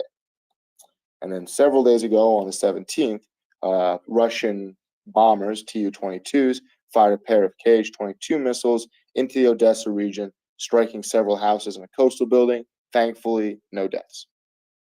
In general, yesterday, Ukraine forces seemed to have a real stellar day, eliminating 400 soldiers for a new total of 44,700, 16 armored vehicles, 10 tanks, 7 artillery systems, one of which was rocket artillery, 69 vehicles, cars, trucks, etc., 5 air defense systems, and 2 UAVs. The greatest losses were in the Donetsk region, apparently around Bakhmut. Reportedly, some of the heavy tank losses we're seeing are due to Russian tank crews not maintaining what's known as ERA, or explosive reactive armor, which helps if you're hit with, a rocket, other explosives. Go look it up. A lot of their ERA, because it's blocks that essentially mounted to the outside of the tank, apparently date back to the mid-90s and have not been properly maintained. There's also been good evidence that a number of these were frankly sold off via corruption in the last several years, and there's been photographs of these very technical, setups being replaced with just chunks of rubber after the old ones got sold off, and rubber doesn't do nearly as well when somebody's firing rockets into you. The U.S. finalized a new $750 million aid package for Ukraine, comprised of more HIMARS ammo, 16 light howitzers, 105 millimeters, and 36,000 artillery rounds for them, 15 Scan Eagle UAVs, longer range UAVs, 40 MRAPs, mine-resistant vehicles with mine rollers for demining operations, high-speed anti-radiation missiles, 50 armored Humvees, 1,500 Tau missiles. These are sort of they're wire guy missiles. They can reach out and touch things from a distance, similar to the Stugnas that you've seen the Ukrainians using, 1,000 Javelin systems, and 2,000 anti-tank rockets. In total, the United States has committed approximately $10.5 billion in security assistance since 2021, and per both the U.S. and Ukrainian governments, not a single HIMARS system has been destroyed as of yet. Germany will transfer high-precision Volcano 155 millimeter artillery shells, which can destroy targets at a distance of up to 80 kilometers via rocket-assisted projectiles, if fired from very specific modern NATO self-propelled guns like ones that the French and Germans have already sent. Russian gas company Gazprom has reported that on August 31st, the only working turbine of the Nord Stream 1 pipeline will be stopped for 3 days for maintenance, and gas supplies will be suspended for this period, which has raised gas prices in Europe to the highest since March, with approximately a 7% increase reported today on the markets. The U.S. has stated that Zelensky should attend the G20 summit physically or via video link if Putin demonstrates that he will attend. The German Vice President, Wolfgang Kubicki, said that they should open the Nord Stream 2 pipeline, which was closed, and essentially nobody agreed to use it at the start of this war, in response to fill their gas storages to prevent freezing in Germany, whereupon it could be closed again. This got mocked a lot, people saying you can't have it both ways. Ukraine responded that in the medium-term future to long-term future, Ukraine could endeavor to replace the Nord Stream pipeline and gas storage services provided. However, for this winter, that's just not going to be an option. And the U.S. State Department warned Congress today that the recognition of Russia as a state sponsor of terrorism following the passage of multiple bills in both the Senate and House of Representatives may lead to problems with ensuring the delivery of Ukrainian grain, as Russia would no longer feel any desire to, participate in treaties such as those. And that it would also cause economic dissolution between many Western companies that have any affiliation whatsoever with Russia. Interestingly, in the last 48 hours, for the first time in about a month, Russia has not reported on any alleged territorial gains. And then beyond that, there was the report of possibly 2 Russian MiG-31s, very fast aircraft that can carry missiles, trespassing into Finnish airspace. Finland has recently joined NATO, and Russia's been making some statements about how they have sent a number of nuclear-tipped missiles that could be carried by these very fast craft into Kaliningrad. Investigations ongoing. That's about all we know. And with that, if there's any questions, I know that was a long one. Thank you for bearing with me. Happy to stick around for a little bit.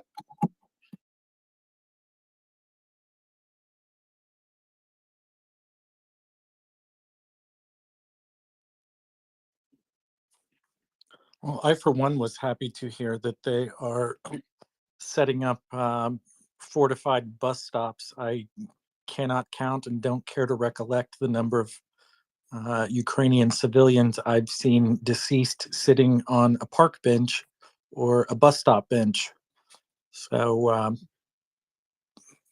I'm disheartened to know that that was needed to be something that was planned as far as infrastructure is concerned, but I'm glad to know that they're doing it and trying to maintain some sense of normalcy in spite of the unending onslaught from Russia. So I had a question language in regards to Bakhmut more specifically. You're saying that the Russians are basically just kind of shelling the hell out of Ukrainian units in and around Bakhmut, right? But we're not seeing a saturation-like attack on the urban center itself, are we? As of yet. Yes and no, it's difficult. They've been shelling into Bakhmut for quite some time now. Not quite some time, more recent, I'd say in the last month or so. But we're not seeing the same level of fire that was employed against places like Severodonetsk or Rubizhna or Popasna, even, frankly. And the strikes do seem to be more isolated, so they're not just leveling the city center. So yeah, I guess that's as much. It really has seemed to have stalled out a little bit in this most direct line of attack there since the Wagner command post, which may or may not have, I haven't checked into it since I saw the news, killed essentially the head of the Wagner group, who's a real bastard, Grozgorin. But it does believe that these guys who are supposed to be, Russia's, command and control gurus, may have taken a number of casualties, and as such, they've taken a backseat. Where Russia has been heavily shelling is to the southeast in concentration with their assaults towards these Ukrainian strong points, but that's a much smaller area, and they are even using more fire, frankly, on these small hard points than they are in total over the urban area of Bakhmut. Long answer, kind of whining, but hopefully it answers you. No, more than fair. It just seems like Russia's kind of doing wash, rinse, repeat, right? We saw when we were talking about Severodonetsk that we had a Ukrainian soldier on who had said that the second that Russia sees a Ukrainian soldier in any kind of grouping, like two or more, they just absolutely just pummel the area with artillery, and they absolutely leveled Severodonetsk. It's a pretty beat up city. And I'm kind of wondering if rather than shelling the urban center, maybe they might be targeting the units in and around Bakhmut is kind of where I'm driving at, right? They're not shelling the city indiscriminately yet, right? I'm not saying that they won't do it. I'm sure they will, but doing that yet, right? That's kind of where my head is going. I don't know if that's a change in doctrine, but it certainly kind of demonstrates to me that some logistical bottlenecks that had happened are not easing, but they're at least able to sustain some level of artillery fire in and around that area. Now, whether they can sustain that in the long term, I'm not sure, but I'm kind of trying to drive at that. Maybe they're being more selective in where they target their artillery rather than just, from dusk till dawn, just firing away. Do you see where I'm going with that? Right? They may be a little bit more discretionary in terms of where they use their artillery and on what. Right, I think that's fair. It's been a little more discretionary, and I'd really love to have one of the urban warfare experts up here, because the area to the east, the main highway that Russia was trying to sort of, as their first thing was, we're just going to run in here. We're going to ignore these strong points to the north and south because, frankly, they're on separate highways and they're not going to come over the hills to reach us, maybe. So let's just try and dive into the city as quickly as possible. You cross over several kilometers of essentially flat farmland with really no trees aside for a very tiny river. There you get like your local park has more trees than this river. And then you run into these big, massive industrial buildings that the Ukrainians have been increasingly fortifying in all manners of things, concrete, in place guns, pre-zeroed artillery, et cetera, for months. And the Russians ran into that 2 or 3 times, and then they realized this is not something we're going to crack this way. And it's been notable to me, they haven't been leveraging a ton of artillery against that whole collection of industrial buildings. They haven't tried to wipe it off the face of the earth, which implies to me that's not what they're trying to do now. They're just saying, we'll deal with that at a later point. Let's see if we have more luck coming in from the north and south. And that's where we've seen more artillery. That's where we've seen more Russian troop presence rather than the main, road into the city. And then beyond all that, Bakhmut would be very, very interesting, but please don't take my, words out of context there. Still, be a horrific battle. There's like 3 or 4 rivers that run through this relatively small urban area. I don't know how Russia's going to fare with having to cross rivers in the middle of urban terrain as they're fighting through heavily reinforced defenses. I don't imagine they'll do well. And that may be part of the reason why they're trying to get around as much of the city as possible rather than just go for the level everything and move in, because you can't level a river to no longer exist, no matter what you do. Oh yeah, and that's kind of what I'm seeing, right? It's like, even the dumbest kid learns how to tie their shoes, right? And I'm trying to kind of gauge that. I'm trying to gauge that learning curve, right? I mean, there's only so many people you can lose before there has to be some kind of learning curve, right? I mean, you can't be stupid all the way through, right? I mean, there has to be some people who's like, let's not do that, right? And because at the beginning of the war, you had a bunch of people who were political appointees who were not professional soldiers in any kind of Western sense of the word. Well, either they're all dead, right?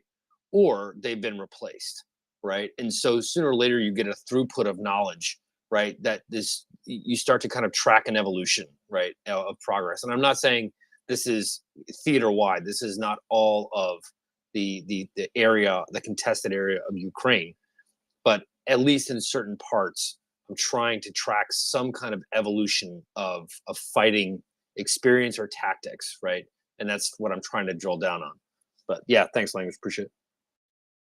I mean, they definitely learn. Like, you're not fighting a computer here that doesn't understand things. At some point, even the Russians, with all their doctrinal insufficiencies, bureaucracy, corruption, etc., even they can realize, hey, running myself into this wall for the 20th time may not be the best solution. Let me try something else. What we've seen more recently, actually in the last week or so, Russia been using more of their anti-radiation missiles. There's been a number of anti-radiation missiles supplied, I believe, by the U.S. to Ukraine, which has considerably more range and has been taking out Russian air defense systems. Russia has sort of imitated this, and they've been firing, especially around Kherson. They'll send some planes up. Ukrainian radar systems will turn on because you've got planes flying towards you. You've been able to shoot them down before. And then Russia will fire a anti-radar missile from somewhere else, and there's been Ukrainian losses as a result. That's just, one very small sector of the battlefield. The other one is the fact that they're timing their artillery closer to the actual strike now. Because before it seemed like Russia's goal was, if we hit it with enough artillery that we win the fight, we don't even have to send infantry in. We can send them in to mop it up. That obviously doesn't work when you're dealing with large concrete structures or major cities. So now they've tried to say, okay, we're going to run, the artillery up until, 12:05, and then we want to have troops hitting there, at 12:10, 12:15.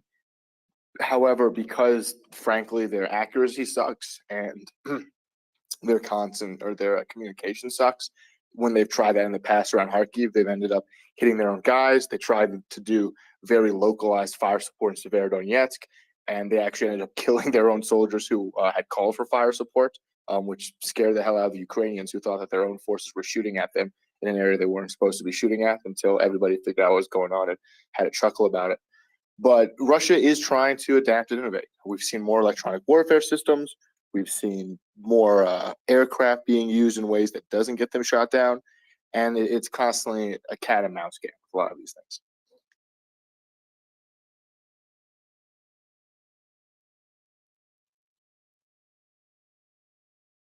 And as always, because nobody wants to hear me monologue, unless you're trying to get put to sleep here, come on up, ask some questions.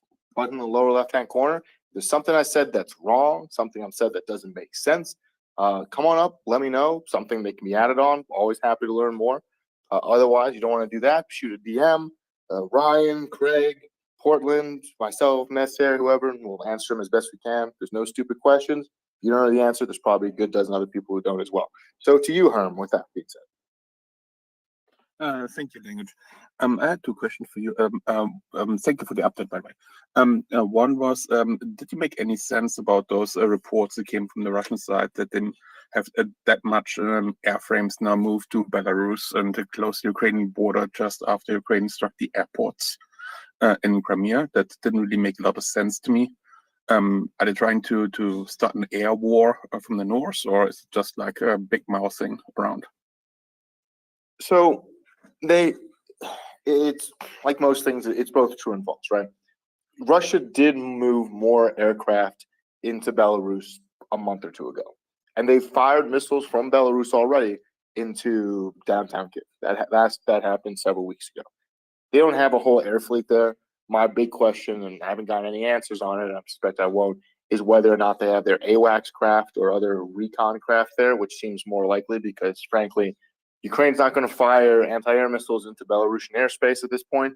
So as long as Russia is real clear on where the lines on the map are, they can fly stuff up and down along the border all day long and listen in to things within a pretty wide area, which is probably the best use of the aircraft there. However, because the Russian Black Sea Fleet's Air Corps is apparently like 50% capability now after that airstrike, or not airstrike, after the what's believed to be a partisan special forces, some other special stuff going on, operation on the Saki Air Base earlier this month that destroyed a number of aircraft. They pulled a lot of their planes back into areas that are more firmly within Russia, with the idea that we don't know how the Ukrainians hit us. Speculation is now it wasn't some kind of long-range missile, but something more coordinated on the ground. But we don't want to have that happen again, so we're going to pull it back to Russia, where we can say, hey, nobody gets within 2 kilometers of this airfield, and people will generally listen to us. Yeah, that makes sense. And the second question I had, if you permit, so last month I think we had this peak time when the Ukraine Armed Forces Commander was admitting that about 1,000 casualties a day killed and wounded, and that was just after Lysychansk was abandoned. And there was a lot of fighting in the east. And that now we're seeing that the Russian casualties that you're reporting are peaking up to numbers we haven't seen before. And since you're having much more granular vision on the things that are happening on the reports from the ground, do you think that the Ukrainians managed to significantly reduce the losses they were suffering back then, and that is coinciding with the Russians suffering more losses currently?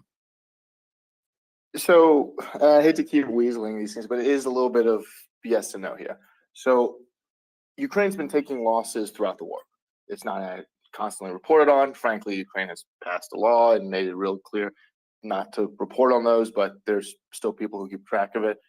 And so it went from the Ukrainian government, after having not really discussed it, sort of slow walked it out to, oh, we're taking 50 casualties a day. Oh, we're taking 100. Oh, we might be taking several hundred.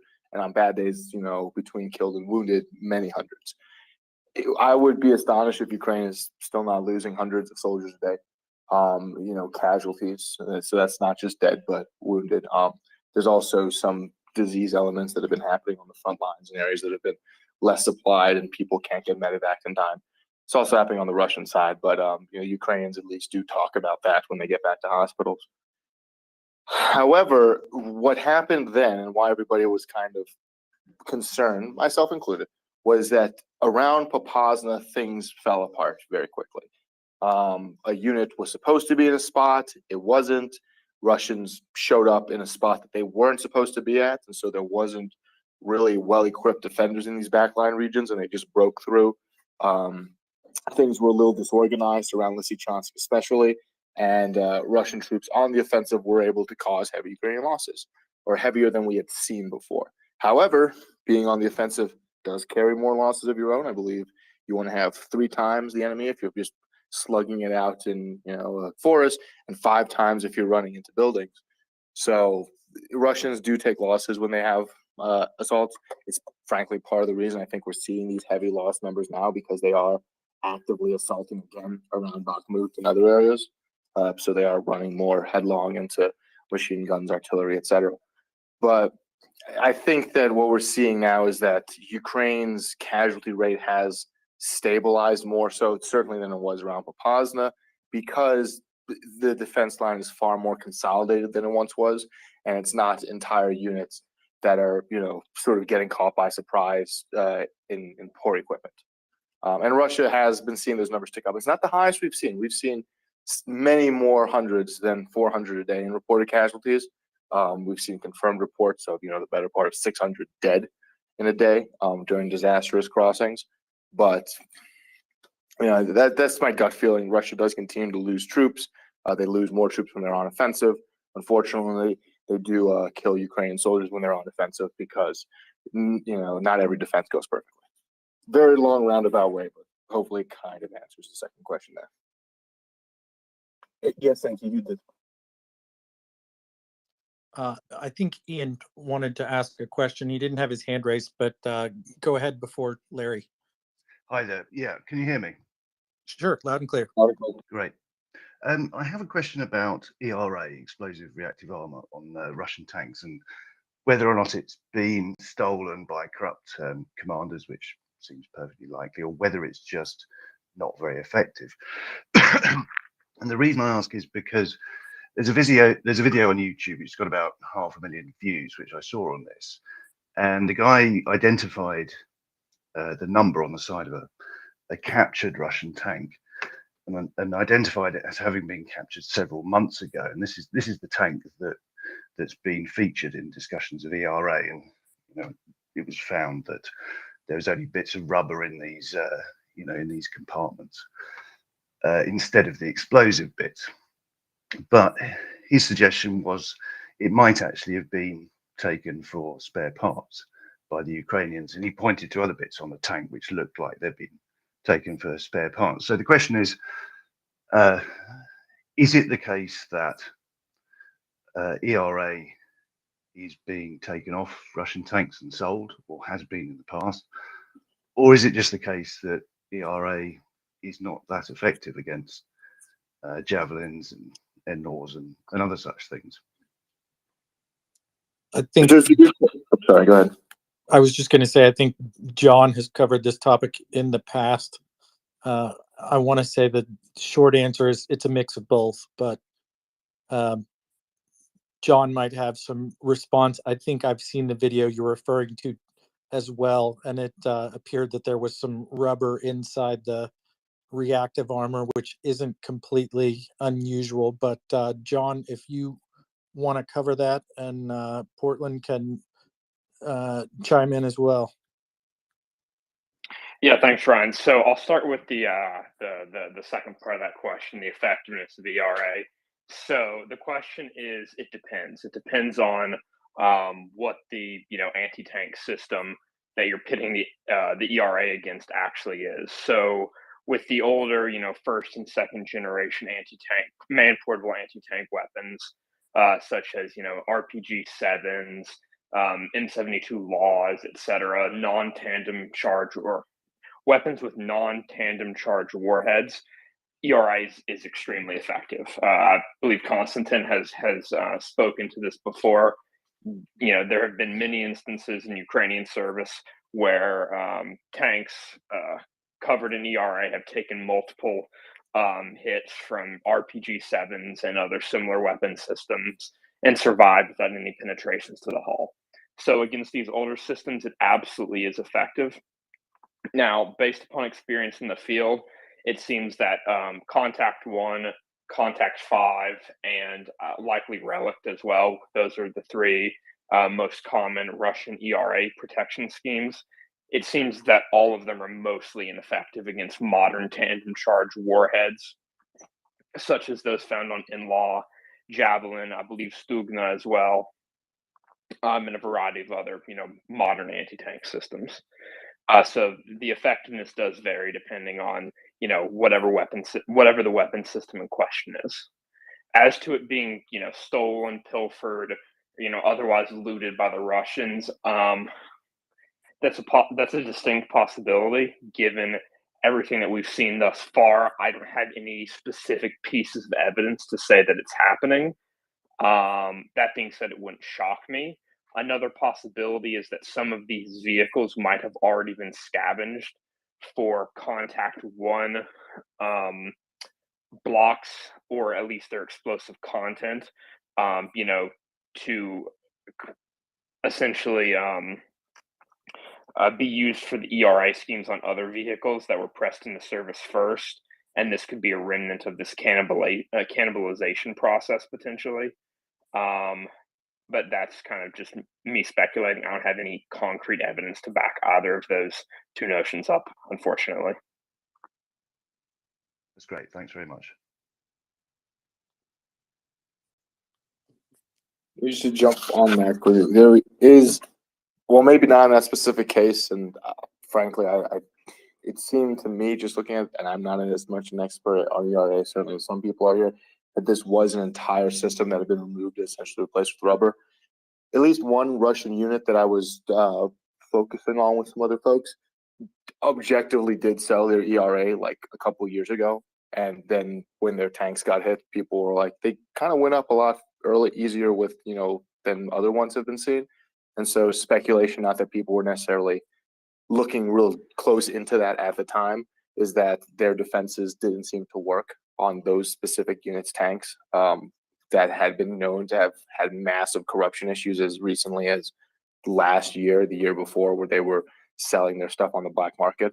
So at least in one possibly isolated incident, we've seen this happen. The argument being that ERA, you know, there's stuff in it that can be sold, some of the explosive charges and whatnot, and it can be, you know, you can make money off of it. And hey, you know, you're not expecting to fight anybody anytime soon. Even if we go into Ukraine, they're all going to surrender in 3 days, right? We're not going to have to worry about that sort of stuff. So, yeah, there's good evidence that it's happened in the past. Whether it's happening on an institutional scale, nobody can say for sure. I would just note that it looks like it's really easy to steal bits from those systems, because the tops on those are just screw-on tops. They haven't designed them to be, you know, tamper-proof.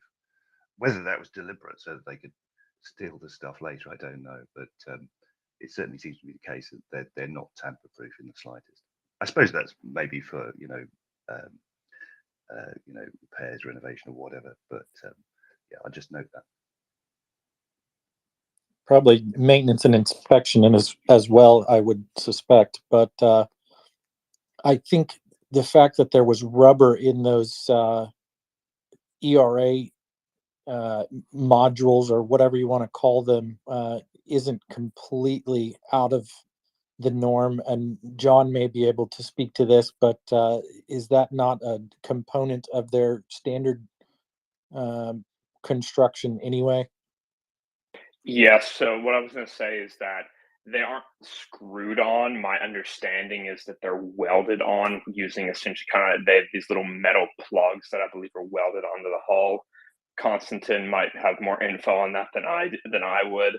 But that's kind of my understanding, is that they have these little metal plugs that are part of the ERA unit, that are the ERA module, I should say, that are welded onto the hull, and that actually fastens the module to the hull.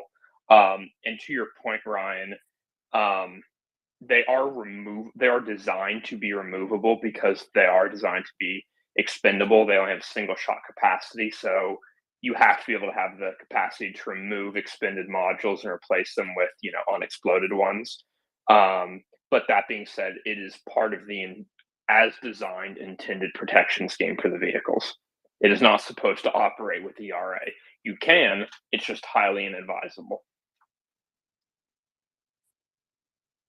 Okay, Vern, I think you were next. Yes, thank you. Do you know what's easier than selling explosives on the black market in Russia? Just doing a fake invoice. I would say that ERA never got into those receptacles. I mean, can you imagine? And also, can you imagine being the guy whose job it is to check them, and you open it up and you see a piece of rubber? Are you going to want to report that to your superior? No way. So yeah, that's my theory, is that it never got in there in the first place, because who wants to deal in explosives? You know, you'd have all of the services all over you, FSB, all of that. You know, it just doesn't add up to me. And it actually, you know, it goes back to, I was reading about some of the scams during the Soviet Union. If you were a taxi driver, or particularly a bus driver, that was one of the best jobs to have, because you had access to fuel. And if you had access to fuel, you could just pull over and not do your run for the day, and you'd suddenly have a whole lot of fuel that you could sell on the black market. That was how a lot of people made money. And it was also the way Roman Abramovich got his start. He was a private doing his 2 years service, and he was in some logistics department and was able to start making money with fuel. So yeah. And if I may, language, I don't think there's anywhere else in the media sphere where we can get such a detailed understanding of what's going on in this war. And I mean, even for myself, who listens every day, to have you do that, it really just drives home how complex this war is, how much further we've got to go. And I want to thank you for that, because we should be enjoying little victories, but this is a long way from being over. And what you do is you remind us of that very, you know, in great detail. And we need to keep supporting in everywhere we can, supporting Maria Aid. And don't think now is the time to stop putting your hand in your pocket, everybody. We've got to keep going till the end on this. So yeah, thank you, Language, for your work. It's really brilliant. Thanks. Seconded. Thank you very much. That's very kind of you. Thank you. And yeah, like in general, this is not something that's going to wrap up, frankly, this year. You know, at all. Even, you know, great. I think, you know, the UK's intel agencies are saying they're not expecting any decisive military action by either party to end this conflict this year, was their exact words. So, I mean, the winter is going to be a big question mark. What happens with you know, Ukrainian cities trying to be frozen into submission? What happens when Russian soldiers who didn't have equipment in February to survive winter conditions now have to engage in attritional warfare in freezing conditions? It's not like just because you're Russian, suddenly you don't get hypothermia, right?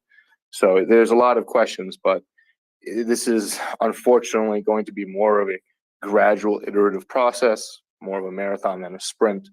So, you know, and one of the big concerns, speaking with Ukrainians, is that we will forget about it. You know, this will become, you know, the next thing that we put on the back burner, and we see it once or twice on our favorite news media of choice when something happens. But otherwise, we go back to worrying about any of the other myriad things in our daily lives. And that would be very bad for the folks of Ukraine, because if we stop pressuring our elected representatives and they stop helping and sending aid, then Russia's advantages in terms of infrastructure, or existing military infrastructure, I should say, would start to become more pronounced. If Ukraine wasn't getting javelins, if they weren't getting all these things, this would be a very different war right now. Probably would have been over, frankly. Okay, yeah, I'm ready to, yeah, I can answer that. Okay, so how come, so we're giving money to Ukraine, and they're all Democrats that are doing it. Hang all on. the Democrats Pillow, are giving money to Ukraine. My Pillow, we have an order here. If you want to raise your hand, I'll be happy to come to you. I hope you're not really a My Pillow guy, but thank you for raising your hand. Just trying to maintain some sense of order so we don't have a dog pile of conversation here. Please go ahead.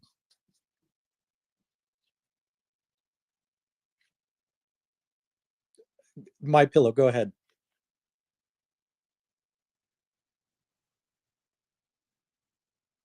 You can come off mute now. I did not mute you. I think you muted yourself. My pillow going once. Okay, I'm here. I'm here.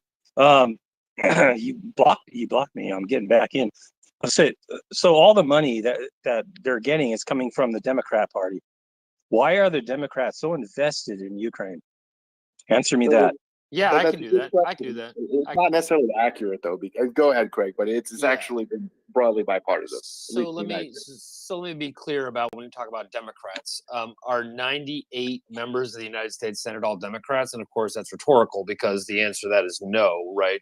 It's a 50-50 Senate, which means that 98-50 take away, right? The vast majority are both parties, right? It's a misnomer. If you want to go ahead and highlight a couple of losers in the House of Representatives and say that is representative of the Republican Party as a whole, then that's your prerogative, but it's not factually correct.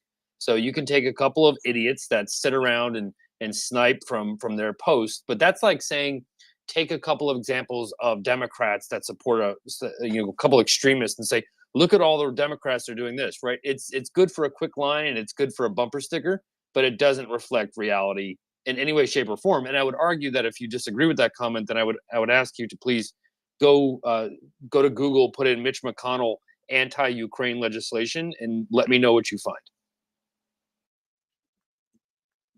Real quickly, I'm from Oklahoma, one of the states that votes overwhelmingly Republican. We have an overwhelmingly Republican supermajority in our state legislature. All of our congressional delegation, both in the House of Representatives and the Senate, are made up of Republicans.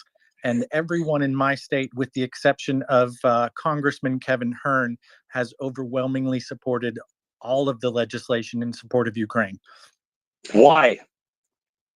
Why? Because it's the right thing to do. Why not? Why? We've given them Why? approximately. Who gives a fuck about Russia and Ukraine? Why the fuck are you Bye bye. Fucking faggots. Bye loser. Bye loser. That was quick enough. Yeah. And I want to talk about why, if we're going to try and reduce human lives to cents and dollars.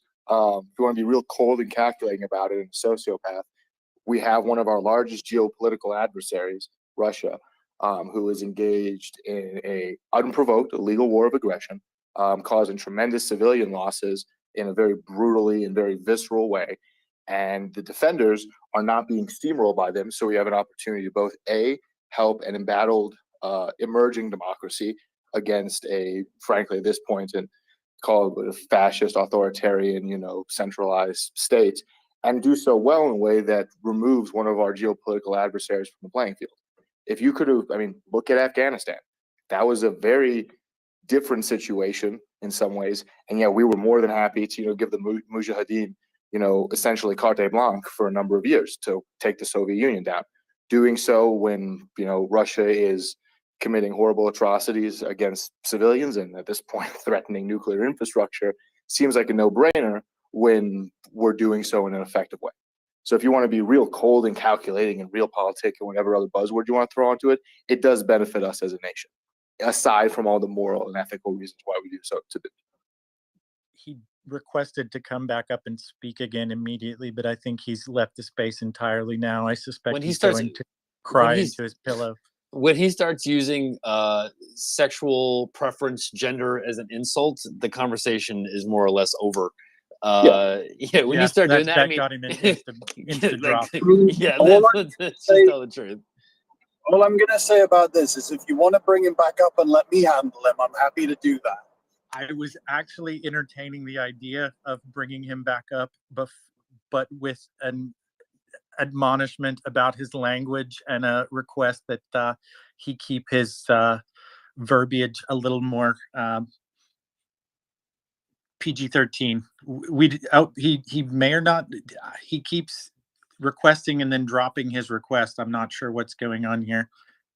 The issue with arguing with assholes is they drag you down to their level and beat you with experience. If you play with pigs, you wind up all kinds of muddy.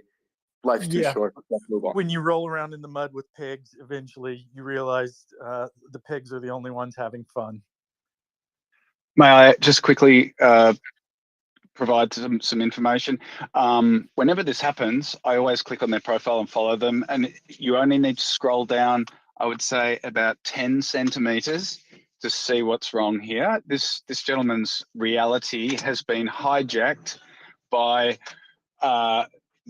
tabloid media and just the most extreme conspiracy rubbish that you would dare to come across. So this is symptomatic of a greater problem that we have in our societies, where media is and information needs to come, just as with food, information needs to come with a health warning. That's my suggestion.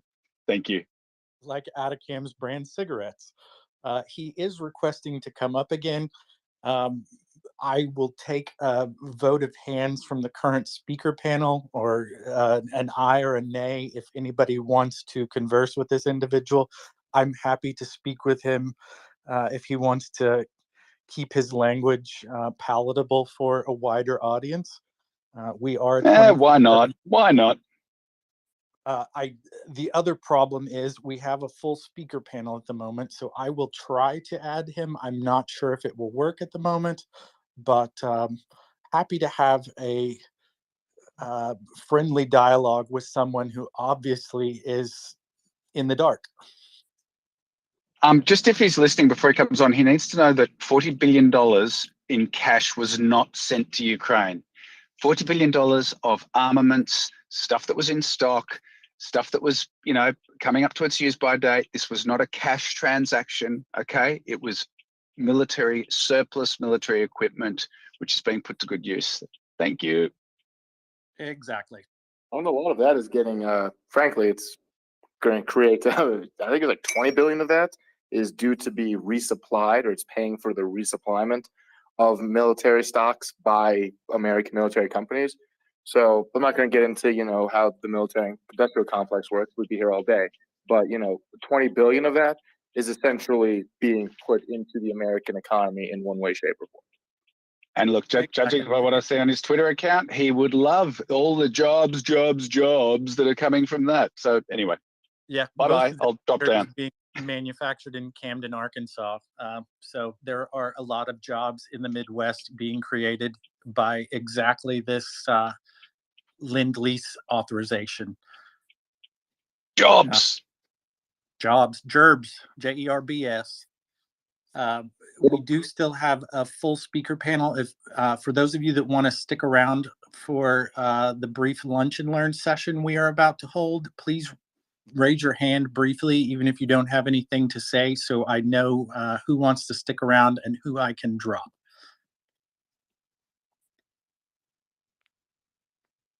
All right, I'm just going to pick a wild card. No hard feelings. If you guys want to come back up, feel free to request, and I will bring you back in. I see our friend Donnie is with us.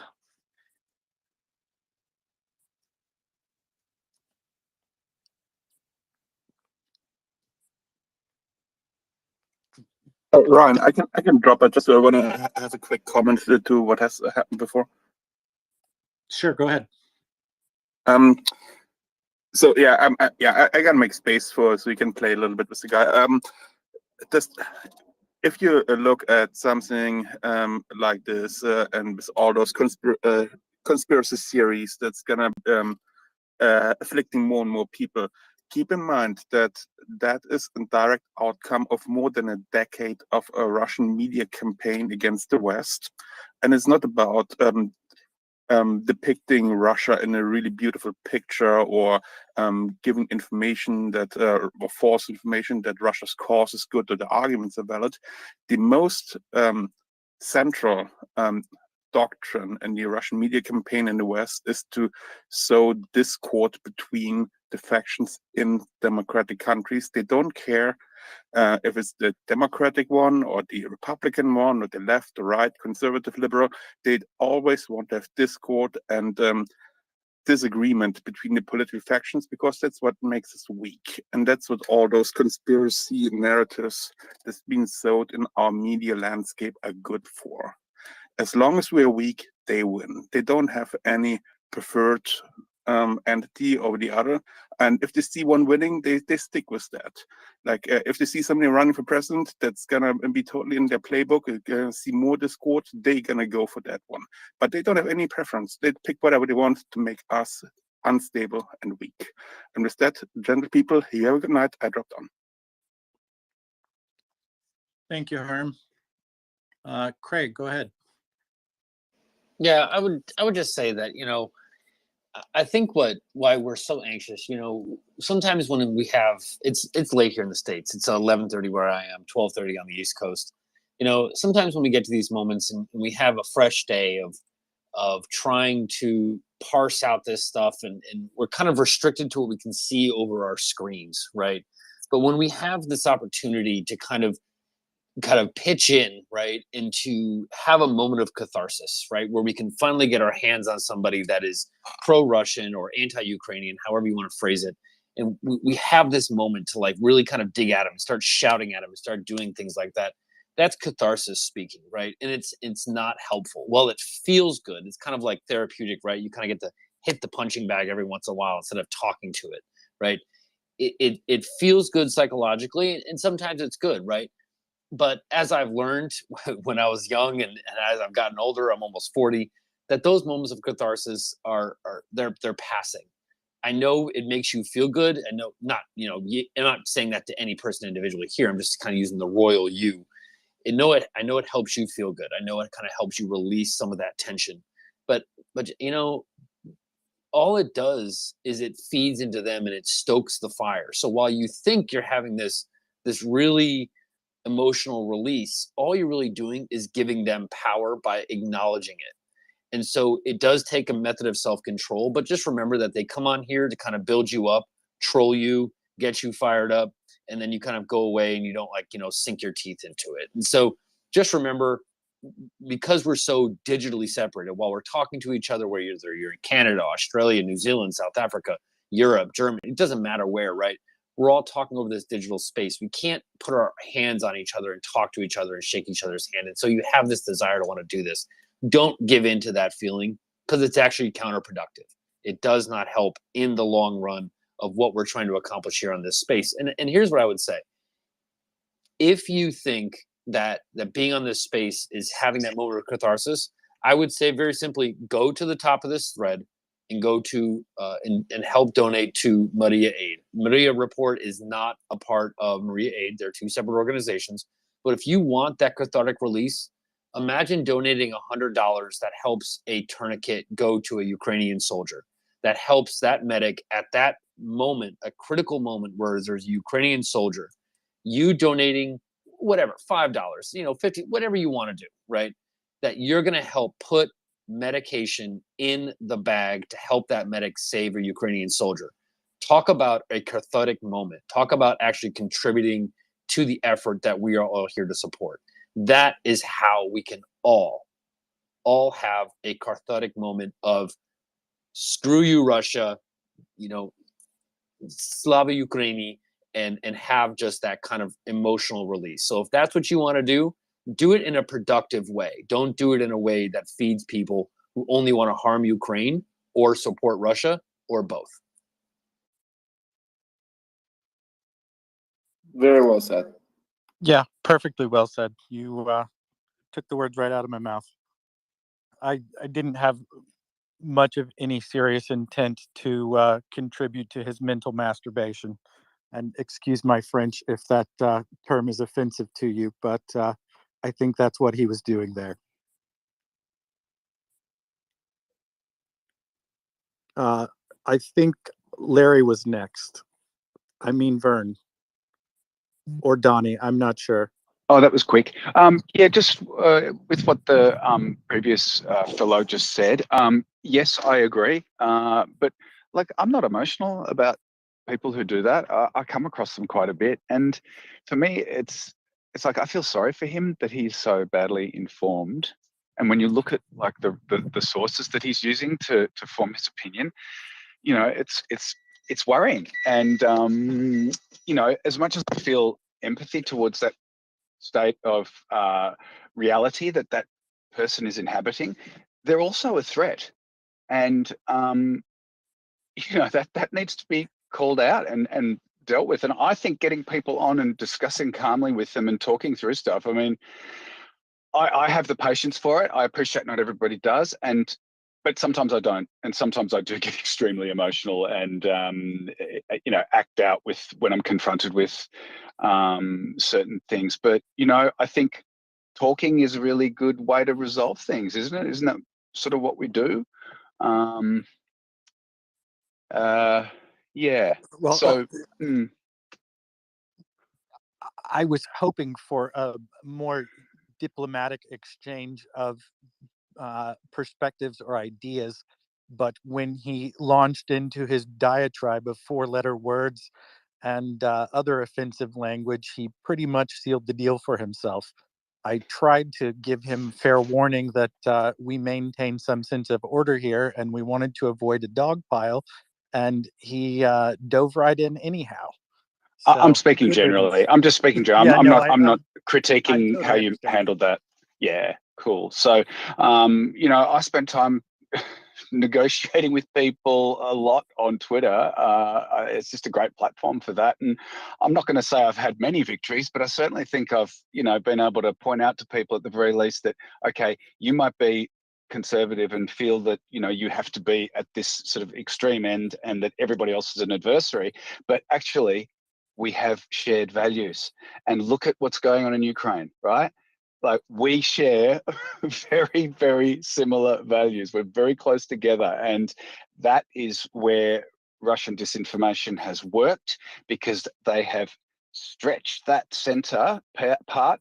They have made it wide enough that, now we use left and right as pejorative terms against each other. And in Australia here, it is rampant. It's unbelievable. You can walk into a conversation and just hear like the most outrageous stuff from people who have, education. It's working. And back to my point earlier, information is pumped out like fast food, and we don't know it's bad for us yet, but the symptoms are there. We have the obesity and the malnutrition going on inside between our ears because the information that we're receiving is not regulated. It does not come with a health warning. And I spent 20 years out of Australia, and I came back and to see what my parents are now saying and thinking, because they've chosen to watch a certain type of media. It is very, very upsetting. So yeah, I know I've said words to the effect before, but that guy, he's had his reality hijacked by very, very nefarious techniques. Thank you. So if I could just very delicately just kind of push back against that and talk about the success or lack thereof of Russian propaganda. The fact is that it hasn't worked, right? Russian propaganda has failed, and failed absolutely miserably. It has not worked whatsoever, right? And I'll give you a quick example of that, if I might. One of the hardest angles that Russian propaganda tried to do was to drive a wedge between Russian-speaking Ukrainians and Ukrainian-speaking Ukrainians, right? This is as clear as it gets. This is not American, Oklahoma, Texas, Massachusetts, right? Reaching across oceans and trying to kind of work on this. This is right next door. This should be right into their bailiwick and easy for them to do.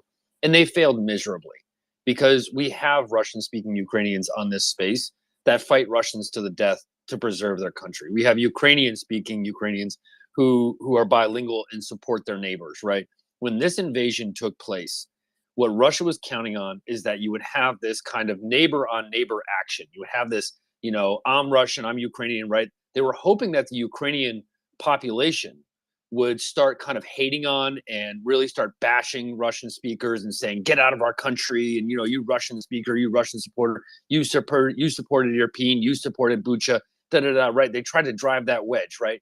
Much like they tried to drive the wedge in the United States with Twitter and BLM and Proud Boys and all this stuff by driving that. And it failed absolutely miserably, because you had Russian-speaking Russians pick up rifles and actually kill Russian invaders. And so when you say Russian propaganda is working, I would say, by what metric are you measuring that?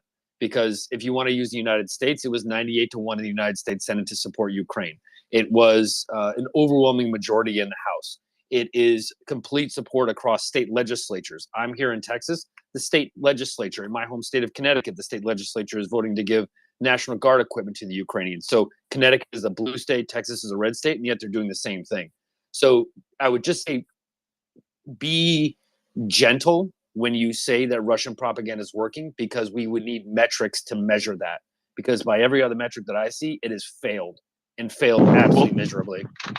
The metric is the next US election, isn't it? I'm not entirely sure what you mean by that, because even if the Republicans take the House, the overwhelming majority of Republicans voted to support Ukraine. So what difference does that make? So I'm talking about the election after that, the presidential election. And again, I would say that even, say, Ron DeSantis, who might be the front runner for the Republican race, has not said one bad word about Ukraine ever. So what difference would that make? As much partisanship as exists within the U.S. domestic politics, there is overwhelming bipartisan support and will continue to be for Ukraine for the foreseeable future. That's a good thing. I acknowledge that, and thank you for reassuring me with your comments there. It still exists, though, the problem of misinformation, which can be exploited by anybody to pump news stories out there that get a lot of clicks and a lot of likes and can generate income for people, right? So it's still a problem, information, right? Okay. Quality of information. I want to say something. It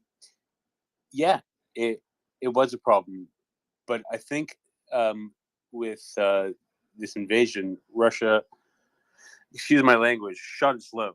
Basically, they overestimated their capabilities, and they put it all out there, and we all recognize it. We're like, oh my, what the fuck's happening?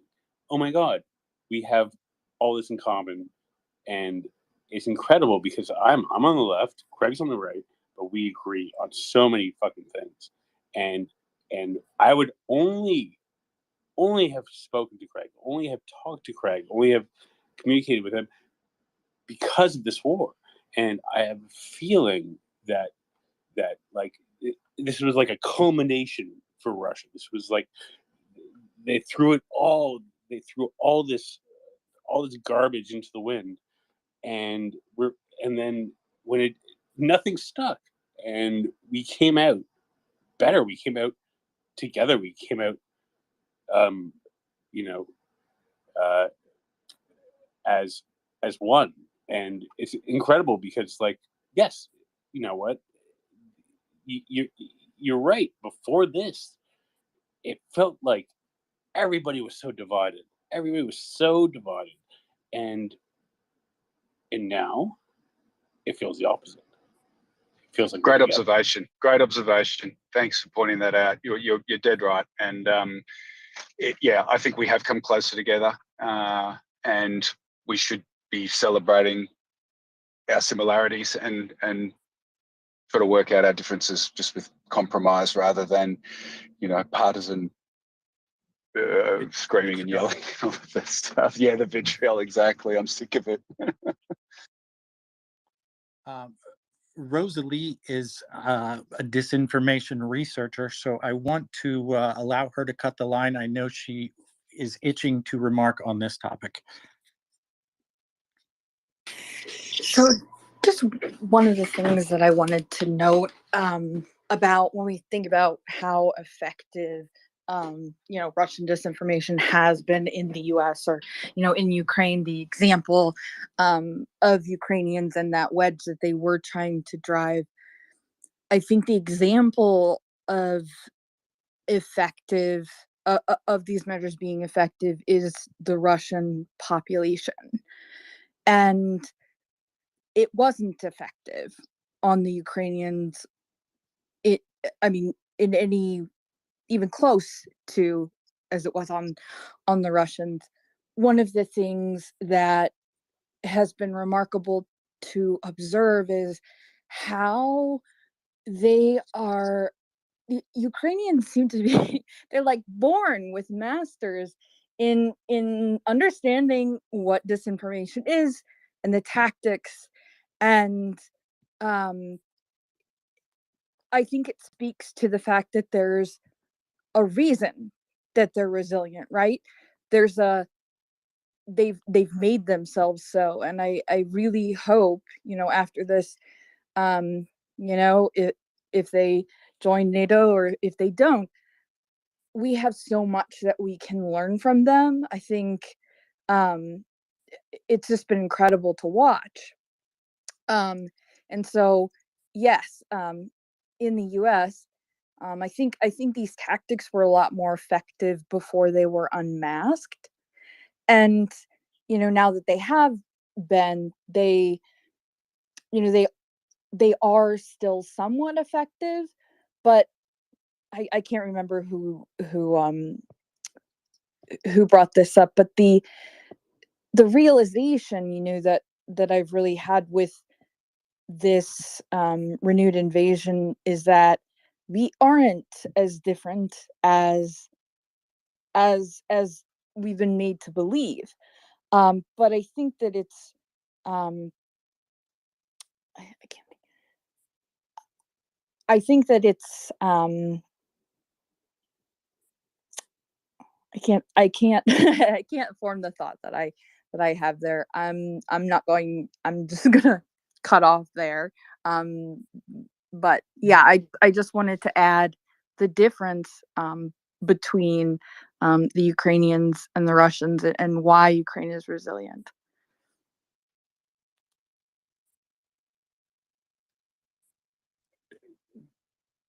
We've got a bunch of hands and a bunch of people in queue. I know Gunny was trying to come up, but we have a full panel at the moment, so I had to cycle a couple of people down.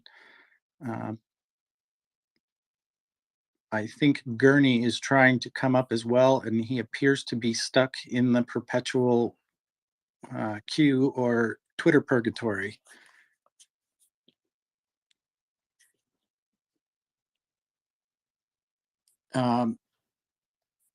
Polymath, go ahead. Thanks, Ryan. I just wanted to comment on your statement, Craig. Craig, most of the time I agree with you, so no offense here, but I think you are misspeaking on the effectiveness of Russian misinformation. It's been very effective within India. It's been very effective in Africa and South America against Western values, the United States in particular. And I think that Russian misinformation is well at work after years of work in the United States. The whole anti-vax thing, the whole big lie here in the United States. There's a lot of division that's been created. Russia actively tries to divide Americans. It's been very effective. It's true, you are correct that around Ukraine, it hasn't worked. I mean, it hasn't worked because their position is so untenable. I mean, this was clearly, I mean, it's so obvious it's a war of aggression and, destroying cities and gross human rights violations, genocide, etc. So yeah, it's pretty clear that the United States has come to support Ukraine, and and we see the bravery, the self-determination, the will of the Ukrainian people, and we can identify with that as Americans. And we see that they're being grossly violated. So, but I think it is a mistake to say that Russian misinformation is not effective. It has been in other realms. But you are right, in the Ukrainian sphere, it has not been effective. But the war's not over, people are losing interest, unfortunately. So it is something that we have to be cognizant of going forward. And that's all I wanted to say. Thank you. And I know we got a lot of hands up, so I'll be succinct with that reply to be respectful of everybody else. So just very quickly, again, when we give statements about the success or lack thereof of Russia, we have to put metrics on it, right? Because otherwise, we're just feeling it, right? We feel that they're having success. We feel that this is happening. We kind of have this kind of anxiety that they have success. And we have this idea, but we have to underpin that with something that's measurable, and not to seem truculent, or I'm not trying to be pugilistic, right? It's midnight. Who wants to be pugilistic at midnight? But we have to remember that when we say what's success, by what terms are we defining success, right? So if you want to mention COVID and anti-vax, I would argue that there are groups here in the United States that were anti-vax with or without Russia, right? That's just who they were. Now Russia could take that and amplify it, right? But let's be clear. Let's be absolutely clear when we're dealing with Ukraine, because that's what we're here to talk about. We can talk about domestic conversations in the United States, right? I mean, right and left. I disagree with my friends on the left when they start talking about taxation, right? That's a domestic conversation that Russia can amplify. But let's talk about Ukraine. And the simple fact, just basic arithmetic, shows that Russia has had zero impact at the federal and state level on influencing policy. And if you can't influence policy at the federal state level, then you have failed in your objective, in your political manipulation, right, of trying to influence the populace. If you can't affect legislation, you are a failure. Otherwise, you're just wasting hot air and troll farms. And if you can't, and if you can, then you're successful. But they can't, so they're a failure. So it's important. Well, I understand where you're coming from, Polymath. I do. I see where you're coming from. I see the angle that you're coming from. But I'm asking you to see the angle that which I'm coming from, and that if you can't influence legislation, if you can't influence national policy, then you have to at some point admit that it's a failure. We have to ingrain that feeling inside of us that it is a failure of Russian propaganda because they cannot influence legislation. And I would just ask that you kind of see it from that perspective, right? Again, it's one thing to feel it. Oh my gosh, I feel like they're doing this. I feel like they're doing that. But step back and see what the actual results are. And the results are, if you want me to be quite clear, is 66 million tons of Western logistical support for the Ukrainian armed forces, billions of dollars in economic support, loan forgiveness, restructuring of loans. I mean, the list just goes on and on. We could do this all day, right? That's what I would ask you to point to, not the feels of how you think it is, but the statistical backups that show that it is a failure. Real quickly, I'm going to interject. I think both of you make some very valid points. And I think the issue is that Russian active measures have worked very effectively to hyperpolarize domestic politics in a number of different nations. But Russia was relying on the effectiveness of their active measures to denude support for Ukraine and other issues that Russia would prefer countries like the United States not intervene in. And this particular instance or situation, or the invasion of Ukraine, to be more precise, they were relying and counting on the success of their active measures, and they were kind of acting on a feeling that they had created or achieved an outsized influence, and it pretty much dissolved in front of their face, much to their chagrin. They overplayed their hand and have come up way short. And then you get to pile on the impotency of their military campaign. And now we see why Russia's sitting in such a bad situation. They assumed that their foreign influence tactics had achieved a lot greater results than they actually have. And much to my surprise, or Sure, much to my surprise, it has not worked in their favor. Um, I, for one, was kind of taken aback by the overwhelming bipartisan support, and I'm here for it. Can I just make a real quick comment, Ryan? Sure. I response? know we had a couple of hands. Gurney's still here. I think somebody else left that had her hand up for a while, but go ahead, Polymath, and then I want to go to Gurney.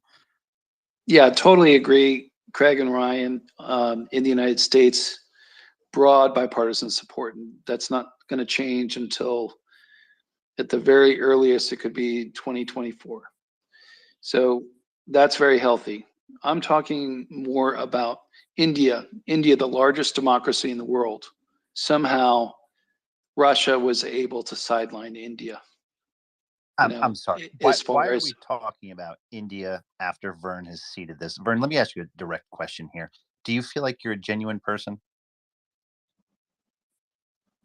Please, Vern, you have the mic. Sorry, am I a genuine person? Yeah, go ahead. That was Polymath, not Vern. No, I know Polymath was speaking. I'm directing a question to Vern here. Vern, go ahead. Floor is yours. But why are you asking me that question? Sorry, well, caught me a bit so if I just surprised. had to ask you a question, just if you could answer it for me, just humor me out. Do you think you're a genuine person? Most of the time. Okay, most of the time. And when would you not be a genuine person? When I call myself Vern. No, because it's not my real name. When am I not genuine? I don't know. Like sometimes in situations, you've got to kind of take on a different persona to deal with crazy people, for example. I don't know. I'm Is not that the sure right what you answer? mean by that, but if it's your mic, you can elaborate for that. But go ahead here. So, are you speaking to me because I have my hand up, or are you asking me? No, I'm speaking to you based on pattern. Interrogating me. I'm speaking to you based on pattern of behavior. So, do you think you're a genuine person? And you were saying sometimes, and then you said followed by it's a fake persona. Then you said followed by crazy people. Let's keep going with it. So you asked me if I'm a genuine person. Yes, I am. I'm a sincere person, but sometimes when you are confronted with situations like a crazy person, you may have to take on a slightly non-genuine style of behavior to deal with them. Okay, so let's go with this. Who are the crazy person? Who's the crazy people persons? A person who is approaching you aggressively and shouting at you, or someone who's having like a mental health Vern, that's issue. The reason I asked if you're a genuine person here is because sometimes you make statements and then you walk them back. For instance, 5 minutes ago, you said, hey, I'll drop the floor. I'll go down listening after seeding a question, which you didn't do, which you put your hand back up. Would you say that was genuine intention? Wow. I think you're being a bit extreme on your judgment of why I'll do that. I'm an avid listener of this platform. Vern, I'm not making that happen about you. I'm asking you to speak to the fact of the behavior, please. Thank you. Sorry, am I the only one that finds this strange? I'm an avid listener of this space. Vern, I'm asking you a question person to person here, but if you'd like to... Well, it's not person to person because there's 400 people listening. I don't understand why I'm suddenly being interrogated about my sincerity. I'm an avid listener. You're not being interrogated based on your sincerity. I'm asking you a question based on if you're genuine or disingenuous. With regard to what? With regard to statements that you make. About saying I'm going to drop myself down and then not doing so because I'm driving a car and then I heard something that I wanted to get engaged with, so I clicked listener again. Is that what this is about? I'm sorry, I think you're really going down the wrong path here with me, I'm afraid. No, actually, Vern, I didn't say any of that at all. You did, but thank you. But what I'd like to ask you is sometimes you make statements and then you sort of walk back from them. Do you believe you're an optimistic person, Vern?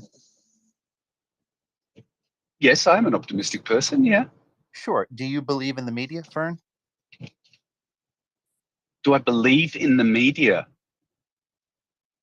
What sort of a question is that? Yes, well, I believe in free media. Okay. Do you believe that the media? Do you believe in them? Do you think that you have faith in them? Not a lot of them, but some of them. I certainly think that the lack of regulation of media is a huge part of why we're dealing with, the divisions that we have in between left and right. I mean, everyone can see that. Sure. Okay. That's great. That's a sharpened statement.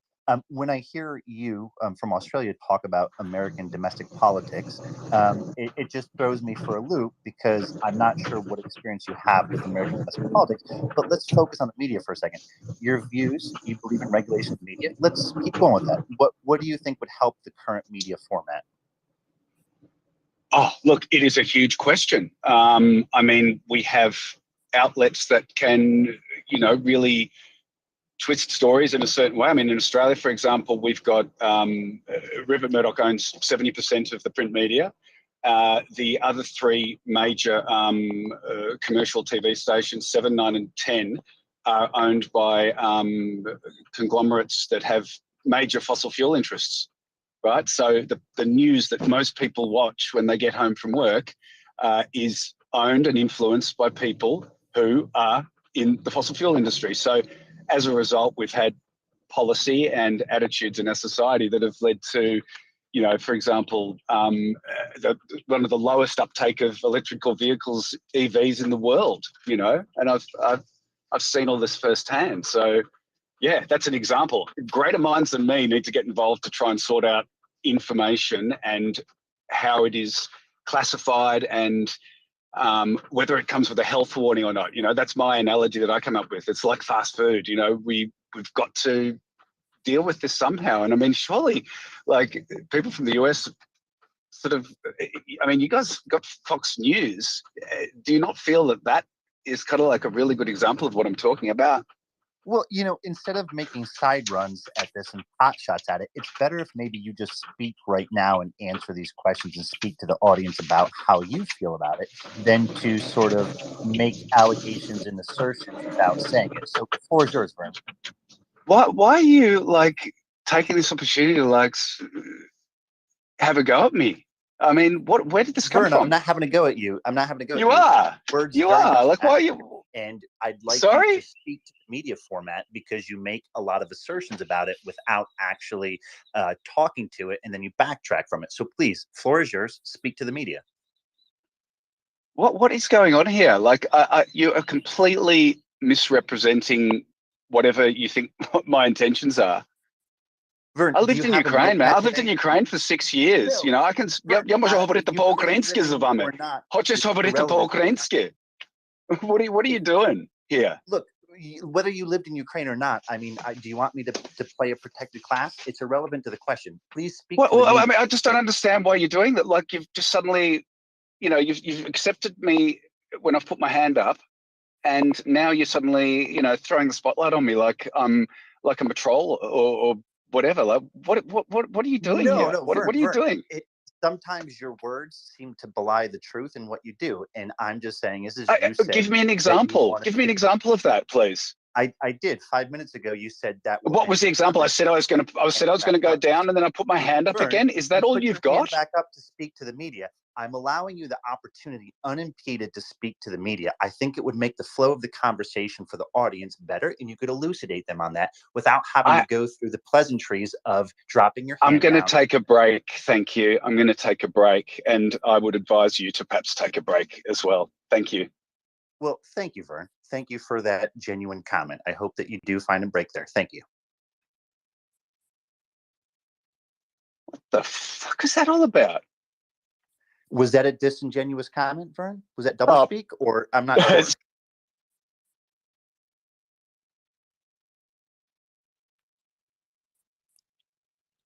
I'm not sure what the order of hands we had was. Donnie?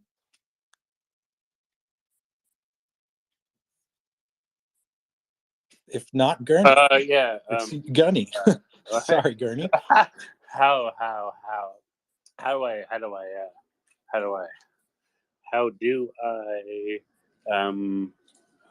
come from that? Segue? The segue is this.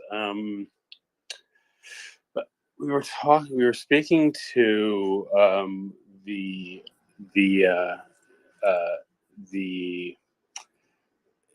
whether or not Russian propaganda is working. And, for a while it was. And I feel in this year and past year, people have started smartening up. People have come to their senses somewhat and realize they're being manipulated and being pushed to other sides of a ring. Holy. And I like. I want like, and so I mentioned how I felt that Russia kind of I use the uncouth term blew its load, tried to like they were like, all right, this is our time. We're gonna put it all out there, and I'm gonna and my anecdotal proof of that is a month before the invasion in January, Canada had a little interruption in the fact that there were a couple hundred people that were very angry about not being able to have a vaccine, and out of 300,000 people that drove transport trucks, I think 200 placed their trucks in downtown Ottawa, and made a very loud yelling sound and horns and what have you. And there was one police officer from a certain place that we all have a friend that's a moose. And this police officer said, "Oh my God, Canada, how dare you encroach on our freedoms?" And this police officer was crying, and I was like, "Yeah, this doesn't seem right. Doesn't seem right." And so I looked into this person, and they've been in Canada for 10 years, and before that, they were in a place called somewhere. What was it called? Let me look up. But it was in the middle of Russia, and so I looked up this town. I went on Google Maps, and I kind of did the roaming Google Maps. And there's a university in this town. And in the university, there's a college called the Canadian United States College of Studies. Long story short, it's Russian spy school. And so what I'm trying to say is like they had a person here for a decade as a sleeper, and that sleeper came alive during this protest, and tried to, "Oh my God, Canada, what have you done? You're encroaching on our freedoms."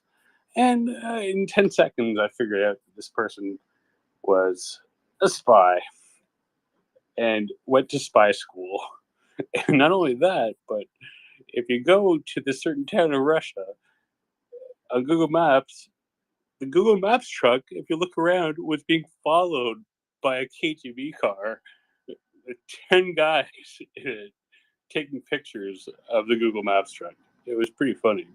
So what I'm trying to say is that I think Russia came to a culmination point with their disinformation, and late last year, maybe earlier in 2021. So besides distracting you from the bubble mice that happened earlier, my point being is that I feel that Russia's running out of gas, and they will soon run out of gas. And I don't know what else to say. that's about it. Gunny. Yeah. Your Morning. profile pic is traumatizing me, by the way. Yeah, that was a good distraction, Donny. Thank you, mate. Look, Gurney, mate, you know, it's very rare I disagree with you, bud. I think that was really unfair, dude. I think you're bang out of line there. I think what he was trying to say, what he's trying to say is, look, there are people who have fixed opinions, and you'll never change their mind. All right, they're just unreachable. But spaces like this also have people who might kind of tune in and they're a bit, oh, what about this? What about that? Well, I've heard this, I've heard that. And you can reach them. And spaces like this are important because what we do is we take arguments that we know that are completely bollocks, okay, and we dissemble them, and we try to explain to people part by part,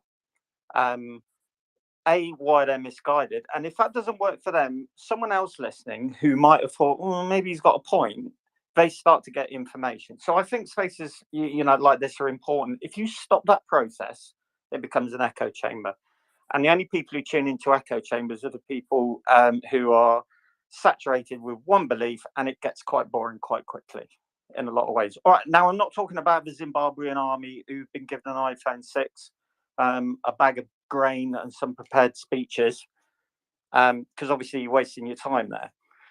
But I think, like your man Death to Pillows or whatever it was, yeah, you know, he overwent the line. He mentioned that great British dish, the meat and gravy dish called faggots. But you know, sometimes you've got to give people a little bit of room and try and bear with it. And listen to what they're saying, because actually what they're saying is an indicator of how good or bad Russian propaganda is. Now, this is why I'm going to disagree with Craig as well. I think feelings and impressions are really important, because I tell you what, over this side of the Atlantic, I don't think anyone's saying that Russian propaganda has been ineffective, because I work with people who bought into it. I know people who've bought into it. I've had discussions in pubs with people who've bought into it. I'm on Facebook, and there are pages populated by people who have bought into it. And if you go into their profiles, these aren't nameless profiles. These are farmers, bankers, truck drivers, shop owners, shelf stackers, you know, right across the board. And that's why I think when people say Russian propaganda is being effective, all right, we have no metrics at the moment, but I suppose one metric is, well, you've spent long enough on here bleating about certain European countries are refusing to provide aid to Ukraine. Where did that come from? Why are they? If populations of these countries were out in the streets protesting 1 million man marches to help Ukraine, do you think these countries would have been so reticent about providing military aid? Or is it their populations are at best apathetic and at worst mildly sympathetic towards Russia? If that's the case, it kind of worked for Russia, didn't it? The propaganda system works. So, you know, counter arguments, I think, are important. And there was one other thing I was going to mention. Oh, yeah, being a genuine person.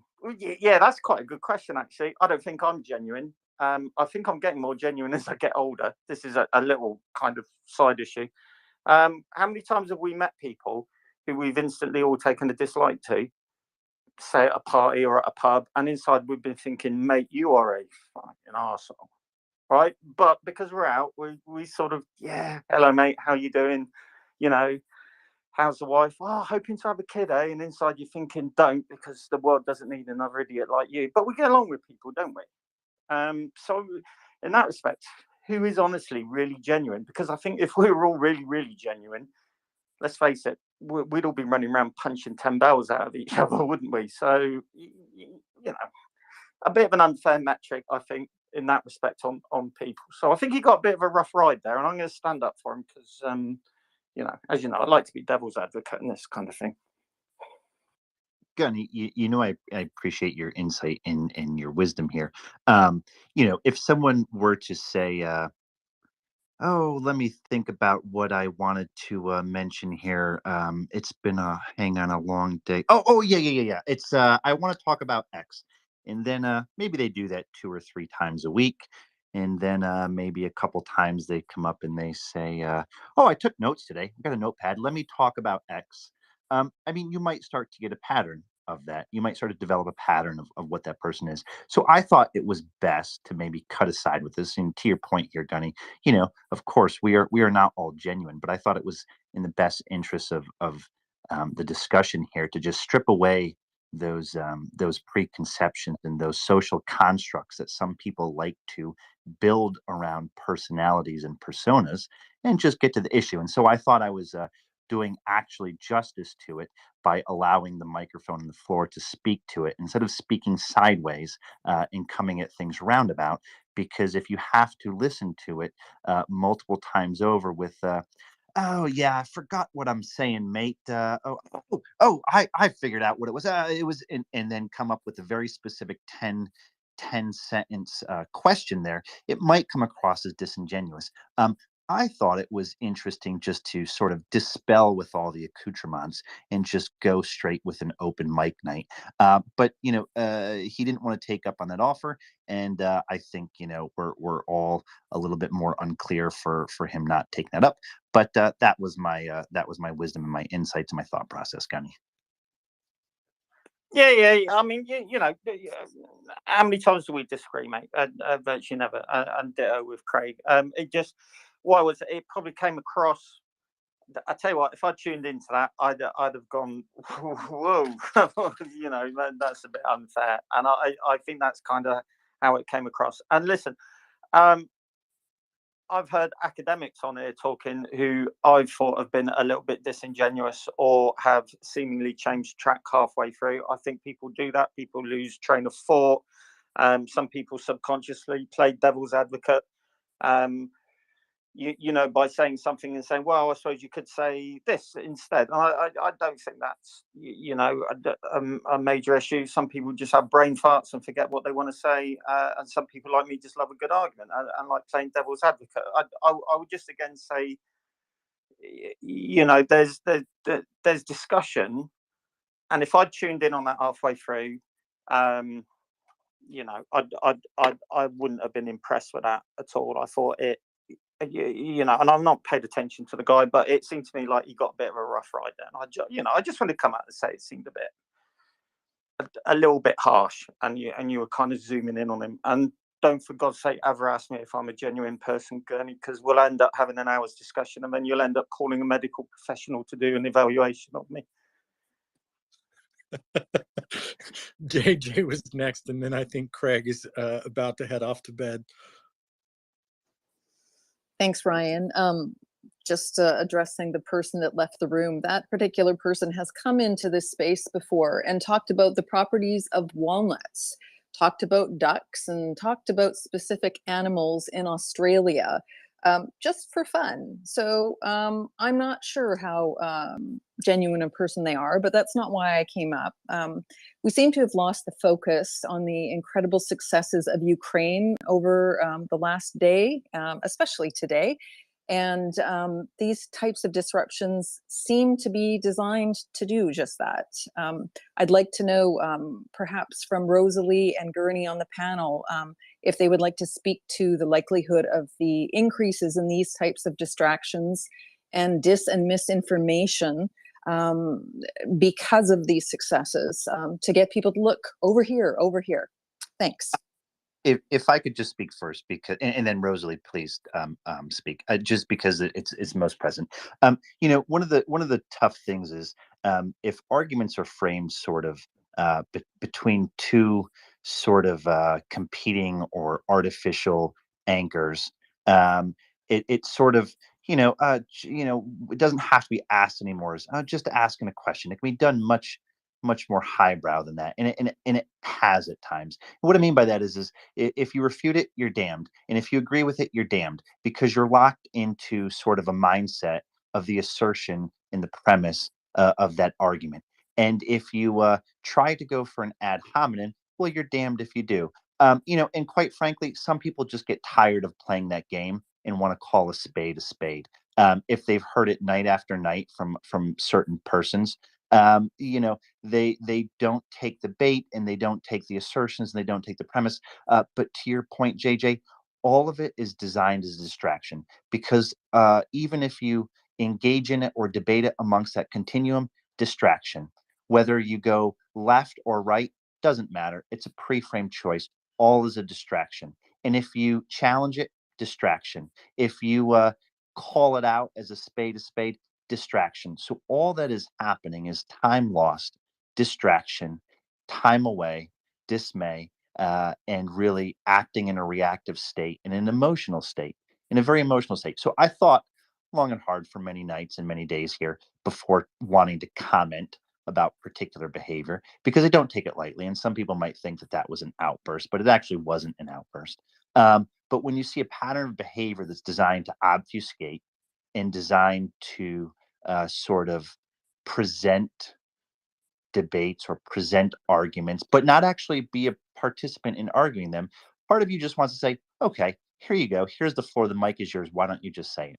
But at the end of the day, no matter what you do, you're almost damned if you do, damned if you don't, because to your point, JJ, all of it is a distraction from what really matters and what is really happening and what is really occurring. And that is the events in Ukraine.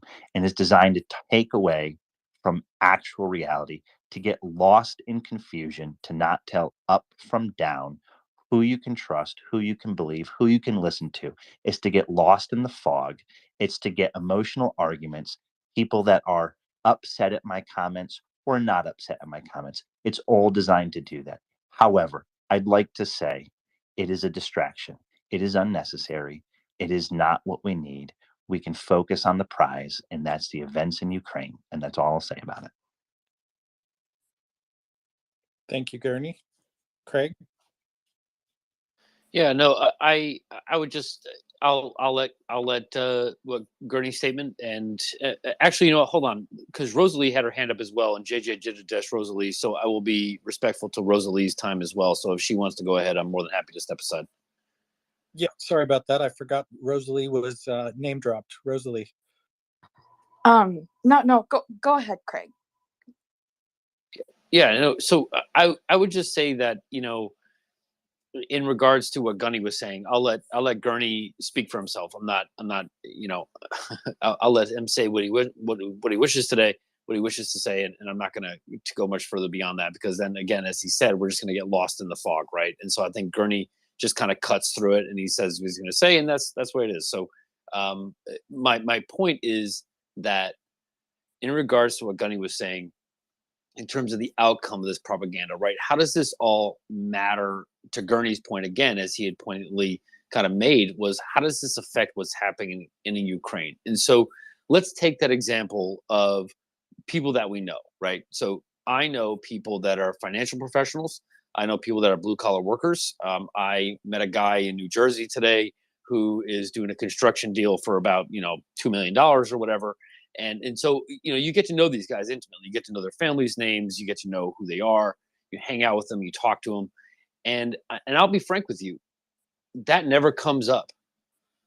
Ukraine, lack of support or what's going on here, it doesn't come up, because you know why? Because these people, real people who vote, pay their taxes, work hard, and contribute to society, they've already made their decision. They've already made their choice, and that is to support what is going on in Ukraine by either their vote or by their silent support. And I'll give you a great example. I was driving through a county in Texas. I mean, this is middle of the nowhere, Texas. This isn't Dallas. This isn't Austin. This isn't Houston. This is the middle of nowhere, Texas. And this is an image I shared with the group.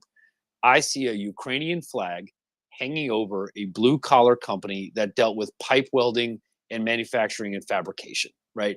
And they had the American flag, they had the state flag of Texas, and on the third flagpole, they had the Ukrainian flag.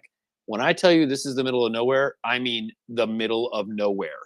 And they are supporting it, and they raise that flag and they raise it high. I don't see the level of pushback that is being insinuated ever so gently by what Gunny had said. I don't see it. I don't feel it. And I interact with a lot of people across from Washington State in Oregon, building subdivisions, to people in New Jersey, people in South Texas, right on the border. One of the companies I deal with, I can look out their front door and I can see the border from their door.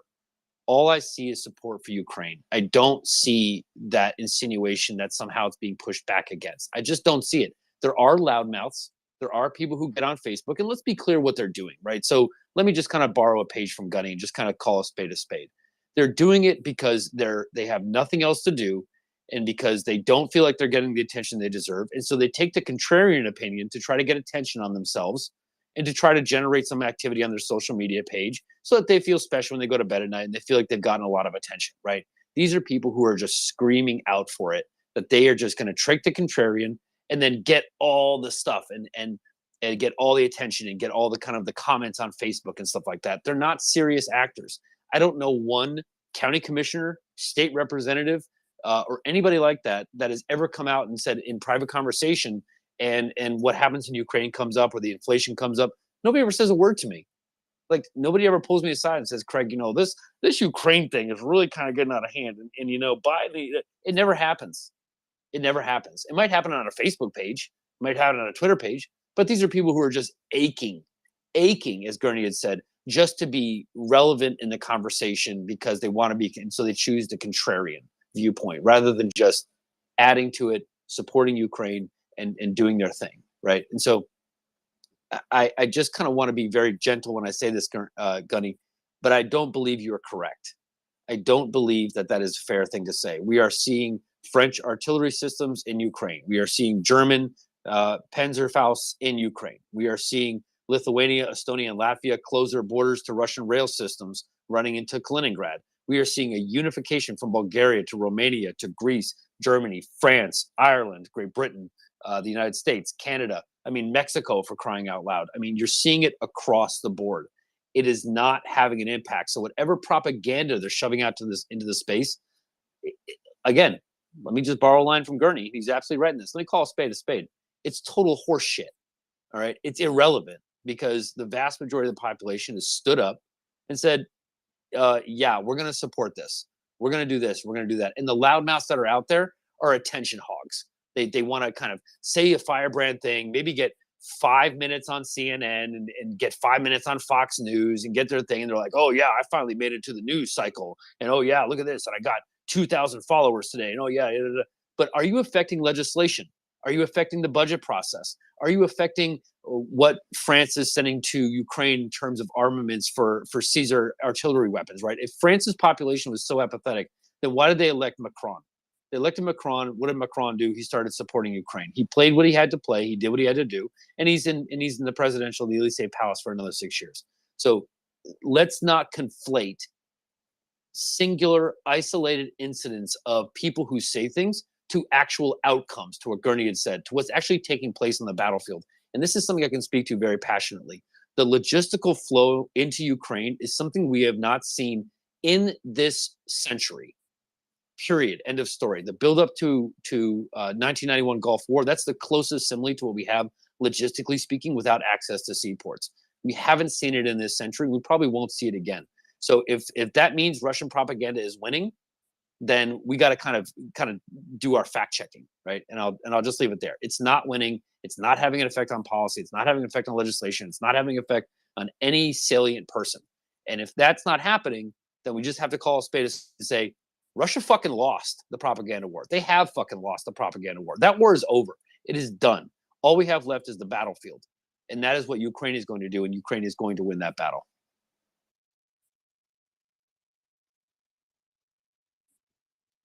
Here, here.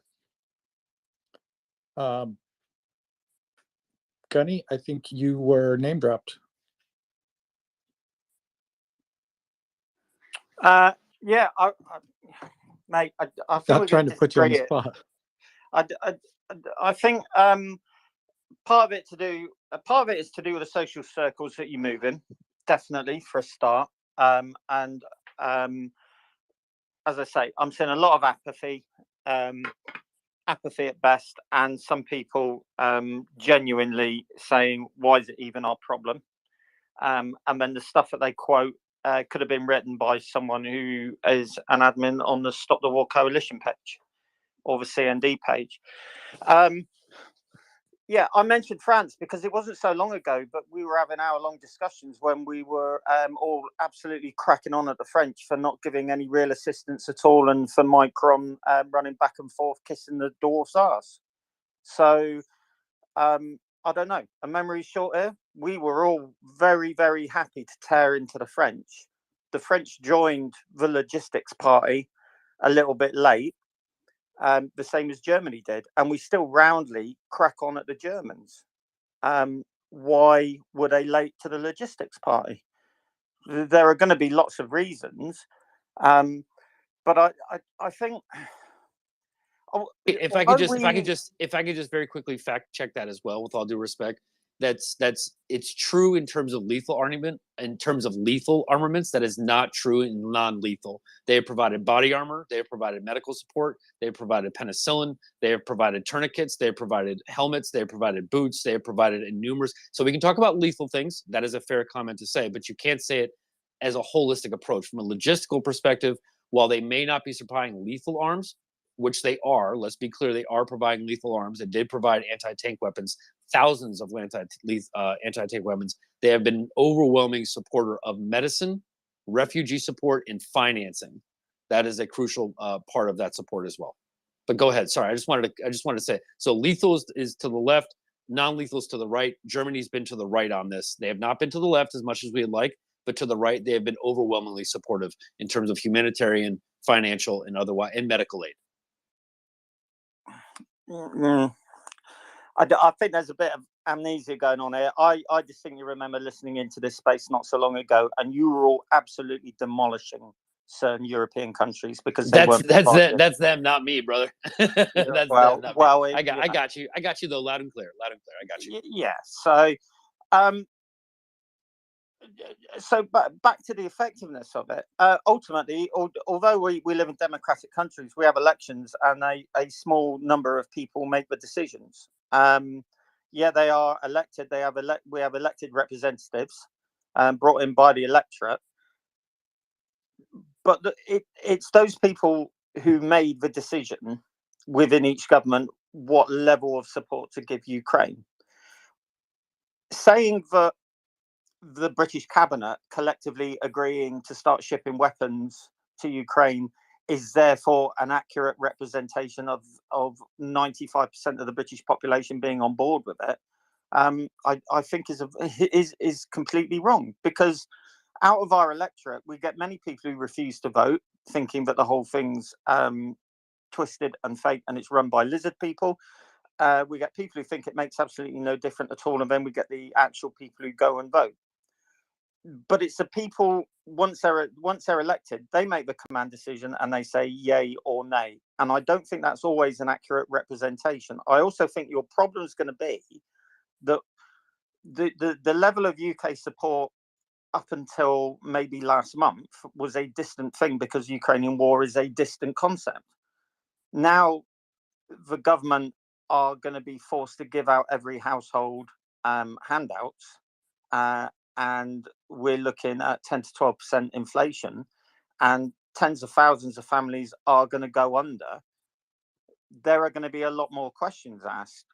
Now, it's going to be the stupid questions that we'll go, oh, God, really? You know, why are we sending money to Ukraine when we could be spending it on pensioners and poor people, right? And we just collectively roll our eyes. But that is going to gain more and more traction the more and more families go under as a result of this. We can explain to them, well, one of the reasons is that there is an economic downturn, and part of that's to do with gas. And the reason that there are problems with gas supply is because Russia decided that it was going to take over another country.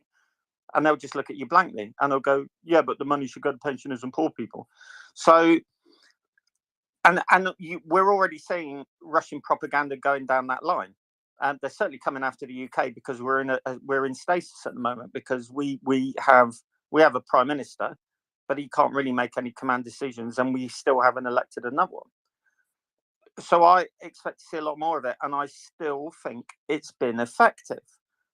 simply by way of the fact that if I go on to something like Stop the War Coalition or C&D and I see people with good jobs and families in nice houses saying, well, Ukraine's full of Nazis, Russia cleaning house. Where did that come from? Where did they pick this up?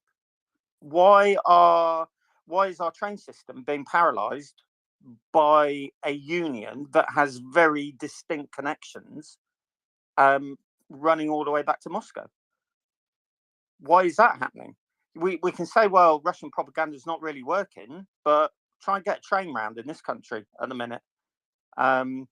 Bus strikes. We're looking at multiple strikes led by trade unions, many of which, and people would like it, many of which, and I'm a trade union rep, by the way, so poach your turn gamekeeper. There are links with this ideology. So it is there. It's insidious, and it's very deep reaching. And I think it's impacting certainly on this country a lot more than people give it credit for. So I think they've been not been fantastically effective. I think they've been shocked by the response, which is, you very rightly point out, you know, over in the States, you've got your usual suspects. But the vast majority are on board with this. So they've been taken aback by the level of support. But I still think propaganda-wise, it's hit home with certain people. And it's a very simple, heady mixture. Take people who aren't well informed about geopolitics and world affairs, give them a line and tell them that they're the victims of the people in charge, and people buy into it, won't they? It's that simple. You're oppressed, your life's shit, because the top cats, the rich ones at the top, are mugging you off. But Gunny, and more and more, I Gun, think people are buying it. I gotta say to you, man, I love you, brother. I love you. You're my Royal Navy brother. I love the Royal Navy. I love everything you guys stand for over there. You know, Brits are our cousins, and I can't support you guys enough. But I gotta say, man, that it's just not true, because we don't have major political parties, right? Because you said it yourself. Decisions are made by the ministers in cabinet with the prime minister, right? And there is currently no major British political party that has any statistical resonance. I'm looking at polls right now in Britain. I'm literally looking at them right now. None of the political parties that matter have an anti-government, have an anti-Ukraine stance. Zero. So like zero. Like there's maybe like 1 or 2% I'm seeing, like that's like irrelevant. It says other parties, right? And then I look at them and then they have an anti-Ukrainian slant. But it's not affecting elections, and that's all that matters, is the elections and who is in government. And if you're not affecting elections, then you're always, you know this, man, you understand how this goes. You can always get to 10 or 15% of the population, right? Let's go to Abraham Lincoln. You can always fool some of the population all the time. You can fool all the population some of the time, but you can't fool all the population all the time. Abraham Lincoln said it best. You're always going to be able to fool a small part of the population all the time. You're always going to be able to do it. It doesn't matter. Right? You mean You're that always wasn't going to be Bob able to Marley? do it. Yeah, right. Yeah. You're always going to be able to do it, brother. You know that. You know that for a fact. You're a smart guy. I've heard you speak. You're a smart, intelligent man, and you know that. There's always going to be a segment of the population that you're going to be able to trick, switch, flip, bamboozle, and kind of weasel your way through, whether they are an investment banker or whether they're a blue-collar worker that works on a train site that you're a union rep for. You know that they're going to find those. But are there any major political parties in the United Kingdom right now that are running on an anti-Ukrainian platform? The answer to that is no, which means that statistical point that you're raising, with all due respect to the British voters, to my cousins, every voter matters, but they're irrelevant. Their opinion does not matter. Just move on down the road. Now, when I start to see a major political party say, hey, you know, this Ukraine thing isn't turning out so well, and they're polling at, say, what, 15, 20%, then my ears are going to prick up. They're going to be like, holy crap, this propaganda thing's starting to work. But I don't see it, and therefore it isn't working. And by saying that it's working, it's kind of like, I know you don't mean this. I understand where you're coming from. You're a supporter of Ukraine. I'm not trying to put you on blast. I know that you're wholeheartedly in the effort. I know where your heart is.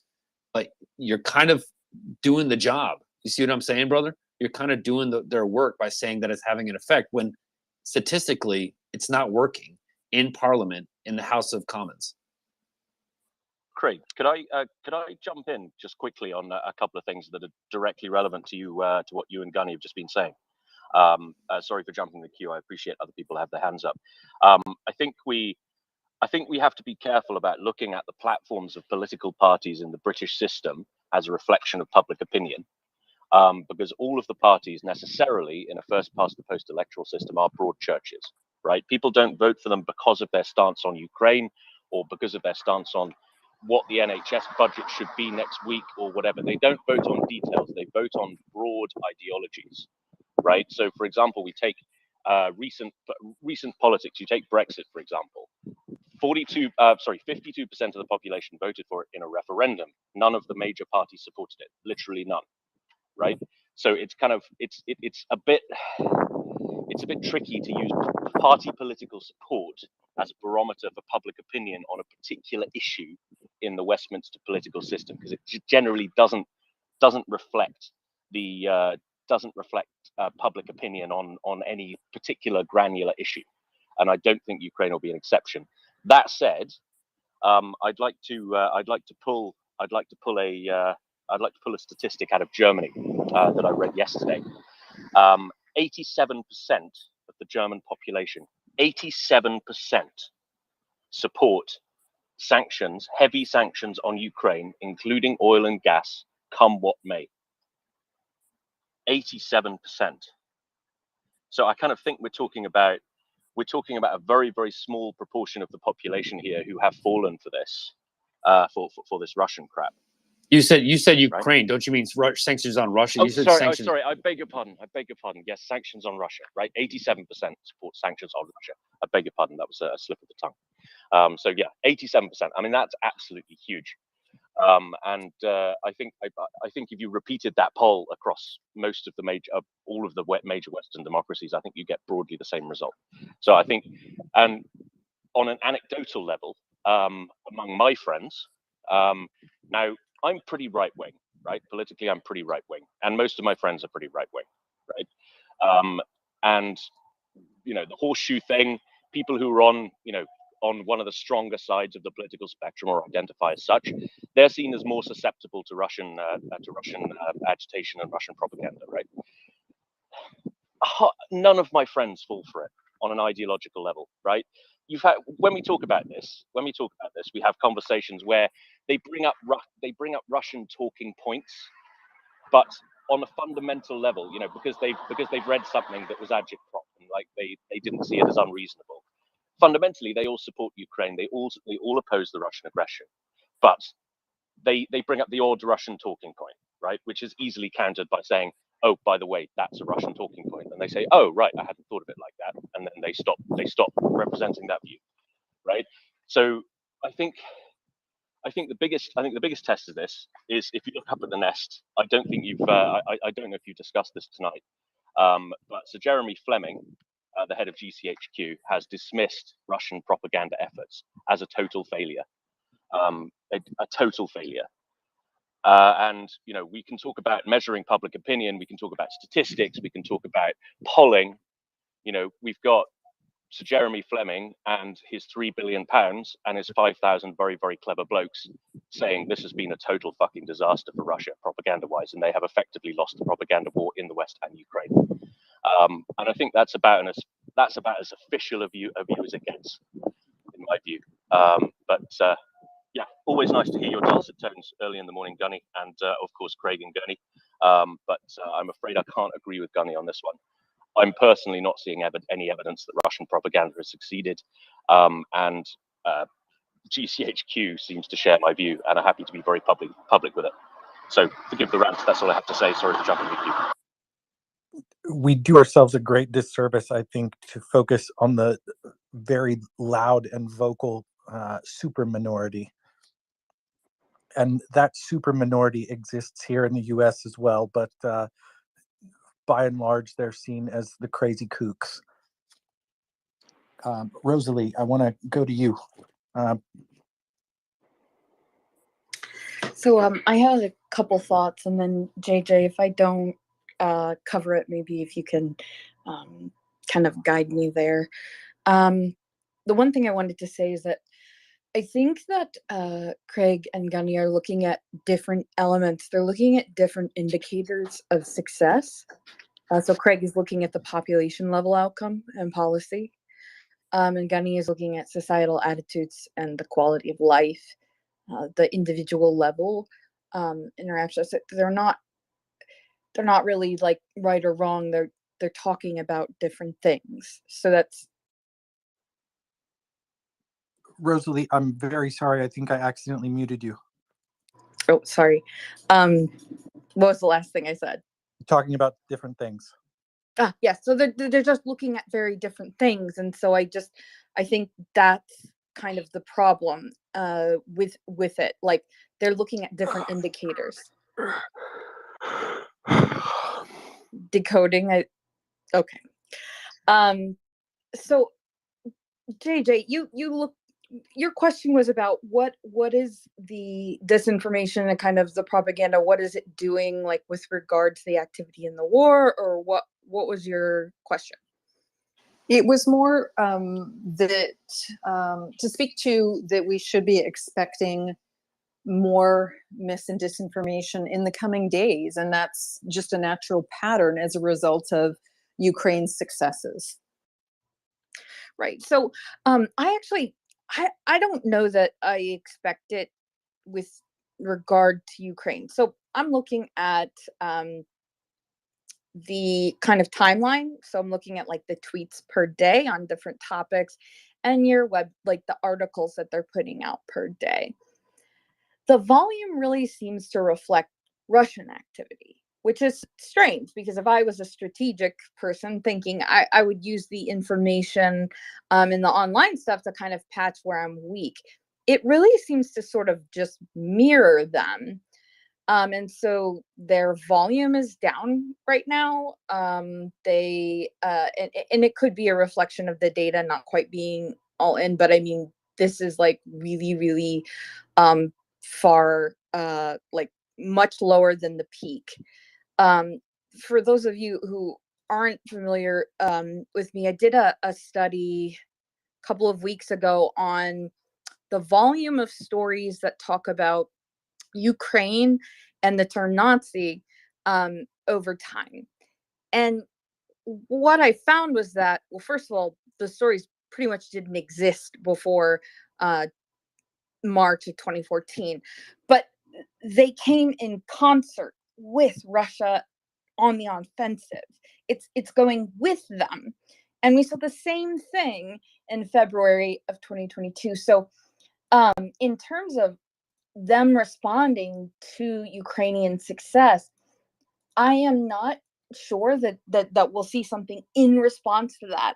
If they get themselves together and they get a new kind of like narrative and they're thinking about going on the offensive, it might precede them, and I would expect to see an uptick then. The only content that I do see kind of like it's sort of on the up where I'm watching it is the discussion of the anything about nuclear, exposure. And I mean, that I think speaks to they don't really have a lot. And that's a really effective psychological weapon. And I was looking at some writing from people who study, biological and chemical weapons. And this is from like the 90s. One of these scholars, he said that these biological and chemical weapons, whether or not they exist, whether or not the threat is real or comes to fruition, they're always a psychological weapon. They're always inflicting some sort of psychological impact. And I do think that that's the one thing that I see maybe they're leaning on. But again, they'll kind of have to look longer term. So does that answer your question? That's great. Thank you. And I will go ahead and post. I am looking at a graph, but I'll just like in my Twitter feed, if anybody's curious, like to see what the trends look like, I'm going to be dropping those like right now.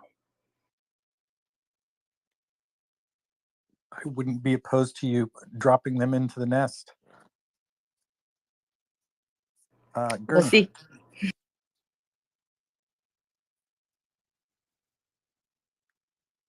Gurney? Thanks, Ryan. Rosalie, I had a question. So, um, how does one identify attribution being one of the hardest things to do in the current environment, both on the internet, whether it's propaganda, misinformation, disinformation, agitprop. How does one sort of, aside from perhaps tracking specific known accounts, how does one attribute certain trends or thoughts and information to, say, Russia? And I say this, when we know they're to exist, and I'm just going to go back to a time here in 2016, 2018, with Cozy Bear and literally English as second language speakers, or not speakers, English as second language teachers that were affiliated with Russia or not affiliated with Russia and didn't know what they did, but were receiving 2 to 3 times the salary to make very innocuous, benign, and sometimes upside down articles, and didn't know what they do and did it en masse. And I say this because we also know it to be true in whether it's the Twitter sphere or the digital landscape, that there are many, whether you call it sock puppet, meat bag, whatever term you want to use, troll or otherwise, knowing that there's many digital nomads for hire that are aggregated disparately, don't even know each other, don't even know the messaging, but let's say attribution being the hard thing to do. So if someone were to say attack the media or attack or view things through a politicized lens, one side or the other, or indifferent to it, how do we actually attribute that to say, look, that is being caused by X? How does one differentiate that from, say, the normal noise and statistics you would expect from democracies?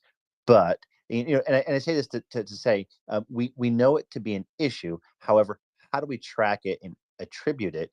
Because knowing that we can use those tools for nefarious purposes to seed and astroturf ideas that may exist, but we seed them disproportionately and at a rate to make people use their confirmation bias to agree with it and believe that it exists in greater proportions and that people are drawn to it. How does one discern that and attribute that?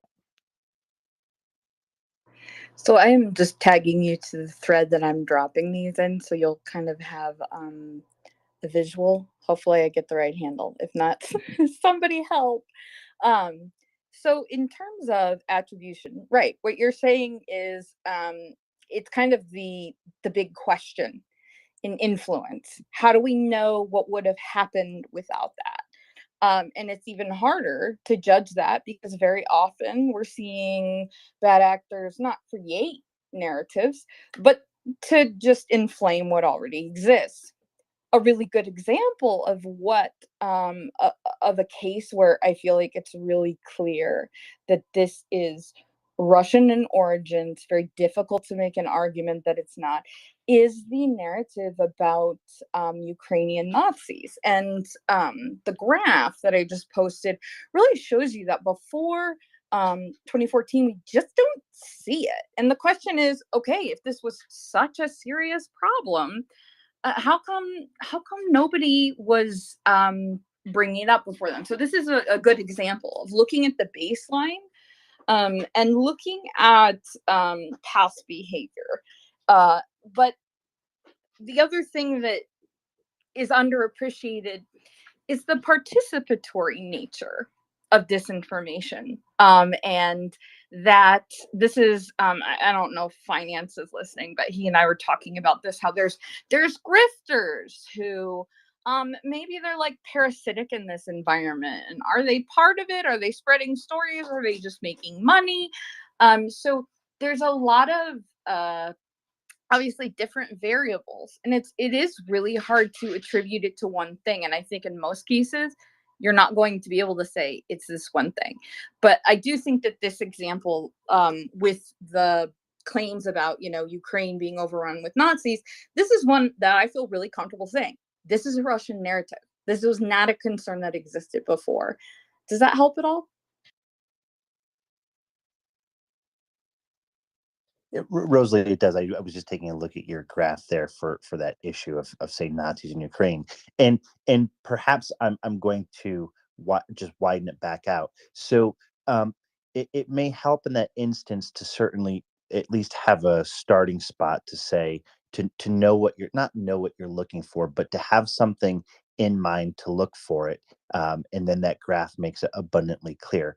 But how do when one delves into the world of domestics or otherwise, how does one sort of you could trend that per se and be like, okay, as of 2019, this term never came up, and I'm just going to use like trying to go apolitical here, but we know to exist. There was a chant.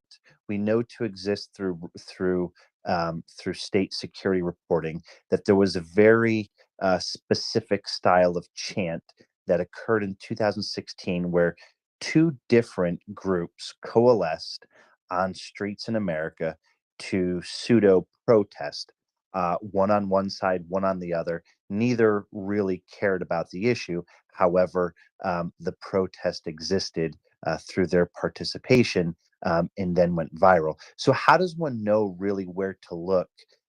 Without knowing where to look, how does one track the influences of that versus just saying, "Oh, well, that must be just domestic in origin"? Does that make sense? Yeah. So specifically with organizing in person, one of the things I would look at is how did these people who were organizing come to that? So we know what it looks like. There were protests in the US that were organized by Russian actors who then passed it on to Americans who didn't know. So one of the things I would look at is like, how did you start organizing? Like, where did this come from? You know, you can't just say that because they didn't care about it before and because that it's therefore Russian. I'm looking for, you know, in the case of there were those dueling protests in Texas, you know, those were organized at the same location on the same day, and not by anybody in the US. And so while the groups that showed up there had the feelings and the sentiments on their own, I think that's a really good example of kind of how they're leveraging and introducing a situation where like they're not creating something new, they're finding a way to you know, light a fire, you know, and uh that's how I would look at it. In terms of domestic narratives, keywords are something that I look at a lot. um I have a really comprehensive map of the different state affiliated information ecosystems. Now, some of those are very well known. You know, there's RT, but there are websites that are not really well known. And when I'm looking at, is this narrative, is this, oh, I'm going to grab another study that I did just really recently. And it was undermining the Ukrainian claims of rape being used as a weapon, and we knew that this is absolutely happening, and there is no reason to doubt. It couldn't have been that anybody in any other country grabbed onto this point that you'll see. I'll drop it in the same place, so if anybody's following there, they can look. But what we see is known actors in this space, and it does eventually spread into kind of the American far right space a little bit, and also the far left. But this is a story that I would also characterize as Russian in origin, even if there are people who pick up on it and are like, well, no, that's like a really good point. This is something where the narrative has been carefully picked out, and it was amplified across a pro-Kremlin network. And I think I have a data visualization, so you'll be able to see that. And I'll try to give everybody a second to look at it. And, you know, if you have any questions about it. But when in this study, looking like who is everybody backlinking to? That is a really great way. Like, follow the backlinks all the way back to your primary source. And a lot of times you really do find the answer. And it's often, it'll be like, oh, there was an anonymous account that said da da da da. It is bizarre how some of these stories will start and spread. And I just want to segue one, so to segue that into, whether it's an anonymous account, but in the past, a lot of this has been in the digital domain. It's been text. It's been visual text based. So the accounts could be automated, could be persons, et cetera, et cetera. How does one then segue that? And just knowing that, rooms of 10,000 phones have existed, and can replicate perhaps anonymous accounts or at least text-based accounts. How does one start to track that when it becomes the audio conversation of what are perceived as unique and independent voices on the internet, such as a space like this? So are you asking, like, how do we track narratives that they're not spreading like via backlinks, right? Like maybe there was a Spotify podcast and then somebody else talks about it and it's not traceable via backlinks. Is that what you mean?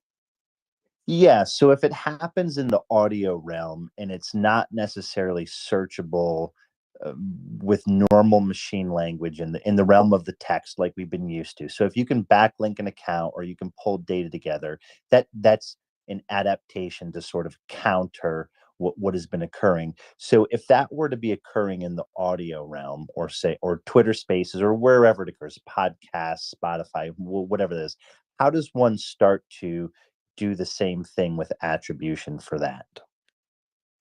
Sure. So, this is for sure like a new area that is of concern, and there are tools that are in development. I know that there's a couple. They're not really like well developed, but I believe that there's some working with Spotify, and the tools that I've seen mostly take the audio, and then it's, AI is it's becoming a transcript so that these things are searchable. But one of the ways that things like you're describing are caught is that it's not different people. So like the people who are doing this 10 years ago are the people who are doing it now.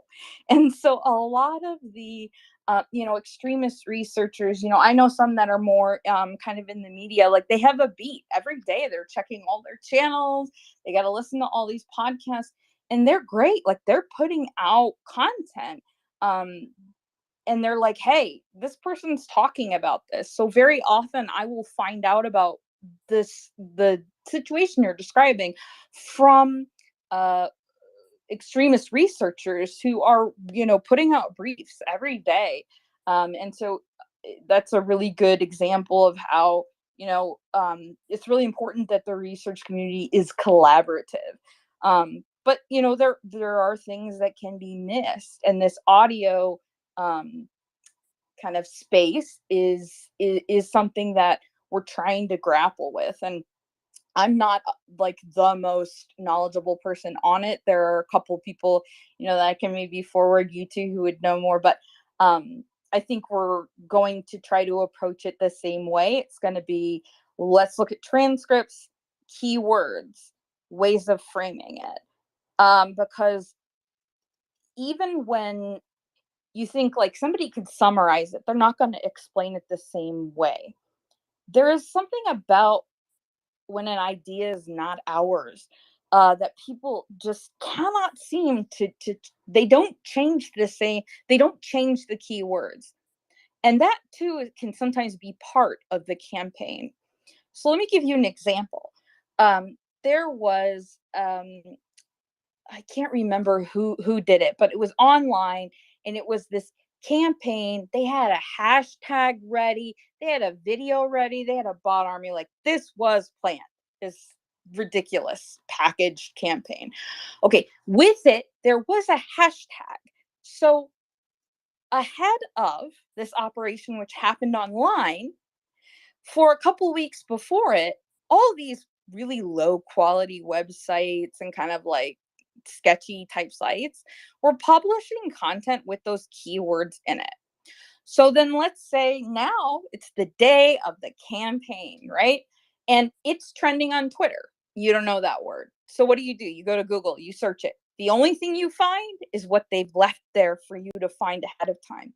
And this is a really big kind of like, it's called the data void, and people very intentionally exploit it because it takes, reliable, credible journalists, a day or so to get a handle on what is this? Where is it coming from? I'm going to drop another kind of story. And the story itself was kind of in a test for me because I wrote about it. And then I didn't advertise it or say anything to anybody. And I got thousands of views on it via Google. And what happened was my content, my debunk, had the keywords that they were using in the campaign. And so it was also getting all these searches, which I thought was a really interesting kind of confirmation of this method.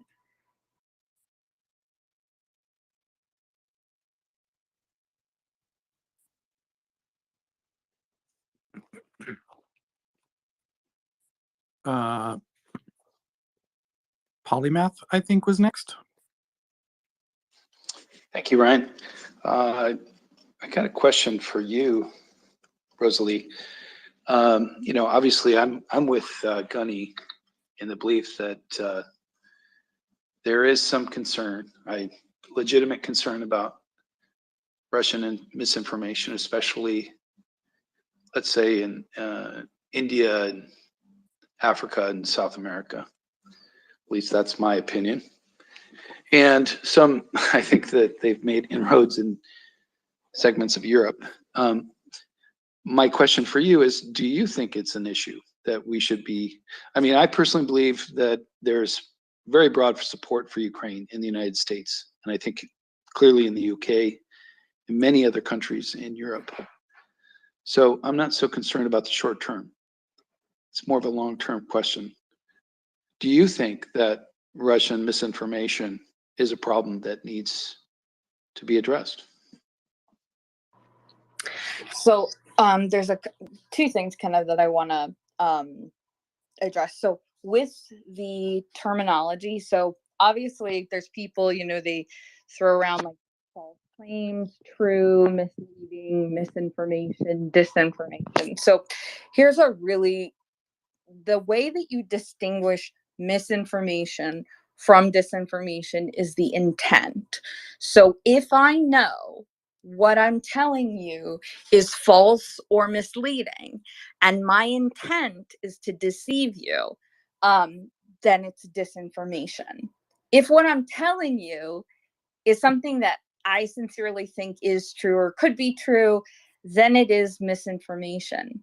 Now, the outcome may be exactly the same, but that is how you distinguish it. And I think the pinned tweet on my profile has a data visualization that has the differences just so that people can see, because there's also malinformation.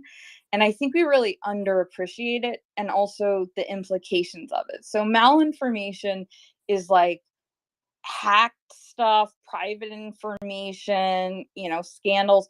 It's true. And even with all the context, it's kind of a bad look.